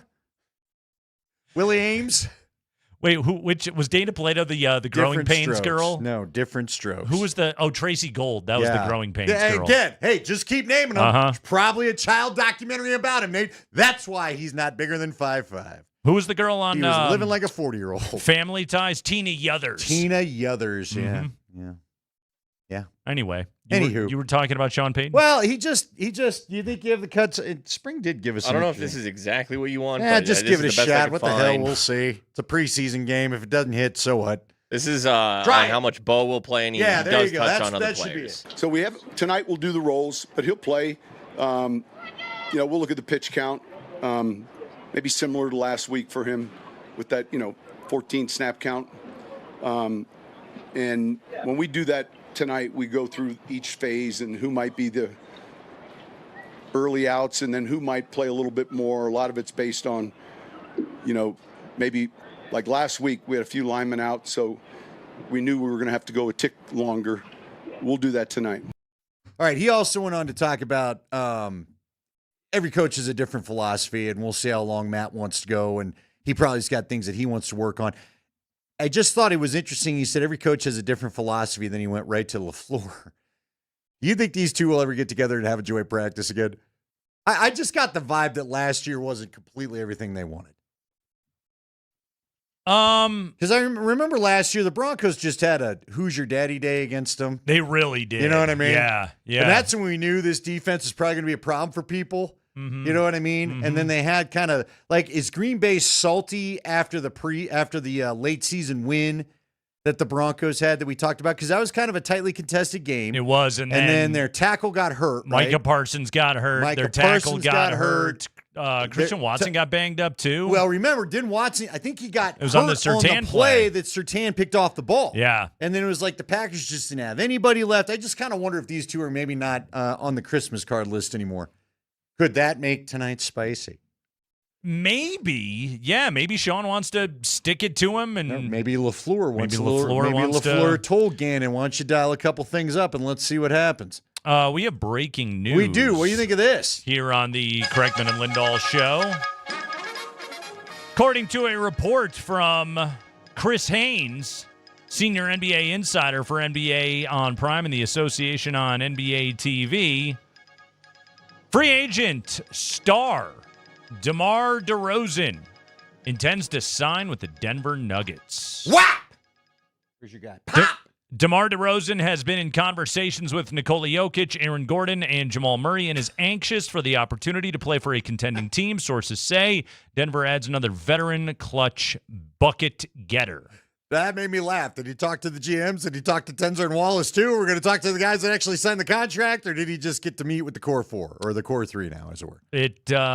Good question. So DeMar DeRozan last year in Sacramento, 31 minutes a game. He started all 77. He will not start here. Actually, put a pin in that. Okay. Is that a radio topic? Put a pin in that. 18 points a game last season. 49.7% from the field, only 32% from three. He is an elite mid-range jump shooter. He has never been a great three-point shooter. His career average is right at 30%. He shot 52.7% last year on twos, which, Andy, for a guard is fantastic. He's a 17-year NBA veteran. He is no spring chicken at the age of 37 coming in here. I guess he'll technically no, he is 37 now. He turned 37 14 days ago. You going to send him a card? Maybe a gift? Cupcake when you see him? Yeah, sure. A little candle in it? I'll Send him an edible arrangement or something. That's an edible. That's my go, or an edible. Yes. I'll see what's left after this weekend. 87% free throw shooter. He has been a great free throw shooter his entire career. 4 assists a game last year, not bad, but 18 points still at the age of 37. I mean, Andy, as recently as 5 years ago in Chicago, this is a 28-point-a-game player that was second-team All-NBA. Can in a different way, can he pick up for the scoring lost by TJH? Tim Hart or THJ. Oh, absolutely. Now it won't be at the 3-ball like you laid out there. It's going to be in the mid range. Yeah, but he can hit mid range jumpers all day. So I believe he will have a higher scoring average than Tim Hardaway did this year. Then they probably need to maybe let him not.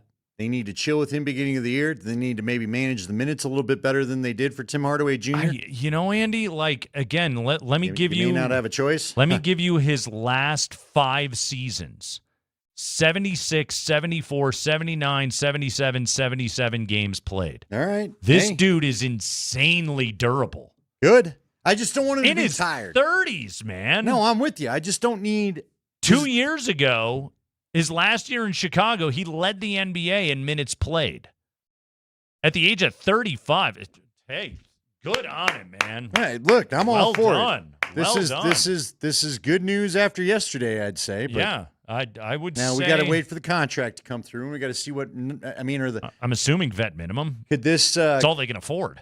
Well, I know, but does this mean Zeke in the first rounder are off to new pastures before they sign this deal? 1 year, $3.9 million. Yeah, veteran minimum. There it is.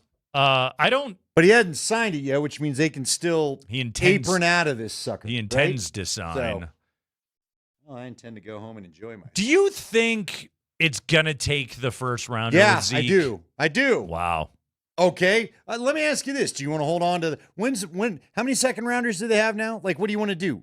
Here's my they thing. have 4. Okay, but they're 4 tradable. They're more like they're sooner. They're in more recent draft or sooner drafts. I don't know how to put this. The second rounders you have. Well, I mean, the first rounders in 2031. Yeah. Okay, I'm glad you got a first rounder, but Jimmy cracked corn to borrow your thing.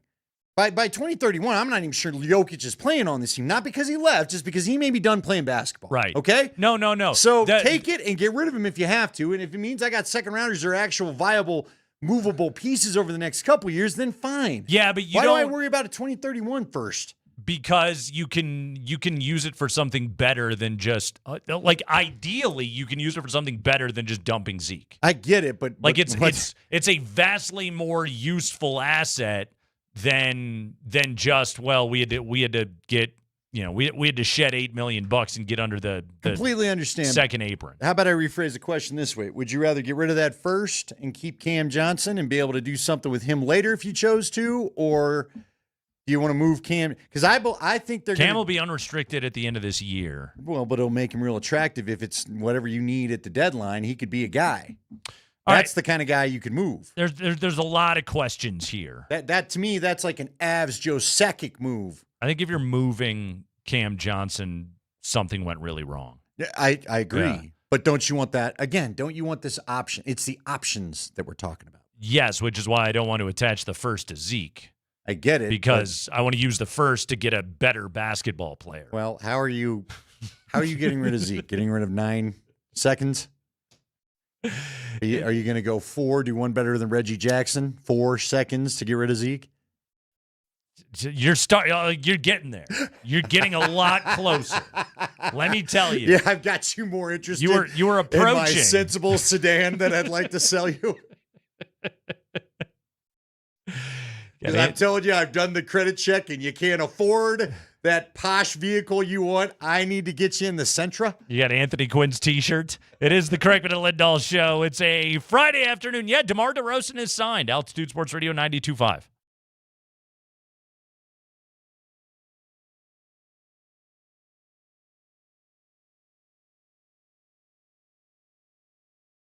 Guys, it's Andy Lindahl for the Rocky Mountain Men's Clinic. So I'm just kind of curious how you've been doing and how things have been going. I'm not really curious. Let's just be honest about it. Let me just cut that out. Are you having problems with your sexual health? Are you dealing with erectile dysfunction? It's none of my business how that's going. But if you think you need to talk to somebody, if you think you need help in that department, then let me point you towards the Rocky Mountain Men's Clinic. Again, these are the folks that were behind helping me find the right treatment so I could lose 50 pounds, and I was psyched about it. If you want to do better in the bedroom, if you want to get back to your old self, if you want to find the right treatment that makes the fireworks go off when it's time, then you got to go talk to the Rocky Mountain Men's Clinic because they've been serving the Front Range of Colorado for nearly a decade. So they can help you. Just get on in there with your first visit. Here's how it's going to go. You're going to have a blood test. They'll check your T and your PSA. They'll make sure everything checks out. And if everything does check out, then you're going to be able to have a test dose. And if the test dose for your ED isn't working in the office, then your visit's free. It's about finding the right treatment for you, though. This is not just a one-size-fits-all practice. They've got a couple of options for you, a few options for you, and they don't just rely on pills or herbals.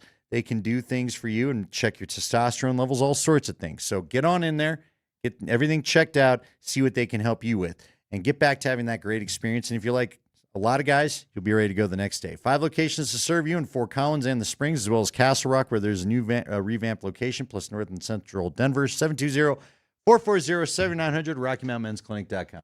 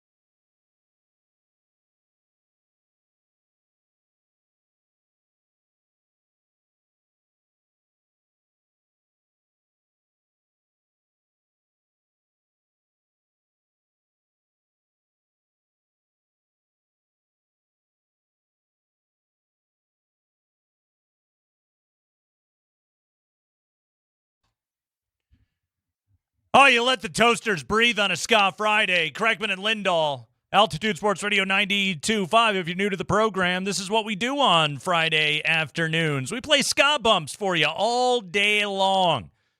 You go into the weekend with a smile on your face. And maybe this will put a smile on your face. Maybe this will turn your Nuggets frown upside down. DeMar DeRozan intends to sign with the Nuggets, according to a report from Chris Haynes of NBA Media. Yeah! Woo!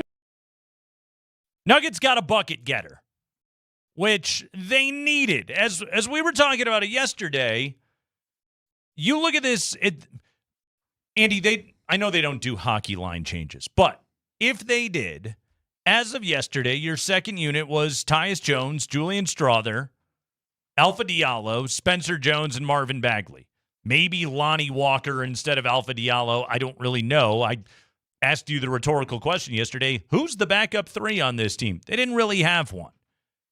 And look, 2s and 3s are generally interchangeable. Now, DeMar DeRozan slots into that spot. You would just go Tyus Jones, DeMar DeRozan, Julian Strother, Spencer Jones, Marvin Bagley. It's incredible what happens when you take a guy with a 21-point-a-game career scoring average with over 26,000 career points scored in his NBA career and who is still averaging 18 a game last year in Sacramento. When you slot him in there, it feels a lot better. It does. There's no doubt about it.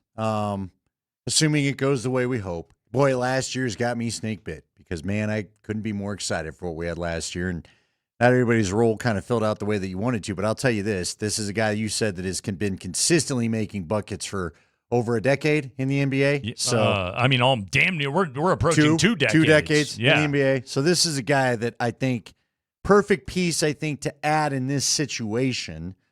And again, I think this is where you want to go.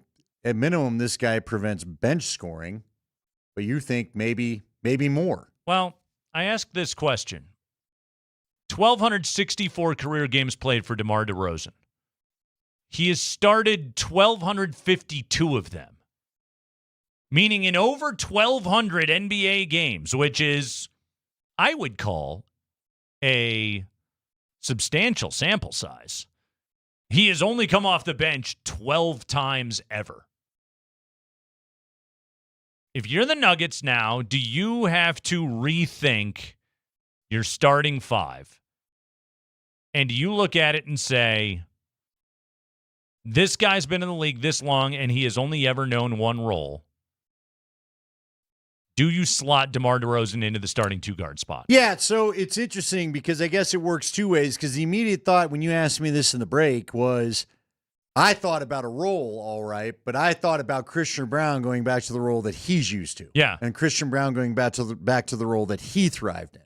And that was coming off the bench and being the energy guy. Yeah. And getting a chance maybe to stagger with Jokic and still do his thing where he gets out on the break and all that. But now you've got a guy like you said that you could put in the starting lineup in DeMar DeRozan, that's what his life has been the whole time. He's going to get his shots.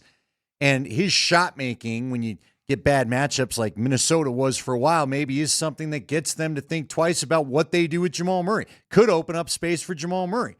Because, again, you know that guy's going to knock a shot down and needs to be covered. I'm not so sure.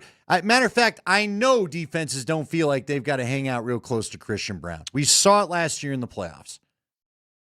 So now let me argue with my own original point. Because who better to fend off a Nate Kreckman opinion than Nate Kreckman? This is like when Dwight went against Dwight in The Office. Or was his perfect number 2 when Jim talked him into being both the manager and the assistant to the manager? Christian Brown is a very good Jokic complement. He is, because of what he is defensively, and you need the best perimeter defense that you can find when you're talking about a starting lineup that includes both Jamal Murray and Nikola Jokic. And Christian Brown, at this stage of his basketball life, is certainly a better perimeter defender than DeMar DeRozan. We'll have we'll do a better job of being able to keep bodies out of the paint. CB as a floor runner is a good compliment to Christian Brown. Like marrying up Jokic and CB minutes, I think maximizes what CB is on your roster. DeMar DeRozan has never known a life where he has played basketball with the Joker. And again, could be a perfect second unit type player. You think of those, David Adelman would like it be anywhere from 5 to 7 minutes to start a second quarter, to start a fourth quarter.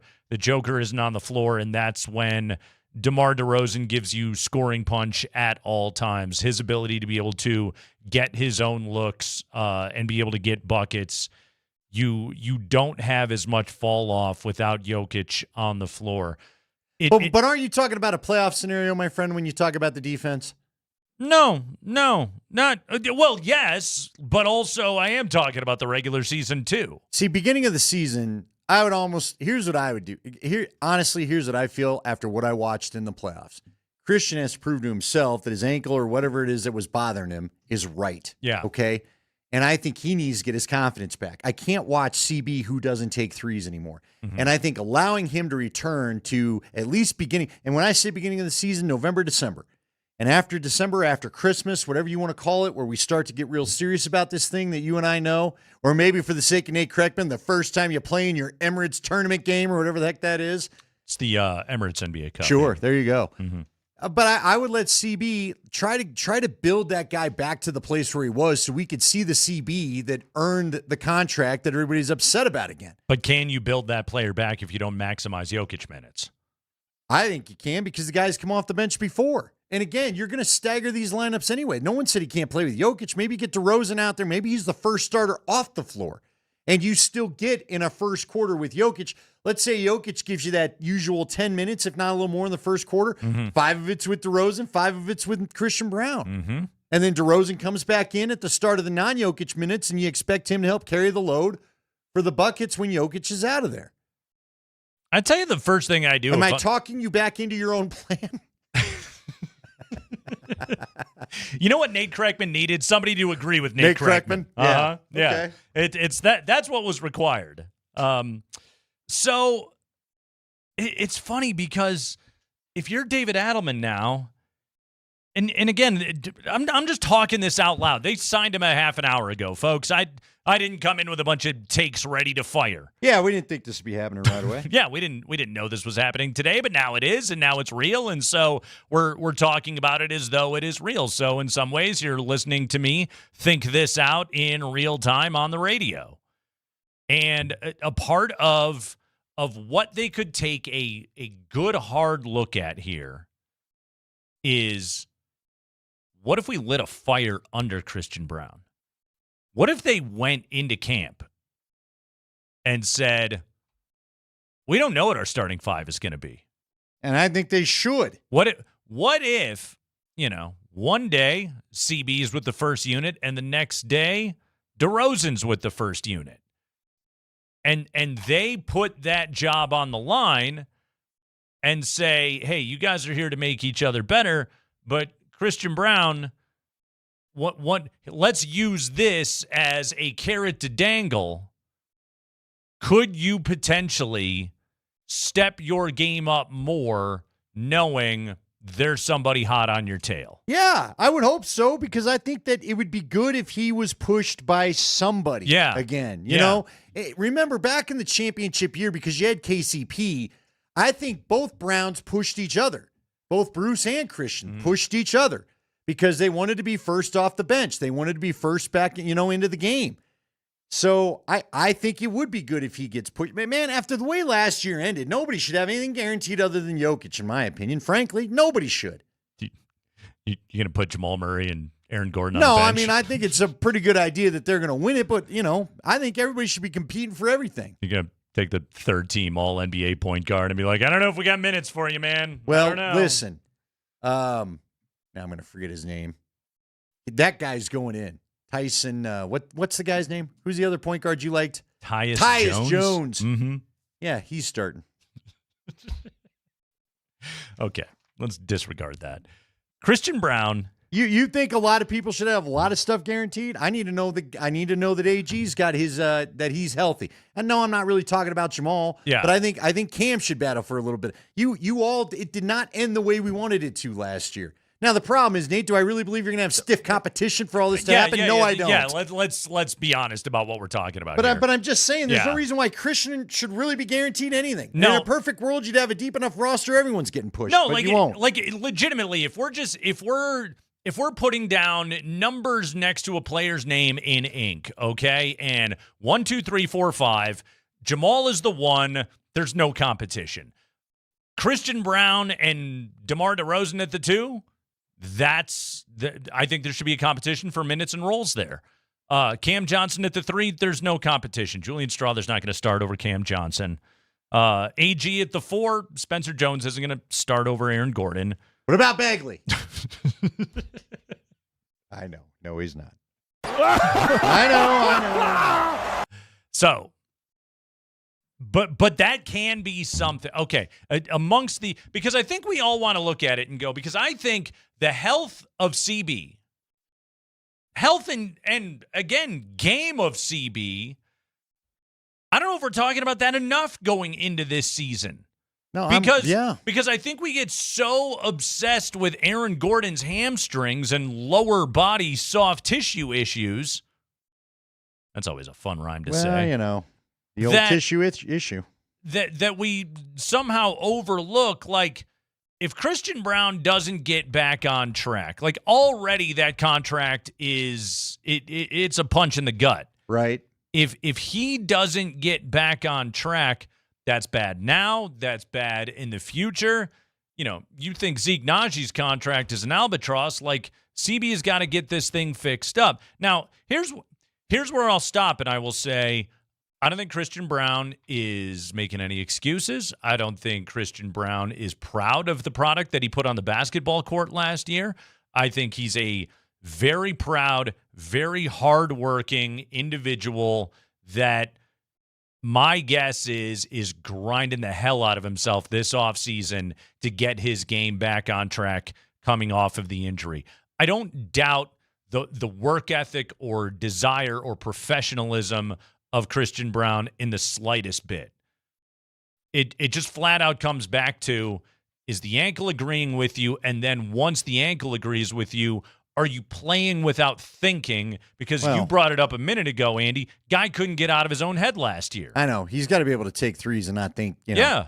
I don't want to see the Christian Brown that constantly passes up shots because he doesn't want to take them, to the point where the defense doesn't even bother to cover him. They'll just ignore you. Which is what was going on at the end of the Minnesota series that we all remember way too well. Yeah. Yeah, so I'm with you. But it's another reason why, at least, how about this? At least for the first month, and when I say first month, in my mind, that's about November. First 20 games, we'll call it. Sure. Let him come off the bench. Again, get this kid mentally rehabbed as hard as you're trying to get him physically rehabbed. Because as we just laid out right there, he needs as much mental rehab and his self-belief, in my opinion, as anything else. And you know what? Everybody thinks that's an untradeable contract. Well, if he gets back, here's the reason why that's not the albatross in my mind that at least right now that Zeke Naji is, because we've already seen a good NBA player out of this guy. Yeah. So if you get back to that and then you decide you want to make a move, guess what? Now you're back in business. Mm-hmm. It's been made very clear over 3 years no one's taken Zeke Naji. So that's where it is what it is. Can I interest you in 14 second-round picks? Yes. Can I give you the franchise's next 20? How about a mascot? How do you like Rocky? It's hard to part with Rocky. You can't move Rocky. He's too valuable. No, he's a Hall of Famer. He was a Hall of Famer long before Miles was. Here's a great thing. Rocky could break out and just come back here. He just declined the contract. Hey, rock, paper, scissors. Speaking of Rocky. A trip to Kansas City? Where? Next week, start qualifying for our 64-person rock, paper, scissors tournament, where the winner will get airfare, hotel, and tickets to see Denver take on Kansas City on Monday night. It all Kansas starts City, here I come. next week on Altitude Sports Radio 92.5, and it's powered by Bud Light, the official beer sponsor of the Denver Broncos. Remember to enjoy responsibly. But yeah, we'll start qualifying people next week for a rock, paper, scissors tournament. Andy, what's your go-to? Rock? Good old Can't rock? tell you how I know we're not playing it. Nothing beats rock? Well, yeah, what was your stat? Again, it was your stat that helped me beat Mark Hoppus at it. Yeah, I think everyone goes rock if you don't know him, right? Yeah. That's why it's the thinking man's move is you open scissors, because the thinker on the other side Goes theoretically paper. is going paper to defeat the dum-dum who's going rock. But then this is the danger in being the thinking man's thinker, is when you go scissors, then the dum-dum hits you with rock, and you're screwed. Yeah, someone's got to lose in all these, Nate. That's a good thing about it, unless you do about 15 ties. You know what, Andy? But that's why they say that's rock, paper, scissors. It's Kreckman and Lindahl, Altitude Sports Radio 92.5.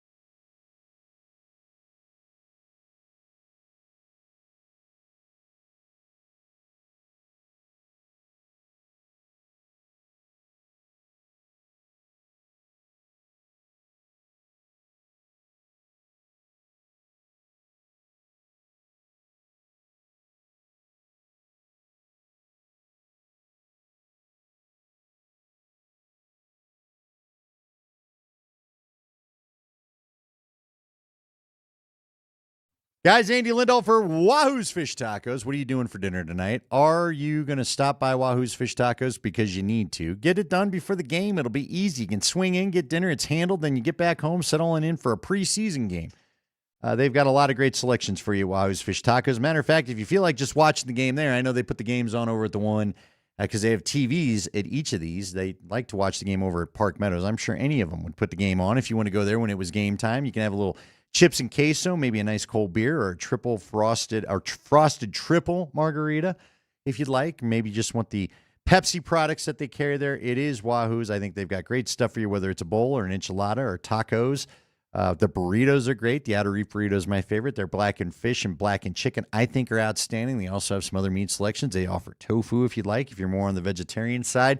And they have great fresh-made salsas every day right there. They have a salsa bar. Who doesn't love a salsa bar? Nate Kreckman does. Get on into Wahoo's Fish Tacos. Enjoy it for dinner, enjoy it for lunch, but enjoy Wahoo's.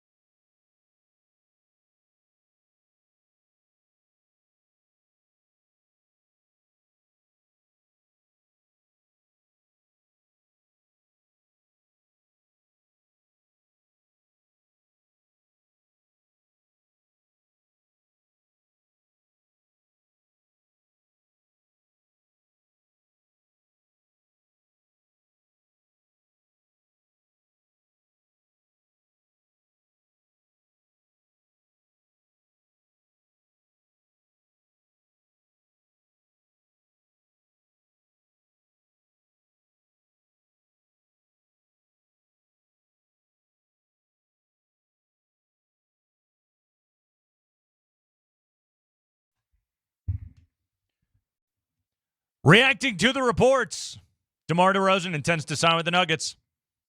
Peyton Watson out, DeMar DeRozan in. 37 years of age. Okay, so Andy and I were having the conversation earlier. Do you start DeRozan or do you keep Christian Brown in the starting lineup? Quite frankly, if I'm David Adelman, I tell him that job's available. And go into camp and see who goes and earns it.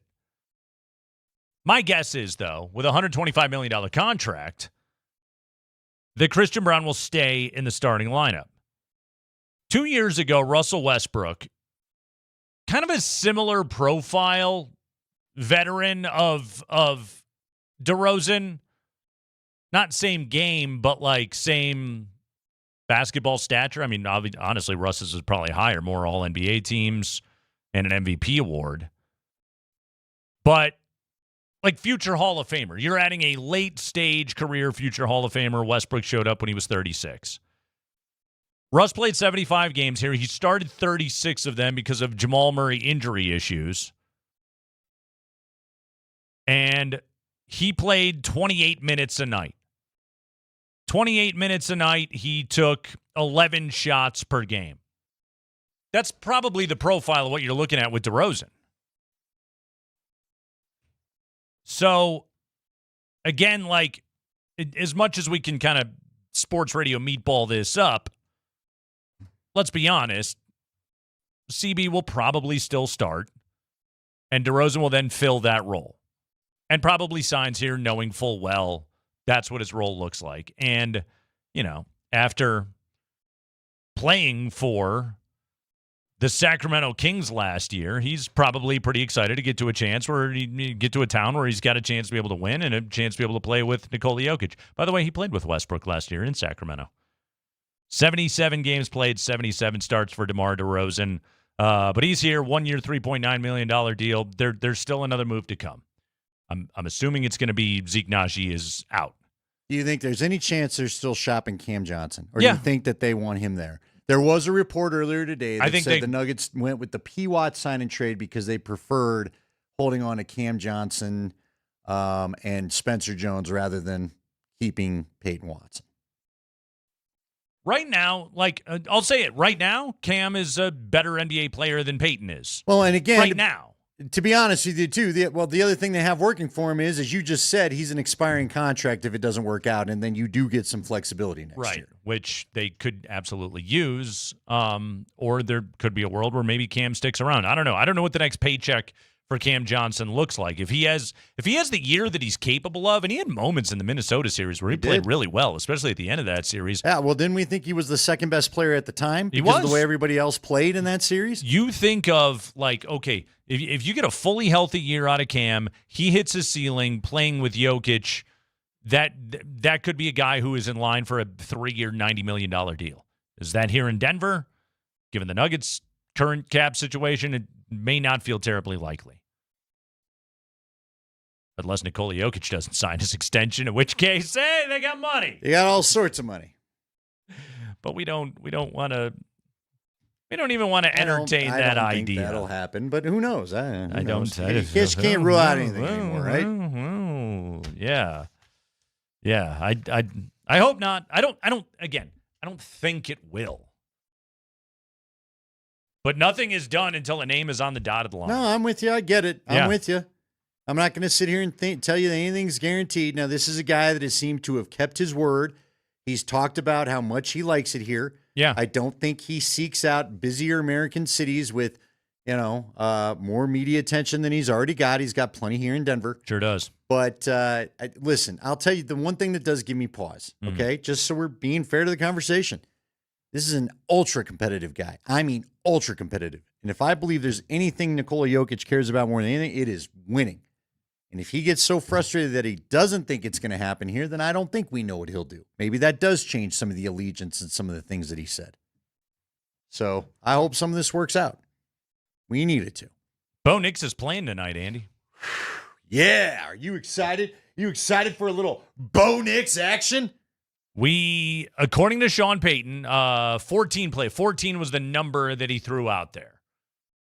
14 plays. He said that was a plan last week, and then you kind of adjust from there. Right, exactly. I'm going to tell you this. If they were to have a 10-play drive, I bet you he just says, could be it. You're out. Yeah. Good. Yeah, it could be it. I saw it. That looked good. Got a TD. Let's get out of there. Yeah. If it starts stumbly, then you probably go in again. Then it could be a few series. Okay. If it's 4 3 and outs, then we got a problem. And they're not going against the caliber of defense they go against in the Broncos. Right. But if it looks a little stumbly like some of the practices have over the last 2 weeks, it could be a little bit longer into the first quarter outing than what we expect. I think that's very possible. I'm hoping it looks like Atlanta last week. This has happened with Bo a couple of times in the preseason. He's come out and been rather pedestrian and had to play longer than they wanted him to so they could at least eke a field goal drive out of him. Yeah, I think, they just in the thing that they like to say is they just want to get his, Davis's voice in the headset, let him work the process, and then call it good. I'm telling you, if they come out... Clean operation, Andy. They want a clean operation. If you come out and give me 10 good plays and you go right down for a touchdown, he doesn't need to play the rest of the preseason as far as I'm concerned. Good enough. That would absolutely be enough for me. So Bo is playing tonight. We don't know for sure yet if Jalen Waddle is playing in this game or not. That's when I highly doubt. Right. Who knows? You would think you don't want to push the muscle injury. In the era of completely just being as cautious as you can be, you would hold him out of that game tonight. Yeah, the other thing that I think makes this a problem, it's 90-some degrees today. This is not the ideal weather. Right. It's not going to be a cool evening by any accounts. This is probably not the night to go test that thing again. I don't think. Yeah, Unless, I would advocate for, we're good. And just let Cortland and Pat Bryant and Troy Franklin go out there and do their thing. Obviously, Mims isn't going to go tonight. So send your top 3 out there. Little Jordan Humphrey can fill in some personnel packages. You'll be fine. Run that with the first team. And then after that, you can get all the Bandy and Hakeem Butler. We got to draft a fantasy team. Come on, I need some more juice out of you, pal. Man, Jack, you're reps up 1-0 you can handle. on the league, baby. I am. Yes, I am. The guy front running in the league is acting like he doesn't care. I know. I know you care. I know you studied. Let's get to it when we get to it, Andy. You went to practice this week. I saw your notebook. I was scouting. Who do I want for this team this week? Mm-hmm. Man Jack was Mr. Irrelevant last week, and he got me the dub. Well, now we got to see if you have the guts to take him again. Let's see how high Man Jack goes after a 3-catch, 40-yard performance in a PPR format. That's a hot 7 points, baby. We didn't have a single touchdown scorer last week, by the way. We're dumb. Nobody took McLaughlin. You're right. And nobody took Prentice. Although we couldn't draft Prentice. He was a starter. Because he's a first stringer. Yeah, we don't allow starters for those that don't know. Yeah, no first stringers. And we're trying to draft guys that are playing into the fourth quarter to give us all reason. Yes. You guys need to stay locked. Come along with us. And loaded. Do this thing. Hey, it's a big thank you to the Ramos Law Firm for their support of Altitude Sports Radio's training camp coverage this year. Car accident, you do need Ramos Law, medical doctor and attorney. Visit ramoslaw.com. Yes, training camp may be concluded, but our Broncos coverage, Andy, it's just getting started. All we're good to season long, from every practice to every game and everything in between. What else? Are we cooling down any? Are we warming down anymore? What are we doing, you and I? I don't know. Sure. Yeah, nobody. It's funny. I'm doing this reading. I'm like, nobody ran any of this by me. Nobody covers the Broncos like Altitude Sports Radio 92.5. Yeah, let's take a break. We'll come back. We'll talk about what we're looking for out of this game tonight. We'll talk to Jeff Legwald at 4:20 from the stadium. We'll continue to stay in our DeMar DeRozan conversation today. We're buzzing over DeRozan. See, things are looking up. It's a Friday, baby. I feel like our Daubers were down this week. Things are looking up on a Friday. Yeah. Let's do this. Yeah. Broncos, Pack, DeMar DeRozan getting buckets off the bench. Hey, Larry Walker's getting a statue this weekend. He is? Yeah. Okay. There's good things happening. And we're talking about all of it because we all knew about all that stuff on Altitude Sports Radio 92.5.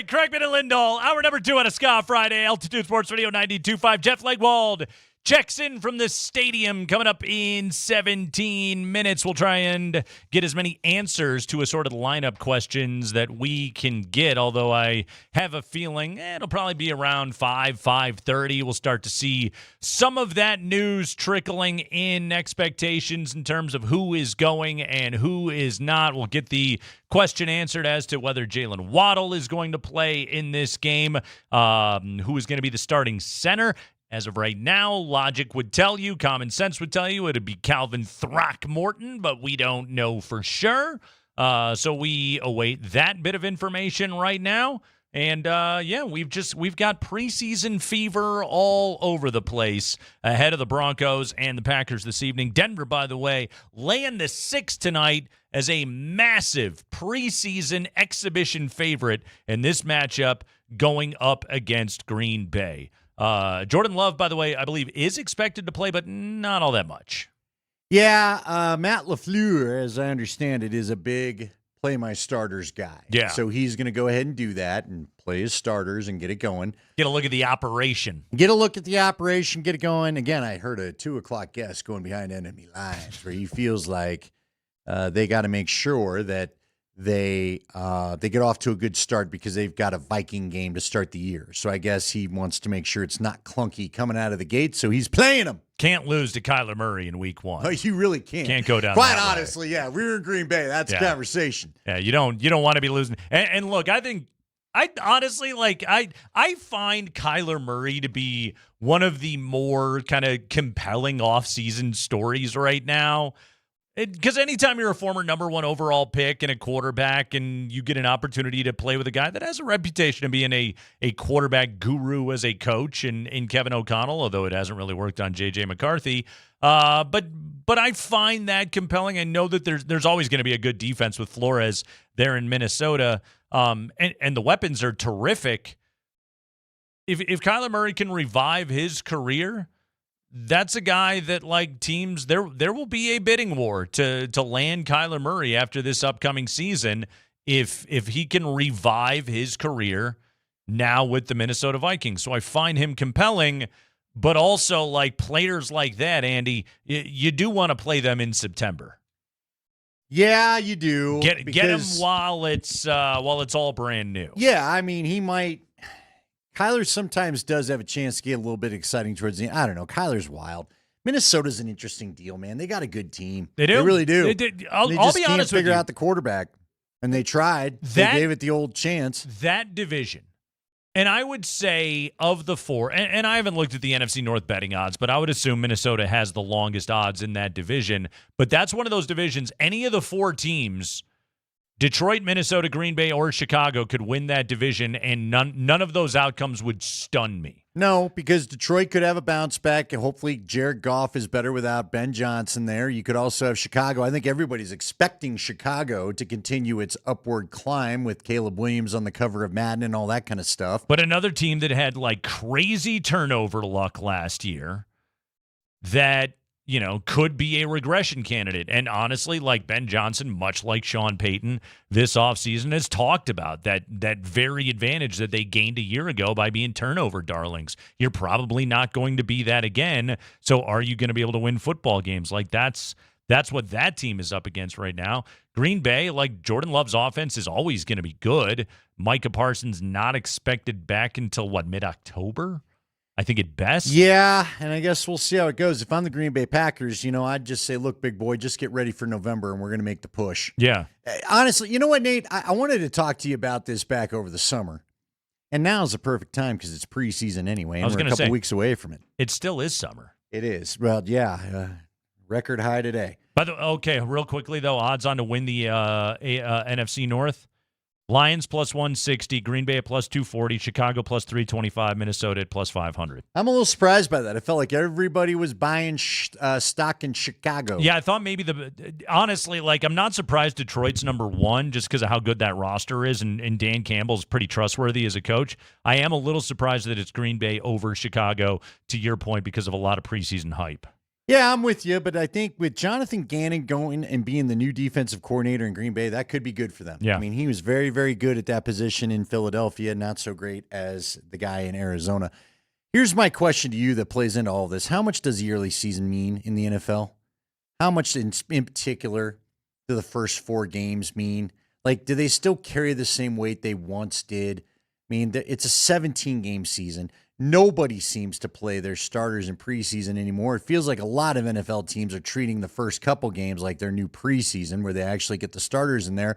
And honestly, Nate, I think with what the NFL has done to make the quarterback so damn important in this league, you see more teams. And we watched this Denver team face a couple of them down the stretch last year. Now, Kansas City wasn't tanking for the quarterback, but they just wanted the better pick. Teams to me feel like I feel like NFL teams aren't afraid to let you know what? We're just gonna if we stink, we're gonna go ahead and play the backups all of December. We're gonna go ahead and sit some guys. We're gonna go ahead and come up with injuries so that we can try to better our draft position. Didn't it feel like that was a little what Kansas City had going on by the time you played them on Christmas? Oh, I know Mahomes was out, but without a doubt, yeah. So I asked that just saying. In September, it just feels like teams still use September to get ready because they don't really use the preseason in a lot of cases to do it anymore. They do, but the games are tougher because everyone's healthy. That's what's so tricky about September games is, and like, you know, if you're the Broncos, and let's use their first 6 weeks as an example, you know, your 3 AFC matchups are Kansas City, Jacksonville, and the Chargers. All potential likely playoff teams. 2 of those 3 were playoff teams a year ago, and, you know, a world where Mahomes is missing the playoffs, you know, multiple years in a row feels like a bit of a long shot. So those are critical AFC games right now. And yeah, to that point, like, everybody is healthy, and yet, you know, September football can lie to you a little bit. The Colts look like world beaters. Daniel Jones was an MVP last year. And granted, he played well all year until he dealt with the injury, and then, you know, the Colts decided to re-up him. But yeah, September football, it's a little bit of a different beast. And, you know, funny enough, Sean Payton has not been particularly good at it. No. Since he's been here in Denver. Yeah, like he's... And it's not mattered. Right. This is where I start to think about this. The Broncos have been in the hunt, and in last year's case, the hunt for the top seed, and they secured it all year. And the last 2 years, that's how it's worked out for him. Hell, he even after a rough September, his first year got him back in the mix. That second year... Is there a large contingent of Packer fans? You know there walking is. around Denver yes, today. I'm positive there is. Okay, there's a lot of them that live here too. You They guys do. all move together. All you upper Northwest people, Midwest people, like to Yes. show on up here. yes, together. the upper Midwest. Wisconsin, Illinois, Minnesota. You all just hop in the car and come on down. That's not bad. It's nice here. It's a good place to live. Well, is it nice today? Would this be hot for Illinois? Help me out here. Yes. I've not spent a lot of time in Illinois. Yes, 100 degrees is hot everywhere. That's true. Yeah. I give you that. Uh-huh. Wait, do you get a lot of humidity? What is Yes. Illinois weather this type of year? Is it miserable? Is this the time of year that makes you move, or is it the winter?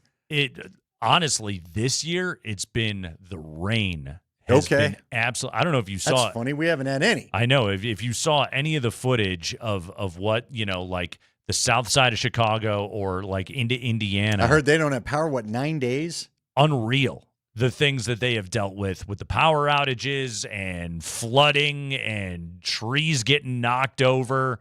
Just awful rain. I was talking to my parents last weekend, and they were out for a hike in the local I don't know, state park. yeah, they're not. It's not that hilly, but it's a lovely state park nearby. And they said they got about 20 minutes into it, and it was like the mosquitoes were carrying them. They were like, "Nah, we're good." Yeah, gross. We're no good. Yeah. All right, so let me ask you this before I sidetrack this: what record makes you panicked out of that first 6? Do you have a panic record? Because you had mentioned you could even see a 2-4. 0-6 is a good one. I'm with you. 1-5, 0-6, I'd agree. But even 2-4 with what the schedule does after, I feel like you could probably recover from. Yeah. As long as the 2-4 isn't based on you losing guys for the season. Yeah, 2-4 suboptimal, but you again you have a lot of get right opportunities after that. And look, you're probably not winning the division if you go 2-4, but the wild card is really there. It really is there. To that point, though, because of the makeup of this team, in which defense is the best unit and the biggest reason why they will win or they will lose. And I think the offense will hopefully should be better this year. But being such a defensive team, if the Broncos don't have home field advantage, are they a real threat in the AFC playoffs? It's a great question because we've they nearly choked that thing away last year. Right. It took a lot of turnover luck, really some stupid decision making by Josh Allen. Yeah. And a miracle towards the end for you to get that win as it was. Exactly. So, defense travels. I'll say this. I don't know if they have to have it, depending on how the defense plays. If the defense is playing at the end of the year this year the way they were last year, then you're in real trouble. I mean but that crowd noise advantage was so friggin' good in that Buffalo game. Oh yeah. Yeah, you give that away, it's a factor. Well, we saw it when they went to Buffalo the year prior. Mm-hmm. Not good, Bob. No, that was not. Although they did score an early touchdown. That was Bo Nix to Troy Franklin. Wasn't it, Jim Nance? It sure was. The Broncos! When did we get the Denver Broncos? Was that the Green... The Denver Broncos! Yeah, which was that? Which game was that from? Because the Green Bay game regular season was a Fox game, so it couldn't have been that. I don't remember. Hey, our contest is wrapped up. And Joshua, Vince, Andrew, and Sean all won tickets to their choice of 4 different games yesterday. Does Sean Payton realize he doesn't get the courtside seats in this one? Sorry, guy. You're screwed. Go sit up there with the unwashed masses. Then Karen will complain about you. If you weren't as lucky as those 4, head over to nuggets.com/pick'em. That's nuggets.com/pick'em and put together your own pick'em plan. Packs start at just $99. Jeff Legwold live from Empower Field at Mile High right after this.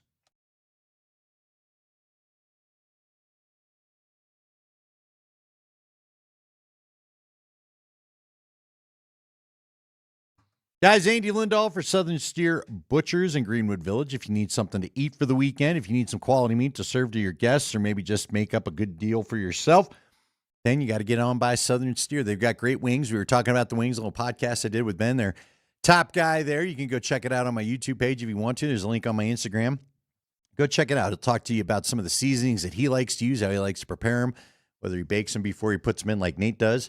Or if he just goes and grills them straight out. Also, some other little interesting things for the tailgate if you'd like to get that done this weekend. Their steak tips are always fire. That's something he does recommend, and how he pairs them if you're going out to a tailgate to make them easier to eat. I love all the flavors. They had all the flavors going this weekend. Matter of fact, they had some buffalo chicken tenders working yesterday when I was there. They did not have them when I was there on Wednesday, so I was a little bummed about that. Their buffalo flavoring is excellent if you like the traditional buffalo taste. That's what they've got for you. Also, great steaks, fresh brats, fresh Italian sausage.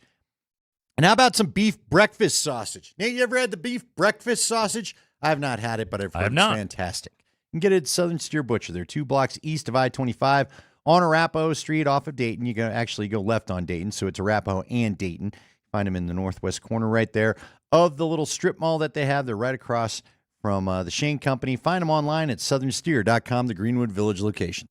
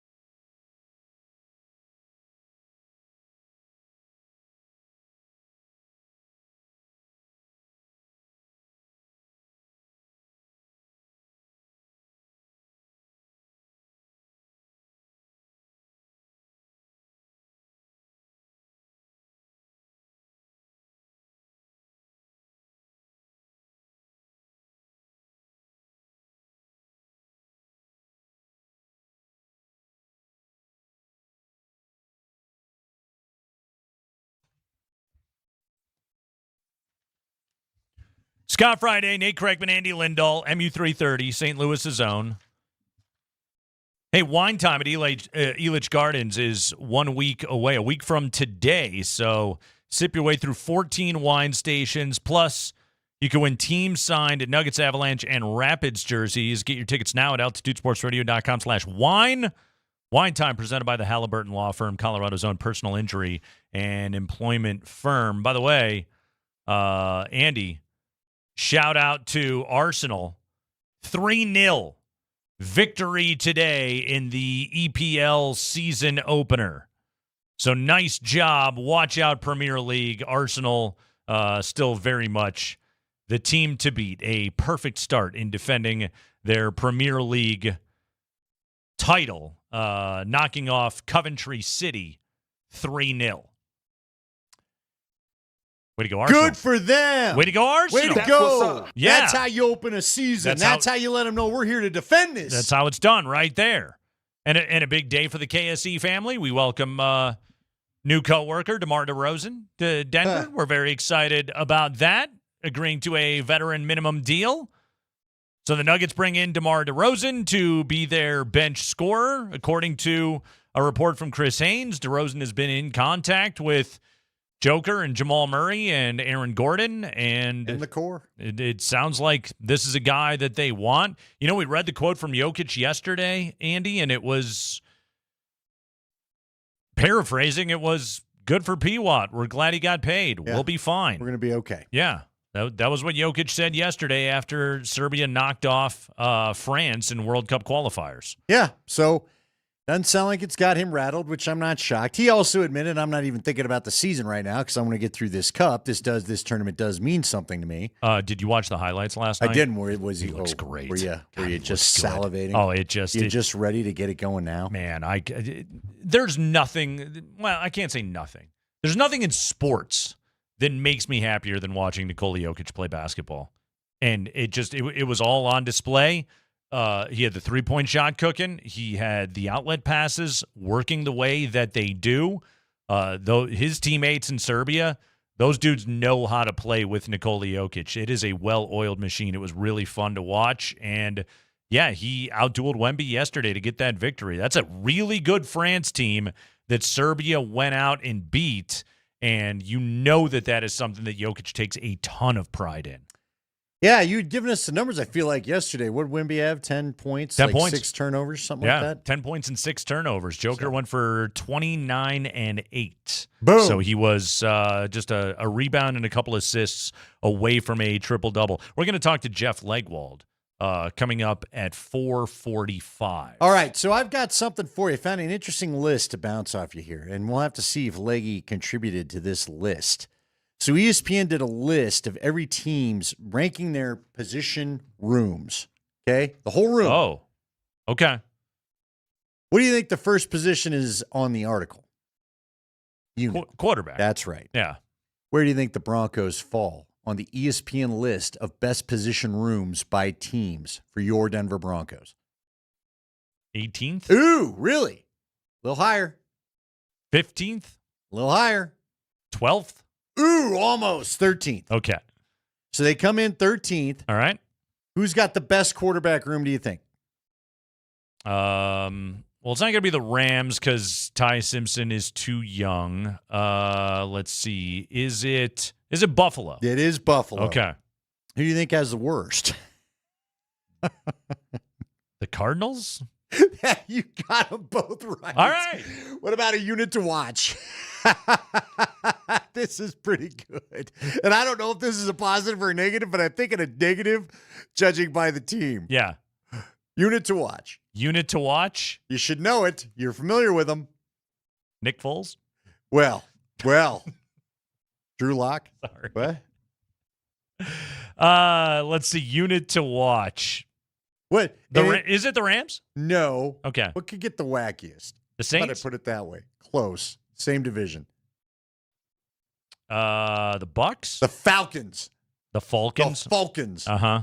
Because, again, Tua, from what we saw, Tua's not the same guy that he was. Okay, so I didn't click on this list today. Do they rate every position room in the league? Yes. Okay. The next one's running back. Okay, so let's delve into where we think the Broncos rate the highest. Oh, it's corner.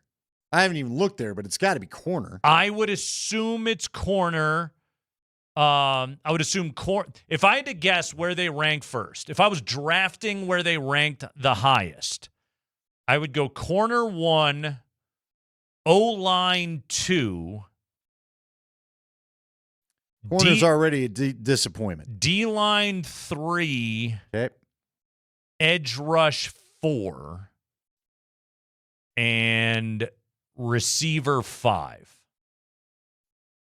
That's if I was drafting where they ranked. So let me give you your kudos. Okay. You crushed it when it came to the O-line. They are number 1 there. O-line's number 1. Okay. They're number 1 for the O-line position So group. where's the corner group? This is not going to make you happy. Number 7? Yeah. Wow. Yeah, I think that's underrating them. Yeah, I don't understand that. I really do. Now, look. The top room is the Texans. Is Houston, and they're loaded. The Rams are loaded. We know that.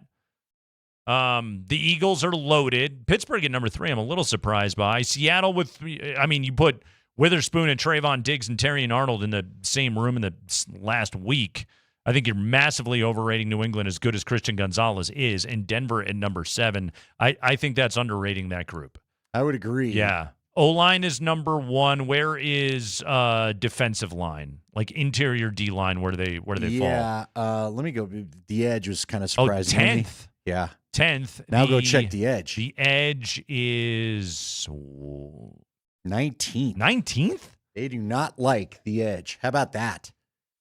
Nick Benito. Maybe it's because they don't know about the status of Jonathan Cooper. Right. And to be fair to ESPN, they have not seen what we've seen out of what we think they're going to get out of Ellis. Yeah. So Jonah Ellis. I think Jonah Ellis is a good player. And I also think Q Robinson's a guy that'll get on a lot of national people's radars pretty quickly. Yeah. But he's not on the radar yet. Okay, and then the receiver group, 12th.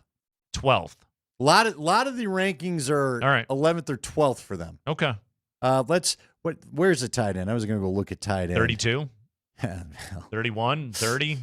All right. I've started at the bottom. 29. Yeah. Which, again, we're not going to argue here, right? I tell you what I marvel at, that there's 3 that are apparently worse than Denver's. That's what I marvel at. Well, but you're talking about non-playoff teams, man. What about the running back group? Yeah, I just pulled that one up. I'm guessing 20-something, where are they? I think everything's 21. been kind of, here we go, 23. 23. All right, I was in the neighborhood. Not impressed with what they were doing there. Yeah, I think that group has a ton to prove. I do too. I really do. Like, Dobbins has to prove that he's healthy. Harvey has to prove that he can run between the tackles. And Jonah Coleman, for as much as we want to glaze what he has been so far, he's a rookie. He is. You're right. We don't know. Yeah. We talked about it. Look, R.J. Harvey had some real nice moments last year. It didn't lead to this team. He was not knocking socks off there. I mean, he had an up and down kind of typical rookie season, if you will. I'd like to think that Denver's running back room will be viewed more positively later into the season, but like right now, I don't have the ammunition to push back on that because there is so much unproven. The one thing that is proven is that J.K. Dobbins never finishes the season. Yeah, you're right, and that scares you. Where do you think the linebackers are? Inside linebackers, they got to be low. I mean, I'm going to say 28. 22. All right. That's a little love for Alex Singleton. But again, let's see here. I think we've covered everybody's safety. Let me just do safety for the sake of covering all positions. Where they have Denver, they're 12. Yeah. So basically, O-line's 1. Everything else is in the teens and below. I guess because if you're calling it the room, the Broncos are Brandon Jones and Talanoa Hufanga are good starters. Yep. Got great breakdown from Deontay yesterday on what Surtain does for Hufanga's game. Yeah, but you've got one of the best nickel corners in the league in Jaquan McMillan. You've got Riley Moss, who I think is, I guess, underrated, but that guy, what he does, having to hold up across from Patrick Surtain, which we talked to Deontay about. I think they underrated the corner. The corner group's insulting. That's a bad ranking. They're wrong. And how about that's a bad wrong. ranking. How about the defensive line ranking? 23? Yeah, Okay, but this is, again, Nate, this is interesting. We continue to get evidence that the national media interior D-line is 10. Okay, that's. Oh, no, I'm sorry. You're right. It was Edge. It was Edge that was low, right? Edge is too low. Interior deal. Again, I would rate him higher. Zach Allen led the NFL in quarterback hits last year. Here's the big deal, though. Yeah, losing JFM, you take a hit, but DJ Jones and Zach Allen are as solid as a couple of customers as there are in the NFL. I know nobody knows who Ioma Wazirike is other than he was suspended for gambling a couple of years ago, but I think he's ready to have himself a nice season. I'd agree. Yeah. Let me ask you this, though. Are we not hearing from the national media that even though we in Denver found it impressive and even think it's a positive that they basically brought the same team back with Jalen Waddle as the addition that went to the AFC Championship? Is the national perspective, because it's not just ESPN, we've seen Pro Football Talk and all this other stuff. Now, Deontay said for the Ringer that you can expect them to be a top 3 to top 5 team when he has his first power rankings, if not number 1. Yeah. But a lot of people seem to be saying they're not buying that this team should have been kept as intact as it is. When you talk about the over-under in Vegas, when you talk about these position group rankings, when you hear the quarterback breakdown that we got from Mike Sando, I mean, again, are we living off of last year's glory? Are we not being hard enough on this team? Or to your point, does the national media not just know what Denver's bringing? They do. You think? Yes, they do. They do. Then why is everybody, again, I feel like for a team that went to the AFC Championship, nobody seems to think they're going to get back there, judging by the over-unders and all this other stuff that we see, which I think is interesting when in the modern NFL, you don't usually have a team like this returning intact that went to a championship game. Usually they at least get picked off in some groups. This team's hardly been touched. You know, Andy, and we say all of that, and I'm telling you, when we do our first power rankings of the year going into week 1, they'll be top 5 and everything. They'll be top 5 across the board. They'll be top 5 across the board. They very much are the classic. They're a classic favorite bandwagon kind of team. They are, because people are going to look at it and they're just going to go, Sean Payton is great. Your defense is awesome. Davis Webb taking over play calling from Sean Payton will hopefully bump up Bo Nix. Jalen Waddle's a great addition. Cortland Sutton is a solid, good player, and the offensive line is studs across the front, which, in the very least, they have that group at number 1. Is it you're going to look at it and go, I like how nobody's talking about the Denver Broncos, and then you're going to go ahead and bet? Is that going to be the thing? Yeah. Is that going to be it? Yeah. Yeah, exactly. Today, Andy, speaking of lists, The Athletic, top 25 players 25 or younger in the NFL. All right, I was trying to think. I saw this come across my Twitter timeline, and I was trying to think, who would the Broncos have that would be on that list? Because they do have a fair mix of older players. Let me give you the cream of the crop 25 and under players on the Broncos. Let's start with the 25-year-olds. R.J. Harvey is, as I went through it, the best 25-year-old on the roster. Really? Okay. Yeah, he's not top 25. Marvin Mims and Jahdae Barron, both 24. Okay. Jonah Ellis, Troy Franklin, Jonah Coleman, Pat Bryant, all 23. But those would all be names you'd expect to maybe hear next year. I mean, when you start going through the top, number 1, Penei Sewell. Number 2, Jalen Carter. Number 3, Brock Bowers. Number 4, Kyle Hamilton. First off, I thought Kyle Hamilton was 28. I know. Feels like he's been in this league forever. 25? Rest of the top 10, Trent McDuffie, Will Anderson Jr., Derek Stingley, Puka Nacua, Bijan Robinson, Sauce Gardner.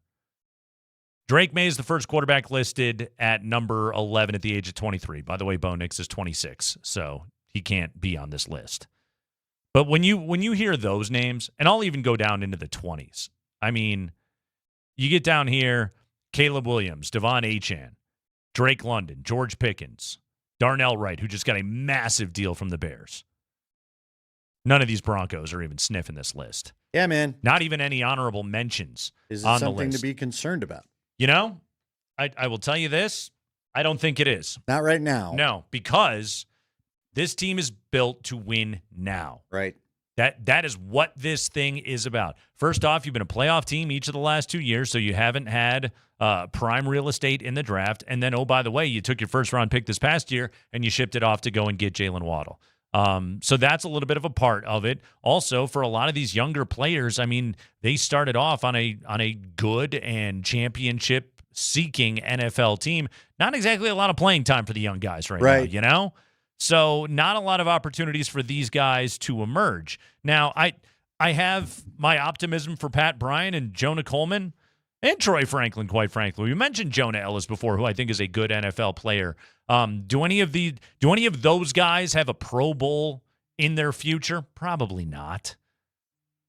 Like Marvin Mims has been to a couple of Pro Bowls, but no one's going to put a punt returner on a list like that. Okay. Well, yeah. So okay, here I want to tell you this though. So I'm not going to be too concerned about it now, but it's so funny though because Bo Nix is so young, yet you're talking about the Super Bowl window, right? This team is constructed like they've got John Elway or Peyton Manning, and we got to maximize the opportunity. And yet that's the way that you have to approach it because once Bo Nix gets his contract, you better have 3 or 4 of these dudes on that top 25 under 25 list because that's the only way. You better draft well enough to have these stars or you're not going to win. You better because you're not going to have the same team around him anymore, right? You know what's funny about it, though, is like, and you talk about the win now of it all, like Seattle's on here multiple times. I know. Devin Witherspoon, JSN, like.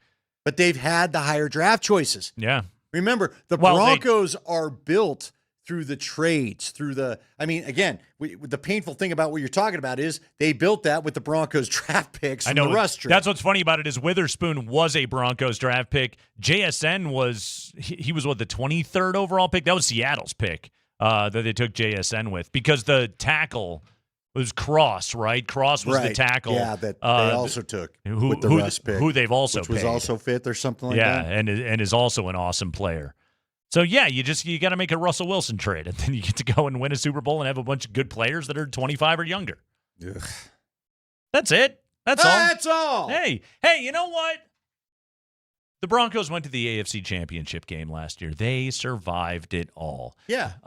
Jeff Legwold covered that AFC Championship game last year, and he will join us when we come back.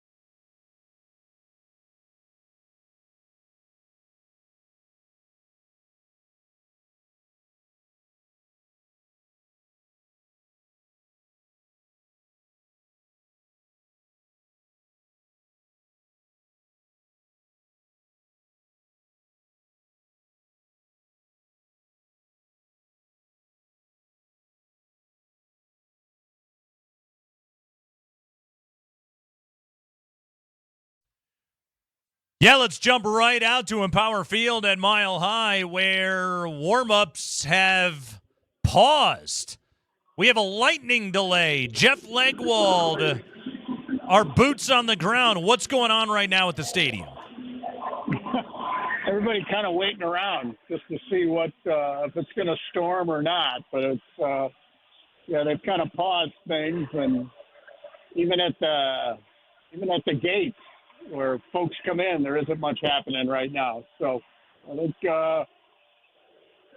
nobody wants anything that delays anything about the preseason, but they got one tonight already. Jeff, what is the potential for delay, and what is the protocol when you have to pause warm-ups? What does that then potentially do to a kickoff time?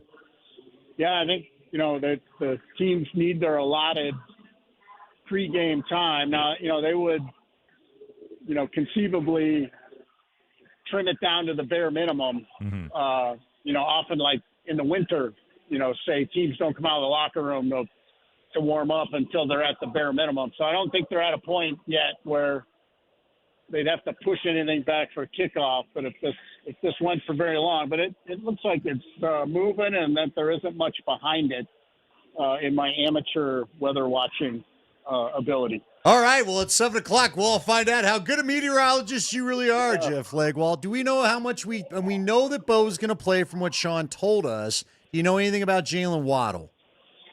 Well, I mean, I was told probably not see him tonight. And if you really dive into it, Sean Payton did say, Wednesday he didn't want to say Waddle was 100% yet. So I don't think they're going to risk any of that, especially for, a muscle injury for an explosive athlete. They don't want what happens sometimes is a guy will feel pretty good coming back from a hamstring or a calf strain, a muscle injury.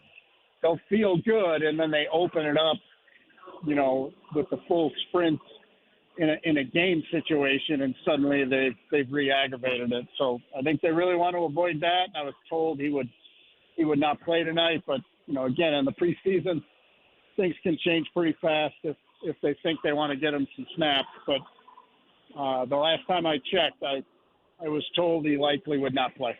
Jeff Legwold, brought to you by the International Brotherhood of Electrical Workers, IBEW Local 68. Start with a job, end with a career. Jeff, Sean Payton said 14 plays for Bo Nix. What quarterback takes snap number 15 of the game for the Broncos offense? Well, intrigued to know that. It would be Ellinger's turn if they stick to pass. And in practice this week, there were moments when they were sort of prepping for tonight where Ellinger was in with the twos. But, can't say for sure because when I last spoke to Sean, they hadn't met yet officially as the staff where they iron all that out, like who's coming out early and all of those things. They hadn't done that yet. All right, Jeff, how about Taylor Rapp? He gets added to this roster. What do you think they're looking for there? Obviously, you get a veteran safety, and, I guess if there was a spot that you needed some veteran depth after watching what happened when Brandon Jones went out last year, it would be that safety position. But what do you think they're hoping for there? Is it a guarantee he makes a roster? Is he in a bit of a battle here? I don't think it's a guarantee, Andy, but, and I think they obviously were comfortable enough with his knee. He had knee surgery last year after he hurt it in camp, tried to play through it. 6 games into the year, they shut him down, and then he had surgery last October. So they're obviously comfortable with what they've seen physically or what their doctors are telling them. I think, honestly, it probably is the bottom line of they started looking at how much youth they were going to have in the reserve spots at both linebacker and safety, and I'm not sure they were comfortable with all of that youth. I mean, they may well have 2 rookies as the backup inside linebackers, or Jordan Turner is one of the backup inside linebackers, and he's only in his 2nd year. So I think they didn't want those 2 positions to both have nothing but 1st or 2nd year players. And the backups at safety right now. You know, Devin Key has played a lot at safety and played well. Skinner's really good on special teams, but he's been spotty, especially in coverage. Penalized a lot in coverage when he's had to play safety. So I think this is them having looked at X number of practices and say they want a little more comfort level if they can find it. Now, it may cost them a young player when they're cutting to 53 because there isn't much room to do these kinds of things.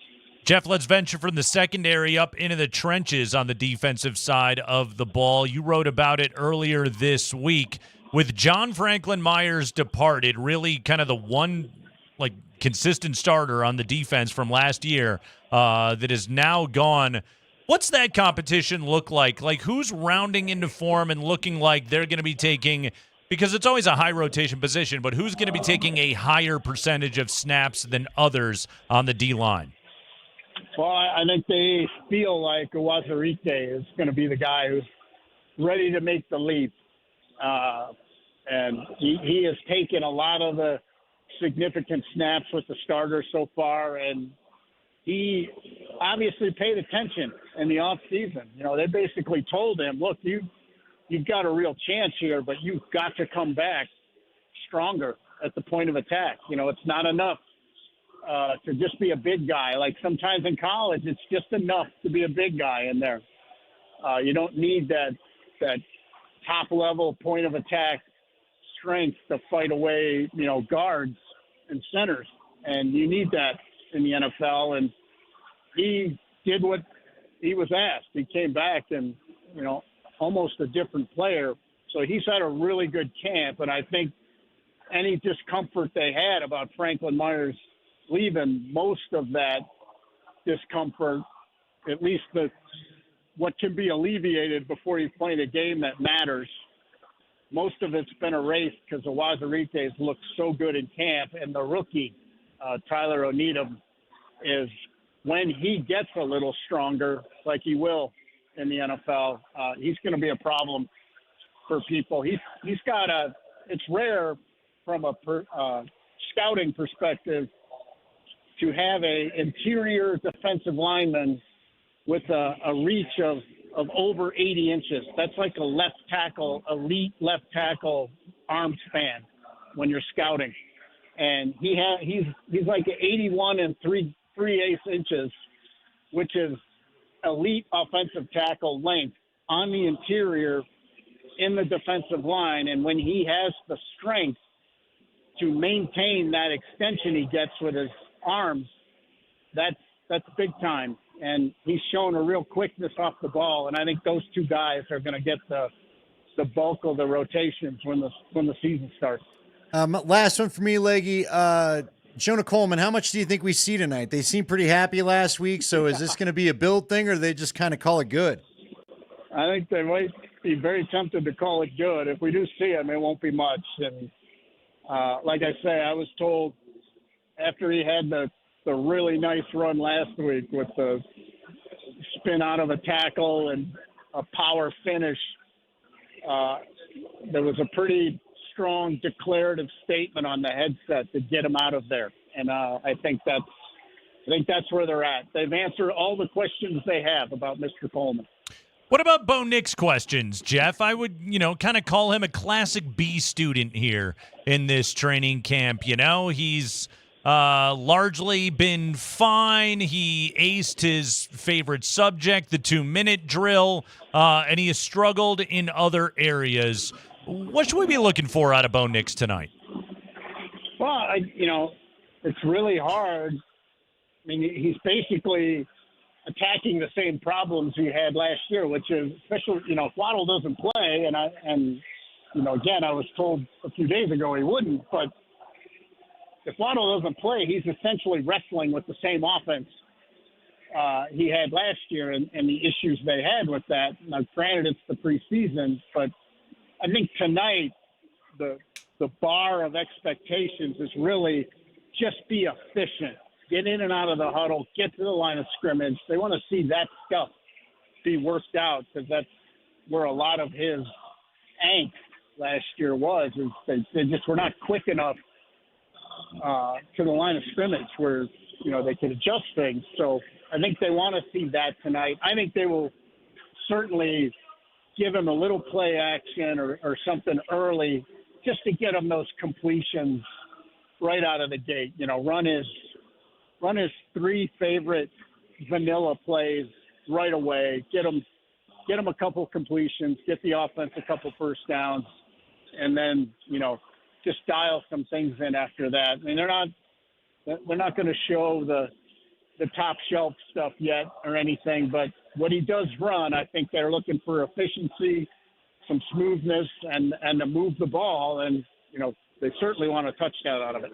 History to be made tonight. Bo Nix's first ever game with Davis Webb as his play caller. Jeff Legwold, everybody. ESPN, that is where you get Jeff's stuff. Leggy, enjoy it, man. Thanks. Yeah, by the way, it looks like they're already back on the field, so Jeff called it. Captain Meteorologist. Add that to your list of stuff, Legwold. Nice job, Skilling. Well done. As you know, what are you, some kind of meteorologist? That's a great man in quotes. Thank you. See, fellas. All right, Jeff Legwold. Nice job by Leggy there on a Friday afternoon. We have got the 5 biggest stories of the day from around the NFL that we got to dive into. Plus, the Nuggets news is bumping. DeMar DeRozan on his way to Denver. It's all coming up in hour number 3 on Altitude Sports Radio 92.5.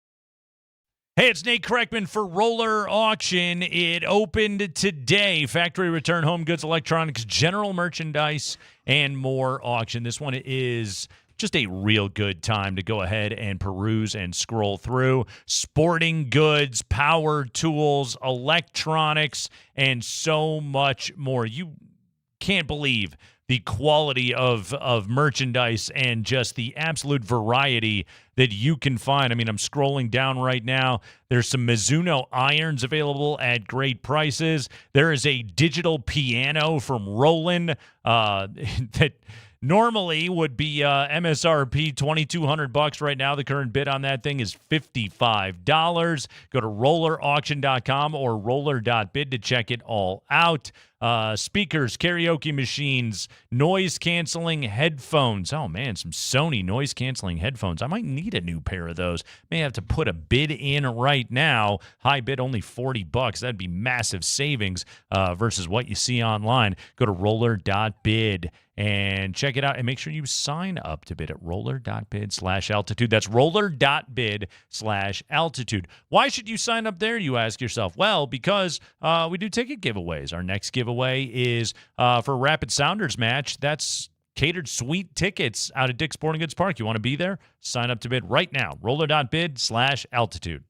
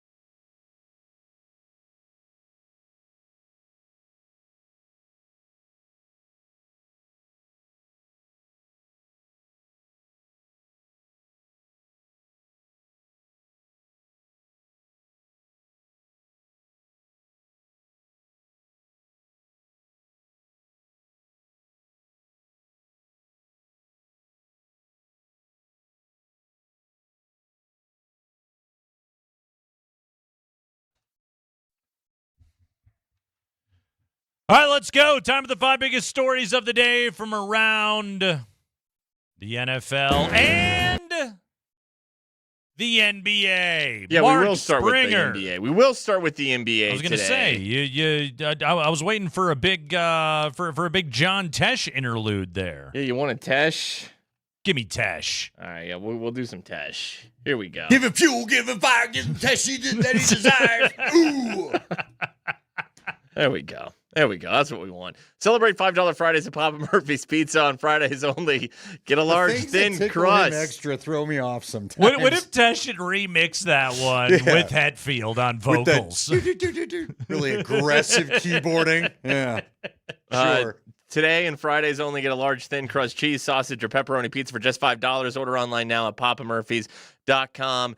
Today, the Nuggets signed DeMar DeRozan to a 1-year, $3.9 million deal. Nice job. 6-time All-Star DeMar DeRozan, 37 years of age, started all 77 games he played last year in Sacramento. 18 points a game, a 53% shooter from two-point range, which is very much his specialty. He's not going to be a three-point specialist. He is a mid-range assassin, and he has been for the entirety of his basketball life. I mean, this guy, 26,000 career points, I believe. Hold on, and I just want to double-check that I have this correct. On the all-time scoring list, DeMar DeRozan currently 18th. With 26,711 NBA points. He should be able to pass Hakeem Olajuwon, Russell Westbrook, Elvin Hayes, and perhaps even Dan Issel this upcoming season. So there you go. DeMar DeRozan is here. Andy, it's been a tough week for the Nuggets. Do you feel better about things now that the DeRozan acquisition is official? Yeah, yes. Again, to be fair to everything, I don't know that I'm quite as angst over Watson's departure necessarily as everybody else is, because I want to see it more. I certainly understand why you guys like the potential. I'm not sure I'm as convinced he's arrived at the spot as everybody else is, but you're right. They needed something. They got something. Mm-hmm. I love that he's a mid-range guy, because if Aaron Gordon's healthy and he can continue to hit threes like he was a year ago, if Joker gets his three ball back, Jamal Murray can hit I think they've got three ballers. What I do like about this acquisition, despite the age, is he is a mid-range consistent shooter, which I don't know that they have a lot of there. So I think that adds an element to it. It is interesting looking at Twitter, like ESPN put out the big Nuggets have a new big three. They're, of course, leaving Aaron Gordon off. That I don't think I'd replace DeRozan for Gordon yet, but if he's injured, maybe that's how it looks. I was going to say for 50 games a year, they will need DeMar DeRozan to be in that big three. But it is interesting, Nick, because Nate immediately brought up, is there a chance that he starts over CB? And looking at some of the national takes, now again, we've already talked about the national takes of the Denver Broncos, to take him with a grain of salt. Some people are starting to think he might be a starter, Nate, not a backup. We'll see. He has only ever been a starter in his NBA life. I said it back in the 3 o'clock hour. If you're David Adelman, man, look at Christian Brown and say, we're not giving you anything, dude. Race is on. Earn it. Yep. Earn it. Starting gun goes off. Let's see who gets there. Andy, a couple of lists that I clicked on in the break. Top 12 NBA duos. Top 12 NBA duos. Where do you think Joker and Jamal came in? This all time? No, this is in the current NBA. Well, I'd hope no less than two. They are two. Yes. Wemby and either Stephon Castle or Dylan Harper is number one. Well, if you don't even know, then Joker and Jamal are one. Yeah. So screw you guys. Yeah, but above Jalen Brunson and Cat, above Shea and J-Dub. No love for Chet on that one, by the way. The Athletic also put out their list of the top 40 big men in the NBA, top 40 big men heading into the 26-27 NBA season. Who do you think it was? Wemby. It was Wemby. Wemby at 1, Joker at 2. But they are in their own tier. Cat and Joel Embiid. 3 and 4. Bam, Anthony Davis, Rudy, Jaren Jackson, Chet, and Şengün round out the top 10. You know what? Go ahead and tell Nikola Jokic that Wemby is better than him. Wemby went out and kicked his ass yesterday. Or excuse me, Jokic went out and kicked Wemby's ass yesterday. And yeah, he's to just go ahead and motivate him with that. I'm down. Let's keep it up. I like angry Joker. I'm all for it. Well, as long as he's not yelling at the refs. As long as he's not angry at me. Go ahead, Spring. High five. Klay Thompson plans to sign a 2-year, $13 million deal with the Heat after clearing waivers following his contract buyout from the Mavericks. What do you make of this? I saw this earlier today. This guy's got to stay healthy, but he's still got a beautiful 3-ball if he does. So, yeah, is this becoming the Heatles again a little bit? Professional sniper.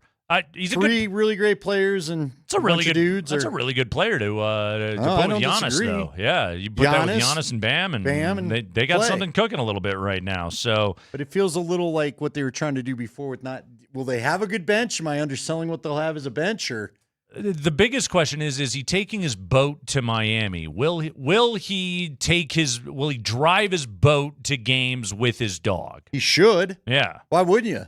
Would you take a boat to a game if you could? Absolutely. There's no doubt. I told you, I was in Tampa Bay with the Broncos in 2017, 2016. I was just walking the boardwalk there because I'm not a fan of being cooped up in a hotel room. And it's just kind of seeing what the vibe of the city was. And as I walked along, there was a little bar, and this guy comes walking out of it, walks right to his boat after enjoying a few things, and drove off with country music blaring as if it was a car heading off into the sunset. It was like a real Jimmy Buffett it song. Was, come but to I was life. just like, all right, you know what? I'd take that life right there. It seemed like a good deal. Yeah. So yeah, you know what, Klay Thompson, you'd probably have a nicer boat than me or that guy. Klay's boat is cool. Yeah, he's got it going on. Go ahead, Spring. High five. All right, to the NFL now. Broncos. Oh, Broncos Packers tonight at 7. Bo Nix is going to play just a little bit with some of the starters. Andy, here's that cut you wanted. Sean Payton a couple days ago was asked, how beneficial is it for the Broncos that the Packers will play their starters some tonight? Well, we knew last week, I think Atlanta was going to go 10, 11 reps. We were going to go 14 or 15. I haven't seen that yet, but yeah, it's good. Teams have different philosophies. We have a philosophy, and I'm sure Matt knows what he wants to get done, or what he's trying. You know, again, the number one goal is still evaluating the right 53. That I can't emphasize that enough, and so that's the importance of these additional reps and games. You know, Andy, we just did the training camp thing, right? We did, and we went every day. We sweated, and Sean Payton did the training camp thing too. He did. And every day he stood up there at the new podium, by the way, and dutifully Very nice new podium. answered his questions. And right there, he played the game, and he said words about what he's looking for. When in his head, he was just thinking like, yeah, it's a football game. We'll play some guys. They'll play some guys. Like, yeah, the hell do you think's gonna happen? Yeah, that's why he hit a point in that answer was just like, it's good. And then he's like, okay, all right, here's some column inches for you. Here's some words that I'll say out loud. Yeah, it's a football game. We have to play guys. They have to play guys. Guys will play. I told you the thing I found interesting about that answer when I heard it was the way he goes, organizations have different philosophies. I just feel like last year between what took place in the practices and then the end of season game, because you kind of started the Packers are like the hot team until that game in Denver in December. Yeah. And then they really weren't anymore. Right. That was a disastrous day for them. I just think things got a little spicy, and I don't know if we'll be seeing the Packers in town for any joint practices again anytime soon. You think there's a rivalry? Yeah, I don't know. This is a preseason clash of the Titans tonight. I got to find something to talk about, Nate, but you also have to fill column inches. Me too. It's called another 40 minutes of this thing. I may bag out in 20. I've given you what you got. I'm leaving the last segment. Well, I sit over here going, it's a preseason. Yeah. They have players. They have uniforms. They go. They do the thing. But that's just because I have no patience for this crap. But I hate preseason football like you wouldn't believe. But Nate, just give me the real version. But you were the one that always points it out. LaFleur's a Shanahan tree, and Sean Payton isn't. He's a Parcells tree. And I just don't know if those two trees always mesh up after you get together. No. I might be wrong, but they tend to not. Although, I don't know. Like, they did a joint practice. These guys are probably fine. I'm not saying that they hate each other. I just don't know that what we saw last year, LaFleur's like, I want to come out here and do that again. Let's revisit our topic from earlier in the week. Can Sean Payton beat up Matt LaFleur? No. Go ahead, Spring. High five. Hey, last night, Aiden O'Connell led the Raiders to a comeback win in Houston. He did? Yeah, he did. Okay. I know everything I saw on Twitter because I didn't watch it. I thought the Texans whooped them. Yeah. It was all about Mendoza throwing a pick six. Oh my god. Yeah. If you look at that Raiders depth chart, who are those receivers? I don't know. Clint Kubiak was asked today what he learned about his receiver group last night. I learned a lot, and that we have to get a lot better very fast. That we took a step backwards doesn't mean we can't go forward, but right now we are trying to find someone that is accountable and can help us on Sunday. Yeah, did you catch any of Mendoza's interview? Because I caught that on Twitter. What did we get from him? The usual sort of football idiot savant answers that he gives, and then he wanted to make sure that that Laura Rutledge passed a hello on to Mr. Buck. And then she was like, well, what about Troy Aikman? Oh, well, hello to Mr. Aikman too, but he's a legend. It was just kind of, God, he's the Beaver from Leave It to Beaver, which is so funny to watch in a Raider uniform. It's too syrupy. He is not a Raider. He's a Raider, but he's not. Is he not? Spring, did you see that at all? Yeah. Like, I mean, can the kid smoke? Can we at least get him some candy cigarettes or something? The guy is just, he's not a Raider. But he's a Raider. Their top three receivers, Trey Tucker, Jalen Naylor, Jack Beck. Jack Buck? Beck. B-E-C-H. It's B-E-C-H. Yeah, blech. I don't know who the guy is. Do what they're saying when they watch Dante him play. Thornton, Malik Benson, Derike Young. I don't know who any of these guys are. Well, I remember Trey Tucker. He was on the team last year. I thought Naylor was. What's he was Naylor? a Viking. Yeah, I've heard of him. That's right. He was a high pick, wasn't he? No, you're thinking of Rager. Oh, You're thinking am of I? Jalen Rager. Jalen Rager. Oh my God. Jalen Naylor was a 6th-round pick. No, he was not a high pick. Then you're right, Spring. But you know what? Guess who was a 6th-round pick? Spring. Tom Brady. Terrell Davis. We could just end this damn segment if you want. What else do we have, Spring? High five. Tyreek Hill. 5th round pick, Andy. 5th round pick, guy. Only because he couldn't stop doing the things he was doing. Being angry. Yes. He's a free agent. He's recovering, continuing to rehab from the torn ACL he sustained last September. According to his agent, Drew Rosenhaus, he's not ready to return yet, but he's running hills. He looks great. And I suppose he's a candidate to be signed in season. Do you remember when Jerry running the hills with Jerry Rice was like the ultimate tough guy test, or you'd shown up and proved you'd arrived in the NFL? That was always that was a big Walter Payton thing Roger when I was Craig, a kid. Yeah. Or go run up a hill. Doesn't every football player do that now? No. They don't. It's not good for the gram. They don't all run up hills. No. You ever seen Jerry Jeudy running a hill? I've seen him running a cul-de-sac. Are you drunk? I saw him drop. It's the damn ice again. I saw him drop a football from Shedeur Sanders. You see that? Yeah. Listen, it's gone now. I'm sorry. What were you saying? I didn't hear a word of it. I said running up the hill is not good for the gram. I saw Jerry Jeudy run a cul-de-sac, but never a hill. They're soft. This generation, you got to go up. What is that? There's Jackass Hill by us. What's the famous hill in San Francisco that they could go? The street, I should say. I know what you're talking about. I don't remember what it's called. What is that? I don't know. There's a lot of hills in that city. Very hilly. They have many hills. Hey, come to my Did neighborhood. Wancho run that hill in that Adam Sandler movie? I think he did. I feel like it was that hill. Yeah, good call. What was that movie? Hustle? Was that movie? I think it was called. Yeah. Where is he a gambler in that one? No, that was why am I spacing the name of all these movies? And I liked that movie too. Uncut, yes. That was the sports betting movie. The NBA movie that Aaron Gordon was in. That was the one with Wancho. Yeah, and Ant played the bad guy. Ant was really good in that movie, by the way. Was it? Yeah. Did you never see that? No. Are you shocked? Well, it's a good sports movie. Okay, good. Yeah. Thank you. I recommend. Okay, great. I don't know. I'm just saying I got a list of movies you'd like me to see. It's not in the same category as The Bridges of Madison County. Which I've not seen either. the hell would I see that It's for? not The English Patient. It's a sports movie. Listen, that a the bunch of only Nuggets way were you're in. getting me to watch Bridges of Madison County is the right kind of nudity. That's it. It has Adam Sandler and Juancho Hernan Gomez. Okay. I didn't ask if you watched The Shape of Water. An officer and a gentleman. Means to an end. Sack lunch. On Golden Pond. Pond. Death blow. Anyway, it's the Kreckman and Lindahl show. We'll step aside. We'll come back.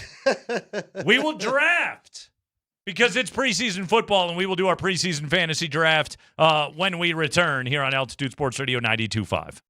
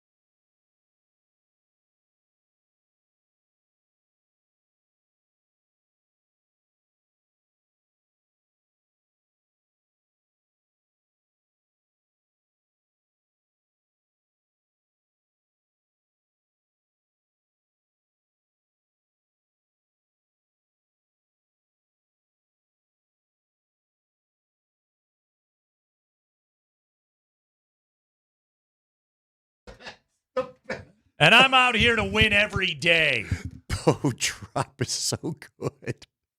It's so good at the end of that.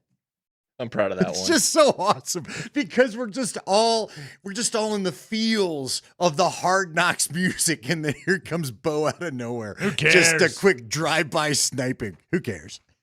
All right. I care because I'm 1-0. When you're losing next week, we'll see. That's right. I don't know how that's possible. Spring, let's before we get to this week's draft, let's revisit the results from week 1. Broncos of the Falcons 27-7, but also more importantly, I defeated Andy Lindahl and Chris Mitchell, who was starting in place of Mark Springer that night. Yeah, Nate, you won with a score of 9.9. 9.9er. Led by Joseph Manjack, who got you 7 points. That sounds like a preseason score, all right. Sure does. Little Jordan Humphrey got you 1.3, and RJ Harvey 1.6. Cool. Chris had Troy Franklin, Dane Key, and Evan Engram, good for 7.9. And Andy had Jonah Coleman, Lucas Kroll, and my guy, Hakeem Butler. That got you 3.8. I didn't think they were going to pull Coleman so early. That's what screwed me. The guy was he was really starting to eat, and then all of a sudden, Sean Payton decides he wants to protect a guy for the regular season. I got games to win, Sean. Sean Payton hates you. Well, he was like, hey, I heard that idiot that asked me about the quarterback competition. It's a grudge. Got this guy. Get him out of there. Yeah, he's holding it against you.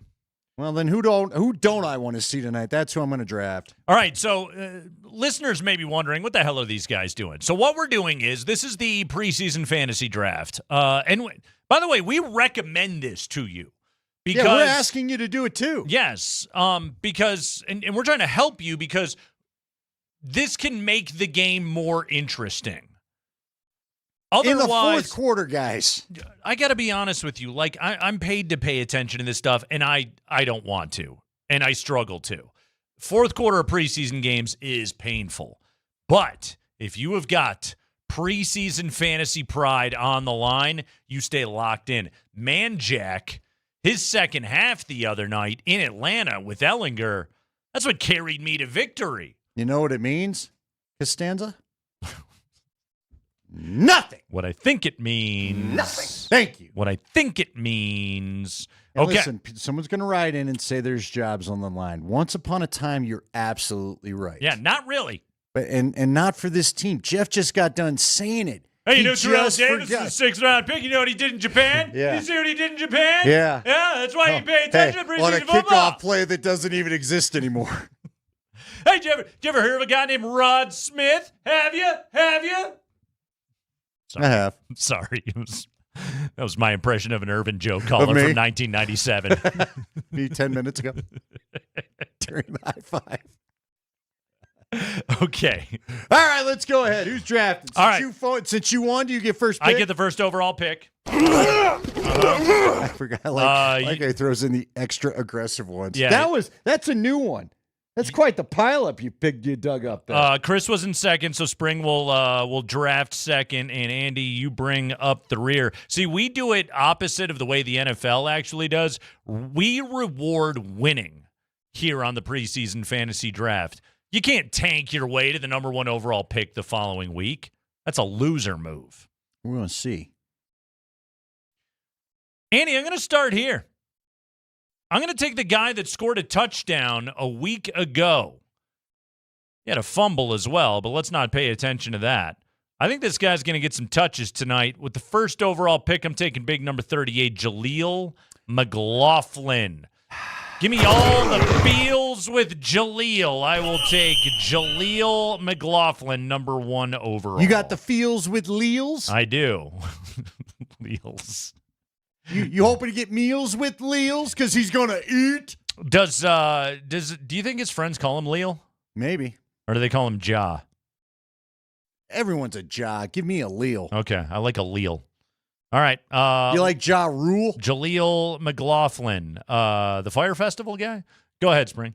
All right, I'm going to go with another running back, a guy we kind of noticed at camp. Like, who's that guy? You going Cody Schrader? I'm going Cody Schrader. Whoa! Like, who's that 25? He seems to be getting worked in a little bit. Cody Schrader last week had 7 carries, only for 17 yards, but they gave him the ball seven times, and he had 2 touches, and he had 2 catches for 6 yards. I think that Sean, I know Andy is a little sick of Jaleel McLaughlin and Tyler Bidet. They claimed Cody Schrader off waivers from the Texans in December last year. I don't think that means nothing.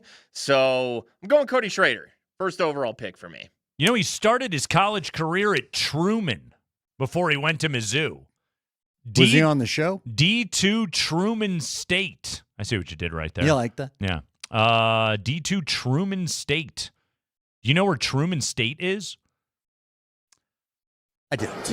We're looking for Kirksville, Missouri. I don't know where that is either. Kirksville, Missouri. Apparently it's in Missouri. Yeah. What were we talking about? Near St. Louis, far away, closer to KC? What are we doing with that dumb I state? will show you where it is. Oh. Really? I really won't. It's because it's the show me state. Oh, anyway, go ahead. Okay. All right. Go ahead. Listen, I'm deep in decisions here. I'm making calls. I'm seeing if anybody wants to trade for my pick. Trying to see if I can grab another worthless third fantasy rounder. I'm going to go ahead and break your heart because I now own the Manjack. Joseph Manjack is my top pick. I think he's going to come through all day long, baby. All right. Andy's getting jacked, man style. Oh, what? Let's calm down. With Joseph Manjack. Hey, you know what? This guy's good since I've got the wraparound. Do we need any big finale of the first round thing? No, right? Yeah, there we go. All right. This guy always is good for a touchdown, it feels like, during the preseason. I'm going with Nate Adkins. Nate Adkins, big number 45, first tight end taken in the draft. Nate Adkins. He's got an elite first name. Let's see if he can score a touchdown tonight. Andy's on the Adkins diet. Here we go. Nate Adkins, first pick of the second round, number 4 overall. Go ahead, Spring. All right, I am going to go with undrafted wide receiver Cameron Ross. Ooh, all right. He had he had the end around last week. Yeah, he had the end around for 28 yards. He had two catches for 1 yard. That's 2 points. That's 2.1 points. Wait, and 2 catches for 1 yard? Yeah. PPR, baby. That half yard each. That's a half yard per reception. that's what we're doing. But I thought like Sean Payton gave him some love this week. Do we get return point? Like if they score a return touchdown? Okay. Well, technically you're scoring because Nate and I don't care. So actually, do whatever you want. Yeah, exactly. You can do it. Sure. He could get a decent punt or kick return. I'm going with Cameron Ross. Can one of us draft the Broncos DST? Or are you allowed to do that in this? No. No? Okay. Since there's only 2 of them. No. Can I take Will Lutz? No. No, he's the first string. So he can't. It's not allowed. All right. He's sitting right there for me. I'm doing it right away. I'm looking for size and a misleading first name. Make mine Lil Jordan Humphrey. LJH. Lil Jordan Humphrey, who I think is slugging it out for a roster spot right now. I'm going to take Lil Jordan Humphrey, and I believe Bo Nix and Lil Jordan going to have a connection on that opening drive tonight. Wow. So yeah, I got Lil Jordan. I think he's gonna be a weapon in this game this evening. Can we get a tackle to signify the end of the second round? Hit something. Wow. A lot of screaming there. Yeah, there really was. Whoa! Mm-hmm. We begin the third round, and Andy, if you know one thing about me, it's that cleanliness is next to godliness, in my opinion. And I believe the closest way to be able to get there is to maintain a good, sparkling, spick and span backside with the number 7 overall pick and the first pick of the third round. That's right. Keep it clean. Number 28, Tyler Bidet. I'll be taking Tyler Bidet, and I'll be saving on TP because I'll be getting those TDs. Nice. Tyler Bidet. There it is. Mm-hmm. He was just kind of hanging out. You were going to there. hit Bud Black, weren't you? You were thinking about doing it. I saw it, Spring. We all saw it. But I had a lot of things going through my head there. There's a lot of things coming out of my mouth right there. I just hit the wrong drop right there. It's right next to this one. Diarrhea. Sure, there it is. Bud. There it is. There he is. Okay. Tyler Bidet. Spring, you're on the clock. Okay. See, Andy, you're just a week off. You take Manjack this week, and he went off last week for Nate. That's going to do you no good this week. You took Hakeem Butler, my guy, last week. He did nothing. This is the week he goes off. I'm taking Hakeem Butler. The Battlehawk himself, Hakeem Butler. He's going to go off back home is what's going to happen. I didn't notice him much last week. He's you know what he was? He was first week of camp guy. We have one every year. First week of camp guy, you kind of take it because there's the size, and you notice that. And I noticed Justin Jolie a lot more this week, if only because the defense all wanted to beat him up. Yeah, there was that. Mm-hmm. So we had that happening. All right, time for Mr. Yeah, Irrelevant. I know. I'm trying to think. We're Andy, not doing any clock. defensive guys. Remember, Nope. we used to do a defensive guy. Yeah, now we're good. See, do I dare go with 2 tight ends and take Justin Jolie? That's a lot of tight ends. It is a lot of tight ends, Mhm. and it might make my end tight when worrying about getting the proper amount of scoring. I drafted Bidet because I like a clean tight end. But I think I'm going to do it. I already got Nate Adkins. Go ahead and call me Wonder, because I got 2 slices of white bread after grabbing Michael Bandy to finish it all Wow, off. big number 83, Michael Bandy. Well, no. Not. Is he healthy, by the way? I hope so. Okay. Because I don't know who the hell any of these other receivers are. I mean, I know Kyrie Rowan's out there. I can't say that I've noticed Kyrie Rowan. You didn't want Colby Katzis? No. I thought that's who he took. Who'd you take? No, he's got Cameron Ross. Oh, that's right. Yeah. Dude, there are so few. There are no receiver jobs available. You didn't want Kyrie Duplessis? Kyrie Where Duplessis? is he? I don't even have him on the chart I'm looking Number at. 33, Duplessis. No Dane Key. Everybody, I'd rather have Jimmy Key than Dane Key. And I'm trying to think of another key. Skeleton Key? Skeleton Key. There you are. Alicia Key? Who else was named Key? And play, or no, Key and Peele. Key and Peele. Kid and play. Kid and play. Key and Peele. Nate and Andy. Kreckman and Lindahl. We're with you until 6 o'clock. That is our preseason fantasy teams. So, I go Jaleel McLaughlin, Lil Jordan Humphrey, and Tyler Bidet. Bold choice to go with 2 running backs. I will probably rue that decision. Spring. I like Spring because Spring went deep.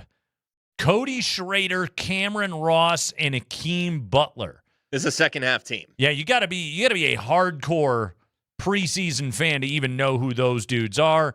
Andy goes Manjack, Nate Adkins, and Michael Bandy. 2 white guys on Andy's squad. Well, I mean, you took all the backs. Nobody took Jonah Coleman. I wanted to because I don't think he's going to play. I don't think he's going to touch the ball that much. Crazy to take out Little Jordan Humphrey because I don't think he's going to play much. Yeah. No, I think Jaleel and Tyler Bidet are going to be big second half guys. I wanted to grab Jolie, but that guy just has not been what I hoped, honestly. So, Francis Scott Key. What do you think of that? Oh, that's a good key. Yeah. Well done. Julius Key. Don't know who that is. I don't either. I mean, Jimmy Key, if you can be dropping the names of guys from the 80s Toronto Blue Jays rotation. Let's see, it was Jimmy Key, Dave Steeb. Who else would have been in that rotation? Lloyd Mosby was an outfielder on those teams. You don't get a lot of sports Lloyds at all, really. So that's impressive right there. Remember some 80s Blue Lloyd Jays. Cushenberry is the only other sports Lloyd I can think of. George Bell. Yeah? Yeah, George Bell. Anyway, that's the extent of my 80s Blue Jays that I can drop on you today. You're ahead of me. Vlad Guerrero? Thank you. That was the 90s, wasn't he? Was Vlad Guerrero in the... Vlad played for the Expos. That was the other Canadian team. Oh, that's right. Sorry. Yeah. All them damn Canadians look the same to me. Didn't Kelly Gruber, wasn't he like an ALCS MVP? But that was the 90s team Hey, with how Joe about Carter. your guy, Big Dumper? No, he's in Seattle. Big Dumper kind of taking a dump on the old batting average and all that. Cal Raleigh's been awful this year. He could use a bidet. I mean, horrendous. Like terrible. He's Brandon Lloyd. How'd you forget about Brandon Lloyd? You're out of the Illinois group. Out of Illinois. You're out. Played for the Broncos. Yes, Brandon Lloyd. Who was better, Kelly Gruber or Mick Gruber? Ooh. Really? I mean, Greg Lloyd. I mean, Okay. McGruber was funnier, but Kelly Gruber, finer third baseman. It's a fun debate. Was he a bigger hit with the ladies than McGruber? I don't know. McGruber got Kristen Wiig. That's pretty good. Anyway, that's the preseason fantasy draft. That's what we do. We got a drinking game, and then our show concludes. Are you sure we haven't started? Man, just going to wonder if the drinking game started earlier. I wish it had. I wish we at least had an excuse. Julius Key for the Nuggets. Do you remember him? Julius Key?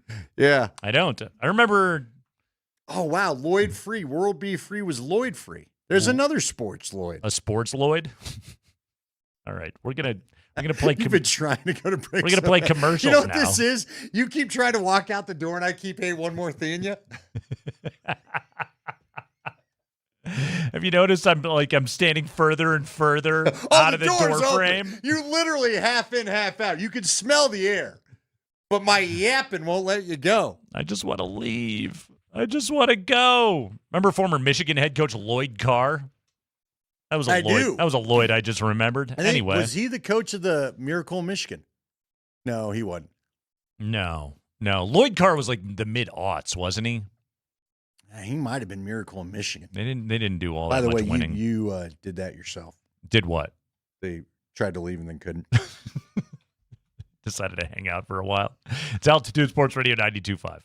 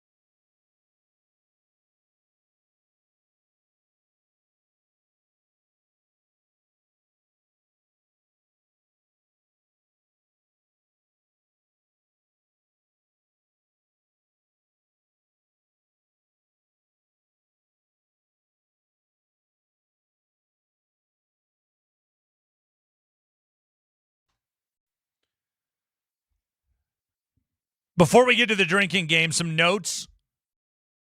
Parker Gabriel of the Denver Post. Alex Forsythe is sitting on the bench with Nick Gargiulo and Caleb Lohner. So Forsythe probably not going tonight. Wattenberg, can't imagine that he's playing, so most likely it'll be Calvin Throckmorton getting the start tonight at center, and then Gavin Ortega will get some run as well, but the Broncos remain shorthanded at the center position. Jalen Waddle is catching passes in the pregame. Jeff Legwold told us last hour, unlikely that Waddle would play. Andy, I'll be stunned if Waddle goes in this game tonight. Yeah, I got a 91-degree temp right now? I don't think so. J.K. Dobbins is warming up. We'll see if he gets any touches this evening. And Marvin Mims will not be playing. So those are a couple of updates from Empower Field a Mile High ahead of the Broncos and the Packers tonight. Andy, a quick note on DeMar DeRozan, who, according to reports, is signing with the Nuggets. That'd be something if he signed with the Broncos. Can he play center? He's a guard, really. DeMar DeRozan is going to make $3.9 million with the Nuggets this year. I did not realize this part of it. When he was waived by Sacramento, the Kings owed him $25.7 million this year. However, only $10 million of it guaranteed. So DeMar DeRozan will collect $10 million from Sacramento and $3.9 from Denver. Yeah. So DeMar DeRozan will make a good paycheck this year to be a Denver Nugget. He will. Yeah. It's kind of like a Russell Wilson deal with the Steelers. Yeah, it worked out pretty well. But the Nuggets only are on the hook for $3.9 million.